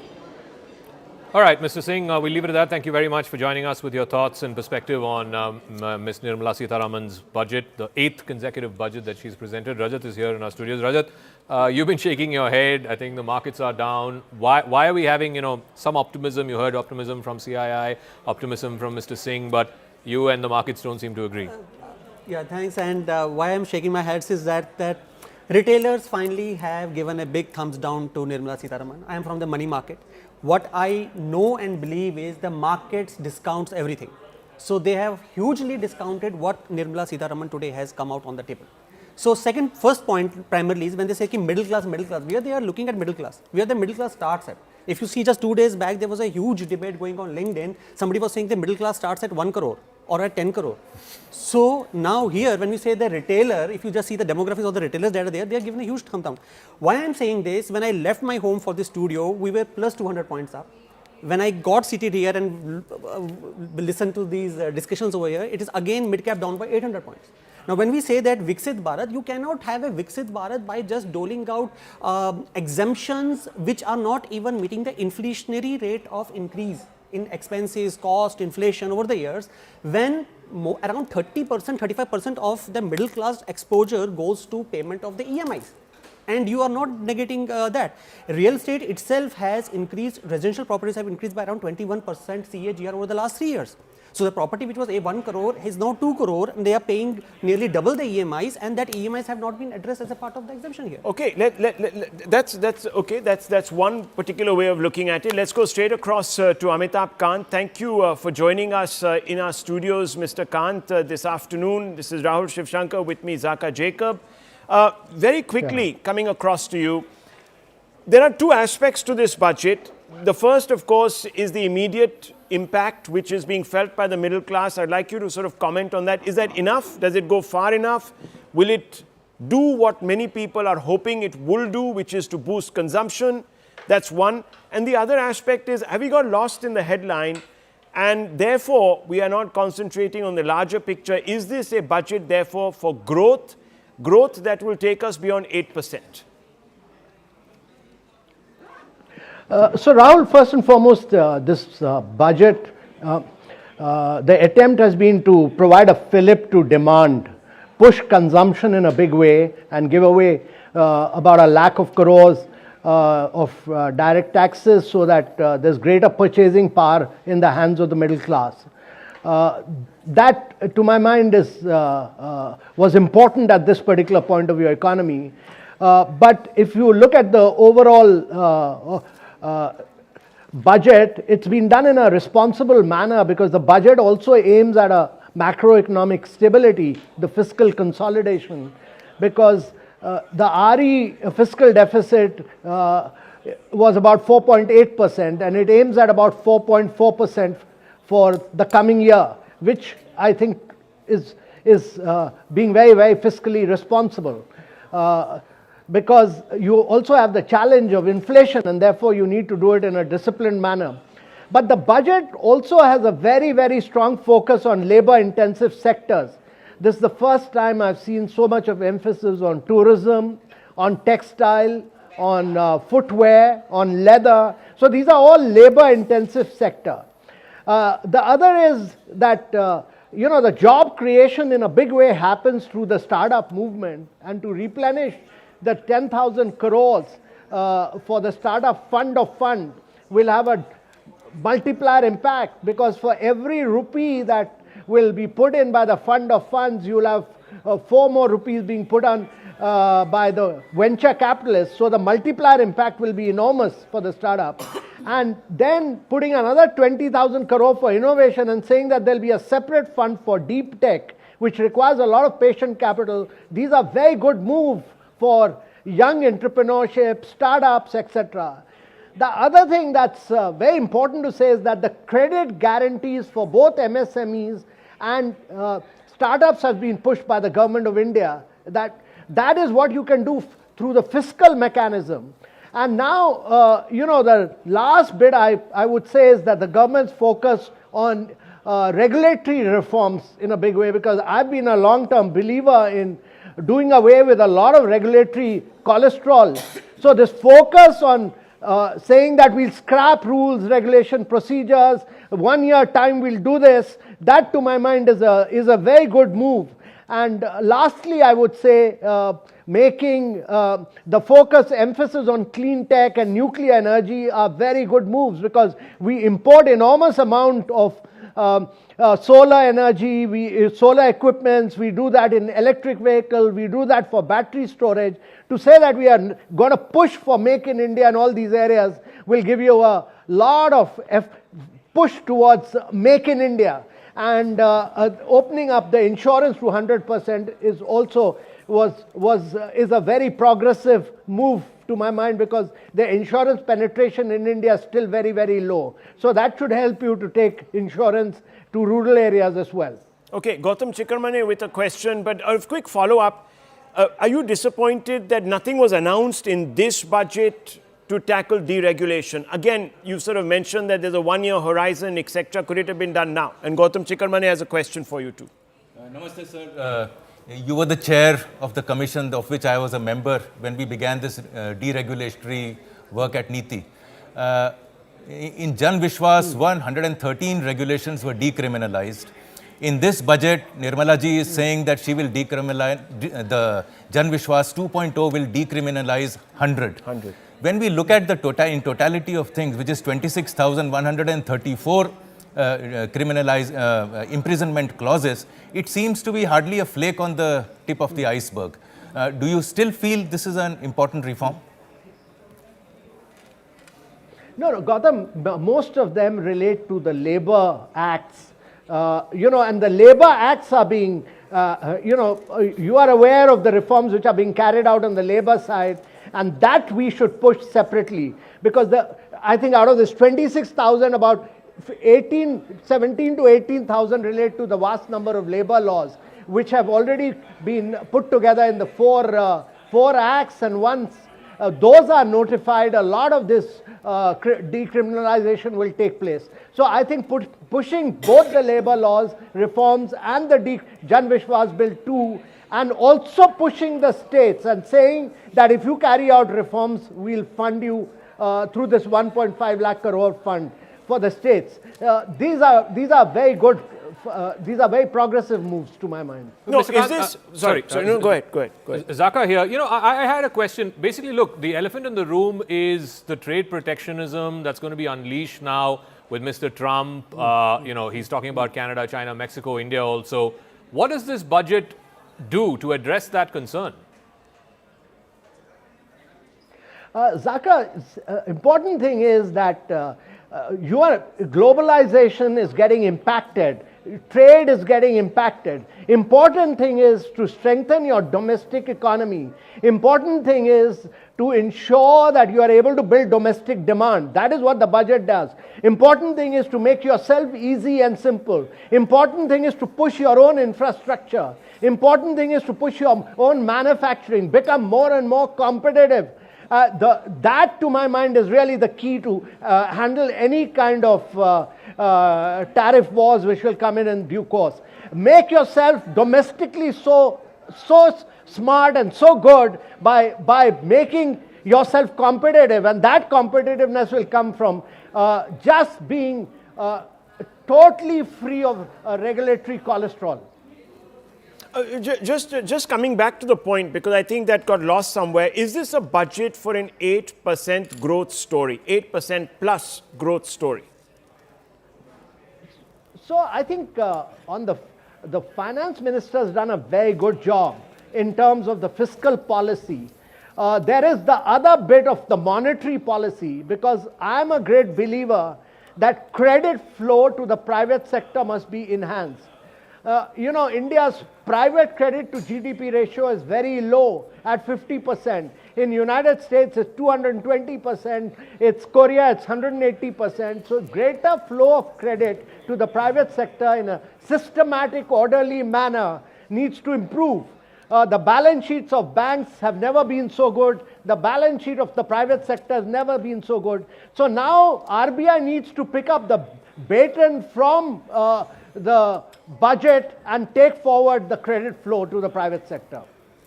Okay, well, we're not getting a straight answer to that question, aren't we? The market's perhaps giving us the straightest answer right now is...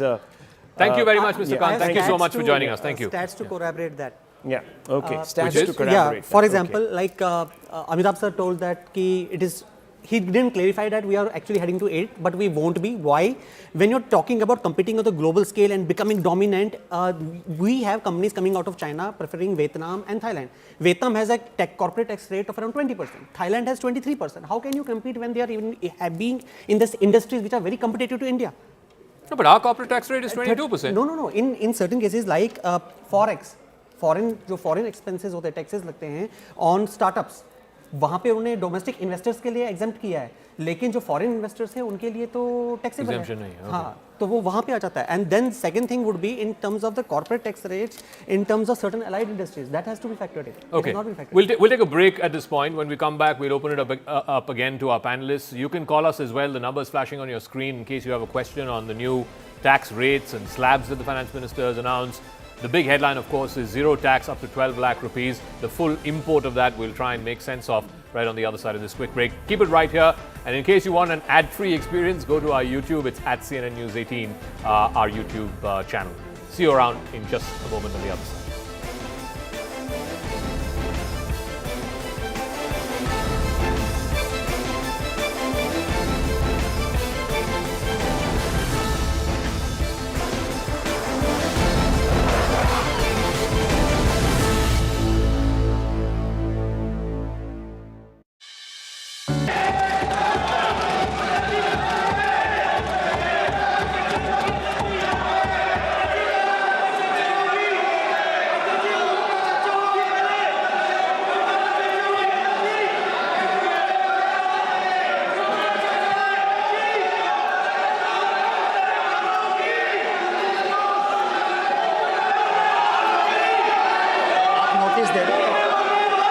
सदस्यगण,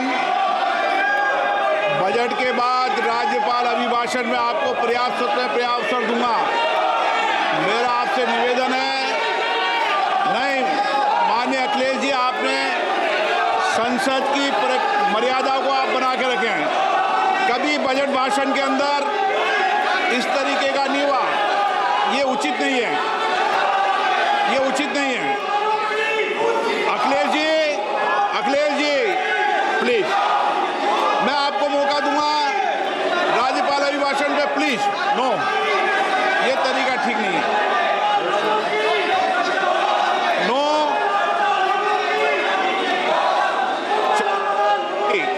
राज्यपाल अभिभाषण पे चर्चा होगी। No तरीका। Honorable Speaker, I present the budget for 25-26. This budget continues our government's efforts to A. Accelerate growth, B. Secure inclusive development, C. Invigorate private sector investments, D. Uplift household sentiments, and E. Enhance spending power of India's rising middle class. Together, we embark on a journey to unlock our nation's tremendous potential for greater prosperity and global positioning under the leadership of Honorable Prime Minister Shri Narendra Modi. As we complete the first quarter of the 21st century, continuing geopolitical headwinds suggest lower global economic growth over the medium term. However, our aspiration for a Vikasit Bharat inspires us, and the transformative work we have done during our government's first 2 terms guides us to march forward resolutely. Our economy is the fastest growing among all major economies. Our development track record for the past 10 years and structural reforms have drawn global attention. Confidence in India's capability and potential has only grown in this period. We see the next 5 years as a unique opportunity to realize Sabka Vikas, stimulating balanced growth of all regions. The great Telugu poet and playwright Gurujada Apparao had said, Deshamante matti kadoy, Deshamante manushuloy, meaning a country is not just its soil, a country is its people. In line with this, for us, Vikasit Bharat encompasses zero poverty, 100% quality good school education, access to high quality, affordable and comprehensive health care, 100% skilled labor with meaningful employment, 70% women in economic activities, and farmers making our country the food basket of the world. In this budget, the proposed development measures span 10 broad areas, focusing on Garib, youth, Annadata, and Nari, spurring agricultural growth and productivity, building rural prosperity and resilience, taking everyone together on an News 18 and DBS Bank Budget Day Studio.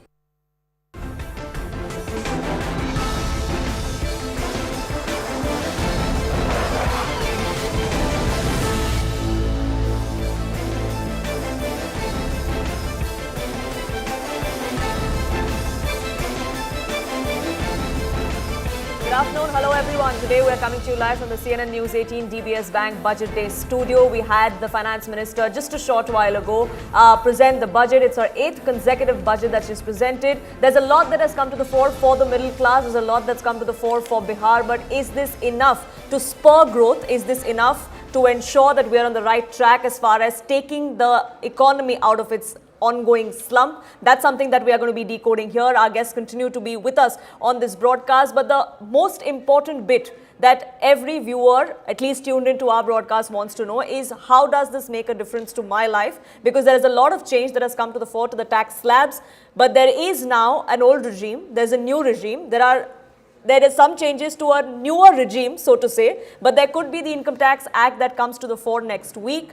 Will that bring in changes? Will that scrap the old regime altogether? That's a question that many are asking as well. So let me open this up to the guests that we have here. Rakesh Nangia, economist and CA, is with us on this broadcast. Rajadhar, director at Indian Investor Federation. Anuj Bali, tax expert. Gautam Chikarmani is with us on this broadcast as well. Ms. Soundarajan is with us too. Anuj Bali, before I bring in the discussion back to the studio, because then it would get difficult to come back to you, so let me get you in first. As far as the tax regime is concerned, there's still a lot of confusion as to whether you should be a part of the old one or the new one. That's really what most people want to know. What do I pick? Which regime do I pick? What is more beneficial for me? Well, if you really see how this has been going since the past 2 years, so the government, I feel that the thought of the government is that they ultimately want to shift from the old scheme to the new scheme only. But I think for the past 2 years, what they've done is they've given you the option to choose between an old scheme and the new scheme. Now, I feel that this is a very data-driven government, and they would have data to see how many taxpayers are wanting to pay tax in the new scheme.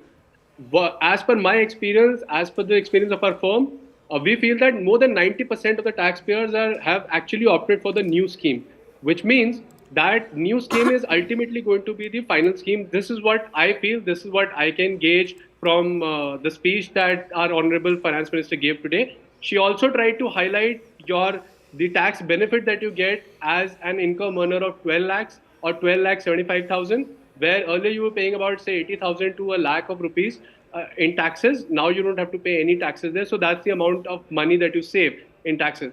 So essentially, I feel that, the old scheme is going to ultimately phase out and the new scheme is going to take its own course, and that's going to be the final one. That's what I feel.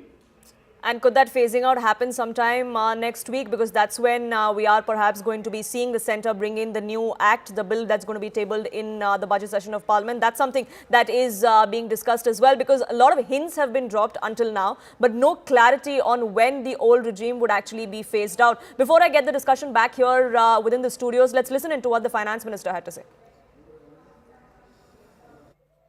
Personal income tax reforms with special focus on middle class. Democracy, demography, and demand are the key support pillars in our journey towards Vikasit Bharat. The middle class provides strength for India's growth. This government, under the leadership of Prime Minister Modi, has always believed in the admirable energy and ability of the middle class in nation building. In recognition of their contribution,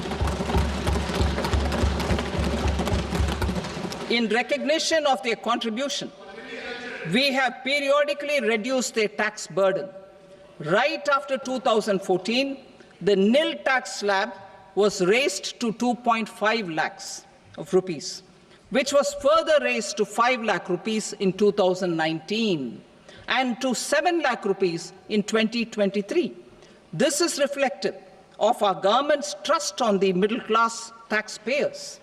I am now happy to announce that there will be no income tax payable up to income of 12 lakh rupees. To taxpayers up to 12 lakh of income, other than special rate income such as capital gains, tax rebate is being provided in addition to the benefit due to slab rate reduction in such a manner that there is no tax payable by them.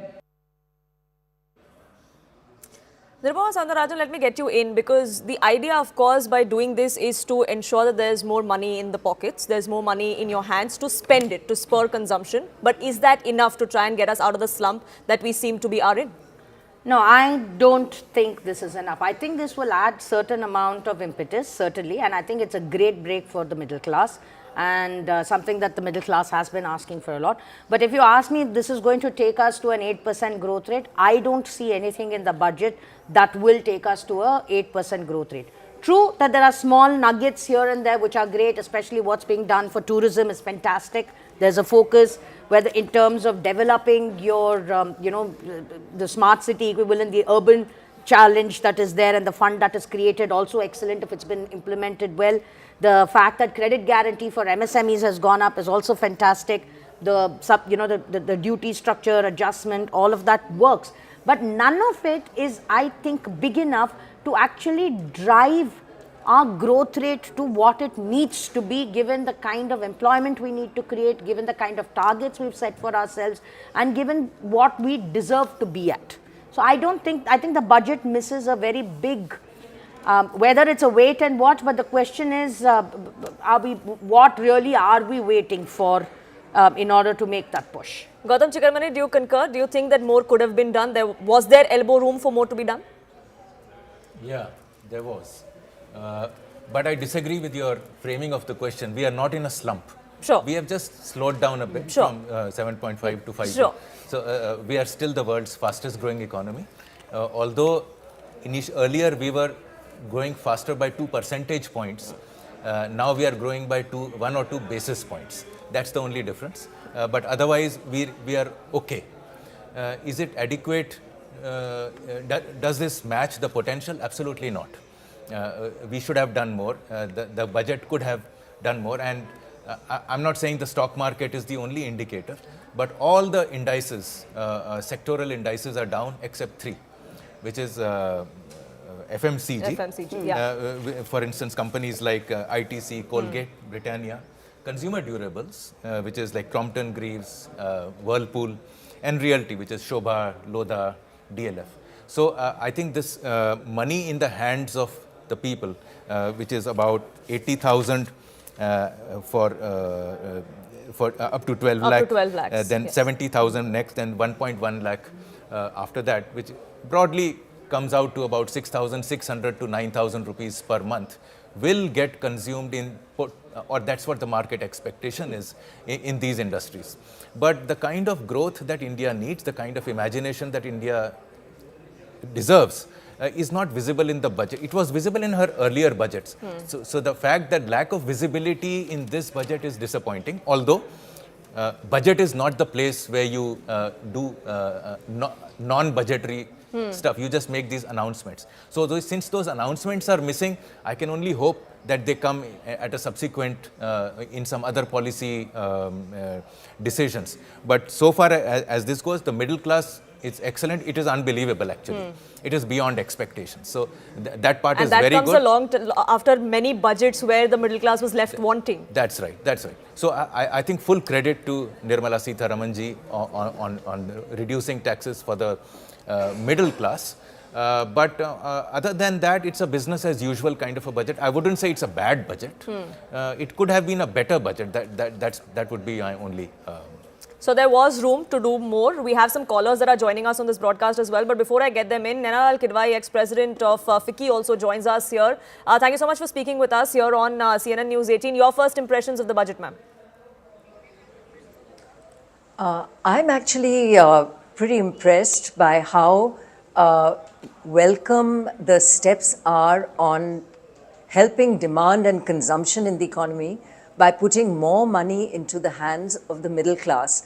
This was quite a big demand on the part of industry as well, because unless we can get demand and consumption up, private sector investment doesn't go up. And I think this has actually been very significant in that it's not just tinkering at the margin, but actually increasing the levels quite significantly. So big plus there.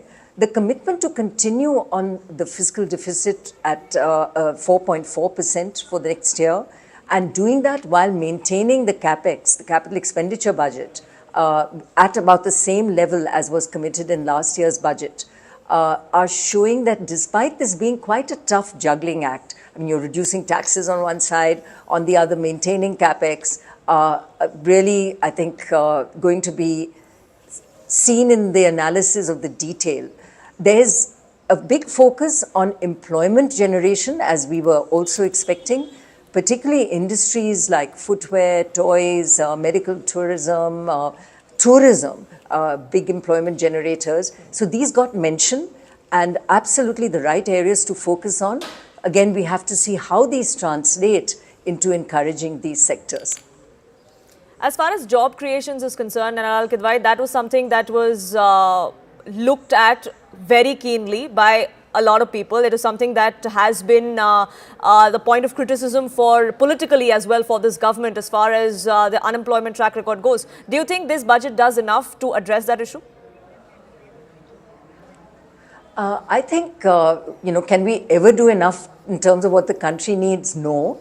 But it certainly highlights the employment generating industries, manufacturing and services as tourism, also agriculture. And there was quite a focus on agriculture, increasing productivity and all of that which helps in terms of productive employment in agriculture will again bring better employment and also better income into the hands of our individuals. So I think the direction is right. Whether enough or not, a lot will depend on how quickly we can implement this. You know, there were several cautionary tales that came to the fore when the economic survey was tabled yesterday. The chief economic advisor did talk about a lot of things that the government should keep in mind. Is that something that the finance minister has kept in mind? I think if you look at the overriding messages on regulation, ease of compliance on regulation, removing decriminalization to the extent possible, all of this saw reiteration and mention in the budget. There's clearly an effort towards ease of business, improving regulation, and the finance minister mentioned trust in the hands of those that are regulated so that people are treated on a relationship where if you file your tax return, that there's trust that you are doing it rather than, we can only scrutinize you again and again to make sure that you haven't missed that last rupee. And to also make that compliance easier, both in terms of interpretation, but also allowing, for example, correction of returns over 4 years rather than 2 years, so that the penalty aspect goes away. I think all aspects of easing the regulatory burden and the compliance burden, even while we do a cleanup. And I think that cleanup will come through some of the missions that were announced, mission for manufacturing, mission for trade. The idea of these would absolutely be to enable ease of doing business and also improving the regulatory frameworks, which saw so much mention in the economic survey. Job creation was a big one in the survey, and I think that sees a lot of resonance through the budget as well. Nirmala Sitharaman, thank you so much for speaking with us here on CNN News 18. We have our viewers calling in as well. Several questions remain as far as the tax regime goes. Aparna from Jamshedpur is with us on this broadcast. Aparna, you have a query. Do you have an opinion about what the finance minister announced? Aparna? We'll try and get you more voices, but Malini from Chennai is with us as well. Go ahead. Morning to everyone in the panel. My first question is regarding the Aam Aadmi Care, that is the income tax slab. Normally, even domestic people are earning, even domestic servants are earning 1 lakh per month. That has been kept in mind by the Honorable Finance Minister, and the income tax slab has been fixed to a great level. It's a welcome sign. It is for the Aam Aadmi up to a middle class, upper middle class are being taken care of very well, one thing. Number two is focus on employment. Now the Bihar election is on the corner. Much focus is on the Bihar development. That is also a welcome sign. Apart from that, Northeast has been again taken care of. That is the tribal area which has been given input. Like the opposition is cornering the government. They reward only the high people or the rich. It has shown, it has proved that it is for the common and also upper middle class tribals. And it's a welcome. The Modi government is doing extremely well, and welcome the budget, and also hats off Modi ji and the finance minister. Thank you. Thank you so much for calling in. Let's bring it back to our studios. And Rajat, I want to ask you this. You know, as far as the Aam Aadmi is concerned, that one salaried class taxpayer seems to be placated. Is there investor confidence as well with this budget? Frankly speaking, investor confidence is not there with the budget, because it is, I would say it is a little too late, because primary aspect that I still say and reiterate that has not been covered is two aspects. First, on the home loan interest that is being paid out, because the property prices have technically doubled in year or a 2-year period, and 30% of the outflow happens to the home loan EMIs. That has not been addressed. When you're talking about health and life insurance GST, that has not been addressed. Why I am saying this? Normally countries, whether you talk about developed or even the other, the aspirational value is that state should take care of its residents. Now here in India we know that, and we understand that we are still developing and we need growth. So therefore there is a large chunk of middle class who are taking policies for themselves, for their own parents, and taking that to cover their risk. And let me say it in a harsh way, yes, I think that is a way of making money out of insurance policies that we do pay as an, and it was not that key in last 2 months it has come. The demand had been there for the last 6 months. Key, at least please on the GST that has been paid, take care of that. Yesterday the news has come, if I am not wrong, Tata Motors in their electrical vehicle segment had become profitable as an entity without PLI being accounted for. PLI schemes aati hai EV segment mein, and that has become, and many people are jumping and taking EV. But in EVs, they also need an exemption into the GST factor. That has not been taken into consideration. Secondly, when you're talking about the blocked working capital refunds that has happened into the scooters or the EV vehicles, that has not been taken into consideration. When we talk about Indian people, they are not getting salary increments because manufacturing itself has fallen by around 6.4%. When the manufacturing is not increasing, you are saying that, okay, for the Indian investors, we are taking angel tax zero kar diya, lekin foreign investors hai, unko hum tax karenge. What do you want to say? That you want to profit out of the foreign investors? Either you have a technology, you don't have a technology. Either you have a manufacturing capital, IQ capital of China, you don't have that. What leverage Indian Inc. has? That is a foreign capital that would come.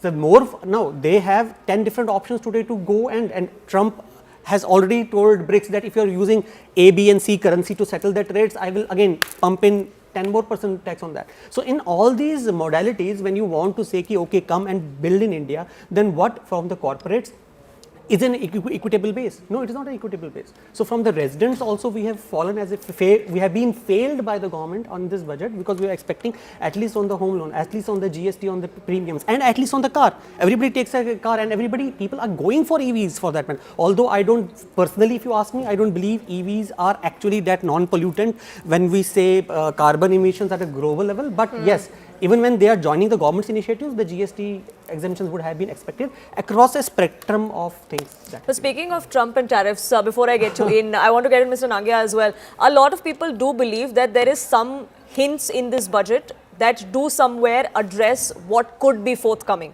That was something that there were warning signs of in the economic survey as well. Do you think that if there are tariffs that are imposed on India, this budget tries to do something to offset those? See, first of all, there was a hint even as close as today morning, even yesterday, that their government is going to do something for the middle sector. There was a clear hint actually. And they don't need to be specific, underlying meaning was very clear. To that extent, it has been very well fructified. I have a simple thing actually. Has any budget since independence has given you a relief of close to 1 lakh rupees for the tax saving? We have always been talking about extra money in the pocket of a middle person. And you see the historically from last, even this 10 years to this government, you used to get 10,000 extra money in your pocket. It's the first time ever you have got a 1 lakh rupees in your pocket. And I was saying in the morning, when you see your exemption basically, you see your tax and you get 87A off, you don't pay taxes to what extent? How many people goes out to the taxable net? Do you see? They may be filing a return for compliance purpose, but they will not be paying any taxes. This is running into crores. Have any steps ever been taken in the past like that? I share with you a little bit of disappointment, what is also important. Let's take a little bit of thing which has not been satisfied basically. One is we expect a little bit more on the manufacturing side, a more boost on the manufacturing side, because they are a little lagging behind. Manufacturing is a core part of a GDP of the country and it is lagging. With service sector, we are close to 35% of GDP. We should have been more. So there should have been something more on the part of it. It's not they have done it something, but they have not done to the expectation is concerned. Second is one thing which is the biggest disappointment, which I think have not been less talk, is the capital expenditure. Now if you see last year there was 11.11 lakh crore which was supposed to be spent on the and you go back, you just take a rewind back. There used to be almost like 20-25% of growth coming since last 5-7 years, which are coming. Last year was only 10%. This year it is close to 5-7% actually. There is one thing, they have not been able to spend that money. They said it in the last budget, if you need money, we'll give you the money. But even at 10 lakhs, 11 lakh crore is a substantial amount of the money which the government has been spending on it, which is close to 26-27% growth on a year-to-year basis, which is not seen in any part of the thing. So that part I agree with you. Disappointment, you should have given more thrust to the part. So the less money is coming in, but in standalone, 11.11 or 11.12 is still a very big and substantial amount of money is concerned. And I think one more could have been addressed. The government has addressed it, but we need to really dissect it. Is on employment.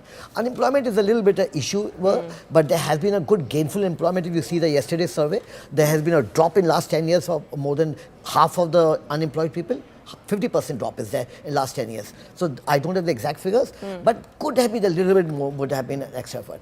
But from personal income tax point of view, sorry, I will be happy to talk to him on offhand on a lot of things which I could answer these questions. You have to see this is a budget. It's a budget which is dealing with a different matter. It's dealing as a country as a whole. It can't deal with one specific policy, one specific person actually. So you have to see historically as a country, have they dealt with the majority thing? Answer is yes. The so out of a checklist of 10, have they at least managed to tick off, say, 7 or 8? And if that's something that has been done, then perhaps we could count it as a budget that we can do with. You had a point to make before I get in a viewer who's just called in. No, I think just to react to what Rajat also said, I think a lot of the GST related bits usually don't come out in the budget. They're left to the ambit of the GST Council. So maybe you'll see that happening over the course of the year, through the meetings. But I think that was the limited point I wanted to make. And as far as the rest is concerned, sure, I mean, they will all have an impact as far as the economy is concerned. For middle class, it's brilliant, and I think it's been great signaling and it's much needed. So on that front, you need to be very happy. But on the rest, I think, as you said, could more have been done? Certainly. And is that something that we feel after every budget, that sure, something more could have been done? I just want to answer the question you had asked earlier, but it got distracted, which is that on tariffs. I think the first part of part B, she is talking to Donald Trump directly. She has removed 7 lines of tariffs. She has removed 36 she has removed customs duty on 36 medicines. So in fact, a large part of the first quarter or first 1/3 of part B of her speech is devoted to tariffs. She's sending a signal that India is ready to negotiate on tariffs with Trump, and I think that's a good step. We don't need to get animated about it, and all these threats that India is a tariff breaker and this and all those labeling that Trump has been doing, she's addressing it, and I think it's smart addressing, and yet she has left scope for negotiations which will soon follow, maybe on automobiles or some other. And the timing was important because we have the Prime Minister going to the United States in a few weeks from now to meet Donald Trump. So the signaling was important to be done as far as the budget goes. This is technique is only for people like us who will get all this, but when you step back from the budget for a large number of people, I completely agree with him. This is beyond expectations. And I disagree with you, sir, on the real estate. Real estate prices may have gone up, but then you move away. I mean, that's an asset thing. It happens everywhere in every asset. In stocks, the market value goes beyond its earnings. Many things happen. And if you cannot afford a house in, let us say, Johor Bagh, then you move to Karol Bagh or you move to Noida. So I think it's unfair to... so when you have a housing for all, that goes for lower section of the society, but once it comes to the middle class, we can have all the excuses for us. Don't go there, don't do this. Okay, government is taxing you on GST, let that. On the medical policy, be it. Don't take a policy. Go for the... Sure, but maybe this is a case of you can't... Be at the mercy of the eat your cake and have two. It's just perhaps that's what's coming in with this debate, with this budget, like it perhaps comes in every single year. Unfortunately, I have to take a quick pause here. I request all of you to stay on with us. A quick break. We'll be back in just a few minutes.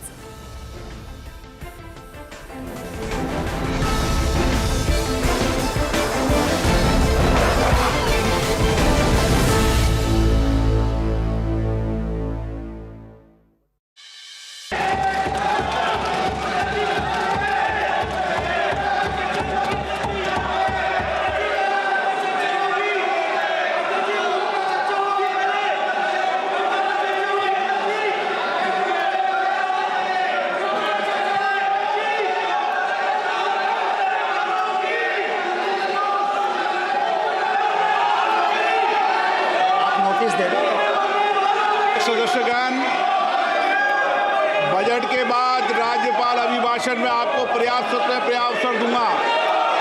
मेरा आपसे निवेदन है, नहीं माननीय अखिलेश जी, आपने संसद की मर्यादा को आप बना के रखे हैं। कभी बजट भाषण के अंदर इस तरीके का नहीं हुआ, ये उचित नहीं है, ये उचित नहीं है। अखिलेश जी प्लीज, मैं आपको मौका दूंगा राज्यपाल अभिभाषण पे, प्लीज। नो, ये तरीका ठीक नहीं है। No,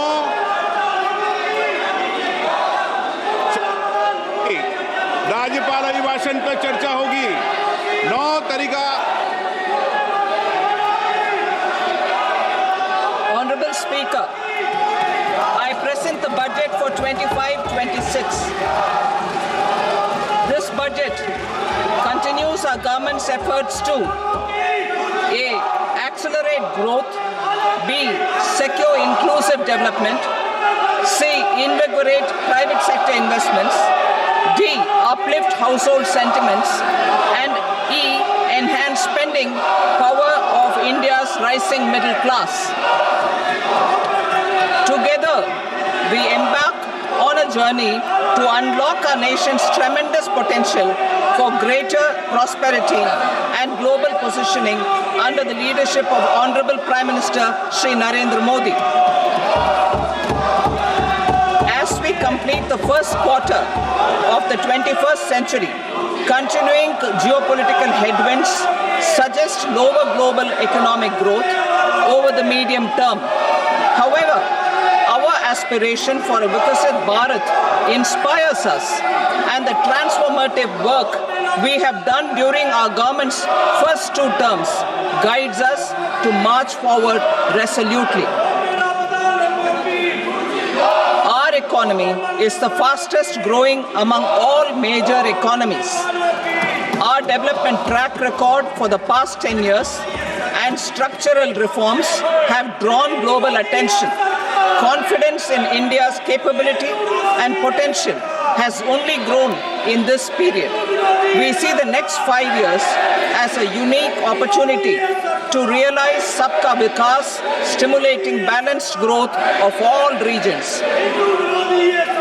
The great Telugu poet and playwright Gurujada Apparao had said, "Deshamante matti kadoy, deshamante manushuloy," meaning a country is not just its soil, a country is its people.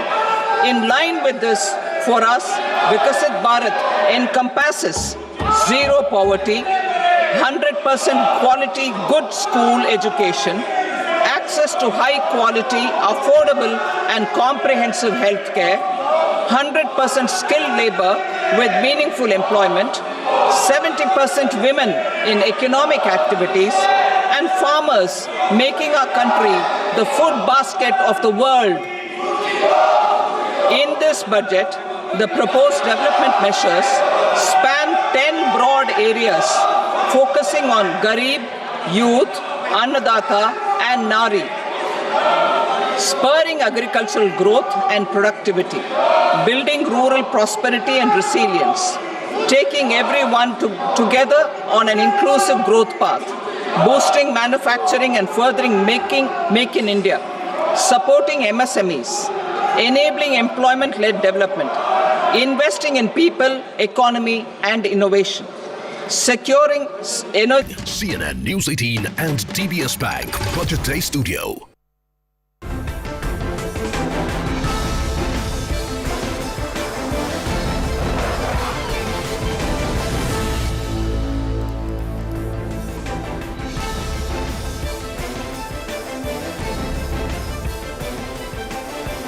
Good afternoon, hello and welcome. You're watching our special coverage on Budget Day. We're coming to you live from the CNN News 18 DBS Bank Budget Day studio. Finance Minister Nirmala Sitharaman just a short while ago presented Union Budget 2025. It's her 8th consecutive budget and it comes with a huge boost, especially for the middle classes. An income tax payment exemption up to 12 lakh rupees, a bonanza that many would say for the salary taxpayer.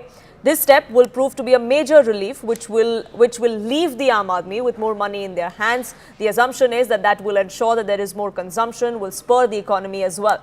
TCS threshold has also been raised from 7 to 10 lakh rupees as a push for education. There are 3 centers of excellence for artificial intelligence that are going to be established as well.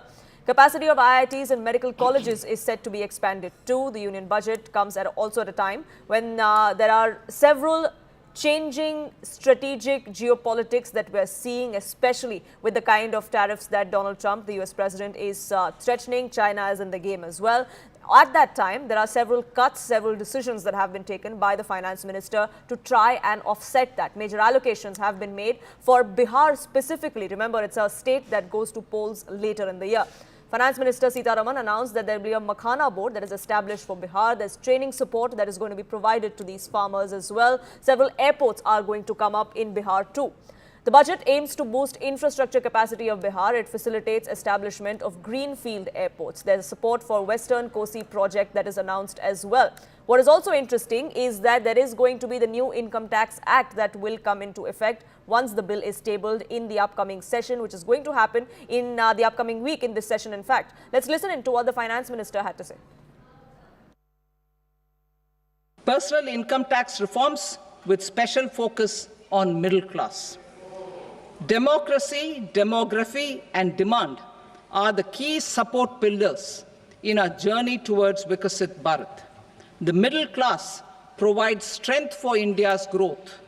This government, under the leadership of Prime Minister Modi, has always believed in the admirable energy and ability of the middle class in nation building. In recognition of their contribution,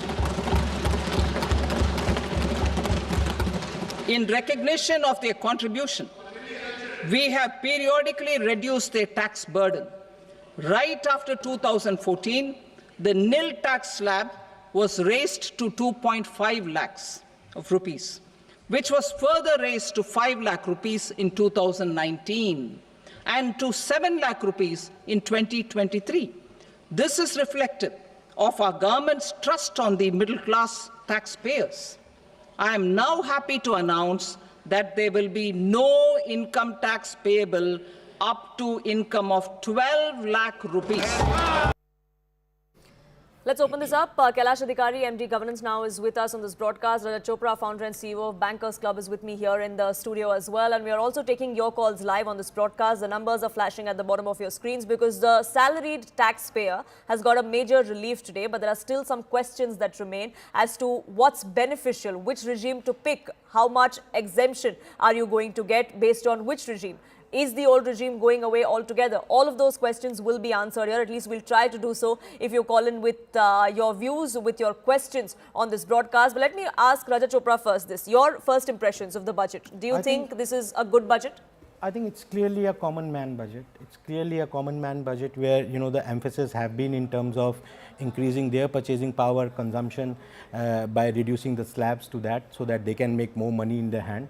But at the same time, I would say that once the common man budget, it's clearly a Viksit Bharat budget, it's clearly a MSME focused budget, it's clearly a sectoral focused budget, but a lot depends, Poonam, now on the execution of this. You know, while we have good schemes at the center level, how they percolate to the down in terms of the real money in the hand with the MSMEs or the common man, I think that will make a large difference. And I think it's time for us. I think in last 10 years, government has set the stage for the country to be at the global forum. But eventually what will take this to a next level is how these beautiful schemes are benefiting the real MSME, are benefiting the real common man. Saving a lakh of rupees in this new regime definitely helps them. But at the same time, how MSMEs are progressing, the 7 crore MSMEs are progressing in terms of the ease of business, in terms of the ease of availability of capital at the right ROI, I think that will make a real difference, because if they are not able to prosper, the prices will never come down. The money that I am saving as a common man will not be a very kind of meaningful money which in my hand. Which you perhaps won't save at all. All of that correct, that you have extra money in your hand would end up getting spent. It's all correlated. It's all a vicious circle. Correct. And before I get in Kailash Adhikari as well, I'm just tossing across to CII where my colleague Christine Balia joins us. Oh yes, Poonam, as promised, top CII voices with us here on CNN News 18. Mr. Chandrajit Banerjee, Director General CII, with us here. Thank you so much for speaking to us, sir. You know, one thing which was being spoken of in the run-up to Nirmala Sitharaman's announcement was nothing like it if this budget accelerates growth. You know, if it ensures deregulation to a certain extent and, of course, decriminalizes initiative. And safe to say, I think we've achieved all of that or at least on the path to? All three, plus more, if I may say, because one big ask was also consumption demand. And how do you boost consumption? And I think the way it has really focused on consumption, the middle class, the lower income bracket, the entire focus on easing of tax returns, so to say, a huge focus on seeing to it how we can generate savings, we can ease the type of the basket that we see in terms of a middle income group or a lower income group expenditure pattern in terms of healthcare and food, etc. Brilliant, actually. And look at the way one has also addressed the supply side in terms of agriculture, which actually addresses a huge issue. I mean, there are a series of things one can talk about agriculture, but cutting that out of what she has done. But I think to come to the point that eases the supply side of it in terms of inflation.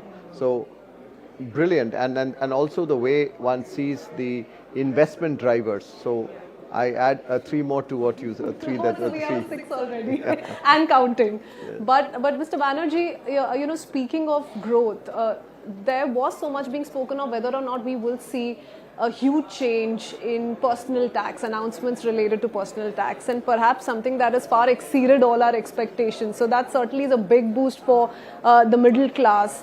But that said, there's lots been spoken of as far as initiatives towards ease of business, MSMEs. So, you know, a lot of good news coming in for the young entrepreneurs as well. How do you evaluate that, and could more have been done? Yeah, so, you know, one of the things, I mean, here also, if you really look at one that,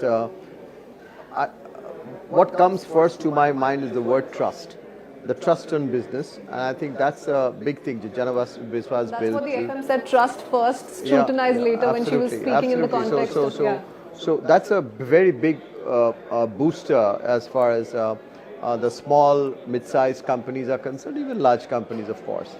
The second area is, if you see the type of sectors that one has covered in terms of ease of doing business, more of decriminalization. You know, that again shows that the government is willing to do more in terms of making it easier to do business. It is also talked about an indexing of states in terms of which is friendlier in terms of investment destination. And it is also mentioned about that it will look at this entire gamut of regulatory framework and how to ease it. So a huge element of letting not just large but mid-sized and small businesses come in. If you really look at sectors also, if you really look at the sector like the toy sector, say for instance, you know, sectors of those specific many other sectors which have been mentioned, which really triggers off not just investment by small companies and younger companies, but also it tremendously sort of bolsters employment. So both pretty well covered. Do you sense, Mr. Banerjee, a little bit of a shift from the conventional? You know, we would see huge announcements around infrastructure. So has there been a gradual shift, would you say, or some sort of experimenting, perhaps testing the waters that's being attempted by the government and giving more to the common man, increasing their spending power, giving more to businesses, innovators? See, I see that in a way like, you know, CapEx has been. Government has done the heavy lifting post-COVID tremendously, but I don't see that it's been, completely out. I mean, I see the focus being much more qualitative. There is focus on rural, there is focus on digital infrastructure. There has also been, the state's participation, which was really critical and important. The 50-year loan-free, interest-free loan. That's an important, announcement that has come in. if you really look at again the capex which has been directed towards rural, these are all very, very critical, and through the consumption demand which spurs, in private sector demand also brings in. The prudence it is shown also, to balance with the fiscal prudence, but I think all of this will help crowd in the private sector investments.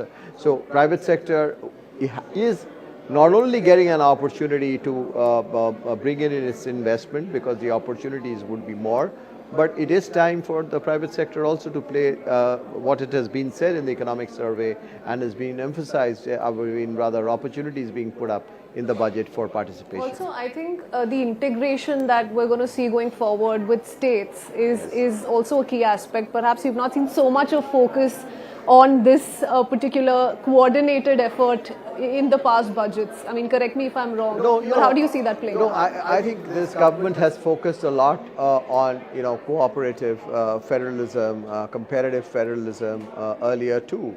But what's happening now is the next set of work, reforms, infrastructure development, are all really with the states. The states need to play a part also in terms of exports, which was also there quite strongly mentioned in the budget. So the role of states is strong, and here the states would have to be folded in. They are being taken along, but then at the same time they also need to understand that if they compete on areas, they would also end up being stronger in terms of not only generating employment in their state, but also being a very strong investment destination. Thank you, Mr. Banerjee, for sharing your thoughts. Let's see how this plays out. A very interesting, positive budget overall indeed. Back to the studio. For that, Christine, before we get in our expert comments here, there's some breaking news that's now coming in as far as relief for the salaried class, for the salaried taxpayer is concerned. Government sources are now telling us that over 85% of the personal income taxpayers are going to be benefiting from this announcement that has come to the fore in this budget. They are not going to be needing to pay any income tax under the new regime now. This, of course, is aimed in a big way at a majority of taxpayers in the country, most of whom earn below 12.75 lakh rupees. That is what is featured in this budget, keeping majority of the middle class in mind. This decision has been taken, and it's quite a leap from 7 to about 12 lakhs. That's the jump that has been made this time around in the revision of tax exemption. Aman, my colleague, joining us, getting us more perspective on that. Aman, what else have you gathered from your sources within the government? See, Poonam, just to explain the scale of this move, the government which has done that till 12.75 lakh, if you earn a yearly income, you will not have to pay any income tax.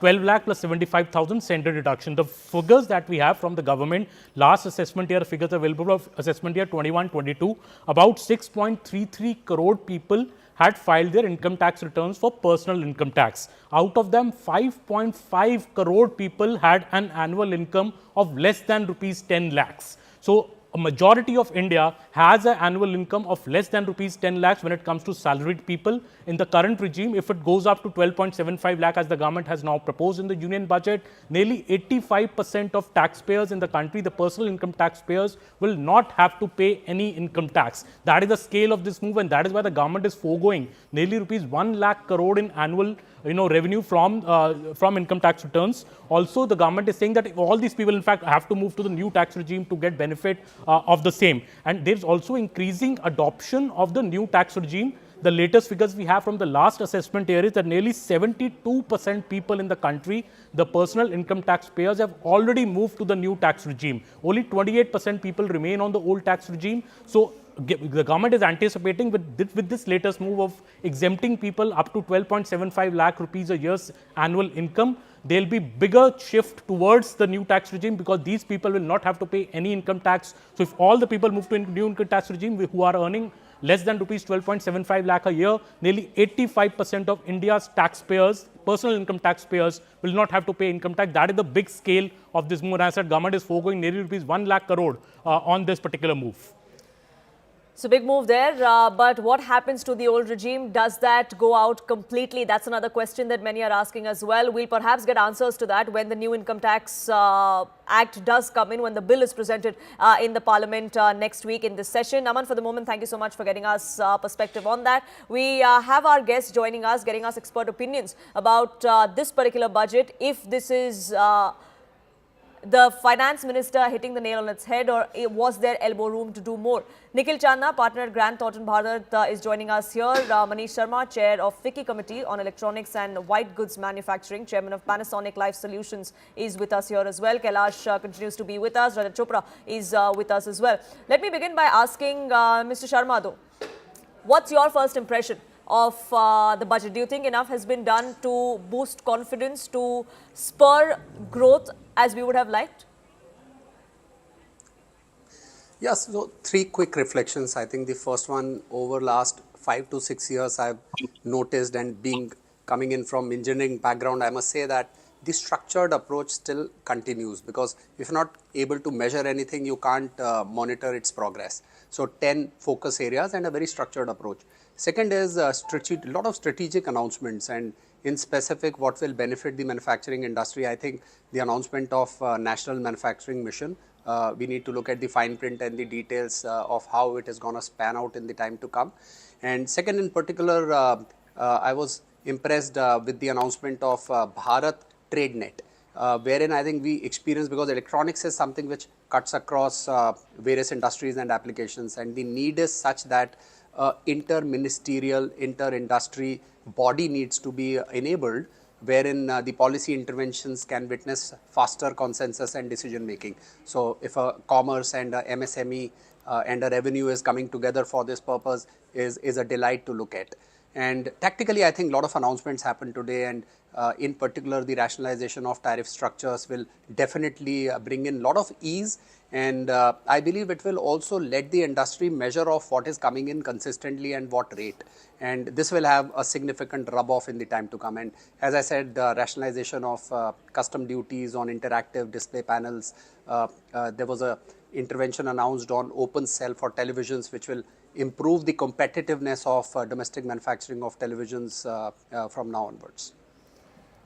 So a lot of decisions have come to the fore, also keeping in mind the changing geopolitics, as was cautioned by the Chief Economic Advisor in the Economic Survey as well. But let me get in Mr. Chandna on this, because the biggest benefactor perhaps in the class that seems to be the happiest today is the salaried middle class. A big jump, a big leap coming in from exemption of 7 lakhs to straight away to 12 lakhs. But does this simplify life for people? Yeah, so I think you rightly said, there's a biggest saving which has been given to the middle taxpayers, and we have to see how it will changes the life of the people. Just to give you a perspective, the kind of savings people will have. First of all, let me clarify. I think there's a lot of doubt on that if people have income of 15 lakhs, still this 12 lakh benefit is given to them. No. Then the benefit of the new slab rate will be something which people will have. However, if people have income of 12 lakh plus 75,000, which is 12.75, then only they don't need to pay the taxes. And the saving, if you ask me, vis-a-vis the vis-a-vis the new tax regime earlier and now, there's a substantial saving of 83,200, which is going in the hands of the people.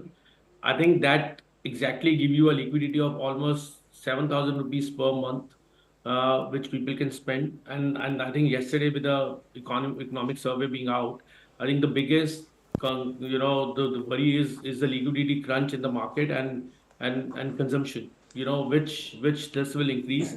And if you ask me, now going to the next level to give a comparative analysis, if a people have an income of 15 lakh rupees, how much they will be able to save if they follow the new tax regime earlier and now? There's a saving of 32,500 rupees, which is obviously not as great as earning up to 12.75 lakh.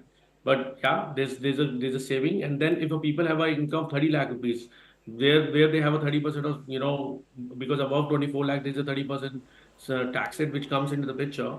The saving is substantial, is more than a lakh, which is 1,14,400 to be very precise.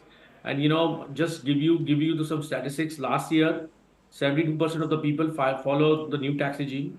Now the government intent, because 2020 is the first time when the government came with this intent of, pushing people from old tax regime to the new tax regime, looks like they will achieve this big time now, because 90% of the people of the country, between 85% or 90% of the people of the country are below 12 lakh or 12 lakh 75,000 limit. At It's a least major 85% impact. of the country. That's what we're gathering. That's what the government estimates to do. Yeah, so basis, because last year 7.2 crore people have filed. Even that will reduce the number of filing, because there's no need to file the return. Once you have this, because there's no taxable income.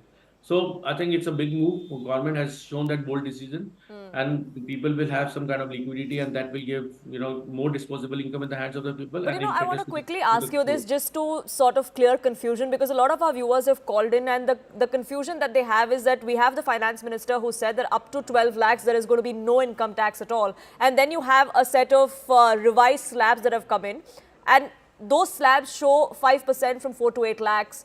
Another increased from about 8 to 12 lakhs, which is 10%. So why is that there? That's a question that many of our viewers have called in and asked if you could address that.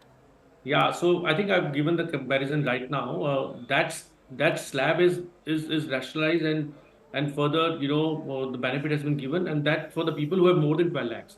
Because this rebate of 12 lakh is this rebate of 60,000 rupees is only for the people who have an income up to 12 lakhs. Correct. Or 12 lakhs 75,000, because they get a benefit of standard deduction as well. The moment they cross 12 lakhs, there is no rebate. Then they will fall under the slab, and they will get the benefit of this rationalized in the rates. The rates showing on your screen. That, and as I said, I give you a comparison. Like for a person of 15 lakh income, he has to pay taxes of 97,500 rupees under the new tax regime now, which was 1,30,000 before. So there's a saving, but it's not as big as if you would have been earning a 12 lakh rupees. So this, Sure. I think that brings clarity to your viewers. Sure. Thank you so much for putting that in perspective for us. Kailash Adhikari, I know you've been patiently waiting, but I unfortunately have to take a quick break. I'll come back to you once we're back from that break. I request all our other panelists to stay on as well.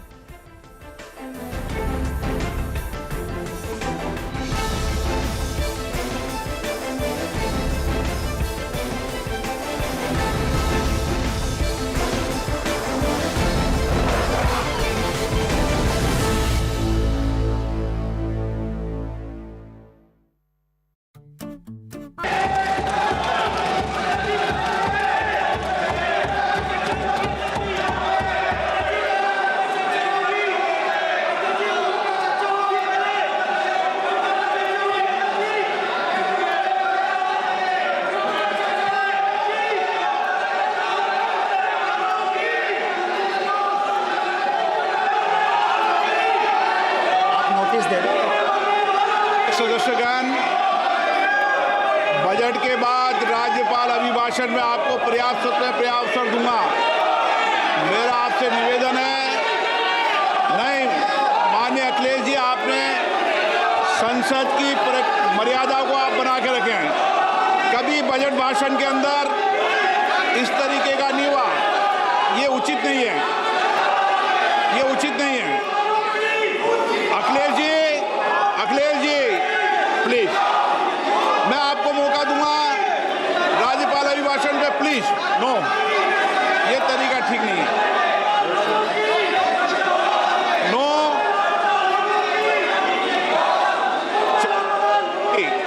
राज्यपाल अभिभाषण पे चर्चा होगी।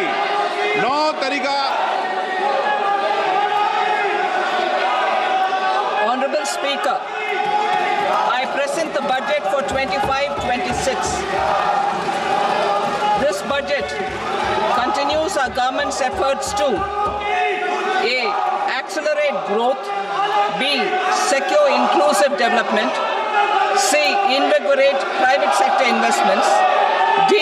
Uplift household sentiments, and E. Enhance spending power of India's rising middle class. Together, we embark on a journey to unlock our nation's tremendous potential for greater prosperity and global positioning under the leadership of Honorable Prime Minister Shri Narendra Modi. As we complete complete the first quarter of the 21st century, continuing geopolitical headwinds suggest lower global economic growth over the medium term. However, our aspiration for a Vikasit Bharat inspires us, and the transformative work we have done during our government's first 2 terms guides us to march forward resolutely. Our economy is the fastest growing among all major economies. Our development track record for the past 10 years and structural reforms have drawn global attention. Confidence in India's capability and potential has only grown in this period. We see the next 5 years as a unique opportunity to realize Sabka Vikas, stimulating balanced growth of all regions. The great Telugu poet and playwright Gurujada Apparao had said, Deshamante matti kadoy, Deshamante manushuloy, meaning a country is not just its soil, a country is its people.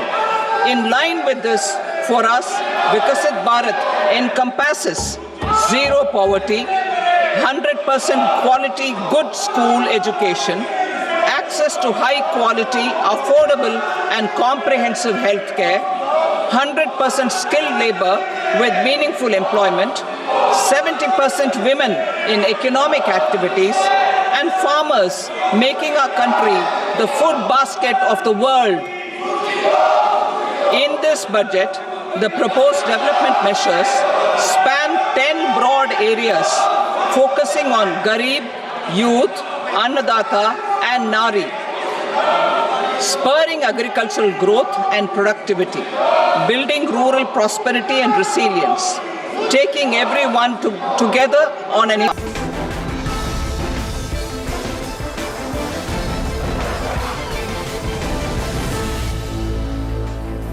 Thank you for staying with us. You're on our non-stop coverage of Union Budget 2025. The Finance Minister presented it a short while ago.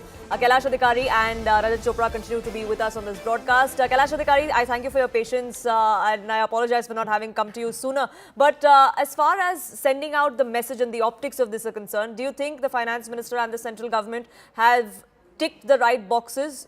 The Aam Aadmi has been placated, a big tax revision as far as exemptions go. Bihar, which is a poll-bound state, has got a big share and several special mentions across the budget. Several other educational institutions, artificial intelligence, that's also got a boost as well.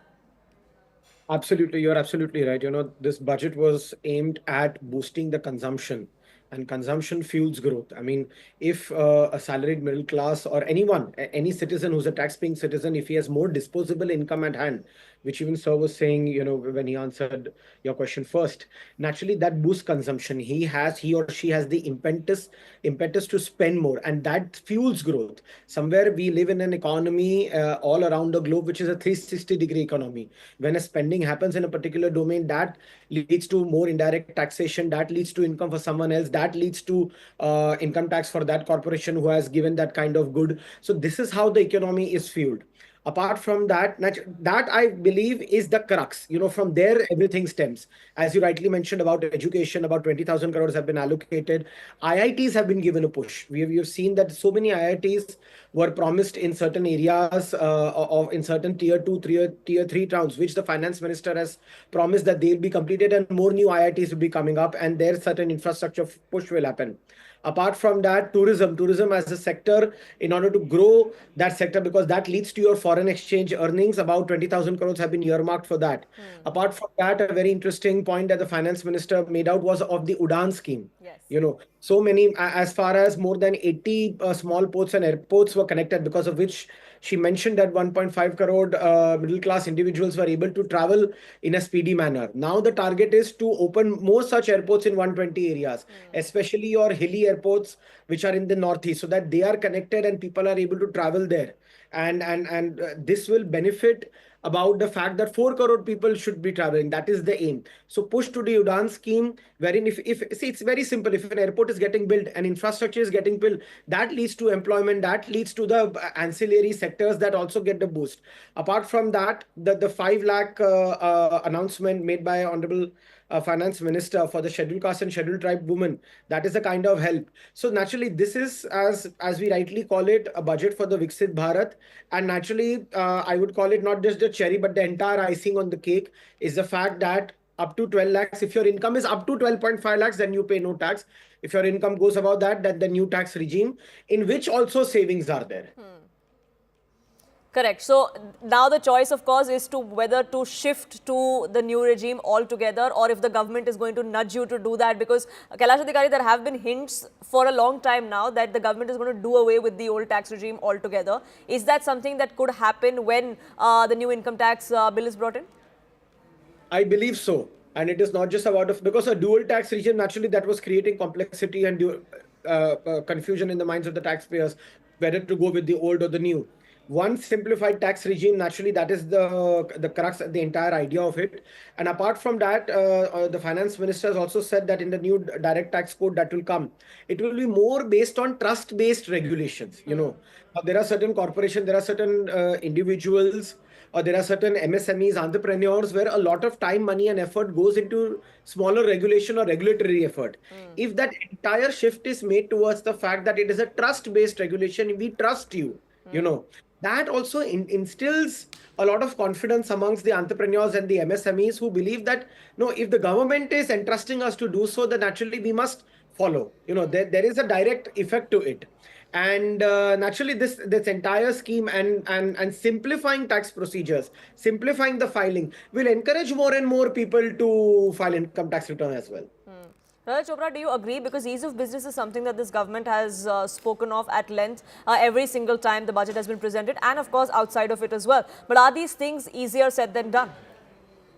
I think, Poonam, I would still disagree with that ease of business, the way we want it to be, or the way we envisage it to be, I think more than a lip servicing, it's the reality is far different from what is happening.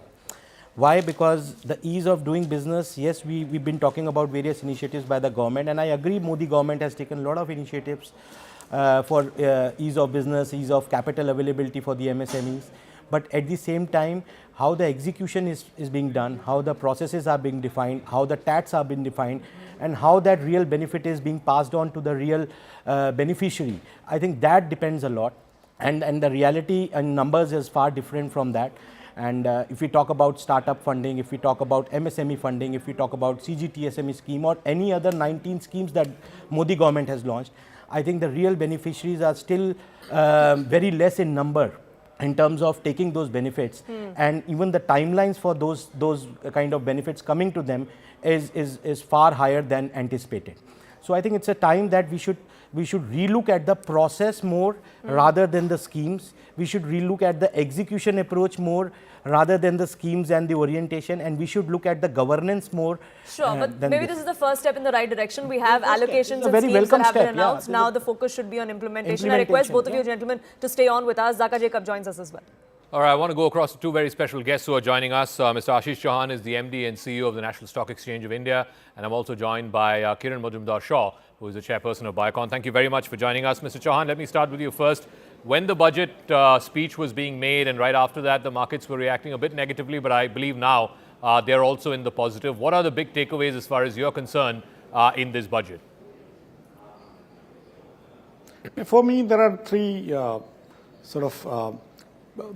three frameworks which this budget has tried to balance. One is the fiscal deficit, which we all watch very carefully. That shows government's resolve to control its expenditure vis-a-vis its income.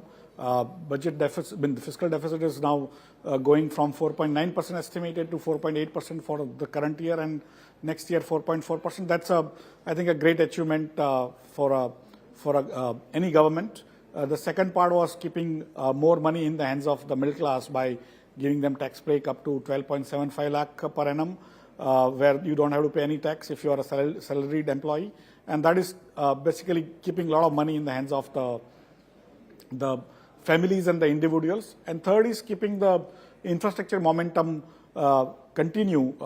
This year, government has not been able to spend as much as they had promised during the last budget, but still they will, I think, go up to 10.2 lakh crore this year, and next year they have capped the target at 11.2 lakh crore. So overall, I think these three components have been well managed, and all three of them are going to increase in some ways together the growth momentum going forward. All right, I'm sorry to interrupt, but the Prime Minister is speaking. Let's go straight across. 140 crore भारतीयों की आकांक्षाओं का budget है। ये हर भारतीय के सपनों को पूरा करने वाला बजट है। हमने कई सेक्टर्स युवाओं के लिए खोल दिए हैं। सामान्य नागरिक विकसित भारत के मिशन को ड्राइव करने वाला है। ये बजट एक फोर्स मल्टीप्लायर है। ये बजट सेविंग्स को बढ़ाएगा, इन्वेस्टमेंट को बढ़ाएगा, कंजम्पशन को बढ़ाएगा और ग्रोथ को भी तेजी से बढ़ाएगा। मैं वित्त मंत्री निर्मला सीतारमण जी और उनकी पूरी टीम को इस जनता जनार्दन का बजट, पीपल्स का बजट, इसके लिए बहुत बहुत बधाई देता हूं। साथियों, आमतौर पर बजट का फोकस इस बात पर रहता है कि सरकार का खजाना कैसे भरेगा, लेकिन ये बजट उससे बिल्कुल उल्टा है। लेकिन ये बजट देश के नागरिकों की जेब कैसे भरेगी, देश के नागरिकों की बचत कैसे बढ़ेगी और देश के नागरिक विकास के भागीदार कैसे बनेंगे, ये बजट इसकी एक बहुत मजबूत नींव रखता है। साथियों, इस बजट में रिफॉर्म की दिशा में महत्वपूर्ण कदम उठाए गए हैं। न्यूक्लियर एनर्जी में प्राइवेट सेक्टर को बढ़ावा देने का निर्णय बहुत ही ऐतिहासिक है। ये आने वाले समय में सिविल न्यूक्लियर एनर्जी का बड़ा योगदान देश के विकास में सुनिश्चित करेगा। बजट में रोजगार के सभी क्षेत्रों को हर प्रकार से प्राथमिकता दी गई है। लेकिन मैं दो चीजों पर ध्यान आकर्षित करना चाहूंगा। उन रिफॉर्म्स की मैं चर्चा करना चाहूंगा जो आने वाले समय में बहुत बड़ा परिवर्तन लाने वाले हैं। एक, इंफ्रास्ट्रक्चर स्टेटस देने के कारण भारत में बड़े शिप्स के निर्माण को बढ़ावा मिलेगा। आत्मनिर्भर भारत अभियान को गति मिलेगी और हम सब जानते हैं कि शिप बिल्डिंग ये सर्वाधिक रोजगार देने वाला क्षेत्र है। उसी प्रकार से देश में टूरिज्म के लिए बहुत संभावना है। महत्वपूर्ण 50 टूरिस्ट डेस्टिनेशन, वहां पर जो होटल्स बनाएंगे, उस होटल को पहली बार इंफ्रास्ट्रक्चर के दायरे में लाकर टूरिज्म पर बहुत बल दिया है। इससे हॉस्पिटैलिटी सेक्टर को, जो रोजगार का बहुत बड़ा क्षेत्र है, और टूरिज्म जो रोजगार का सबसे बड़ा क्षेत्र है, एक प्रकार से चारों तरफ रोजगार के अवसर पैदा करने वाला एक क्षेत्र को ऊर्जा देने वाला काम करेगा। आज देश विकास भी विरासत भी इस मंत्र को लेकर चल रहा है। इस बजट में भी इसके लिए भी बहुत महत्वपूर्ण और ठोस कदम उठाए गए हैं। 1 करोड़ पांडुलिपियों के लिए, संरक्षण के लिए, मैन्युस्क्रिप्ट के लिए ज्ञान भारतम मिशन लॉन्च किया गया है। साथ ही भारतीय ज्ञान परंपरा से प्रेरित एक नेशनल डिजिटल रिपोजिटरी बनाई जाएगी। यानी टेक्नोलॉजी का भरपूर उपयोग किया जाएगा और हमारा जो परंपरागत ज्ञान है उसमें से अमृत निचोड़ने का भी काम होगा। साथियों, बजट में किसानों के लिए जो घोषणा हुई है वो कृषि क्षेत्र और समूची ग्रामीण अर्थव्यवस्था में नई क्रांति का आधार बनेगी। पीएम धन धान्य कृषि योजना के तहत 100 जिलों में सिंचाई और इंफ्रास्ट्रक्चर का डेवलपमेंट होगा। किसान क्रेडिट कार्ड की लिमिट 5 लाख तक होने से उन्हें ज्यादा मदद मिलेगी। साथियों, अब इस बजट में 12 लाख रुपए तक की आय को टैक्स से मुक्त कर दिया गया है। सभी आय वर्ग के लोगों के लिए टैक्स में भी कमी की गई है। इसका बहुत बड़ा फायदा हमारे मिडिल क्लास को, नौकरी पेशे करने वाले जिनकी आय बंधी हुई है ऐसे लोगों को, मिडिल क्लास को इससे बहुत बड़ा लाभ होने वाला है। उसी प्रकार से जो नए नए प्रोफेशन में आए हैं, जिनको नए नए जॉब मिले हैं, इनकम टैक्स की ये मुक्ति उनके लिए एक बहुत बड़ा अवसर बन जाएगी। साथियों, इस बजट में मैन्युफैक्चरिंग पर 360 डिग्री फोकस है ताकि एंटरप्रेन्योर्स को, एमएसएमईज को, छोटे उद्यमियों को मजबूती मिले और नई जॉब पैदा हो। नेशनल मैन्युफैक्चरिंग मिशन से लेकर clean tech, leather, footwear, toy industry जैसे अनेक सेक्टर्स को विशेष समर्थन दिया गया है। लक्ष्य साफ है कि भारतीय प्रोडक्ट्स ग्लोबल मार्केट में अपनी चमक बिखेर सके। साथियों, राज्यों में इन्वेस्टमेंट का एक वाइब्रेंट कॉम्पिटिटिव माहौल बने, इस पर बजट में विशेष जोर दिया गया है। एमएसएमईज और स्टार्टअप के लिए क्रेडिट गारंटी को 2 गुना करने की घोषणा भी हुई है। देश के एससी, एसटी और महिला जो नए उद्यमी बनना चाहते हैं उनको 2 करोड़ रुपए तक के लोन की योजना भी लाई गई है और वो भी बिना गारंटी। इस बजट में न्यू एज इकोनॉमी को ध्यान में रखते हुए गीग वर्कर्स के लिए बहुत बड़ी घोषणा की गई है। पहली बार गीग वर्कर्स का ई श्रम पोर्टल पर रजिस्ट्रेशन किया जाएगा। इसके बाद इन साथियों को स्वास्थ्य सेवा और दूसरी सोशल सिक्योरिटी स्कीम्स का लाभ मिलेगा।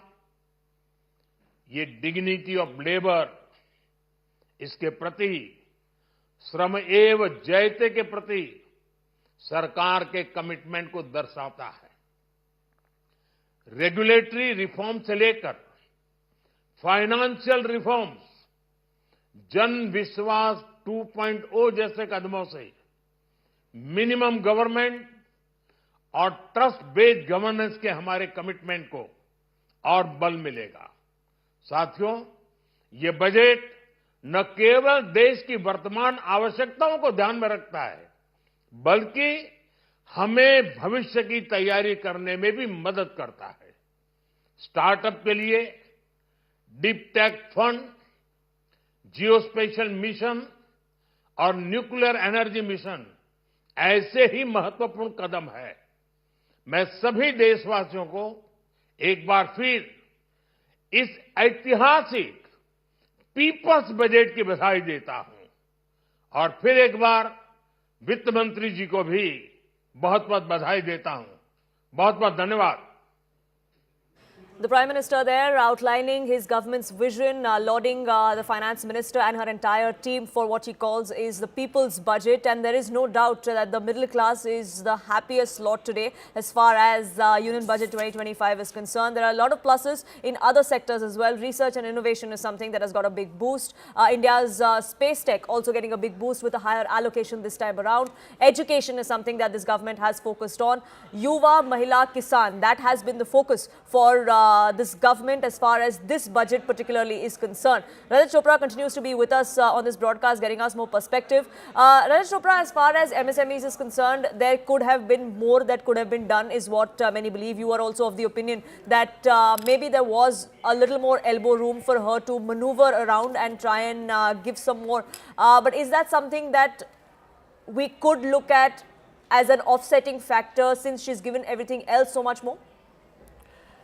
I think Poonam, I completely agree with that, and there's a lot of room and a lot of improvisation scope still is there. If we see the sectoral scope focus, I think the mining, agriculture, tourism, medical tourism, research, all these have been the key focus for the budget, and Nirmala Sitharaman, the finance minister, has covered the holistic package of providing this kind of boost to these sectors, and especially the tourism sector after getting included into the infrastructure. I think, but there's always a room, and again I would say, that the key is the execution. I personally feel that the execution will make these schemes flourish, the sector, flourish the business and flourish the economy to a larger extent. I would not discourage the point that the package is not being provided. The package is provided, the package has always been provided. I think the government has done their job, but the scope of improvement is there. In many states, like Bihar focus, I think there could have been more states that could have been part and parcel in some form, in terms of job creation. And that's the criticism of many within the opposition as well. Rajat Chopra, sorry to interrupt you there, but Rahul Shivshankar joins us on this broadcast as well. Thanks indeed. Let's go straight across, viewers, to Mr. N.K. Singh. He needs no introduction, has been a long-standing distinguished economist, has been with the Planning Commission and has been in different roles. Holding forth on economic policy for decades altogether. Mr. Singh, thank you very much for speaking to me. The budget was presented today on the back of what the EAC said was the need to not allow business as usual to continue. Now, has the FM, in your opinion, adhered to his advice? She perhaps has taken her own advice. She doesn't need the advice because the writings were quite obvious. The challenges were very evident. The challenges were both international and national. So from that point of view, this is not an incremental budget. I would certainly say this is in more ways than one, a transformative budget. It is transformative in my view from 3 points of view. First, from the viewpoint of fundamental changes in the structure of our taxation. I think, Rahul, you know that I was involved in earlier tax reforms when we introduced the so-called tax slabs. But this budget has gone a step further in giving a very, very significant tax break at all levels of tax slabs. And more important, Rahul, it has done so without in any way compromising with the path and the glide path of fiscal deficit and debt management. Adherence to the target of 4.4, 4.5, along with a debt to GDP target of around 51% in the terminal year, a significant downward spiral in the debt to GDP, consistent with this kind of a tax reforms which has parted with over a lakh of crores is, in my view, a very creditable achievement. So that point of view, this budget is not incremental, it is transformative. Two other factors, and I will stop there. One is it has been multifaceted, and it has been across the board and across the spectrum, significantly affected all segments of our economy. Illustratively, India is committed to the adherence of the nationally determined net zero target, which the Prime Minister in many ways authored, the so-called Paris Pact. The changes which have been brought about and how to harness renewable energy or nuclear power. I mean, Rahul, you remember, everybody, when Dr. Manmohan Singh passed away, paid him well-deserved tributes that he had authored, the famous Indo-US nuclear agreement, but we could not harness the advantage. We will now harness its advantage by the changes which have been announced and those in the offing, being able to harness nuclear power, which, by the way, that's related to my third point, that if India wants to be at the cutting edge of AI, that cutting edge requires a huge energy consumption. From where is the energy to be met? And I think that is now a credible answer that modular nuclear powers and harnessing the atomic energy, which is a renewable form of energy, would be a path forward. Finally, I would say agriculture, skill development, and being able to combine the advantages of a change in agricultural habits, genuinely moving towards environmentally more sustainable crops while making it more nutritious, in terms of becoming self-sufficient in pulses, in self-sufficient and encouraging the use of fisheries, of fruits and vegetables in consonance with the changing consumer patterns and the need for nutrition. It has addressed various segments, and the fillip which it has given to MSEB, being an important provider of job and a contributor to GDP. So if you look at the whole multifaceted areas which this budget has in many ways, I would say that this is certainly by no means an incremental budget, which were many past budgets, not necessarily of Nirmala, have been. But this, in my view, is a transformative budget, looking at the far-reaching implications it has in boosting consumer preference, in boosting the availability of resources to expand private consumption, agriculture, urban development, in consonance with the changing needs of what technology has to offer. Okay, that's an interesting point of view because, as you know, the market reaction has been less than appreciative, just to put it politely. But deregulation is the need of the hour, given the various headwinds, the desensitization really of cross-border trade and the movement of people, goods and services that we're expected to encounter in a MAGA world, in a Trump world or a mega world, European Union that wants to become great again and so on and so forth. Now, deregulation was something that was stressed upon even by the EAC. Where is that in this budget? There is no roadmap for it, some people argue. Let me put it this way to you. I gave an example of on the atomic stuff. Isn't that deregulation? She has promised a high-level committee to look into how to simplify rules and regulations and to come up with recommendations which are credible. That's a credible effort in trying to find out the further areas where deregulation, 100% insurance being permitted. Isn't that deregulation as part of being able to attract greater direct foreign investment?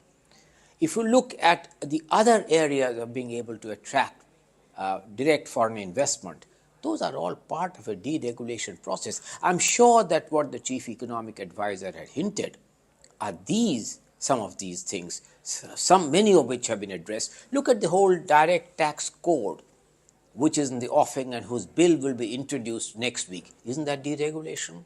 Simplifying the entire taxation structure She has hinted at not only on direct taxes, but some hints on what needs to be done on indirect taxes, the number of simplification which has taken place in the area of customs, the number of compliances which have been called off.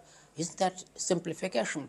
Those are the kinds of changes which the CA would have had in mind when he talked and mentioned about the need for deregulation to be an important catalyst for growth and for change. Lastly, Mr. N.K. Singh, many people said that, look, we have to grow now year on year, 8% plus, if we are to become truly Viksit by 2047. Is this budget going to put us on that track, the 8% plus track?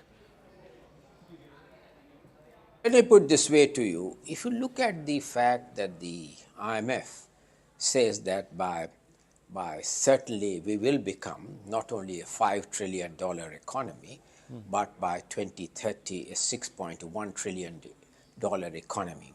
That implies that in nominal terms in US dollar, we would have grown in recent years at nominal terms at 10% already.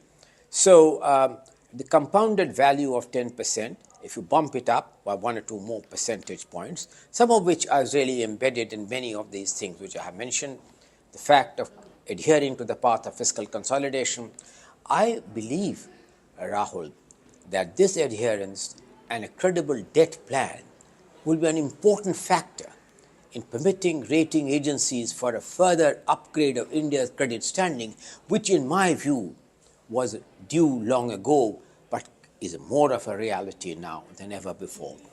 I believe that looking at the constellation of factors, I certainly think that the figures which have been given in the budget of the growth next year will certainly, we will be surprised on the upside of it if all the factors which have been outlined in the budget, the initiatives which have begun, are really going to see the fruition. One of the factors which you must have noticed, Rahul, that Nirmala has been one of those rare finance ministers who has always under-promised and over-performed. Right. Time after time on many parameters. This has been her track record. And I'm therefore sanguine that we are well on course to meet our quest to become a Viksit Bharat by 2047. Well, Mr. N.K. Singh, thank you very much for sparing this time and being with us and giving your valuable insight. Viewers, that conversation hopefully will go some way in allaying fears that perhaps the budget has been too conservative. I'll now go straight across to Ayushman, my colleague who joins us to take us forward in this rolling broadcast. Ayushman. Thank you for that, Rahul. So clearly a huge booster when it comes to the middle class, when it comes to the tax reform that has been pushed forward by the finance minister. Also a huge impetus on regional growth, primarily to the state of Bihar as well. This also coming in right ahead of the elections in the state of Bihar. So a lot of push and pull coming in between the opposition as well as the ruling NDA regime. But Finance Minister Nirmala Sitharaman presented this union budget in Parliament today. The budget comes with a huge boost, as I was pointing out, for the middle class, with income tax payment exempted up to 12 lakhs income per year. The step will provide a major relief for the middle class, which will be left with a lot more money in hand, and that's something that was a huge criticism coming in from several sections in the middle class. TCS threshold has also been raised from 7 lakh to 10 lakh in a push for education. 3 centers of excellence for artificial intelligence will be established. The capacity of IITs and medical colleges will also be expanded, is the push coming in from the NDA government. Meanwhile, the union budget comes with major allocations, as I was pointing out, for poll-bound Bihar. Finance Minister Sitharaman announced that a Makhna board will be established for Bihar and training support will be provided for Makhna farmers. The budget also aims to boost infrastructure capacity in Bihar and facilitate the establishment of greenfield airports. We've seen that kind of push coming in from the NDA government in several states across the country, primarily those states which need an infrastructure revamp. Financial support for the Western Kosi Canal project has also been announced that is expected to benefit farmers of the Mithilanchal region. So that is something that the government is pushing towards, the entire infrastructure revamp across the country, primarily when it comes to eastern India, especially the state of Bihar. Personal income tax reforms with special focus on middle class. Democracy, demography, and demand are the key support pillars in our journey towards Vikasit Bharat. The middle class provides strength for India's growth. This government, under the leadership of Prime Minister Modi, has always believed in the admirable energy and ability of the middle class in nation building. In recognition of their contribution,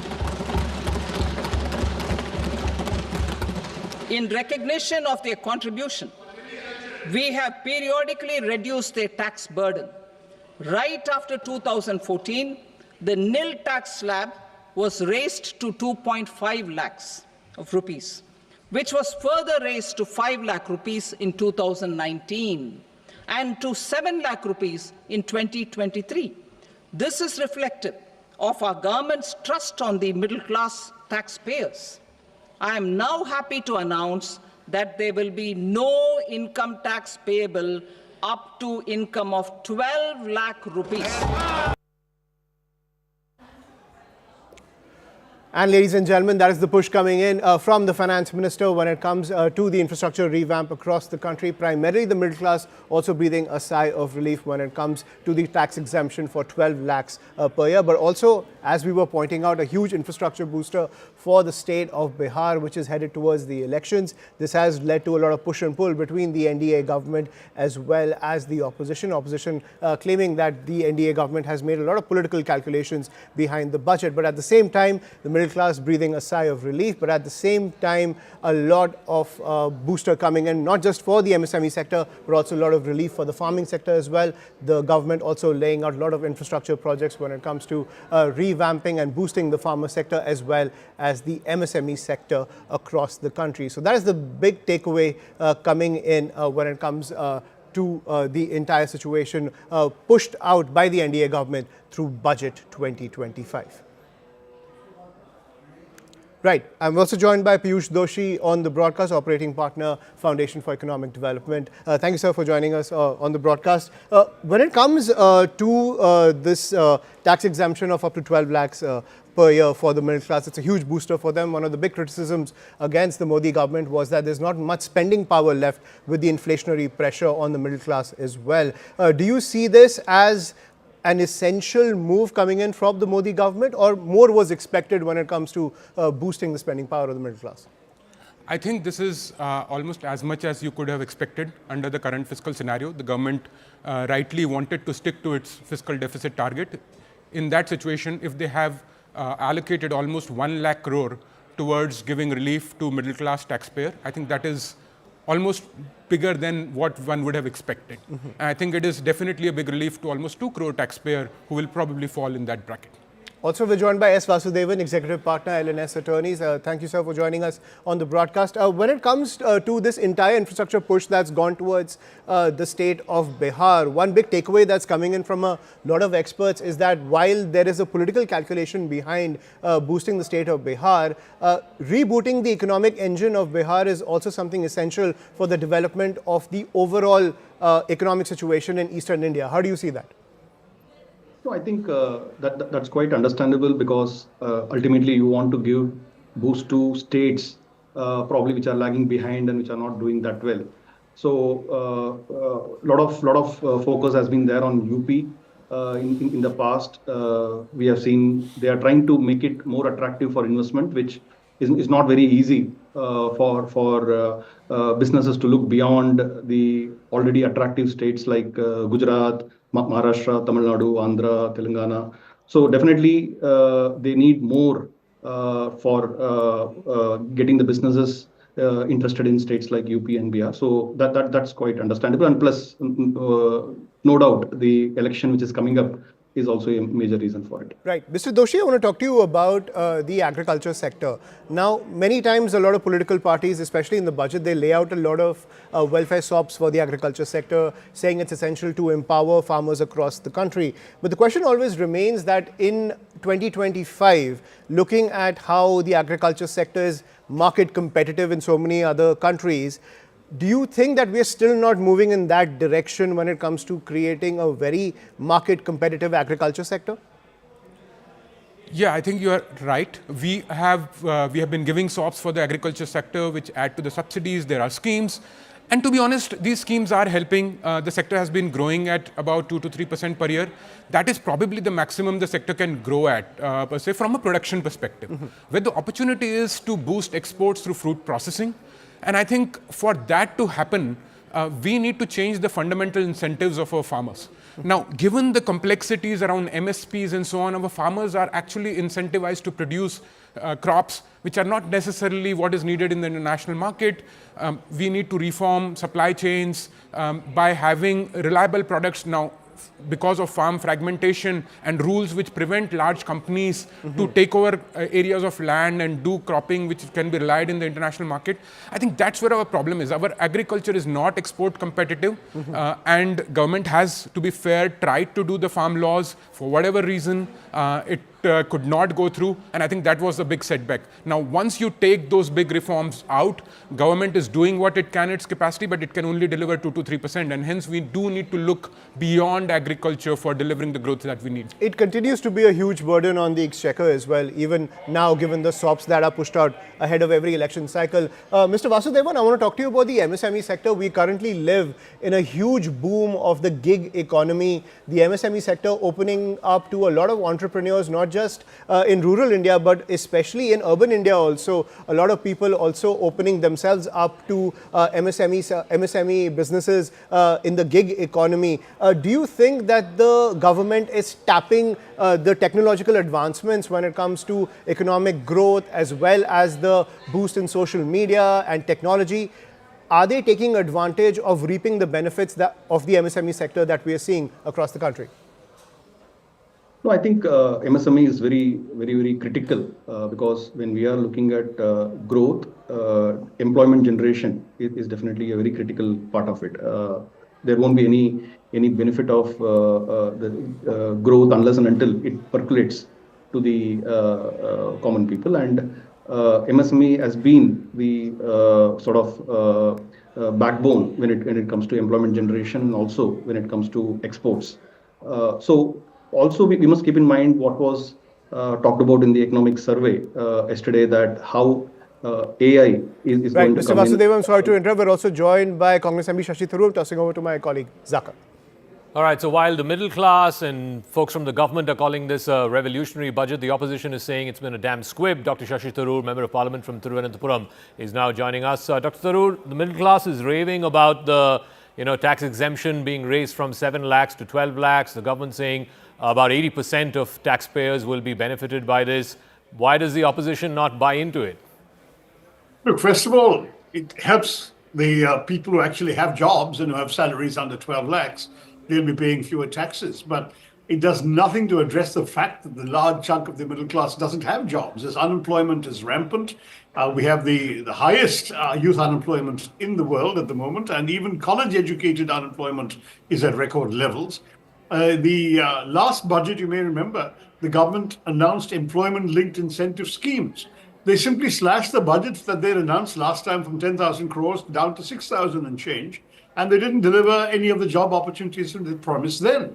So the problem is that we are looking at a situation where, yes, if you've got jobs, if you're one of the lucky few, you'll be fine. If you don't have a job, the government is not doing enough to get you any, and that's very worrying. So it's great that you have these headlines for the Delhi and Bihar elections, that you've given relief for income tax. But how you're going to actually give a stimulus to the economy other than for these people to get a little bit of extra money in their pocket is far from clear. And a lot of the other promises have turned out to be somewhat underwhelming. But tell me this, one of the criticisms of the Modi government, particularly in the last 6 months or so since the general election last year, has been that the middle class is hurting. The middle class votes for the BJP, but they get nothing in return. now that concern has been heeded to. Yes, but that's not the entire middle class. That's there are people still in the middle class who earn more than 12 lakhs. There are people still in the middle class who are still looking for jobs, who've got college degrees and haven't been able to make a decent salary. And at the same time, I am really, really worried as to whether the next week's income tax bill she's mentioned is coming might have some fine print that will even undo the benefit of this. Because we'll have to reevaluate all our strategies once we get the fine print in the income tax bill. For example, will traditional deductions change? Will they become less relevant? Who knows? We'll have to wait and see that. So there's always a little catch with some of these goodies the government likes to dangle before us. So I think we should wait for a week to be entirely sure that even this one is worth celebrating. Do you reckon, and I think in the last year's speech she had mentioned that we'll eventually move to the new regime and the old regime will be phased out. So things like, interest deductions on home loans or things like, interest deductions on Provident Fund or other ATC deductions, eventually, the clamor has been for make the tax code simple, make the slabs and the rates simple, and the government seems to be moving in that direction. Let's hope so. I mean, if that comes, that's something we can certainly look forward to, because the more confusing laws are, the less a benefit the ordinary citizen has from them, because you can't figure out what exactly you can benefit from and not. But, I'm always worried about the fine print with this government. You remember that this year she's talked about grand ambitions to make India a global hub for toys. And the footwear and leather sector was promised a focus product scheme, big, bold words and promises. When you look at the PLI scheme for the last budget, when they actually announced PLIs, and I've got the list in front of me, there were schemes like 6,200 crores for large-scale electronics and IT hardware. You know what they gave toys? 0.01 crore. Footwear and leather sector, 0.01 crore. Suddenly, these are the big-ticket items. God knows what other disappointments await us. I mean, I think when the chief economic advisor, no less, writes in the economic survey about the trust deficit, you can see why. Manrega hasn't gone up at all in this entire time, whereas the Rural Development Ministry has a 4,315 crore shortfall for Manrega wages. There are women in my constituency waiting 7 and 8 months to get their dues for work they've already done. And the government continues stuck there. They haven't actually changed even the allocation for this year is lower than 2022-23 spending. So demand is rising. People in the rural areas are desperately looking for work. I think last year was 82.4 million people looking for work. And if you can't give them work, you won't raise the budget, and you'll come up with new grand schemes where you've got no performance record to prove it, as I pointed out with toys and leather. Then I think we've got some real doubts in our minds. I want one final comment from you. So you're saying it's a damn squib, it misses the big picture. What would have been the one big ticket reform that you would have liked to see in this budget, which you think the government missed out on? Well, two things. One would have been, of course, something very directly benefiting employment, especially given the flop show of last year's employment-linked incentives. Nothing came there. The second is, give us some hope that the investment climate will change. There was nothing. Investment in our country is stagnant. FDI is pulling out of our country in droves, and on top of that, domestic investment isn't coming in. So the question is, this is a country where $23,000 millionaires migrated last year out of India and became NRIs. What do we do to keep them here and keep them spending their money here and employing Indians? All right. Nothing at all. The finance minister didn't mention the word unemployment, didn't give any meaningful signal on investment. And this worries me. These are the two big things that we have to worry about. Already you've got a government that sadly is being rightly criticized for tax terrorism, the weaponization of the tax agencies and the ED and so on. On top of that, if people are fleeing and you're not keeping them here to invest here, all right. I wonder where you're going to get the growth from, without which all of this is a pipe dream. All right, Dr. Shashi Tharoor, we'll leave it at that. Thank you very much for joining us here on CNN News 18. We'll take a quick break, but news and updates continue right on the other side.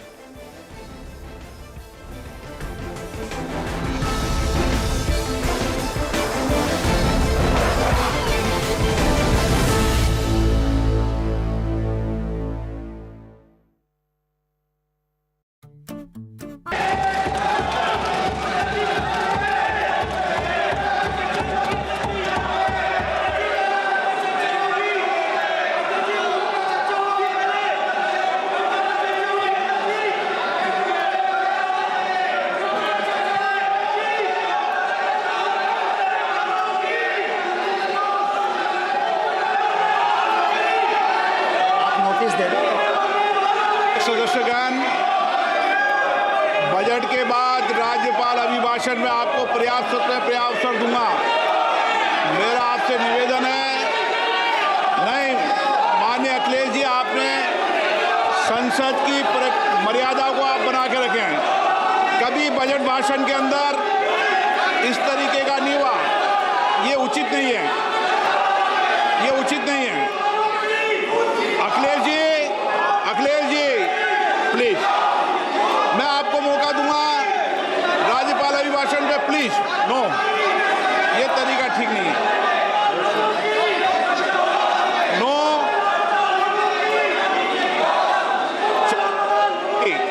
राज्यपाल अभिभाषण पे चर्चा होगी। No तरीका। Honorable Speaker, I present the budget for 25-26. This budget continues our government's efforts to A. Accelerate growth, B. Secure inclusive development, C. Invigorate private sector investments, D. Uplift household sentiments, and E. Enhance spending power of India's rising middle class. Together, we embark on a journey to unlock our nation's tremendous potential for greater prosperity and global positioning under the leadership of Honorable Prime Minister Shri Narendra Modi. As we complete the first quarter of the 21st century, continuing geopolitical headwinds suggest lower global economic growth over the medium term. However, our aspiration for a Vikasit Bharat inspires us, and the transformative work we have done during our government's first 2 terms guides us to march forward resolutely. Our economy is the fastest growing among all major economies. Our development track record for the past 10 years and structural reforms have drawn global attention. Confidence in India's capability and potential has only grown in this period. We see the next 5 years as a unique opportunity to realize Sabka Vikas, stimulating balanced growth of all regions. The great Telugu poet and playwright Gurujada Apparao had said, "Deshamante matti kadoy, deshamante manushuloy," meaning a country is not just its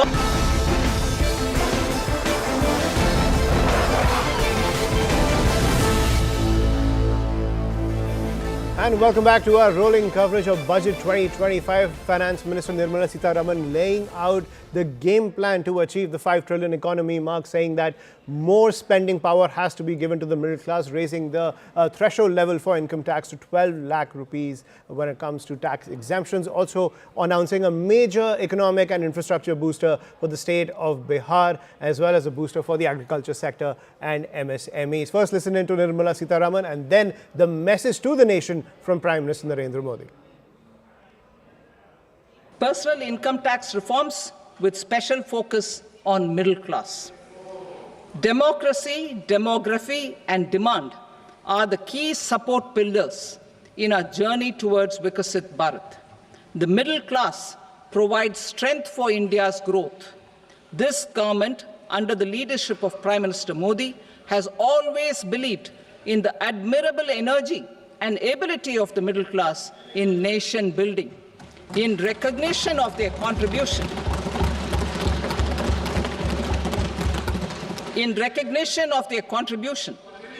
we have periodically reduced their tax burden. Right after 2014, the nil tax slab was raised to 2.5 lakhs of rupees, which was further raised to 5 lakh rupees in 2019 and to 7 lakh rupees in 2023. This is reflective of our government's trust on the middle class taxpayers. I am now happy to announce that there will be no income tax payable up to income of 12 lakh rupees. ये budget एक force multiplier है। यह budget savings को बढ़ाएगा, investment को बढ़ाएगा, consumption को बढ़ाएगा और ग्रोथ को भी तेजी से बढ़ाएगा।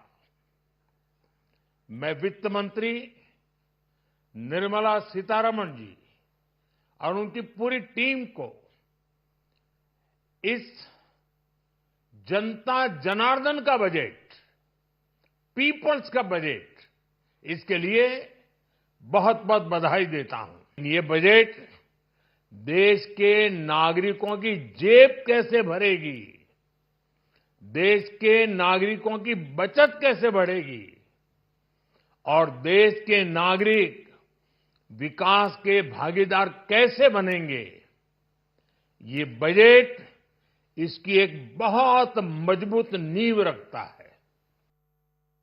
आज जो बजट भारत की वित्त मंत्री आदरणीय श्रीमती निर्मला सीतारमण जी ने रखा है, वह बजट बहुत ही संतुलित, ऑल इंक्लूसिव और विकास को बढ़ावा देने वाला बजट है। यह बजट विकसित भारत के संकल्प को गति देने वाला बजट है। इस बजट में गरीब और किसान का कल्याण है, वंचितों का सम्मान है और नारी शक्ति और मध्यम वर्ग का उत्थान समाहित है। हमारा बजट इस प्रकार से कहा जाए तो यह आम व्यक्ति का बजट है, सिटीजन सेंट्रिक बजट है।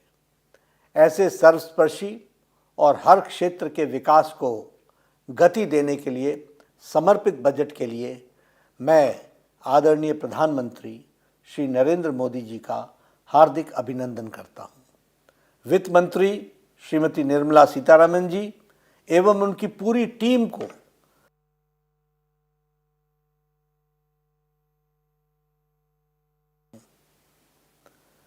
सशक्त नेतृत्व ही विकसित भारत को आकार दे रहा है। प्रधानमंत्री नरेंद्र मोदी जी के कुशल नेतृत्व में देश विकसित भारत की यात्रा का साक्षी बन रहा है। पिछले 10 वर्षों में प्रधानमंत्री जी ने अथक परिश्रम के साथ लगभग 25 करोड़ लोगों को गरीबी की रेखा से बाहर निकाला है। साथ ही देश के मध्यम वर्ग के परिवारों को बहुत बड़ी राहत प्रदान करते हुए टैक्स में के दायरे में छूट 12 लाख रुपए तक का बढ़ा दिया है। इस बजट में युवाओं के कौशल, कृषि में निवेश और ग्रामीण क्षेत्रों में रोजगार के विकल्प सृजित करने पर खासा ध्यान दिया गया है। इस बजट में अध्यात्मवाद और आधुनिकता का अद्भुत संगम देखने को मिलता है। रामायण सर्किट और बुद्ध सर्किट के निर्माण की घोषणा के साथ साथ राज्यों के इंफ्रास्ट्रक्चर विकास के लिए 1.5 लाख करोड़ रुपए का प्रावधान किया गया है। न्यूक्लियर एनर्जी मिशन के लिए 20,000 करोड़ रुपए की शुरुआत में भारत ऊर्जा क्षेत्र में आत्मनिर्भर बनने की दिशा में एक बड़ा कदम है। पर्यटन प्रमुख स्थलों का राज्यों की भागीदारी से विकास किया जाएगा, जिससे न केवल सांस्कृतिक धरोहर को संरक्षित किया जाएगा बल्कि स्थानीय रोजगार के अवसर भी बढ़ेंगे। And that's the message coming in from the BJP chief on Budget 2025. We will continue to track all the developments coming in and decode the basic tenets of Budget 2025. For now, a quick break. More news and updates on the other side.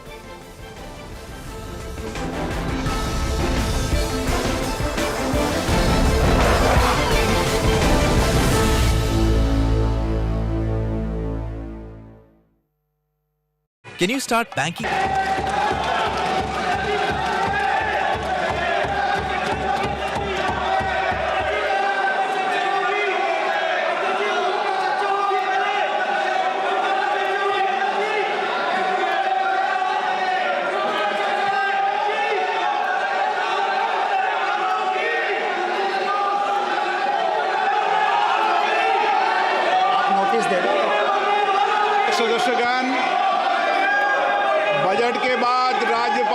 भाषण में आपको पर्याप्त अवसर दूंगा। मेरा आपसे निवेदन है, नहीं माननीय अखिलेश जी, आपने संसद की मर्यादा को आप बना के रखें। कभी बजट भाषण के अंदर इस तरीके का नहीं हुआ, ये उचित नहीं है, ये उचित नहीं है। अखिलेश जी प्लीज, मैं आपको मौका दूंगा राज्यपाल अभिभाषण पे, प्लीज। नो, ये तरीका ठीक नहीं है। No,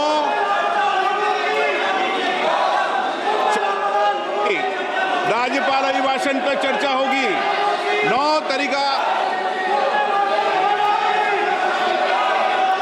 Honorable Speaker, I present the budget for 25-26. This budget continues our government's efforts to A. Accelerate growth, B. Secure inclusive development, C. Invigorate private sector investments, D. Uplift household sentiments, and E. Enhance spending power of India's rising middle class. Together, we embark on a journey to unlock our nation's tremendous potential for greater prosperity and global positioning under the leadership of Honorable Prime Minister Shri Narendra Modi. As we complete the first quarter of the 21st century, continuing geopolitical headwinds suggest lower global economic growth over the medium term. However, our aspiration for a Vikasit Bharat inspires us, and the transformative work we have done during our government's first 2 terms guides us to march forward resolutely. Our economy is the fastest growing among all major economies. Our development track record for the past 10 years and structural reforms have drawn global attention. Confidence in India's capability and potential has only grown in this period. We see the next 5 years as a unique opportunity to realize Sabka Vikas, stimulating balanced growth of all regions. The great Telugu poet and playwright Gurujada Apparao had said, "Deshamante matti kadoy, deshamante manushuloy," meaning a country is not just its soil, a country is its people. In line with this, for us, Vikasit Bharat encompasses zero poverty, 100% quality good school education, access to high quality, affordable and comprehensive health care, 100% skilled labor with meaningful employment, 70% women in economic activities, and farmers making our country the food basket of the world. In this budget, the proposed development measures span 10 broad areas, focusing on Garib, youth, Annadata, and Nari, spurring agricultural growth and productivity, building rural prosperity and resilience, taking everyone together on an inclusive growth path, boosting manufacturing and furthering Make in India, supporting MSMEs, enabling employment-led development, investing in people, economy, and innovation, securing energy supplies, promoting exports, and nurturing innovation. For this journey of development, our 4 powerful engines are agriculture, MSME, investments, and exports. The fuel, our reforms, our guiding spirit.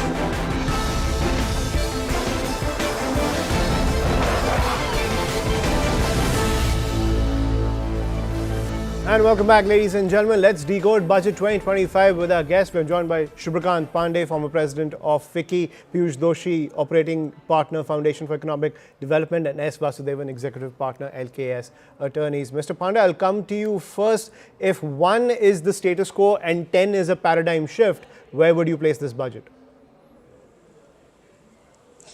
Look, I'm always wary about giving numbers to a budget because it's a very complex exercise and it is difficult to distill it down to on a 0 to 10 scale. What I will say is that it is a budget which ticks all the boxes in terms of expectations. Not least the significant tax relief which has been provided to the middle class. 1 lakh crore is a very large number, and it will find its way not just into people's hands but ultimately back into the economy, thereby providing a much needed boost to consumption.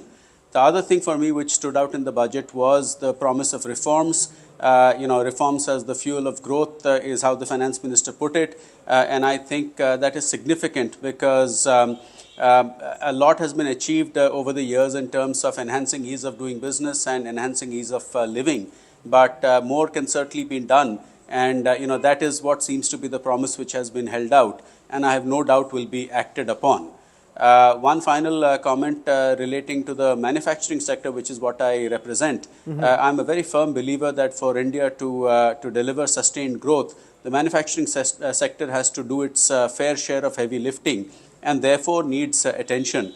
I think that has been provided in this budget with the National Manufacturing Mission, with a special focus on clean tech and MSMEs, as well as the labor-intensive sectors getting attention.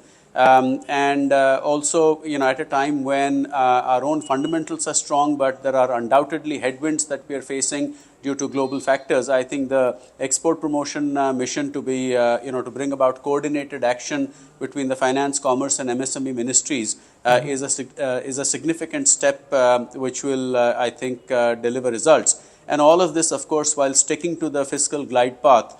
With the fisc being contained to 4.8% in the ongoing year and estimated at 4.4% for 25-26. I think that lends a lot of credibility to the budgeting exercise. Right, so a lot of positive signals coming in from Budget 2025. And you're talking about the manufacturing sector, a state that the government is focusing on is, of course, Uttar Pradesh. And we're getting a reaction from Uttar Pradesh Chief Minister Yogi Adityanath. Let's listen in. माननीय प्रधानमंत्री जी के मार्गदर्शन में केंद्रीय वित्त मंत्री श्रीमती निर्मला सीतारमण जी ने आज देश की संसद में देश का 2025-26 का आम बजट प्रस्तुत किया है। यह आम बजट विकसित भारत के संकल्प को साकार करने के लिए उठाए गए ठोस कदमों की एक आधारशिला है। प्रधानमंत्री जी ने ज्ञान का बजट बताकर 4 अक्षरों में से परिभाषित किया है। जी फॉर गरीब, Y फॉर युवा, A फॉर अन्नदाता और N फॉर नारी शक्ति। And Yogi Adityanath, they're hailing Budget 2025. Remember, Yogi Adityanath has said that Uttar Pradesh should be the economic engine of India in 2025, also putting forward his mission to create a $1 trillion economy for the state of Uttar Pradesh. Piyush Doshi, we were talking about the entire ease of doing business that Mr. Panda was also talking about. Would you say great leaps have been made in the ease of doing business in the last 10 years, or more work needs to be done when it comes to ending red tape and bottlenecks? Yes, certainly glass half full. But what is most exciting is if you look at the economic survey, the entire first part, the preface, almost half of it talks about ease of doing business, deregulation. And looks like government has recognized that that's the most cost-effective way of generating growth. You can only provide so much incentive to the industry. But what you can do much more easily is if you just free them up. Our industry, our companies, our manufacturers are capable of competing globally. Our problem is that we cage them up in the maze of regulations. The concrete announcement in this budget is to form this high-level committee which will work over the next 12 months and submit specific recommendations to deregulate. I do hope that there is real intent behind it and we actually get rid of regulation which is truly troublesome for our industry. It ranges from land, labor, pollution, environment, building construction, logistics, every sector. Every sector, we must look at it very closely and find ways how we can make it easy for our manufacturers to operate in India and compete globally. Right. And Mr. Panda, on that front, I wanted to ask you, this sense of harmony between the bureaucracy and the entrepreneurs, is this still a challenge for any government, be it at the national level or the state level? Right, we'll try to reconnect with Mr. Panda over there. But I want to then go to Mr. Vasudevan as well, Executive Partner, LKS Attorneys, who's joining us on the broadcast as well. Mr. Vasudevan, let's talk about the entire tax push that's come in from the Finance Minister to give more money to the middle class, to boost the spending power of the middle class. We've been talking about this, and a lot of speculation and a lot of chatter happening on social media about the different financial instruments that are flooding the market these days. But when it comes to awareness among the middle class, among the salaried class over these instruments when it comes to expanding wealth and wealth generation, that continues to be low. Entry into the equity markets continues to be low. Do you think that is something that the government needs to address when it comes to overall wealth generation at the bottom level, especially every middle class household across this country?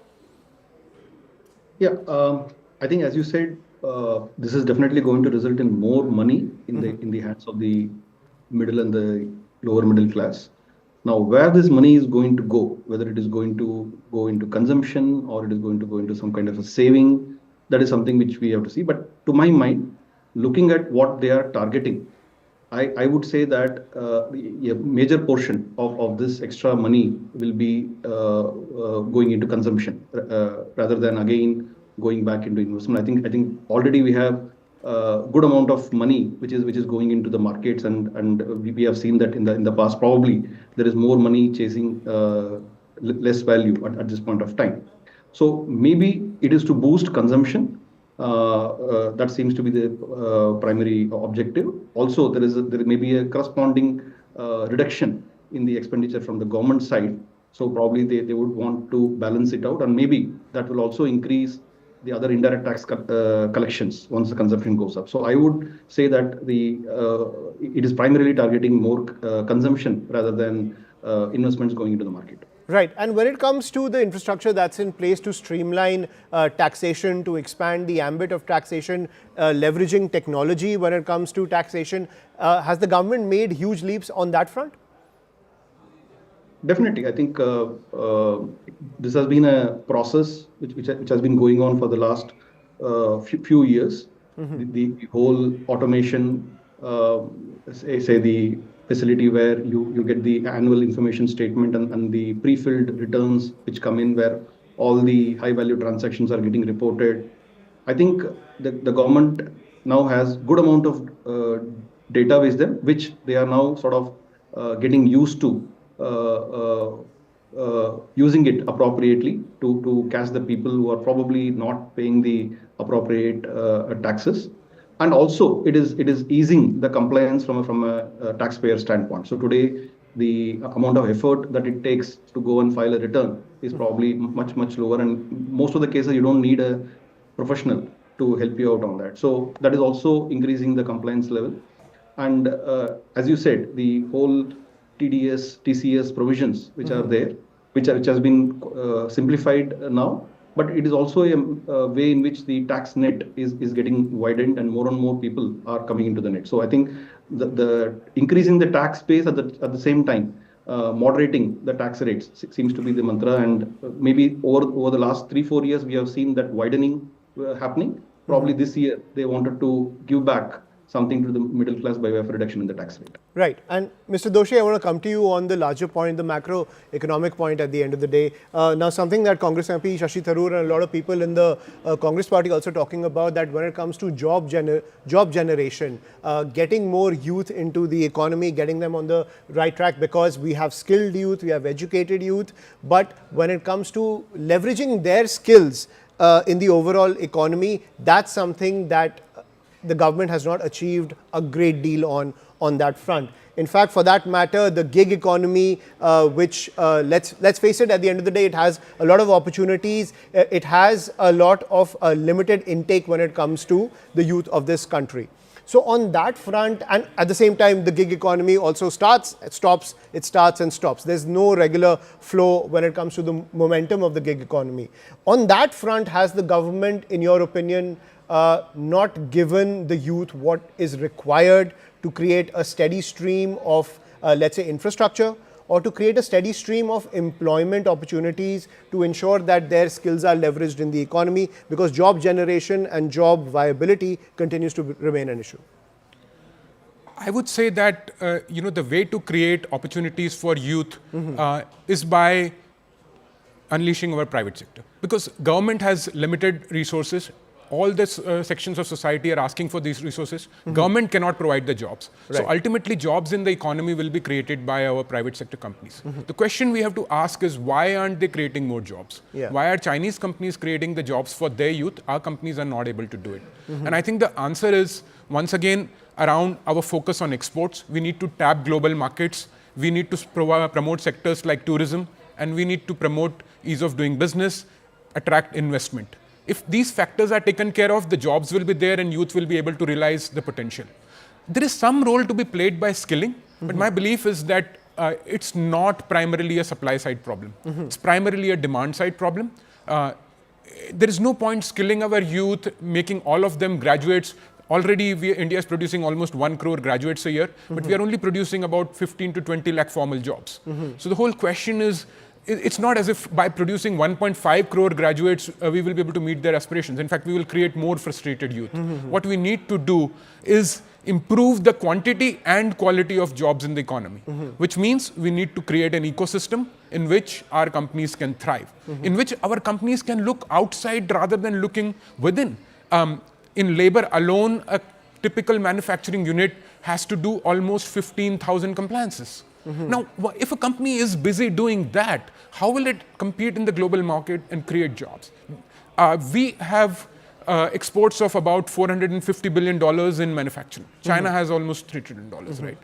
This is the difference in terms of creating jobs. If we are able to get our manufacturing engine growing, the manufacturing companies will create those jobs, which will also create the consumption, which will create additional gig economy jobs. I don't look down on gig economy jobs. You have the high-paying jobs, and those people spend on it. But as the high-paying jobs become more and higher-paying, then the gig economy workers will also have better bargaining power, and they will be also able to work in better condition. Our entire problem is we don't have enough jobs going around. So far in the gig economy, the problem is that the higher end jobs are really few, and there's huge salaries there, and the lower end jobs are massive, and there's very low paying at the end of the day. That kind of gap is massive in that gig economy. And clearly, I completely agree with you that to address that, it's something that you have to remove the cage around the private sector. You need to make them more competitive. Government working on that front, but clearly, as you were pointing out, more needs to be done, and that seems to be the mission of the Modi government, to remove the restraints of the private sector to ensure that the growth momentum stays. We're also getting a reaction from Amitabh Kant, former CEO of the Niti Aayog and the G20 Sherpa, on his take on Budget 2025. There are two aspects to this budget. The first, of course, is the immediate impact which is being felt by the middle class. I'd like you to sort of comment on that. Is that enough? Does it go far enough? Will it do what many people are hoping it will do, which is to boost consumption? That's one. And the other aspect is, have we got lost in the headline, and therefore we are not concentrating on the larger picture? Is this a budget, therefore, for growth that will take us beyond 8%? So Rahul, first and foremost, this budget, the attempt has been to provide a fillip to demand, push consumption in a big way, and give away about 1 lakh of crores of direct taxes, so that there's greater purchasing power in the hands of the middle class. That, to my mind, was important at this particular point of your economy. But if you look at the overall budget, it's been done in a responsible manner, because the budget also aims at a macroeconomic stability, the fiscal consolidation, because the RE fiscal deficit was about 4.8%, and it aims at about 4.4% for the coming year. which I think is being very, very fiscally responsible. Because you also have the challenge of inflation, and therefore you need to do it in a disciplined manner. But the budget also has a very, very strong focus on labor-intensive sectors. This is the first time I've seen so much of emphasis on tourism, on textile, on footwear, on leather. So these are all labor-intensive sector. The other is that the job creation in a big way happens through the startup movement, and to replenish the 10,000 crores for the startup fund of fund will have a multiplier impact, because for every rupee that will be put in by the fund of funds, you will have 4 more rupees being put on by the venture capitalists. So the multiplier impact will be enormous for the startup.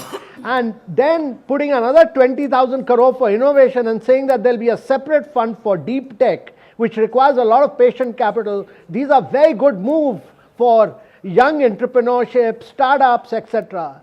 The other thing that's very important to say is that the credit guarantees for both MSMEs and startups have been pushed by the government of India. That is what you can do through the fiscal mechanism.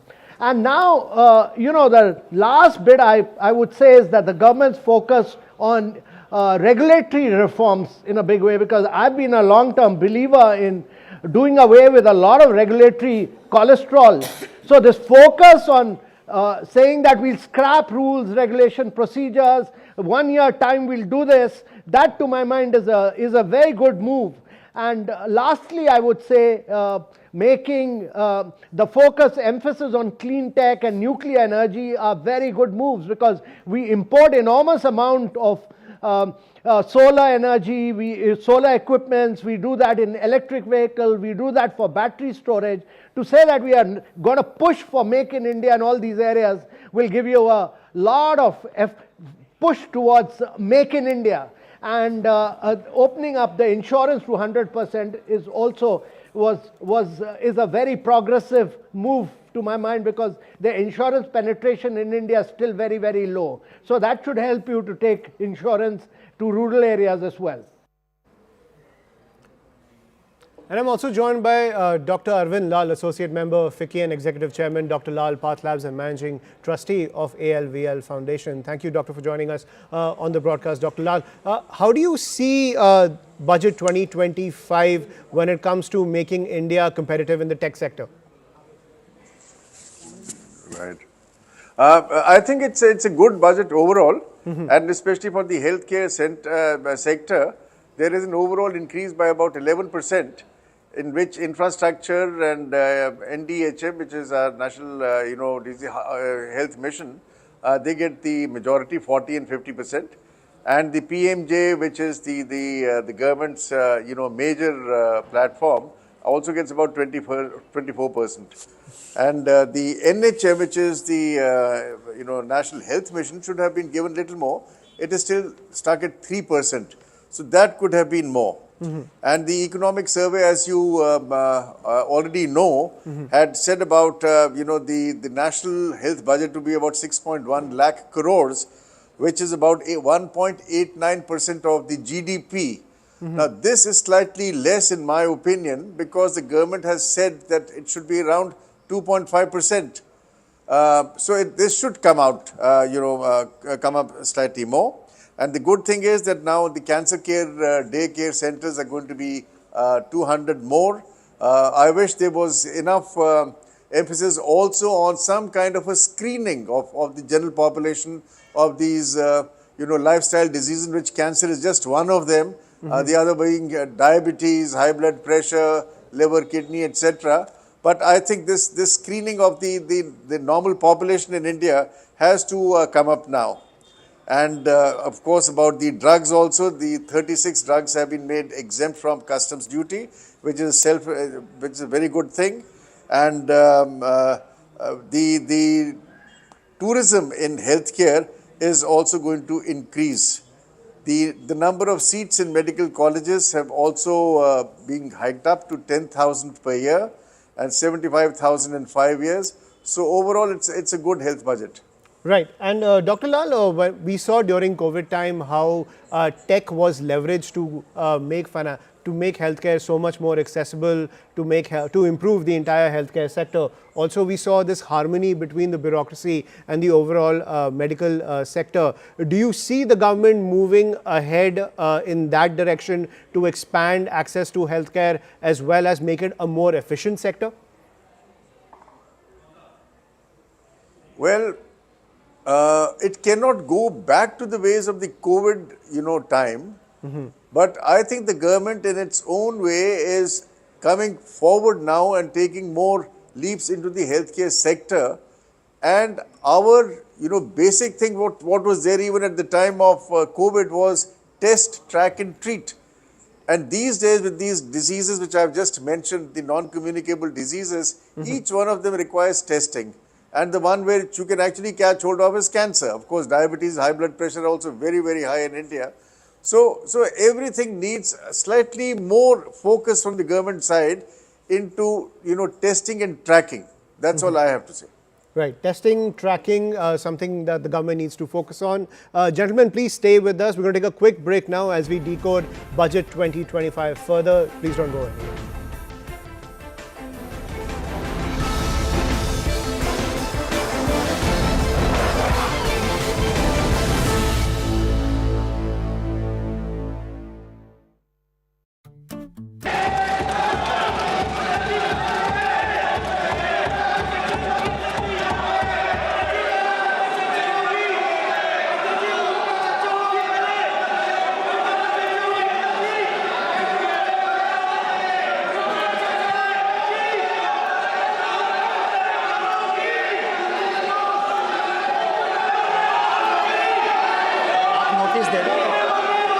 सदस्यगण, budget के बाद राज्यपाल अभिभाषण में आपको पर्याप्त अवसर दूंगा।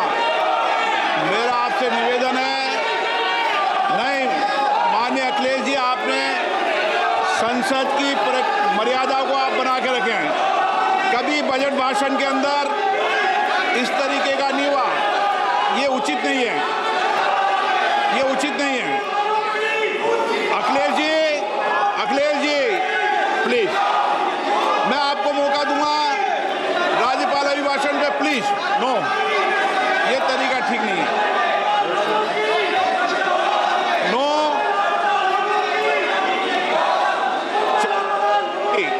राज्यपाल अभिभाषण पे चर्चा होगी। नो तरीका। Honorable Speaker, I present the budget for 25-26. This budget continues our government's efforts to A. Accelerate growth, B. Secure inclusive development, C. Invigorate private sector investments, D. Uplift household sentiments, and E. Enhance spending power of India's rising middle class. Together, we embark on a journey to unlock our nation's tremendous potential for greater prosperity and global positioning under the leadership of Honorable Prime Minister Shri Narendra Modi. As we complete the first quarter of the 21st century, continuing geopolitical headwinds suggest lower global economic growth over the medium term. However, our aspiration for a Vikasit Bharat inspires us, and the transformative work we have done during our government's first 2 terms guides us to march forward resolutely. Our economy is the fastest growing among all major economies. Our development track record for the past 10 years and structural reforms have drawn global attention. Confidence in India's capability and potential has only grown in this period. We see the next 5 years as a unique opportunity to realize Sabka Vikas, stimulating balanced growth of all regions.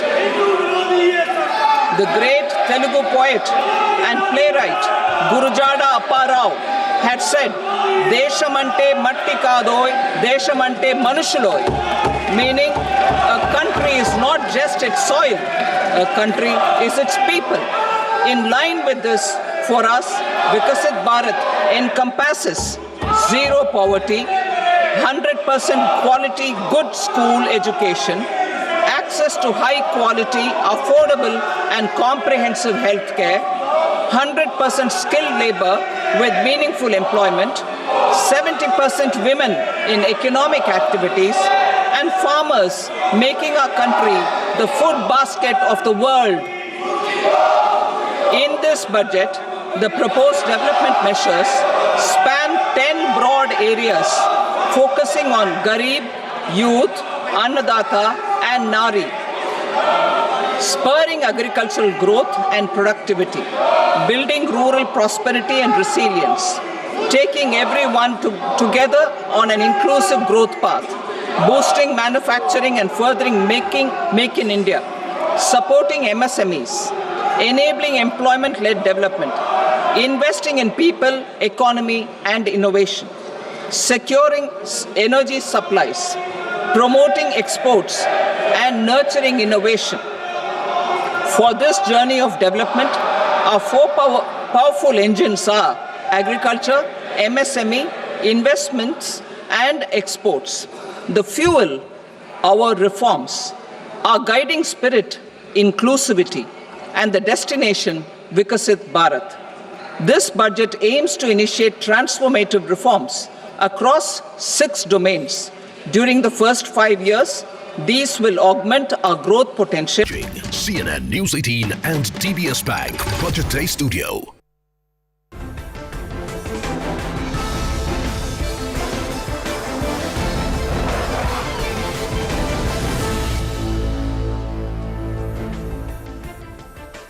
Hello everyone, today we are coming to you live from the CNN News 18 and DBS Bank Budget Day Studio. Finance Minister Nirmala Sitharaman presented the Union Budget 2025 in the Parliament today. The budget comes with a huge boost for the middle class, with income tax payment exempted up to 12 lakhs income per year. The step will provide a major relief for the middle class, which will be left with a lot more money in their hands. TCS threshold has been raised from 7 lakh to 10 lakh rupees. In a push for education, 3 centers of excellence for artificial intelligence will be established. The capacity of IITs and medical colleges will also be expanded. Meanwhile, the union budget comes with major allocations for poll-bound Bihar. Finance Minister Nirmala Sitharaman announced that a Makhana board will be established for Bihar and training support will be provided for Makhana farmers. The budget also aims to boost infrastructure capacity in Bihar and facilitate the establishment of greenfield airports. Financial support for the crucial Western Kosi Canal project has also been announced that is expected to benefit farmers of the Mithilanchal region. First, let's listen in to Nirmala Sitharaman and Prime Minister Narendra Modi's message to the entire nation. Personal income tax reforms with special focus on middle class.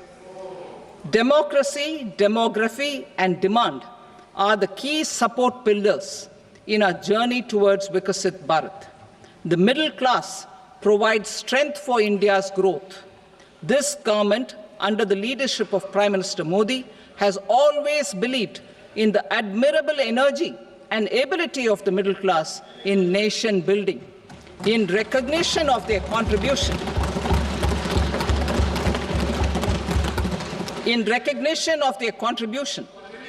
we have periodically reduced their tax burden.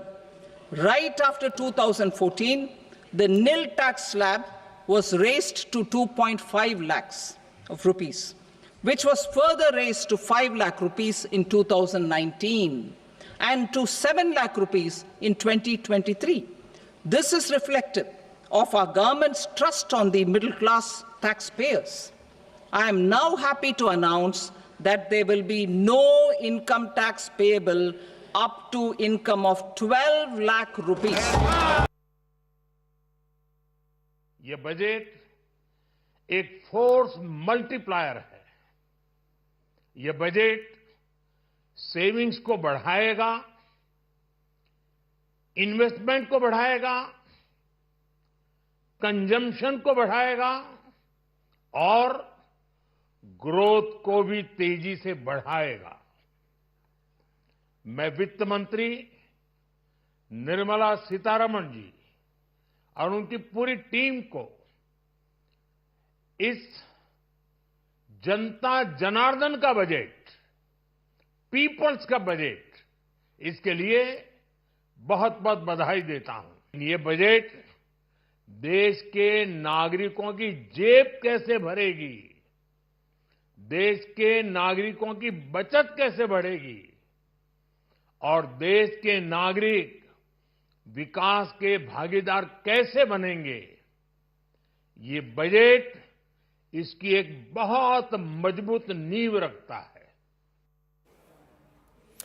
Well, the Prime Minister there spelling out why he believes that this budget is transformative. Let's go straight across to member of the Niti Aayog, Mr. Arvind Virmani, who joins me. Thank you very much, Mr. Virmani, for speaking to CNN News 18 on this very, very critical and crucial day, a day that could actually have an impact on the decade ahead.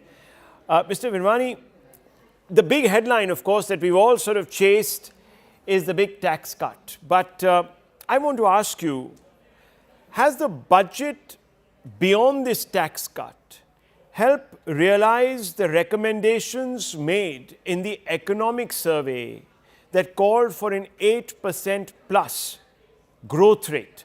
In other words, will this budget boost growth beyond 8%, which is what is required if India has to become Viksit Bharat, as the Prime Minister says, by 2047? So let me start with that and then go to the tax questions. You have to remember the background is very important.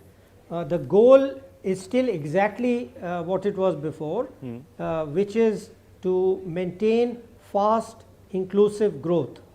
Now, what is different? One of the big differences is in the global environment is suffused with uncertainty. And I'm not just talking about India. There's uncertainty about US, there's uncertainty about EU, there's uncertainty about China. And all these have not just direct effect, which actually may not be that large, but an indirect effect on India. So something happens in China, it affects US or Europe, that will affect us. So this kind of uncertainty is slowing decisions, many, not all decisions, but many decisions across the world, including, I would say, Indian, direct investors. So both foreign investors and indirect. And direct Indians, that is. So in that background, what does it mean to maintain fast, inclusive growth? Now, I have personally, and I can only speak personally, I don't speak, I'm not a spokesman for the government as such, but I am in the think tank. So personally, I have never ever, and I'm talking about 20 years ago when there was earlier talk of 8-9%, I've never talked about 8-9%, because having studied growth across the world, the big challenge for 90% of the fast growing economies has been how to maintain fast growth over a long period of time. In late 80s and 90s, the challenge was to raise the growth rate, which is what we did, which is what I was involved in from the 90s. But now the big challenge is to maintain it at a fast growth. Before getting into what fast growth exactly means, to me it does not mean 8, 9, 10%. So you could say plus minus 7, and we can discuss that a bit. So that was the challenge. There are basically three elements of that which I have been personally stressing, and I think it meets all of them. And the one first is reforms. There was a feeling going that perhaps reforms may not be going on at the pace they have been, and I think this budget tried to correct that. We can go into the details if you want. The second part I have been emphasizing is the basic quality of education, skilling and innovation. And this is not just about high end, it's all across. We have 1.4 billion people. We keep switching between, what is happening to the lower end of the spectrum and what is happening at AI and the frontier.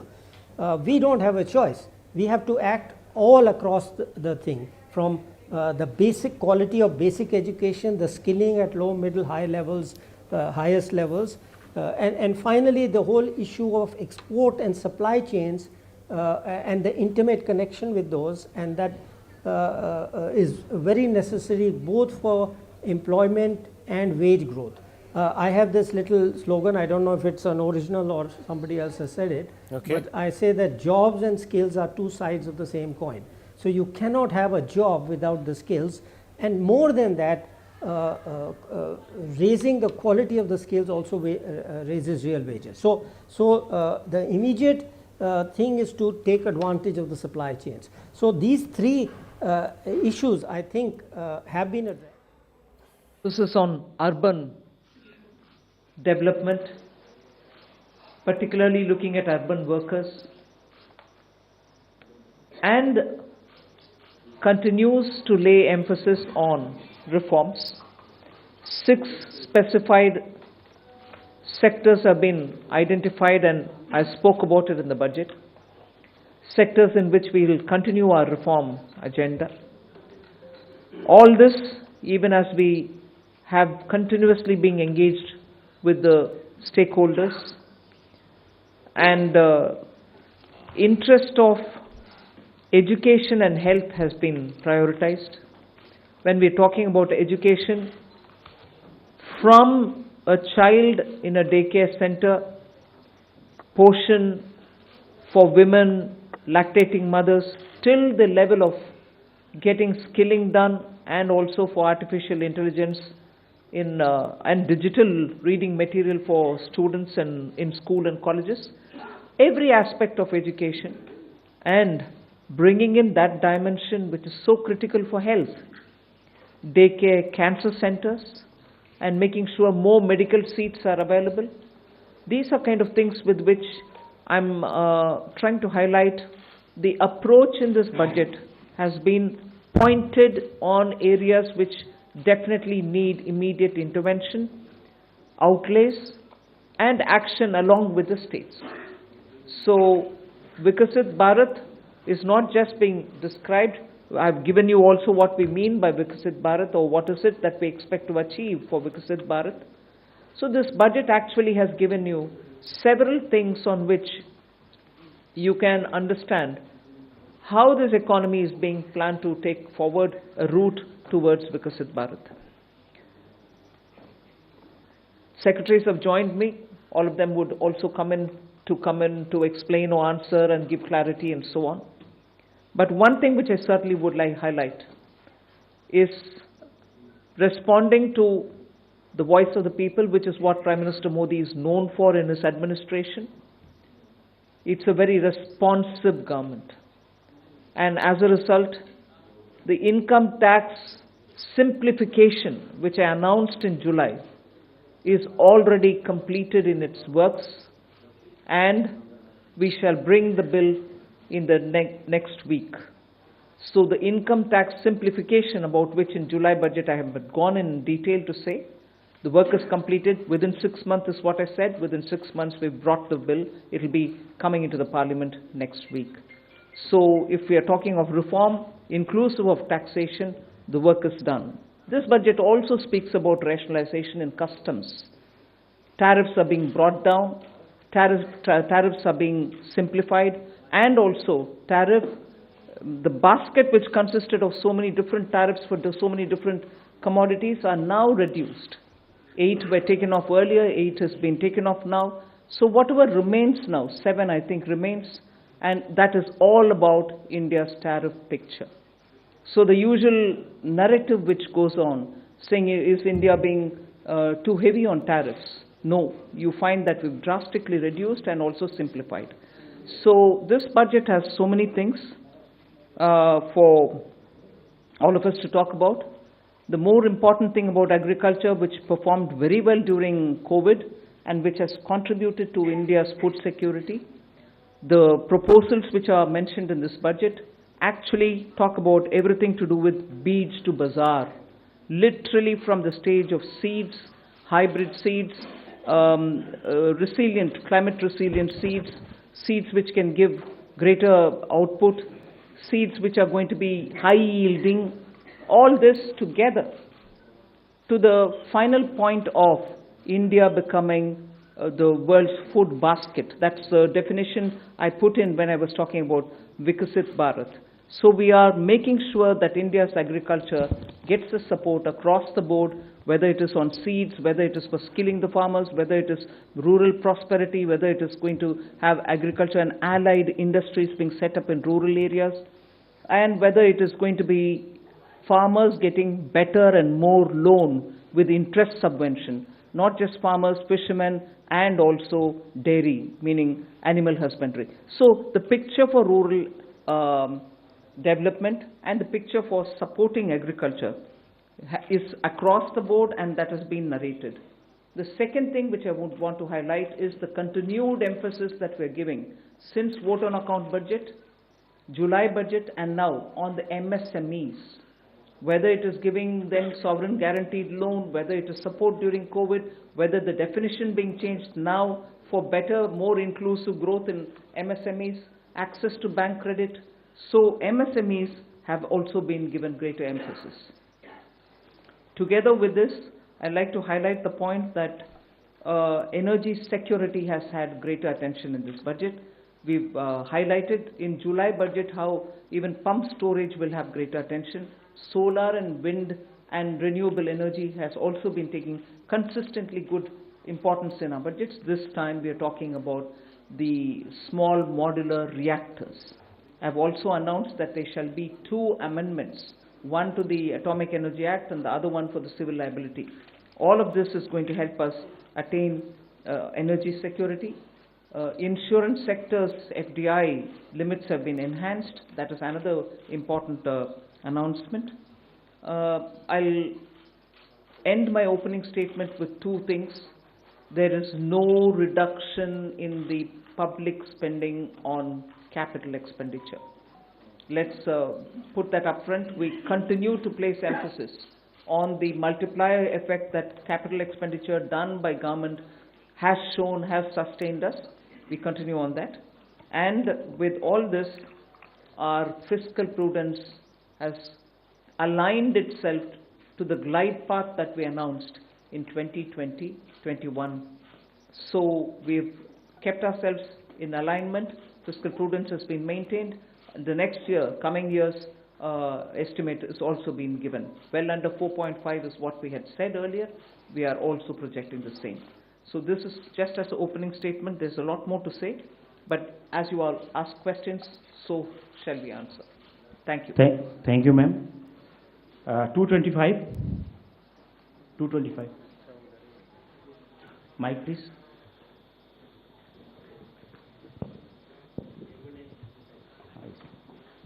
Ma'am, this is Shrimi Chaudhary from NDTV Profit. I just wanted to understand, ma'am, here. Ma'am, you said the new income tax bill will come next week. Will that be in the form of draft, and where you are also going to take stakeholder comments on that? Yes, as a bill, any bill goes to the standing committee, and the standing committee will of course consult with so many stakeholders, and then it will come back to us, and if necessary, any more amendments if need to be brought in, we'll bring it in and take it forward in the House. So do we expect implementation in this in the fiscal year in FY26? Do you expect what? Do we expect the implementation? Well, let it get passed. I hope it will get passed without much of a difficulty, but it is only after its passing. Sure. Thank you. 35. Front.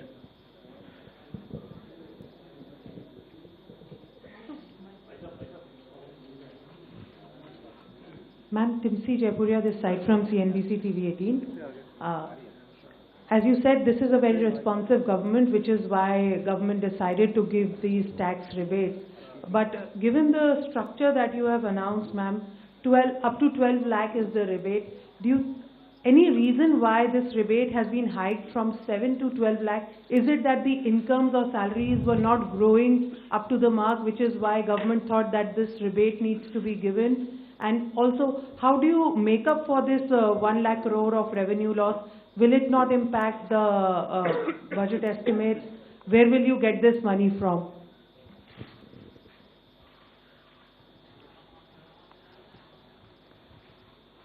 I think the first question is, you said that this, when the incomes are not growing. This is an income tax. Only when there is an income, then we are talking of the tax. So income has to grow to the level to discuss about the tax. Now, why from 7 to 12 lakh? It is something like, it was earlier 2.2 lakhs. When 2014, it became 2.5 lakh, nobody is going to pay tax. Then there was a 2019 that, we said 5 lakhs, nobody is going to pay tax. And we said it was raised to 7 lakhs. And now it's being raised to 12 lakhs. So this is a perception that the government feels that, on the average 1 lakh per month, if you have, then you need not pay tax, which means that, we are doing it in two ways. One is we are reducing the slab rates. We are expanding the slabs. If you would have noticed, the slabs are now 0 to 4 to the uniform slabs, and there is a gradualism. There was a thing when we had earlier 20%, then it was jumping to 30%. Now it is 20, we have introduced 25 also. So it is a gradual thing which has been done. Now this benefits every one of the taxpayers, because whatever benefits which has come from the slabs gets transmitted across. So therefore everyone gets a benefit. Now the second part, FM decided that, well, some people should get a little more benefit than merely slab rate reduction could have given. And so therefore an extra rebate. So slab rate reduction for everyone, and extra rebate for 7 lakhs were already getting it, now 7 to 5 lakhs more people have been added. So this is the philosophy behind it. And as you said, why you do it, I think we expect that all that money which they gave, it comes back to the economy in either consumption, savings or investments, in whatever way they choose to do. I just want to add to that. If you compare what we've done today with what prevailed in 2014 under the Congress government, what we are, most often the narrative is we should put money back in the hands of the people. I want to please give this comparison for your consideration. If you compare it with the 2014 tax rates under the Congress, for somebody who's earning 8 lakhs, nearly 1 lakh more money is in their pockets today because of the amendments that we've brought in. Meaning, 1 lakh income tax in 2014 is 0 income tax now. So that money is going back to the people in their hands for those who are earning 8 lakhs. For those earning 12 lakhs, 2 lakh was the income tax in 2014 versus today 0 which is proposed. Meaning nearly 2 lakh more money in the pockets of people who are earning 12 lakh. Alright, did I stop it there? As Finance Secretary rightly said, across the board everybody is getting benefit because the rates have also been brought down. Not just the rebates being given to up to 12 lakhs. Rates for everybody is being brought down. As a result, take somebody who earns 24 lakhs in a year. The income tax on them in 2014 was 5.6 lakhs. 2014. For them, now it is only 3 lakhs. The rate change has benefited somebody who earns 24 lakh as well. So 2.6 lakh rupees more in the pocket of people who are earning 24 lakh. So it is not just those who are up to 12 lakh because they are not paying any tax at all, because rebate is given to make up for the tax amount which they have to pay. It is not just up to 12 lakh. Even for others, benefit is accruing, and compared to what it was in 14, that much amount of money is going back to those respective money earners. Just compare it with 24 tax rates, which is prevailing now, and what is being proposed. I would like to draw the comparison. 8 lakh people, meaning those who are earning 8 lakhs. 30,000 rupees more is being put back into their pockets, meaning they would be paying 30,000 in the prevailing tax, 8 lakh salaried wale. Now they pay 0 in the new proposal. Similarly, 12 lakh salary or income wale would have 80,000 rupees tax to pay in the current prevailing taxation rates. They would have 80,000 rupees now go back to their pockets. They don't have to pay that tax. Go to the 24 lakh and compare with the present rates.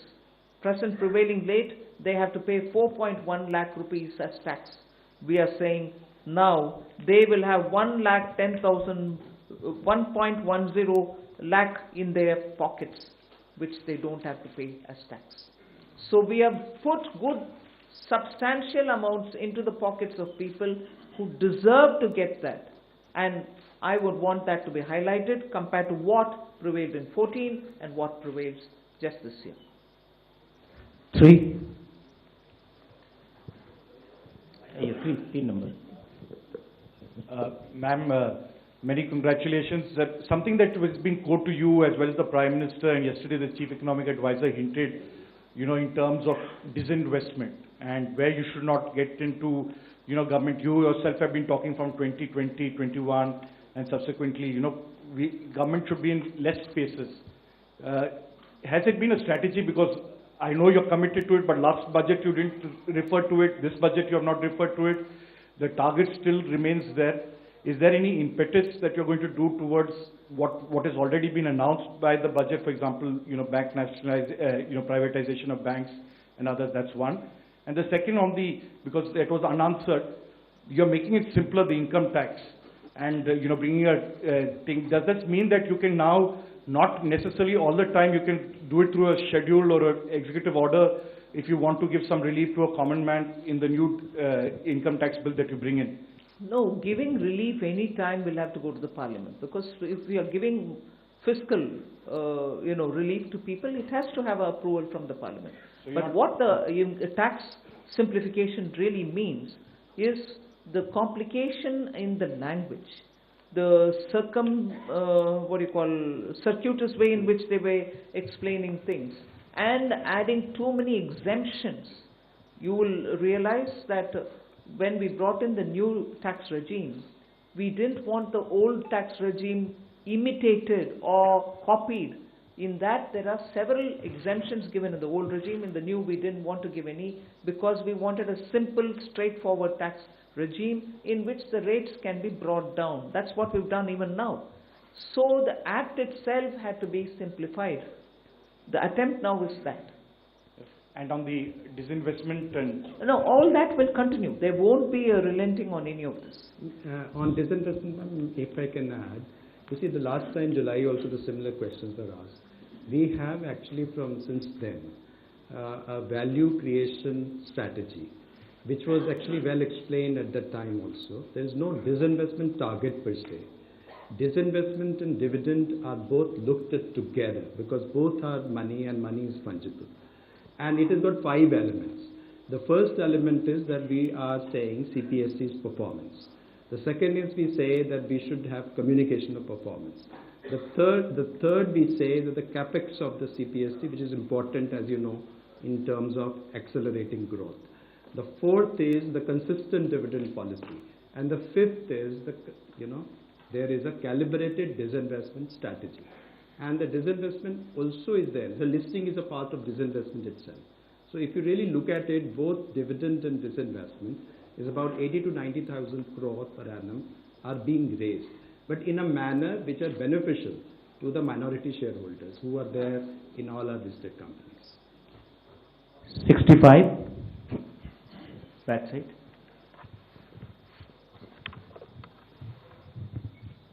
Good afternoon, ma'am. This is Ruchi Bhatia from Bloomberg News. I have a question for the Revenue Secretary and a question for you.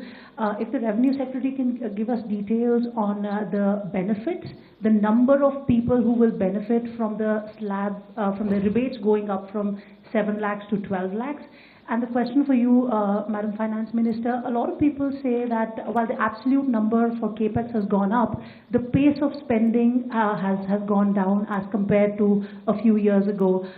Is it telling of the institutional capacity in terms of how much CAPEX push can the government really do? And secondly, as far as a lot of analysts do say that the multiplier that CAPEX has is a lot more than the multiplier in the economy than that tax cuts have.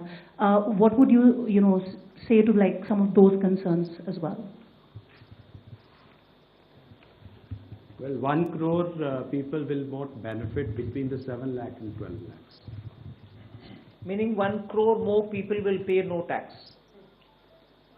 On the capex, I think there are two things playing out. One, of course, this particular year has had the elections happening, and because of that, both central government and state governments were catching up with the investments, public spending on investments only from the second and the third quarter, so it showed. It's equally true that when fundamental requirements are taken care of, when you're bringing in additional overhead, there is a pace at which those additions happen. So it's not as if there is no thirst for capital expenditure, but now it will be at a pace in which you can build on each one of the developments that you've done prior.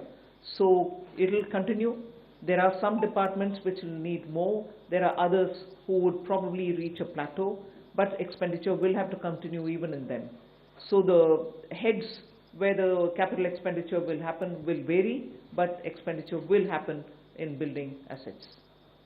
121.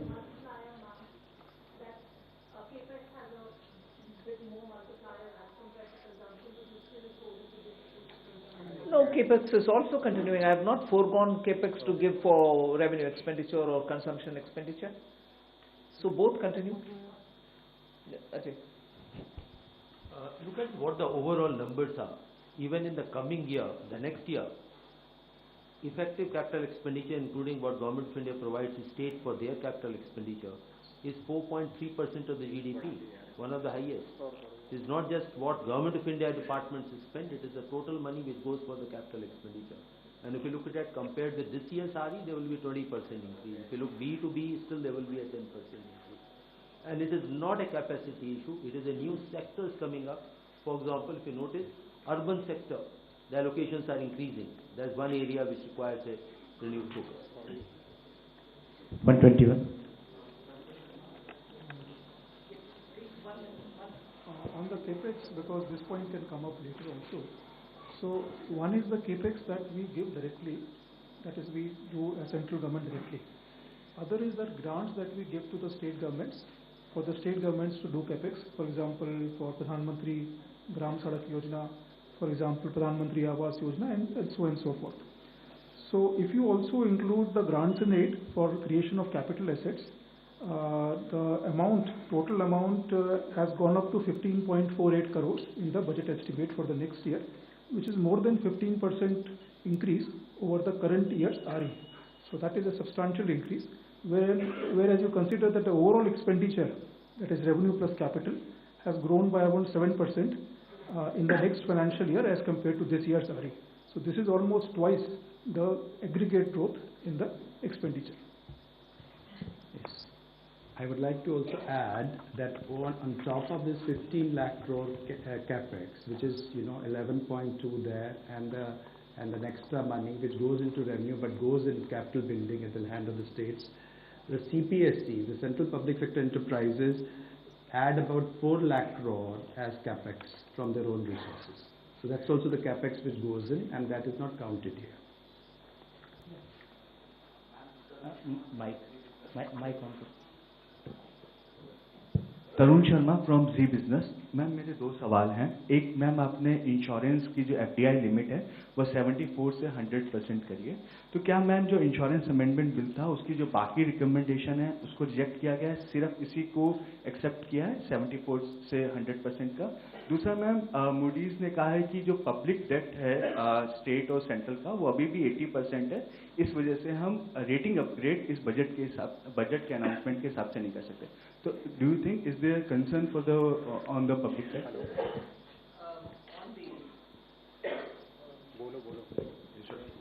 Yeah. See, presently the insurance is 74%. Now, fundamentally, whether it's 74% or 100%, the material doesn't matter. What actually matters is the psychological feeling that they can actually own the company, 100%.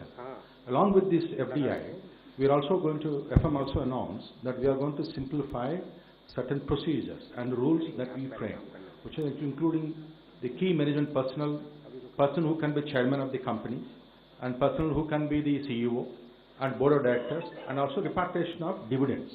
All those are part of this, the proposed reforms that has been announced by the FM today. And sir, what about the other recommendation on the draft insurance amendment bill? That's what we are actually bringing. The draft insurance bill is the one FM has announced. But the main point she has mentioned that 100% FDI, including simplification of existing rules for FDI investors. The draft bill is also coming. Is coming. Answer this. Yes. And then the public debt. Period number 2. Finance Minister has also announced, this answer completes his question, the roadmap for fiscal consolidation by the centre. And please have a look at the FRBM statement, which carries the different scenarios, and over a period of next 6 years, how that will be brought down. Similar work has to be done through the state governments as well. So it is a process which is on. Number 2. Hello नमस्कार ma'am, मैं आलोक प्रियदर्शी हूँ CNBC आवाज़ से। Ma'am मेरा सवाल है कि middle class के लिए काफ़ी बड़ी राहत है, 12 लाख तक जो टैक्स छूट दी गई है। इसमें आपने बजट स्पीच में कहा जो कैपिटल गेन से लोग कमाई करेंगे उसको इसमें शामिल नहीं किया गया, उस पर नॉर्मली टैक्स देना पड़ेगा जो स्लैब के रेट से है। तो ज़्यादातर लोग आजकल मार्केट में इन्वेस्ट करते हैं, उनको लॉन्ग टर्म इन्वेस्टमेंट होती है, उनको कैपिटल गेन्स होते हैं कई तरह से, उनको बाहर रखने का, उनको केप्ट असाइड रखने का क्या रीज़न है, क्या उसके पीछे वजह है? मिनिस्टर सेक्रेटरी उसके ऊपर ज़्यादा विस्तार से बोलेंगे। बाहर रखने वाले चीज़ नहीं है, इनकम का कैलकुलेशन कभी भी वैसे ही होता है, उसमें कैपिटल गेन्स का जोड़ते नहीं है। मैं स्पष्टता के लिए उसको जोड़ रखा है उधर सेंटेंस पढ़ने के समय। ये नया मेरा पद्धति नहीं है कि इसको अलग रखो उसको अलग। Income calculation in general is done without the capital gains. You want to explain it, please? Capital gains tax जो है वो हमेशा से रेट से अलग है, नॉर्मल इनकम से अलग है। यदि नॉर्मल इनकम में होता, शामिल होता, तो यदि 30% के ब्रैकेट में कोई होता तो उसके कैपिटल गेन्स में 30% टैक्स लगता, तो वो क्या मान्य होता? तो कैपिटल गेन्स को एक अलग टैक्स की व्यवस्था की गई है जो कि कम है। वो इसलिए की गई है कि रिस्क उसमें है और उसमें लोग रिटर्न करते हैं कैपिटल मार्केट को बढ़ावा देने के लिए, तो उसमें 12.5% हमने टैक्स लगाया, तो वो एक अलग रखा जाता है। उसमें एक अलग एग्जम्पशन लिमिट भी है। यदि वो एक साल में कैपिटल गेन्स आपको इज इट 1.25 लाख 1.25 लाख यदि हो तो वो एग्जम्प्ट भी होता, तो और यदि शॉर्ट टर्म हो तो वो 20% होता, तो वो एक व्यवस्था अलग है। और नॉर्मल इनकम की व्यवस्था है जो कि स्लैब रेट और उससे काउंट होती है, तो इसलिए वो अलग ही है। कंफ्यूजन ना हो इसलिए वित्त मंत्री जी ने स्पष्ट उसको कर दिया था स्पीच में, क्योंकि ये कंफ्यूजन की संभावना थी कि सब लोग ये समझेंगे, तो उसको स्पष्ट किया गया। 46 पीछे। Hello ma'am, Harsh Kumar from Business Standard newspaper. Ma'am, since government has decided to move ahead with a comprehensive asset monetization plan, so what are the new changes from the previous one, and if you can give some broader aspects of it in detail? See, as we are aware that till the last year, the first program which was launched in 2021, achievements have been of the order of about 90%, which is a good progress. Based on that success is the next leap, almost double the amount which are coming up. And there are newer asset classes will also be come up. For example, transmission assets, and not just of the Government of India. Government of India doesn't own, say, power corporation, power transmission corporation, but the state government's assets are also there. So they will do the monetization, and you will hear very soon that entire plan will be out. Sir, can we, in future, can we get a separate number of asset monetization and disinvestment? See, this money, what the intent is, there's already an investment, or rather the assets are there, which may be owned by Government of India, which may be owned by, say, NHAI, or they may be owned by one of the PSUs. They disinvest, not disinvest, they monetize that asset and use that money to build a fresh or a new project and a new asset, plow back that money back into the economy. So these are not necessarily money coming to Consolidated Fund of India. Very rarely the money comes in. NHAI doesn't invest, money remains with them, they build another road by using that money. 13.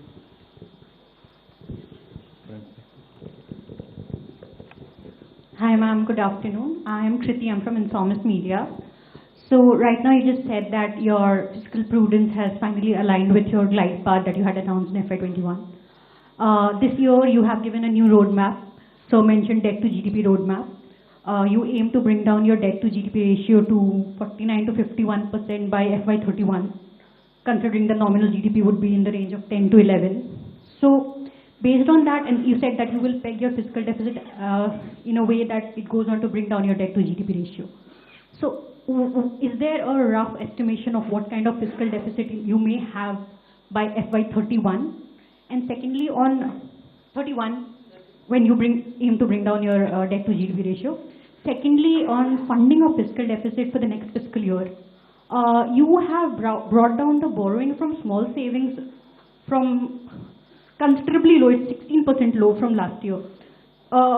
Is there any reason for the limited optimism? Earlier it used to finance 25% of your deficit, now it's going to finance 22% of your deficit. So if you could just elaborate on if there is any reason for that. Thank you. First of all, that what is going to be the fiscal deficit in nth year from now? The path is very clear that debt to GDP ratio will be on a declining path, depending upon what the growth rate in the economies are, what kind of a stimulus measure or further consolidation measures would be needed.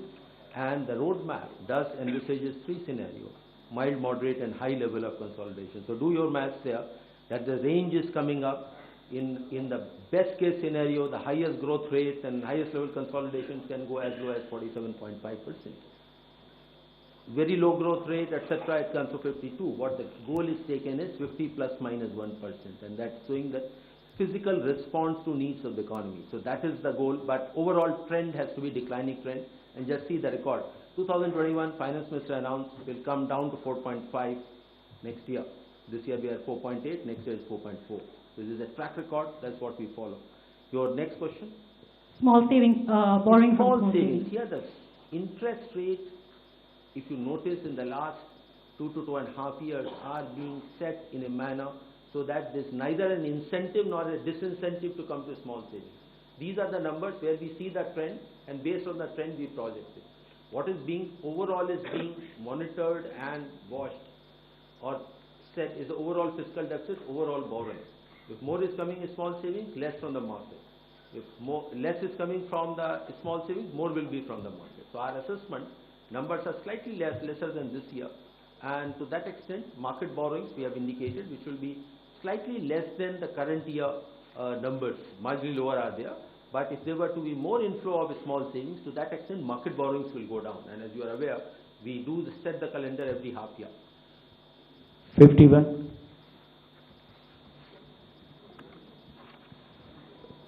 Hi ma'am, this is Vikas from The Hindu.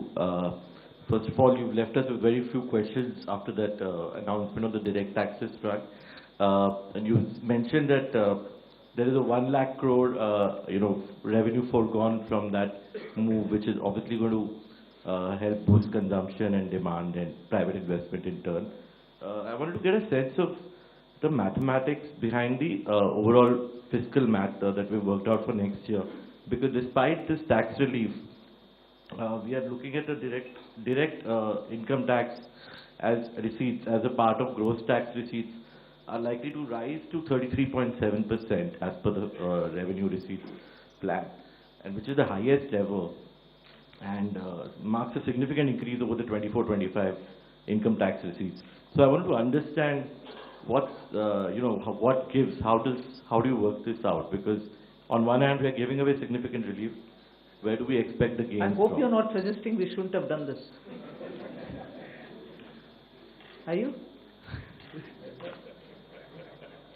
I hope you're not suggesting that we shouldn't have done this income tax, giving money back to people through rebates and other ways. No, I'm just curious where we expect the buoyancy coming from. That's fine. All right.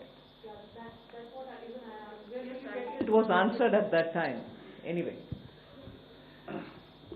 Okay, let me just say we are talking about personal income tax, taxes on income. And we had 19.7% growth in 22-23. We have 25.4% in actual terms, and 24-25, 23-24, we had 25%, and 24-25, if you take the RE figures, growth is likely to be 20%. And what we have proposed for 25-26 is a growth of 14.4%. So we have moderated. I mean, we have been growing 20% almost on this plan, and we have made it 14%. Now coming to buoyancy, our buoyancy was in, for the taxes on income was 2.65 in 23-24. And 24-25 expected buoyancy is 2. And the buoyancy which has been assumed for 25-26 is 1.42. So you would see that we have assumed a moderate buoyancy looking into the sacrifice of revenue which has been done. So we have done our math. Thank you. 9. Good evening, ma'am. Considering the government's measure to put Apna परिचय दे दो. sorry, this is Chetan from Business Today. Considering that the government's measure to put in more money into the hands of the public, are you trying to mitigate the impact of a possible Trump tariff trade wars from the US, or are you relying more on domestic production to ensure that Indians have a shield from the US trade wars if they happen to be so? Well, I don't think we've gone that far to justify this income tax rate reduction. We've responded to the voice of the people and also made our own assessments, and therefore we've given this. And I thought there was an allegation also that we didn't respond to what may come through the US administration's tariff whatever decisions. Well, I don't think these two are connected, at least in the way in which we like to believe it. You may want to give a different dimension, but no, we have not done it with that intent. 64 at the back. Madam नमस्कार, मैं महावीर सिंह बोल रहा हूँ, freelancing करता हूँ। आपने income tax में बड़ी राहत दी है, हम तो 10 लाख की उम्मीद कर रहे थे, आपने 12 लाख कर दिया एकदम। और मुझे लगता है कि क्या सरकार इनकम टैक्स रिजीम से हटकर एक्सपेंडिचर टैक्स रिजीम की तरफ जा रही है? जो आप इनकम टैक्स में आपने कहा कि इस राहत से 1 करोड़ लोग इससे बाहर हो जाएंगे और इसमें कम ग्रोथ होगी, और दूसरी तरफ आपका जो टैक्स रिसीट है वो बढ़ता जा रहा है, पूरे बजट का आकार बढ़ रहा है, तो सरकार क्या एक्सपेंडिचर टैक्स की तरफ ज़्यादा झुकाव? नहीं, ये सिर्फ आने वाले साल के, मतलब अभी अप्रैल 1 से शुरू होने वाले साल के टैक्स प्रपोजल्स है। आप पिछले साल का रेवेन्यू को देख करके इससे ये कनेक्शन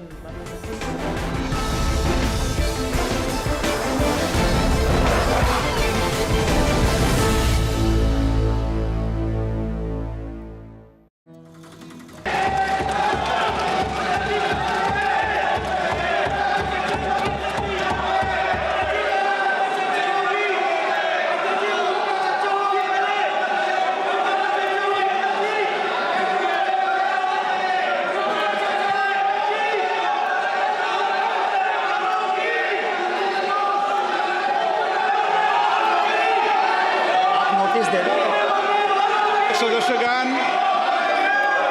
बजट के बाद राज्यपाल अभिभाषण में आपको पर्याप्त अवसर दूंगा। मेरा आपसे निवेदन है, नहीं माननीय अखिलेश जी, आपने संसद की मर्यादा को आप बना के रखें। कभी बजट भाषण के अंदर इस तरीके का नहीं हुआ, ये उचित नहीं है, ये उचित नहीं है। अखिलेश जी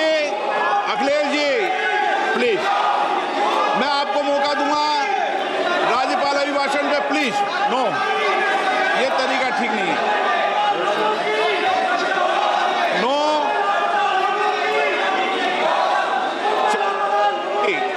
राज्यपाल अभिभाषण पे चर्चा होगी। नो तरीका। Honorable Speaker, 25-26. This budget continues our government's efforts to A. Accelerate growth, B. Secure inclusive development, C. Invigorate private sector investments, D. Uplift household sentiments, and E. Enhance spending power of India's rising middle class. Together, we embark on a journey to unlock our nation's tremendous potential for greater prosperity and global positioning under the leadership of Honorable Prime Minister Shri Narendra Modi. As we complete the first quarter of the 21st century, continuing geopolitical headwinds suggest lower global economic growth over the medium term. However, our aspiration for a Vikasit Bharat inspires us, and the transformative work we have done during our government's first 2 terms guides us to march forward resolutely. Our economy is the fastest growing among all major economies. Our development track record for the past 10 years and structural reforms have drawn global attention. Confidence in India's capability and potential has only grown in this period. We see the next 5 years as a unique opportunity to realize Sabka Vikas, stimulating balanced growth of all regions. The great Telugu poet and playwright Gurujada Apparao had said, "Deshamante matti kadoy, deshamante manushuloy," meaning a country is not just its soil, a country is its people. In line with this, for us, Vikasit Bharat encompasses zero poverty, 100% quality good school education, access to high quality, affordable and comprehensive health care, 100% skilled labor with meaningful employment, 70% women in economic activities, and farmers making our country the food basket of the world.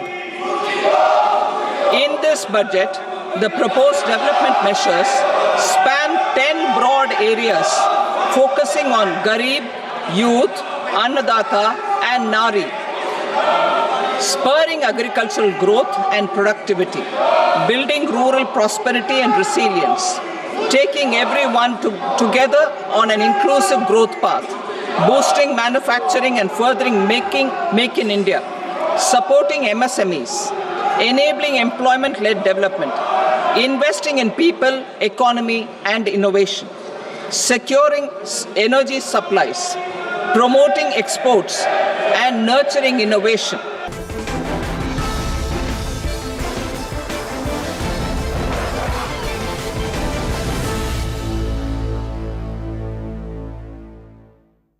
Nothing like it if this budget accelerates growth, you know, if it ensures deregulation to a certain extent and of course decriminalizes initiative. And safe to say, I think we've achieved all of that, or at least on the path to? All 3 plus more, if I may say, because one big ask was also consumption demand and how do you boost consumption. And I think the way it has really focused on consumption, the middle class, the lower income bracket, the entire focus on easing of tax returns, so to say, a huge focus on seeing to it how we can generate savings, we can ease the type of the basket that we see in terms of a middle income group or a lower income group expenditure pattern in terms of healthcare and food, etc. Brilliant, actually. And look at the way one has also addressed the supply side in terms of agriculture, which actually addresses a huge issue. I mean, there are a series of things one can talk about agriculture, but cutting that out of what she has done. But I think to come to the point that eases the supply side of it in terms of inflation. So brilliant. And also the way one sees the investment drivers. Mr. Mujal, what's been the big takeaway for you? Everybody's talking about the 12 lakh for the middle class, so it's certainly a big boost, but that kept aside. So if I look at this budget, and you can actually break it up into different components, and of course, as you said, the important announcement for individuals for across the country is the big tax break. But it's also interesting that she covered a very wide spectrum, all the way from agriculture to research, to innovation, to deep tech, to clean tech manufacturing, to export support, to MSMEs, to the fund of funds for startups. But if I look at it from industry point of view, there were 3 or 4 very important announcements which came in there. One, of course, is the financial support, the guarantee support for small industry. In addition to that, the increasing the pace of M&A, setting up empowered group to look at all non-financial rules and regulations in the country. We've been talking about this for 20 plus years now. I think this is a very, very welcome step. Somehow it's missed most people's attention. I'm not hearing any noise about this. I think it's critical because so far, for the last 50 years, we've tried to simplify our regulations. We've only tinkered with regulations, many of them which are over 100 years old, and they have no relevance in today's world. So doing this de novo, I think, is a fantastic move.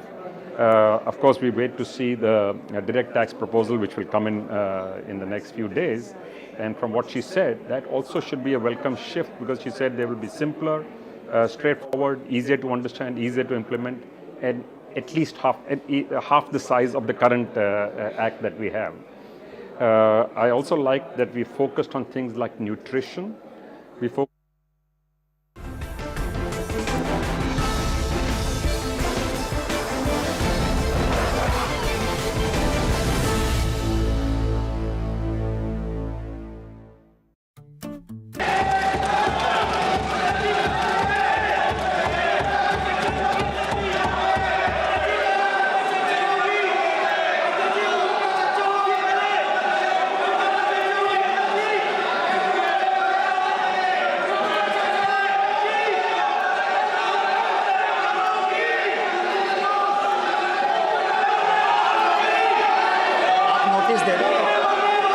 सदस्यगण, budget के बाद राज्यपाल अभिभाषण में आपको पर्याप्त अवसर दूंगा।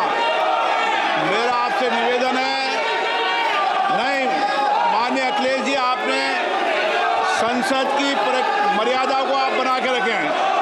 कभी बजट भाषण के अंदर इस तरीके का नहीं हुआ, ये उचित नहीं है, ये उचित नहीं है। अखिलेश जी प्लीज, मैं आपको मौका दूंगा राज्यपाल अभिभाषण पे, प्लीज। नो, ये तरीका ठीक नहीं है।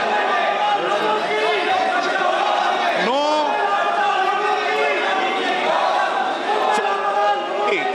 राज्यपाल अभिभाषण पे चर्चा होगी। नो तरीका। Honorable Speaker, I present the budget for 25-26. This budget continues our government's efforts to A. Accelerate growth, B. Secure inclusive development, C. Invigorate private sector investments, D. Uplift household sentiments, and E. Enhance spending power of India's rising middle class. Together, we embark on a journey to unlock our nation's tremendous potential for greater prosperity and global positioning under the leadership of Honorable Prime Minister Shri Narendra Modi. As we complete the first quarter of the 21st century, continuing geopolitical headwinds suggest lower global economic growth over the medium term.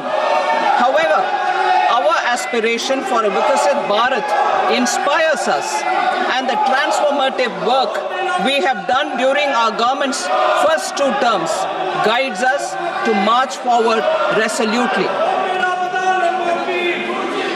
Our economy is the fastest growing among all major economies.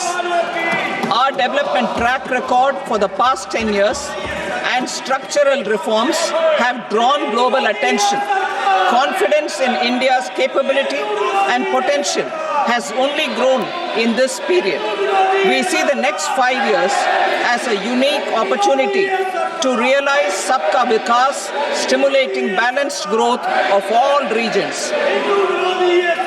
The great Telugu poet and playwright Gurujada Apparao had said, "Deshamante matti kadoy, deshamante manushuloy," meaning a country is not just its soil, a country is its people.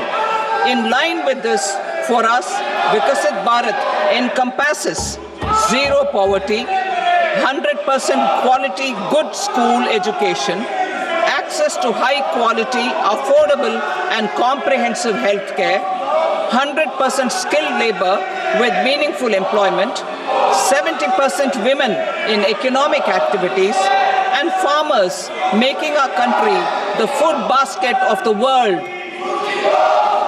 In this budget, the proposed development measures span 10 broad areas focusing on Garib, youth, Annadata and Nari, spurring agricultural growth and productivity, building rural prosperity and resilience, taking everyone together on an inclusive growth path, boosting manufacturing and furthering Make in India, supporting MSMEs, enabling employment-led development, investing in people, economy and innovation, securing energy supplies, promoting exports and nurturing innovation.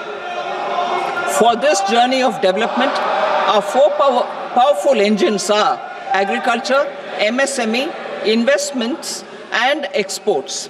The fuel, our reforms, our guiding spirit, inclusivity, and the destination, Vikasit Bharat. This budget aims to initiate transformative reforms across 6 domains. During the first 5 years, these will augment our growth potential and global competitiveness. The domains are taxation,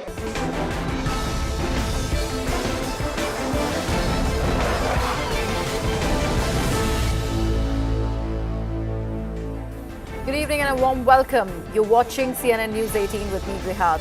Now, the Finance Minister, Ms. Nirmala Sitharaman, today presented the Union Budget 2025 in the Parliament. This budget comes with a huge boost for the middle class, with income tax payment now exempted up to 12 lakh income per annum. The step will provide a major relief for the middle class, which will be left with a lot of money in their hands now. In fact, the TCS threshold has also been raised from 7 lakh to 10 lakh. Now, in a push for education, and these are the other key takeaways that we're talking about from the Union Budget 2025, we are learning the 3 centers for excellence for artificial intelligence will be established. In fact, the capacity of IITs and medical colleges will also be expanded. And meanwhile, the Union Budget also comes with major allocations for poll-bound state of Bihar. Finance Minister Ms. Sitharaman also announced that Makhana board will be established for Bihar and training support will be provided for the Makhana farmers. The budget also aims to boost infrastructure capacity in the state of Bihar and facilitate establishment of greenfield airports in the state.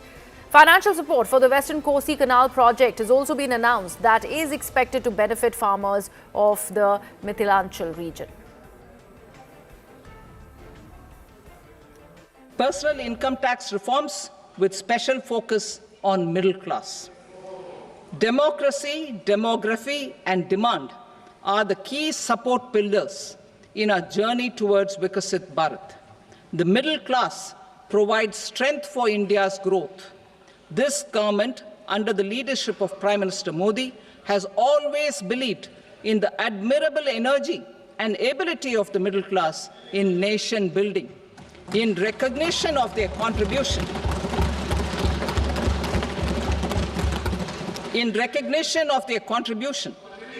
we have periodically reduced their tax burden.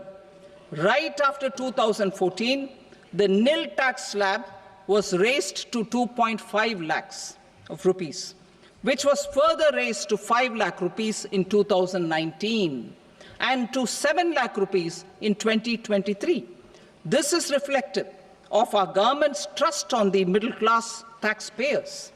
I am now happy to announce that there will be no income tax payable up to income of 12 lakh rupees. ये budget एक force multiplier है। ये budget savings को बढ़ाएगा, investment को बढ़ाएगा, consumption को बढ़ाएगा और ग्रोथ को भी तेजी से बढ़ाएगा। मैं वित्त मंत्री निर्मला सीतारमण जी और उनकी पूरी टीम को इस जनता जनार्दन का बजट, पीपल्स का बजट, इसके लिए बहुत बहुत बधाई देता हूं। ये बजट देश के नागरिकों की जेब कैसे भरेगी, देश के नागरिकों की बचत कैसे बढ़ेगी और देश के नागरिक विकास के भागीदार कैसे बनेंगे, ये बजट इसकी एक बहुत मजबूत नींव रखता है। Let me now bring in my guest who are joining us this evening. Monica B. Sood, who's the CEO of Navjeevan Health, is with us. Also with us is Mr. Ravi Saxena, who's an entrepreneur and CEO of Wonder Chef. Monica, let me begin with you. There have been a lot of incentives that have been announced for the health sector. How do you see these takeaways from the Union Budget 2025? First of all, I would really thank our PM Modi ji and Finance Minister Mrs. Nirmala Sitharaman for giving us such a beautiful and a wonderful budget today. So as far as the health sector is concerned, see, the exemption of the custom duty of 36 drugs is exemplary. India being a hub of cancer now, and people who are really being troubled with this disease, they needed the cheaper medicines. So on this hand, I would say that it's a wonderful step taken by her. Secondly, the increase in number of seats. As far as I tell you, till today, we have around 7 to 8 lakh doctors and MBBS doctors in India, and we are in requirement of at least 10 to 15 lakh more doctors. Now, with the increase of 10,000 seats and having 75,000 doctors over 5 years is again a commendable step by her, as this is going to be very beneficial for the country. Thirdly, I would say that even the Makhana project, which has been proposed by her in Bihar, it has also given a very good kick to our herbal Ayurveda and of course the nutraceutical aspect, because Makhana is not only a snack. It is one thing which is very high in calcium, and it is going to boost the immunity of people. So in this way, she had given so much to Bihar, and again she has she has focused on the exports of Makhana, which will in turn increase our economy. Thirdly, the Makhana being used in our national as a national food, you can say, or will be used more over corn, will be used more over wafers, and the potato chips, which are unhealthy, has given one aspect to the health of the youth and of the entire population. So in this way, they have actually taken care of almost every aspect. But you would also agree, Monica, that is all of this is also keeping an eye on elections in Bihar, and that's why there are so many incentives and infrastructural projects that have been announced for the state of Bihar, because it's definitely poll-bound. See, if we talk politically, now we are talking about budget as of now, and I am not talking politically, but since you have asked this question, you may say that it can be a kind of poll-bound. But I only ask you that question because you mentioned about the Makhana farmers and other things, the other things. But let me also welcome Mr. Adarsh Narhari, who is the founder and managing director of Primus Life, who's also now joined us on the broadcast. Mr. Adarsh, would you agree to the points that Monica is making, and are you liking what is coming out of the budget for the health sector? The budget has been good for the health sector, But if I have to take a bit of a lens of elder care and senior care, there's very little that was done in terms of GST rationalization. What we were really hoping for as an industry is we wouldn't be treated like a luxury goods when it comes to serving elders, and we'd be treated on par with medical services. So that GST rationalization did not happen this time.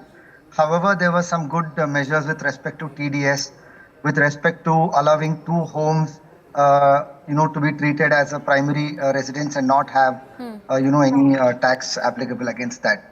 So these were some of the favorable ones. But of course, our industry was really hoping for GST rationalization for elder care services. Okay, so let me bring in Ravi ji now. Ravi Saxena, I'd like your opinion on what is it that the budget really looks at for entrepreneurs in India when it is about investments, when it is about MSMEs. How do you see the budget 2025? Is it really benefiting business owners like yourself? And here also we did see a fair bit of politics thrown in, because that entire rebate on taxation on business owners or entrepreneurs from the SC/ST community, all that bit also was thrown in by the finance minister. Yeah, sure. Thank you. First of all, a pleasure to be here. And what a day. I think it's an incredible day. A budget on a Saturday, stock markets open till 3, jumping up and down, not knowing which direction the budget is going towards, right up till the very end. And I think the Honorable Finance Minister saved the best for the last, And she knew about it. She was smiling. She knew what is coming. And we were anticipating. But what she gave as a gift to the middle class of the country, to the retail sector of the country, to the consumer of the country, I think is just tremendous and unprecedented.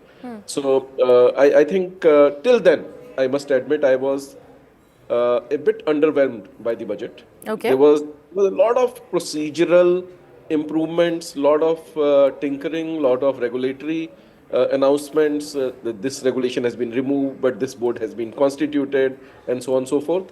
So I was wondering that it's like a COO approach and not a CEO approach. I thought the vision was missing, but I think in one fell swoop, she just took away all the criticism that you could probably have and gave a huge gift. But coming back to the larger picture,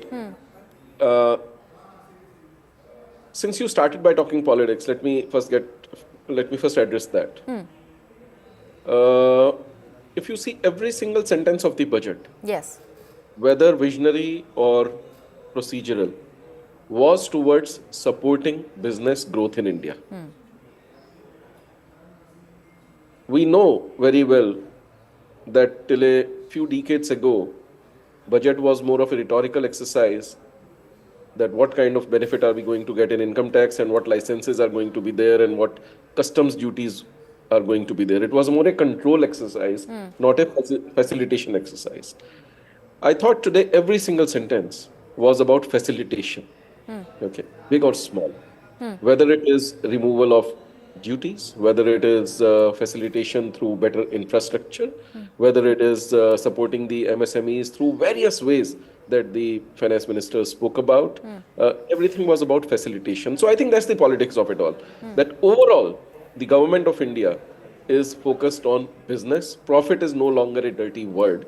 And the government believes that only when the rich become rich, the poor will also become rich.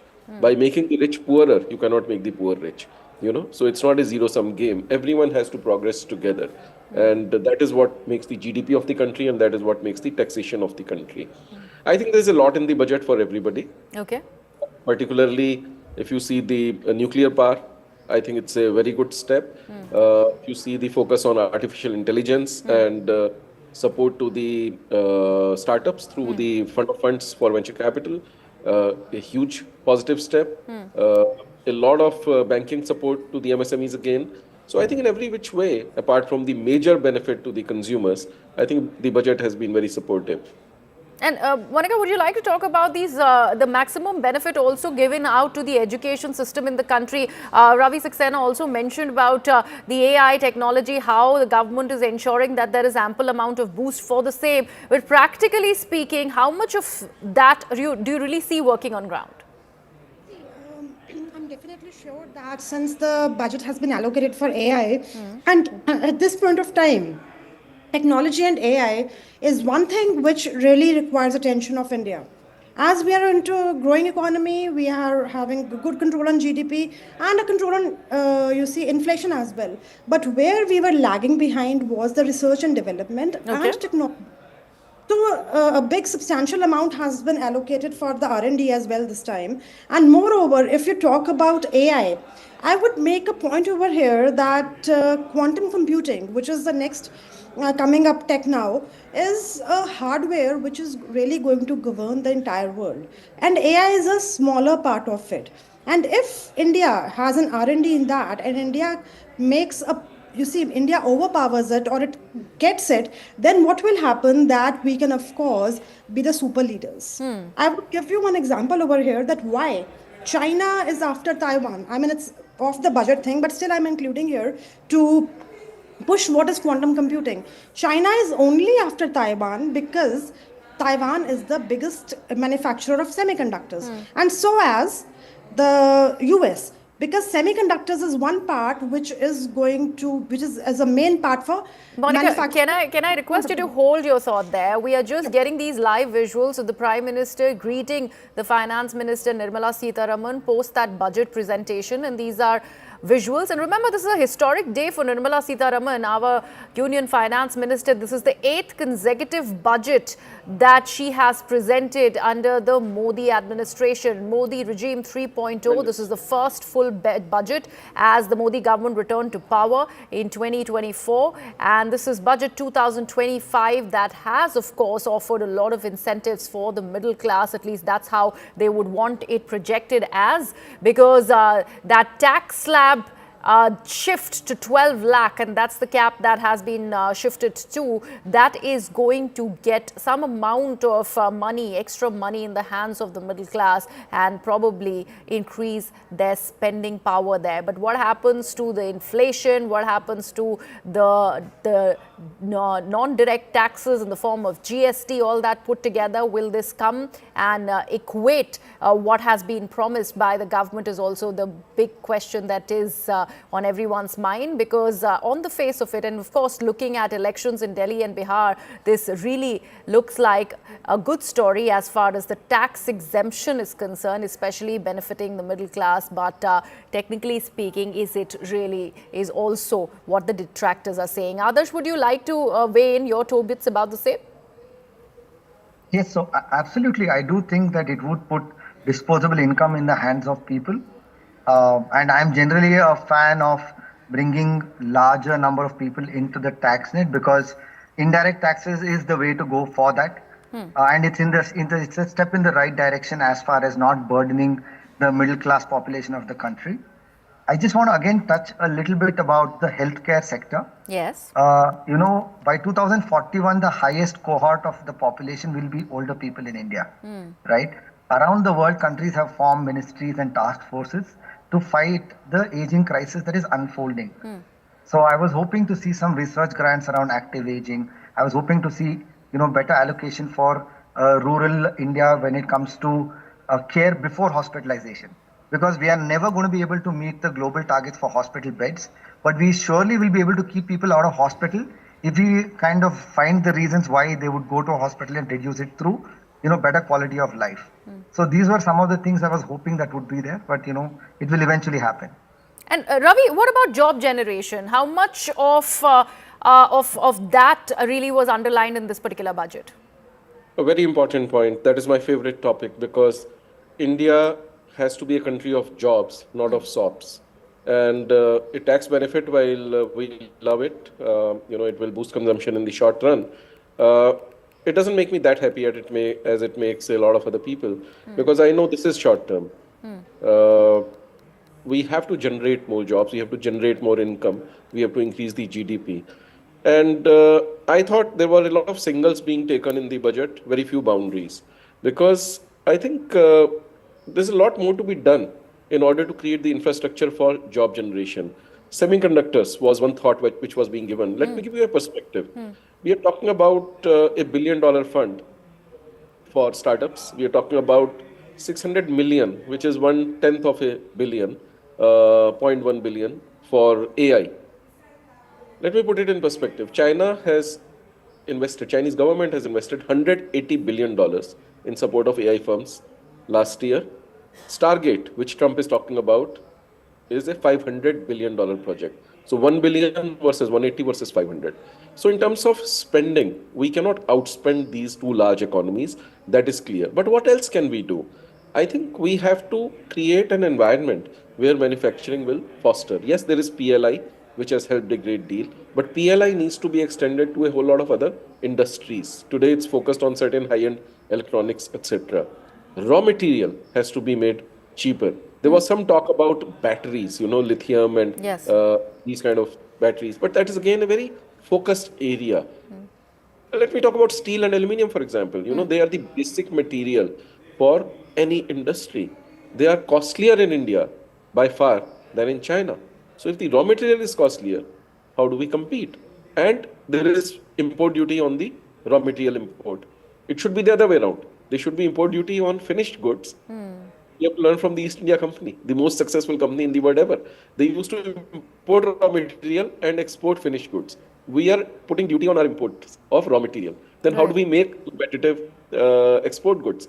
So I think there are a lot of these major moves that we have to take. Semiconductor industry will take a whole amount of water. And we know the supply of fresh water in India is already under stress. 38% people don't have access to drinking water.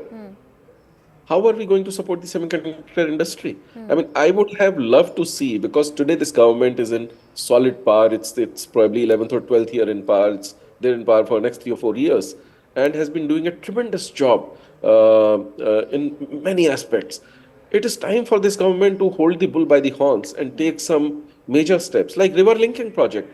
It is a favorite project of our Prime Minister, but I don't see much movement in that. If there is river linking, if we can bore a tunnel through the Pir Panjal Mountains and bring 20% of our water under the Indus Treaty into the mainland of India, because it is just flowing away, it is not being used in Kashmir, and can recharge Yamuna and provide water for semiconductors. If we can do major stuff like that, I think that will boost the manufacturing. Talk about high-speed rail.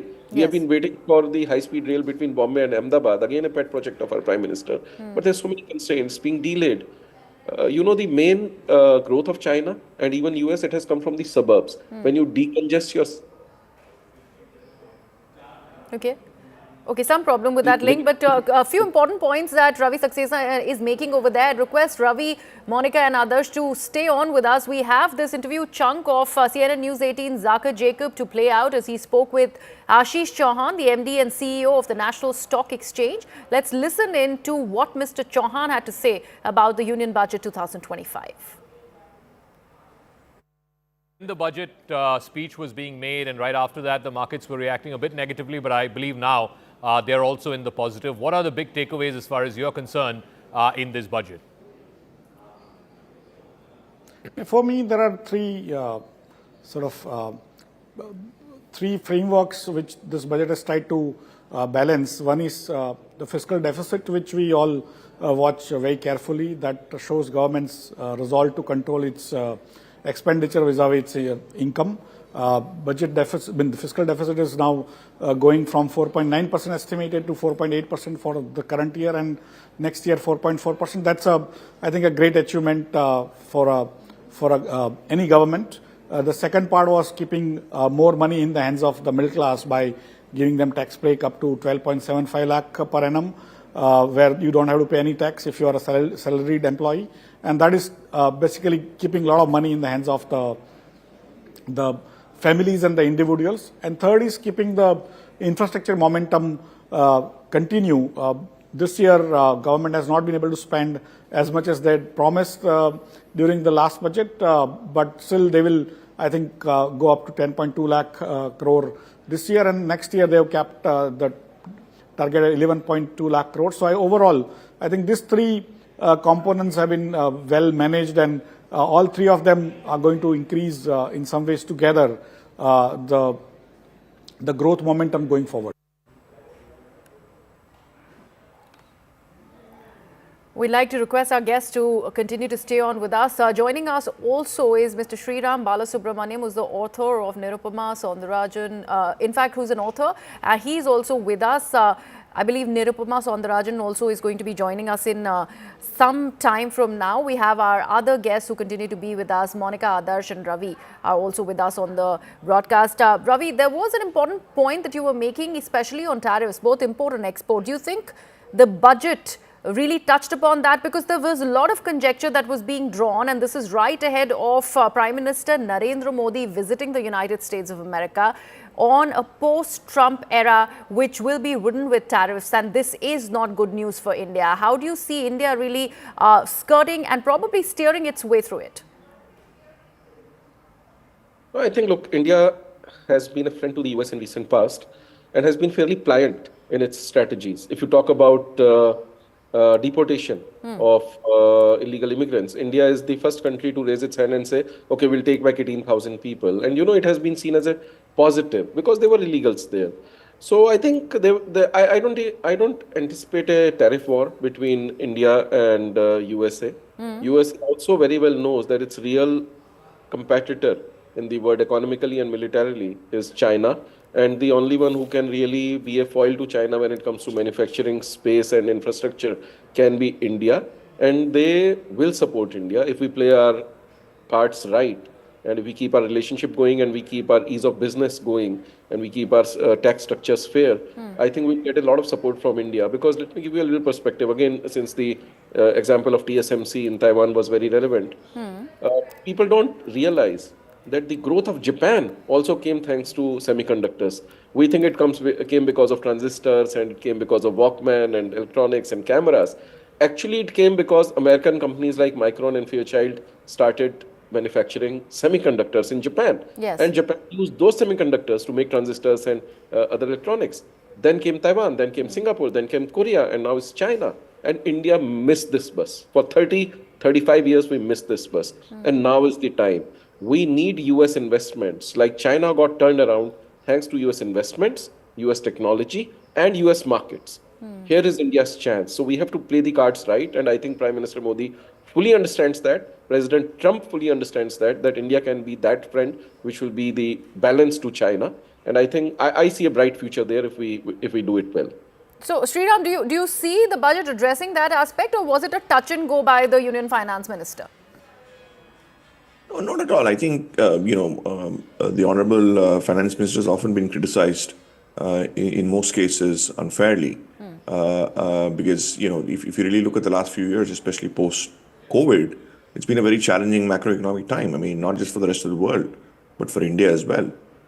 So the space really that was there to boost the middle class was there for a couple of years. I think they have done it, though a bit belated, but at the right moment. And this is a huge, push.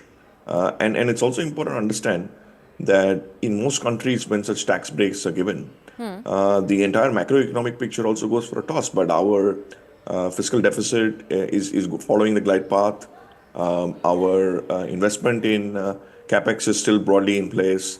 Of course, there are some gaps. But despite that, we're able to give a sort of a calibrated, targeted sort of intervention to the middle class. Because if you really think about it, below the 12 lakh threshold, almost 70 to 80% of the middle class comes within that bracket, especially the tax-paying middle class. So it's very, it's done in a very targeted and calculated manner.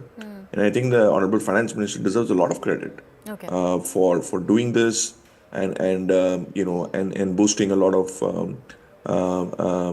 so-called animal spirits.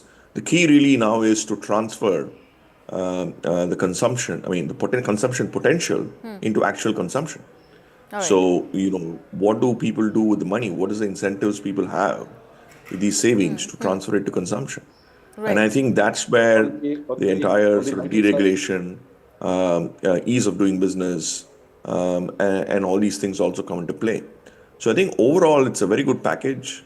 It seems to be, the nitty-gritties are still there, but I think it seems to be So credible budget, 8th consecutive one by the Union Finance Minister, Ms. Sitharaman. I'd request all my guests to continue to stay on with us. We have to go into a very short break. We're coming right back to discuss more about the Union Budget 2025. Stay with us.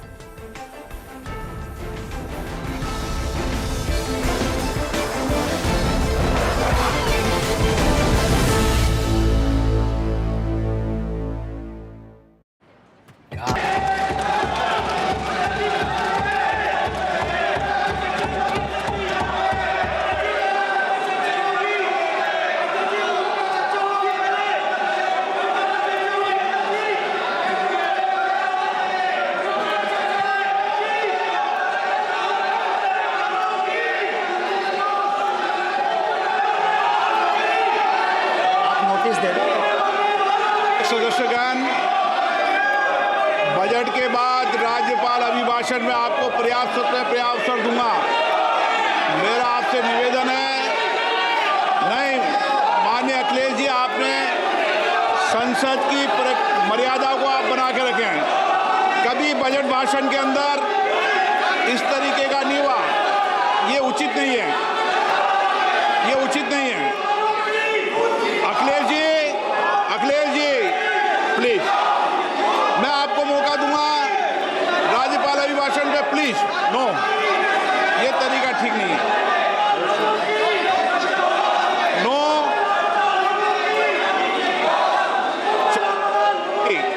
राज्यपाल अभिभाषण पे चर्चा होगी।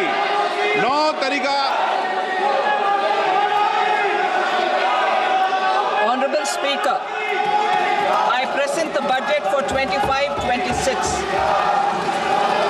This budget continues our government's efforts to A. Accelerate growth, B. Secure inclusive development, C. Invigorate private sector investments, D. Uplift household sentiments, and E. Enhance spending power of India's rising middle class. Together, we embark on a journey to unlock our nation's tremendous potential for greater prosperity and global positioning under the leadership of Honorable Prime Minister Shri Narendra Modi. As we complete the first quarter of the 21st century, continuing geopolitical headwinds suggest lower global economic growth over the medium term. However, our aspiration for a Vikasit Bharat inspires us, and the transformative work we have done during our government's first 2 terms guides us to march forward resolutely. Our economy is the fastest growing among all major economies.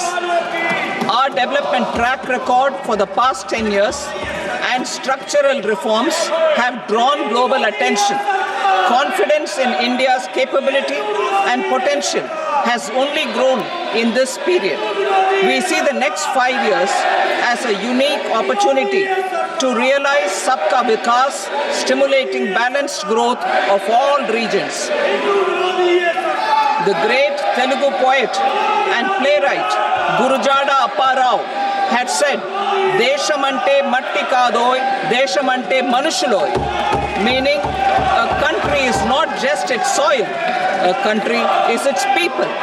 In line with this, for us, Vikasit Bharat encompasses zero poverty, 100% quality good school education, access to high quality, affordable and comprehensive health care, 100% skilled labor with meaningful employment, 70% women in economic activities, and farmers making our country the food basket of the world.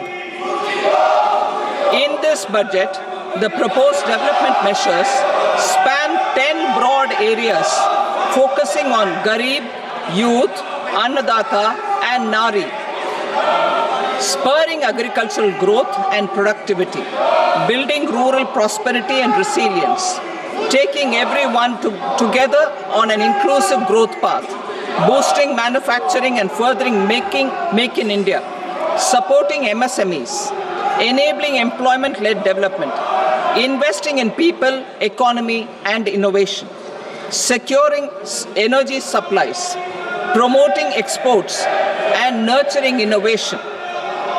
For this journey of development, our 4 powerful engines are agriculture, MSME, investments and exports. The fuel, our reforms, our guiding spirit, inclusivity, and the destination, Vikasit Bharat. This budget aims to initiate transformative reforms across 6 domains. During the first 5 years, these will augment our growth potential and global competitiveness. The domains are taxation, power sector, urban development, mining, financial sector, and regulatory reforms. Agriculture as the first engine. Now I move to specific proposals, beginning with agriculture as the first engine.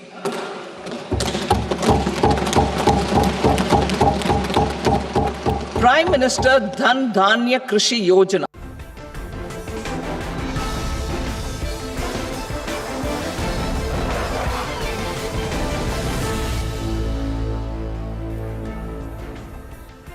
Welcome back. You're watching CNN News 18 with me, Griha, and we are discussing the Union Budget 2025, which was presented by the Union Finance Minister for the 8th consecutive time. This is the first full budget of the Modi government 3.0 as it returned to power in 2024. And there was a lot of expectations out of it, considering this is being presented ahead of elections in many states. And two poll-bound states become Delhi and Bihar. There have been a lot of incentives that have already been announced for the state of Bihar as one looks at it. Of course, there has been a lot that has been said about an infrastructural boost. There is something for the agriculture sector, a lot for income tax, and how there is a slashing of the income tax rates by the slabs really being associated. So that is something that we are looking at. We have our guest, Mr. Ravi Saxena, who is the entrepreneur and CEO of Wonder Chef, who is with us on the broadcast. Also with us is Monica B. Sood, the CEO of Navjeevan Health.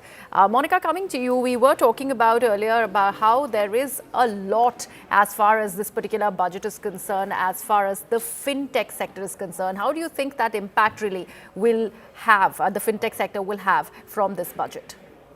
See, it is going to have a very nice impact, like otherwise. Yes, Monica, do go ahead, please.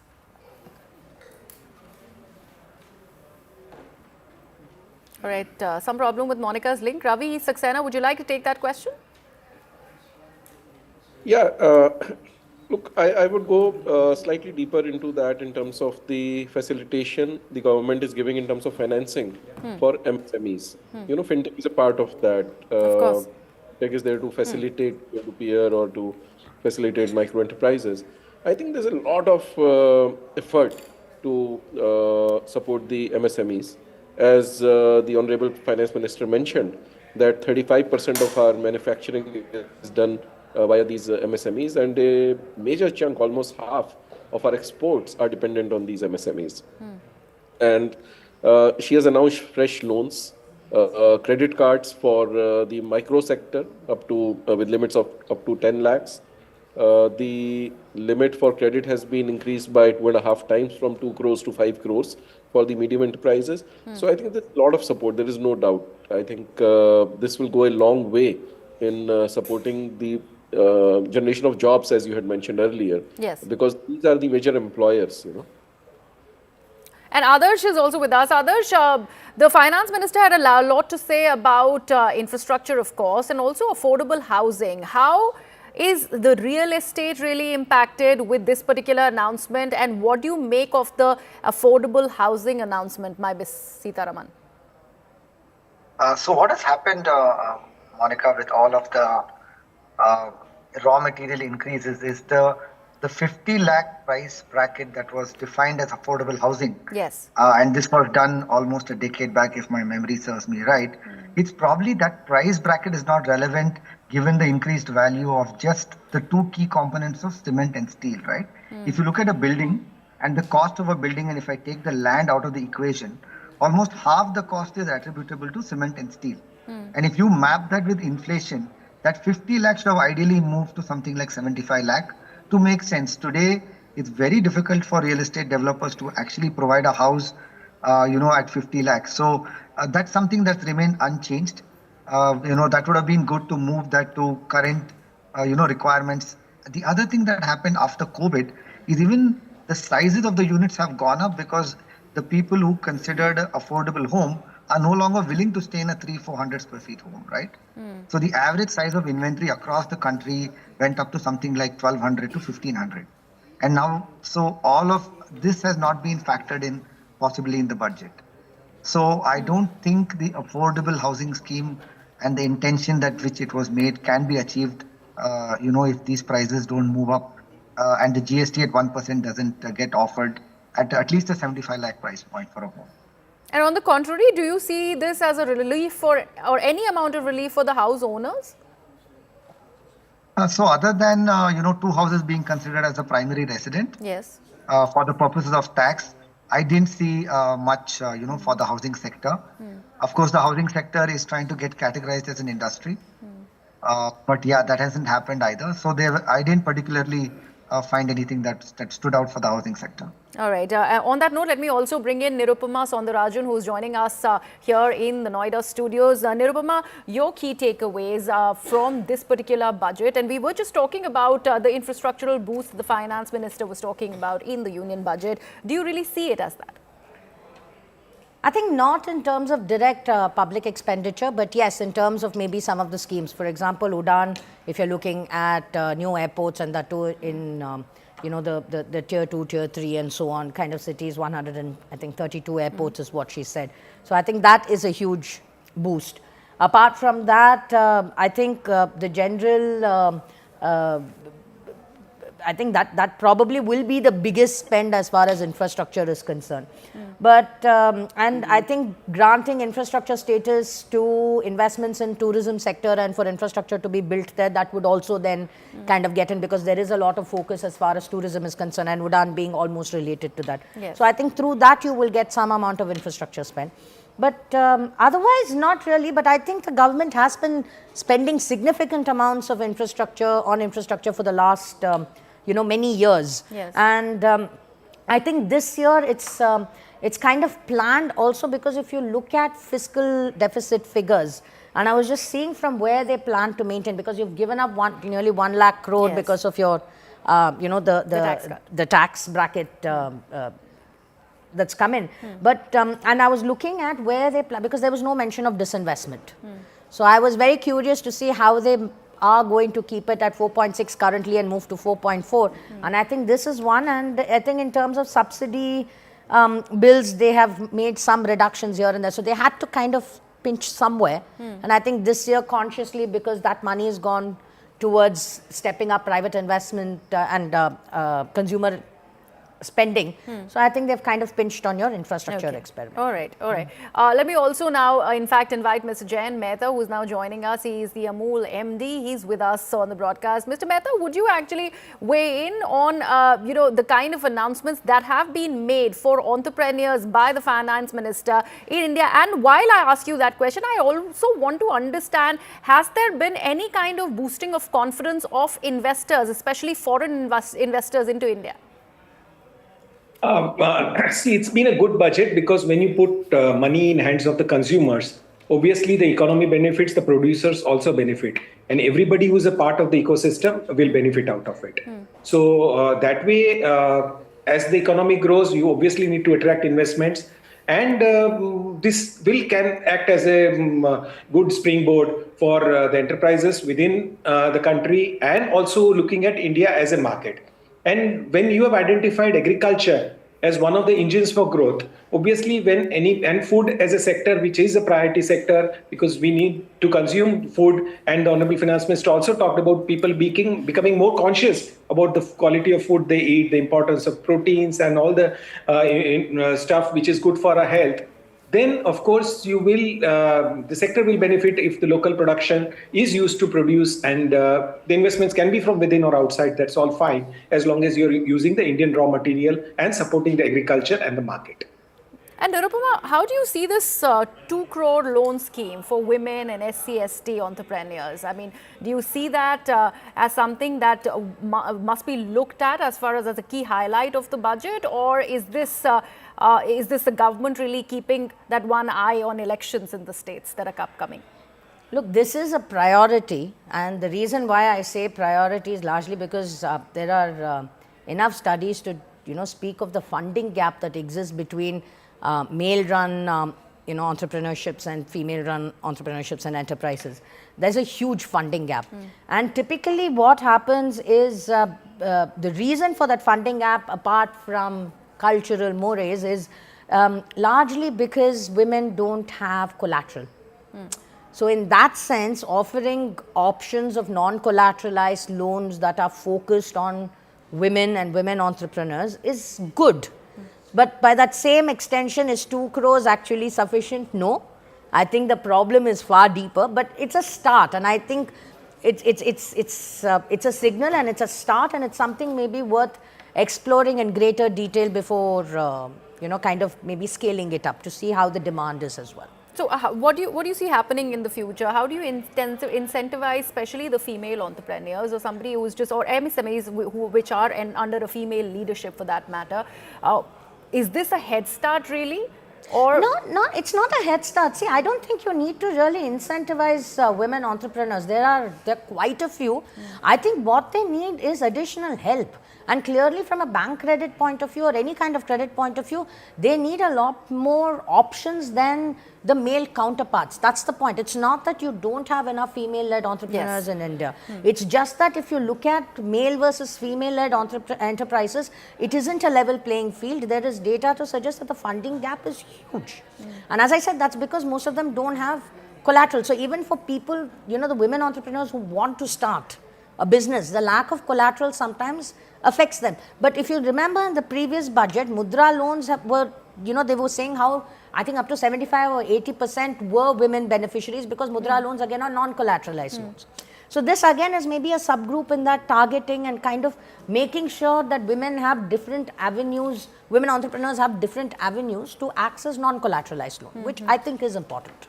Absolutely. And Mr. Jayan Mehta, I'd like to also understand from you, we have been discussing about these key takeaways and what are the high points of the union budget. But to you, what is it that the finance minister stayed away from or shied away from, which you thought must have been addressed as far as this budget is concerned?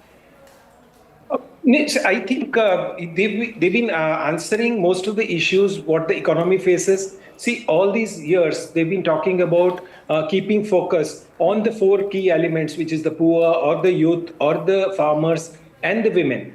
And now you're also adding middle class to that. And that's where, when you say middle class, it's actually the market issue you're addressing, because when you put money in the hands of the consumer, it benefits everyone. So I think this has been a big step they have taken to see that the economy grows, and obviously anybody related to the industry and agriculture and MSMEs, as you mentioned, would benefit out of it. So I think there's been consistency in the policy, and also the efforts to address these have been genuine. And step by step, if you connect the dots, you will see that there's a big picture which is emerging, which will propel the country towards Viksit Bharat, the dream that all of us see. Right. Thank you so much. All the guests who are joining me on the broadcast, do continue to stay on with us. We have an important conversation that's coming up. CNN News 18's Zaka Jacob in conversation with Union Minister Piyush Goyal. All right, so the budget has been presented by Finance Minister Nirmala Sitharaman. The headline, of course, the minimum tax slab being increased from 7 lakhs to 12 lakhs. Let's try and get a perspective on this from Union Commerce and Industry Minister Piyush Goyal. Thank you very much, Piyush ji, for speaking with us. That seems to be the headline, whether it's for the middle class, for the television channels, and I'm sure for the newspapers tomorrow morning. The basic slab being increased from 7 lakhs by a massive 5 lakhs up to 12. Why do you believe this will have a multiplier effect, put more money in the hands of the middle class, and thereby spur consumption, which was rather tepid in the last few months? Thank you, Zaka. Lovely talking to you. I am extremely delighted that the Honorable Prime Minister, the Honorable Finance Minister have taken this very bold initiative to make the income tax of almost all the middle class totally tax-free. With 12 lakhs or 12.75 lakhs for salary earners, you will find that most of the middle class people will get pretty much relieved of their tax burden. It's a very big relief, and I compliment the Prime Minister for this bold decision, which will not only add to the disposable income of the middle class, which will not only give them the ability to meet their aspirations, take the good things of life which they've been wanting to purchase or which they've been wanting to own, but will also give a great fillip to the national economy. Now imagine with 1 lakh crore rupees extra as disposable income, and a lot of people also will be able to leverage that through EMIs and other schemes. You will be finding a great consumption-led growth impetus to the economy, coupled with the investment that continues to labor on, consumption-led growth, and the thrust on manufacturing and exports that you will find in different parts of the budget, whether it's for toys, leather and footwear manufactured goods, whether it's an effort to promote ease of doing business both at the center and states, whether it's the effort to promote tourism. It's a very multi-dimensional, holistic view of the economy which the Prime Minister has taken, and I'm sure this will have a tremendous impact on job creation.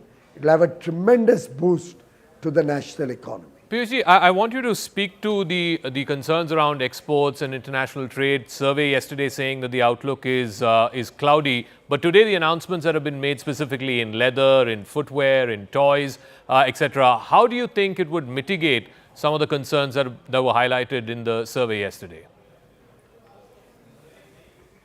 Well, I'm reminded of that famous dialogue of Atalji's, "Andhera hatega, बादल छटेंगे, सूरज उगेगा और कमल खिलेगा." But I was only referring to the badal chhatenge. These kind of clouds have come before our government very often. After all, 2 years of COVID, 2 global wars going on, we've had a series of challenges. Prime Minister Narendra Modi, through his deft handling of the situation, has converted every challenge into an opportunity for the country. And I can assure you, given his wonderful relations with world leaders across continents, given his popularity both in India and internationally, given the fact that world leaders today trust Prime Minister Narendra Modi and India to deliver, we are today experiencing the best time that India could imagine in this turbulent world. Despite all the difficulties, India continues to be the fastest growing economy in the world. This budget continues on the path of fiscal prudence. You have seen our fiscal deficit, instead of 4.9 closing at 4.8 this year. Next year was expected to be 4.5, 4.6. Now it's targeted to be 4.4. Our debt to GDP ratio is falling. Foreign exchange reserves are comfortable. We are in a sweet spot. And with the reduction of several tariffs today, we have signaled that we are going to promote Atmanirbharta, domestic manufacturing, as well as integrate ourselves with the world economy. The opposition has been saying this was an opportunity for, some big bang reforms. We've been talking about land reform, labor reform, etc. For a number of years now. Divestment, we didn't hear anything in the budget speech about divestment.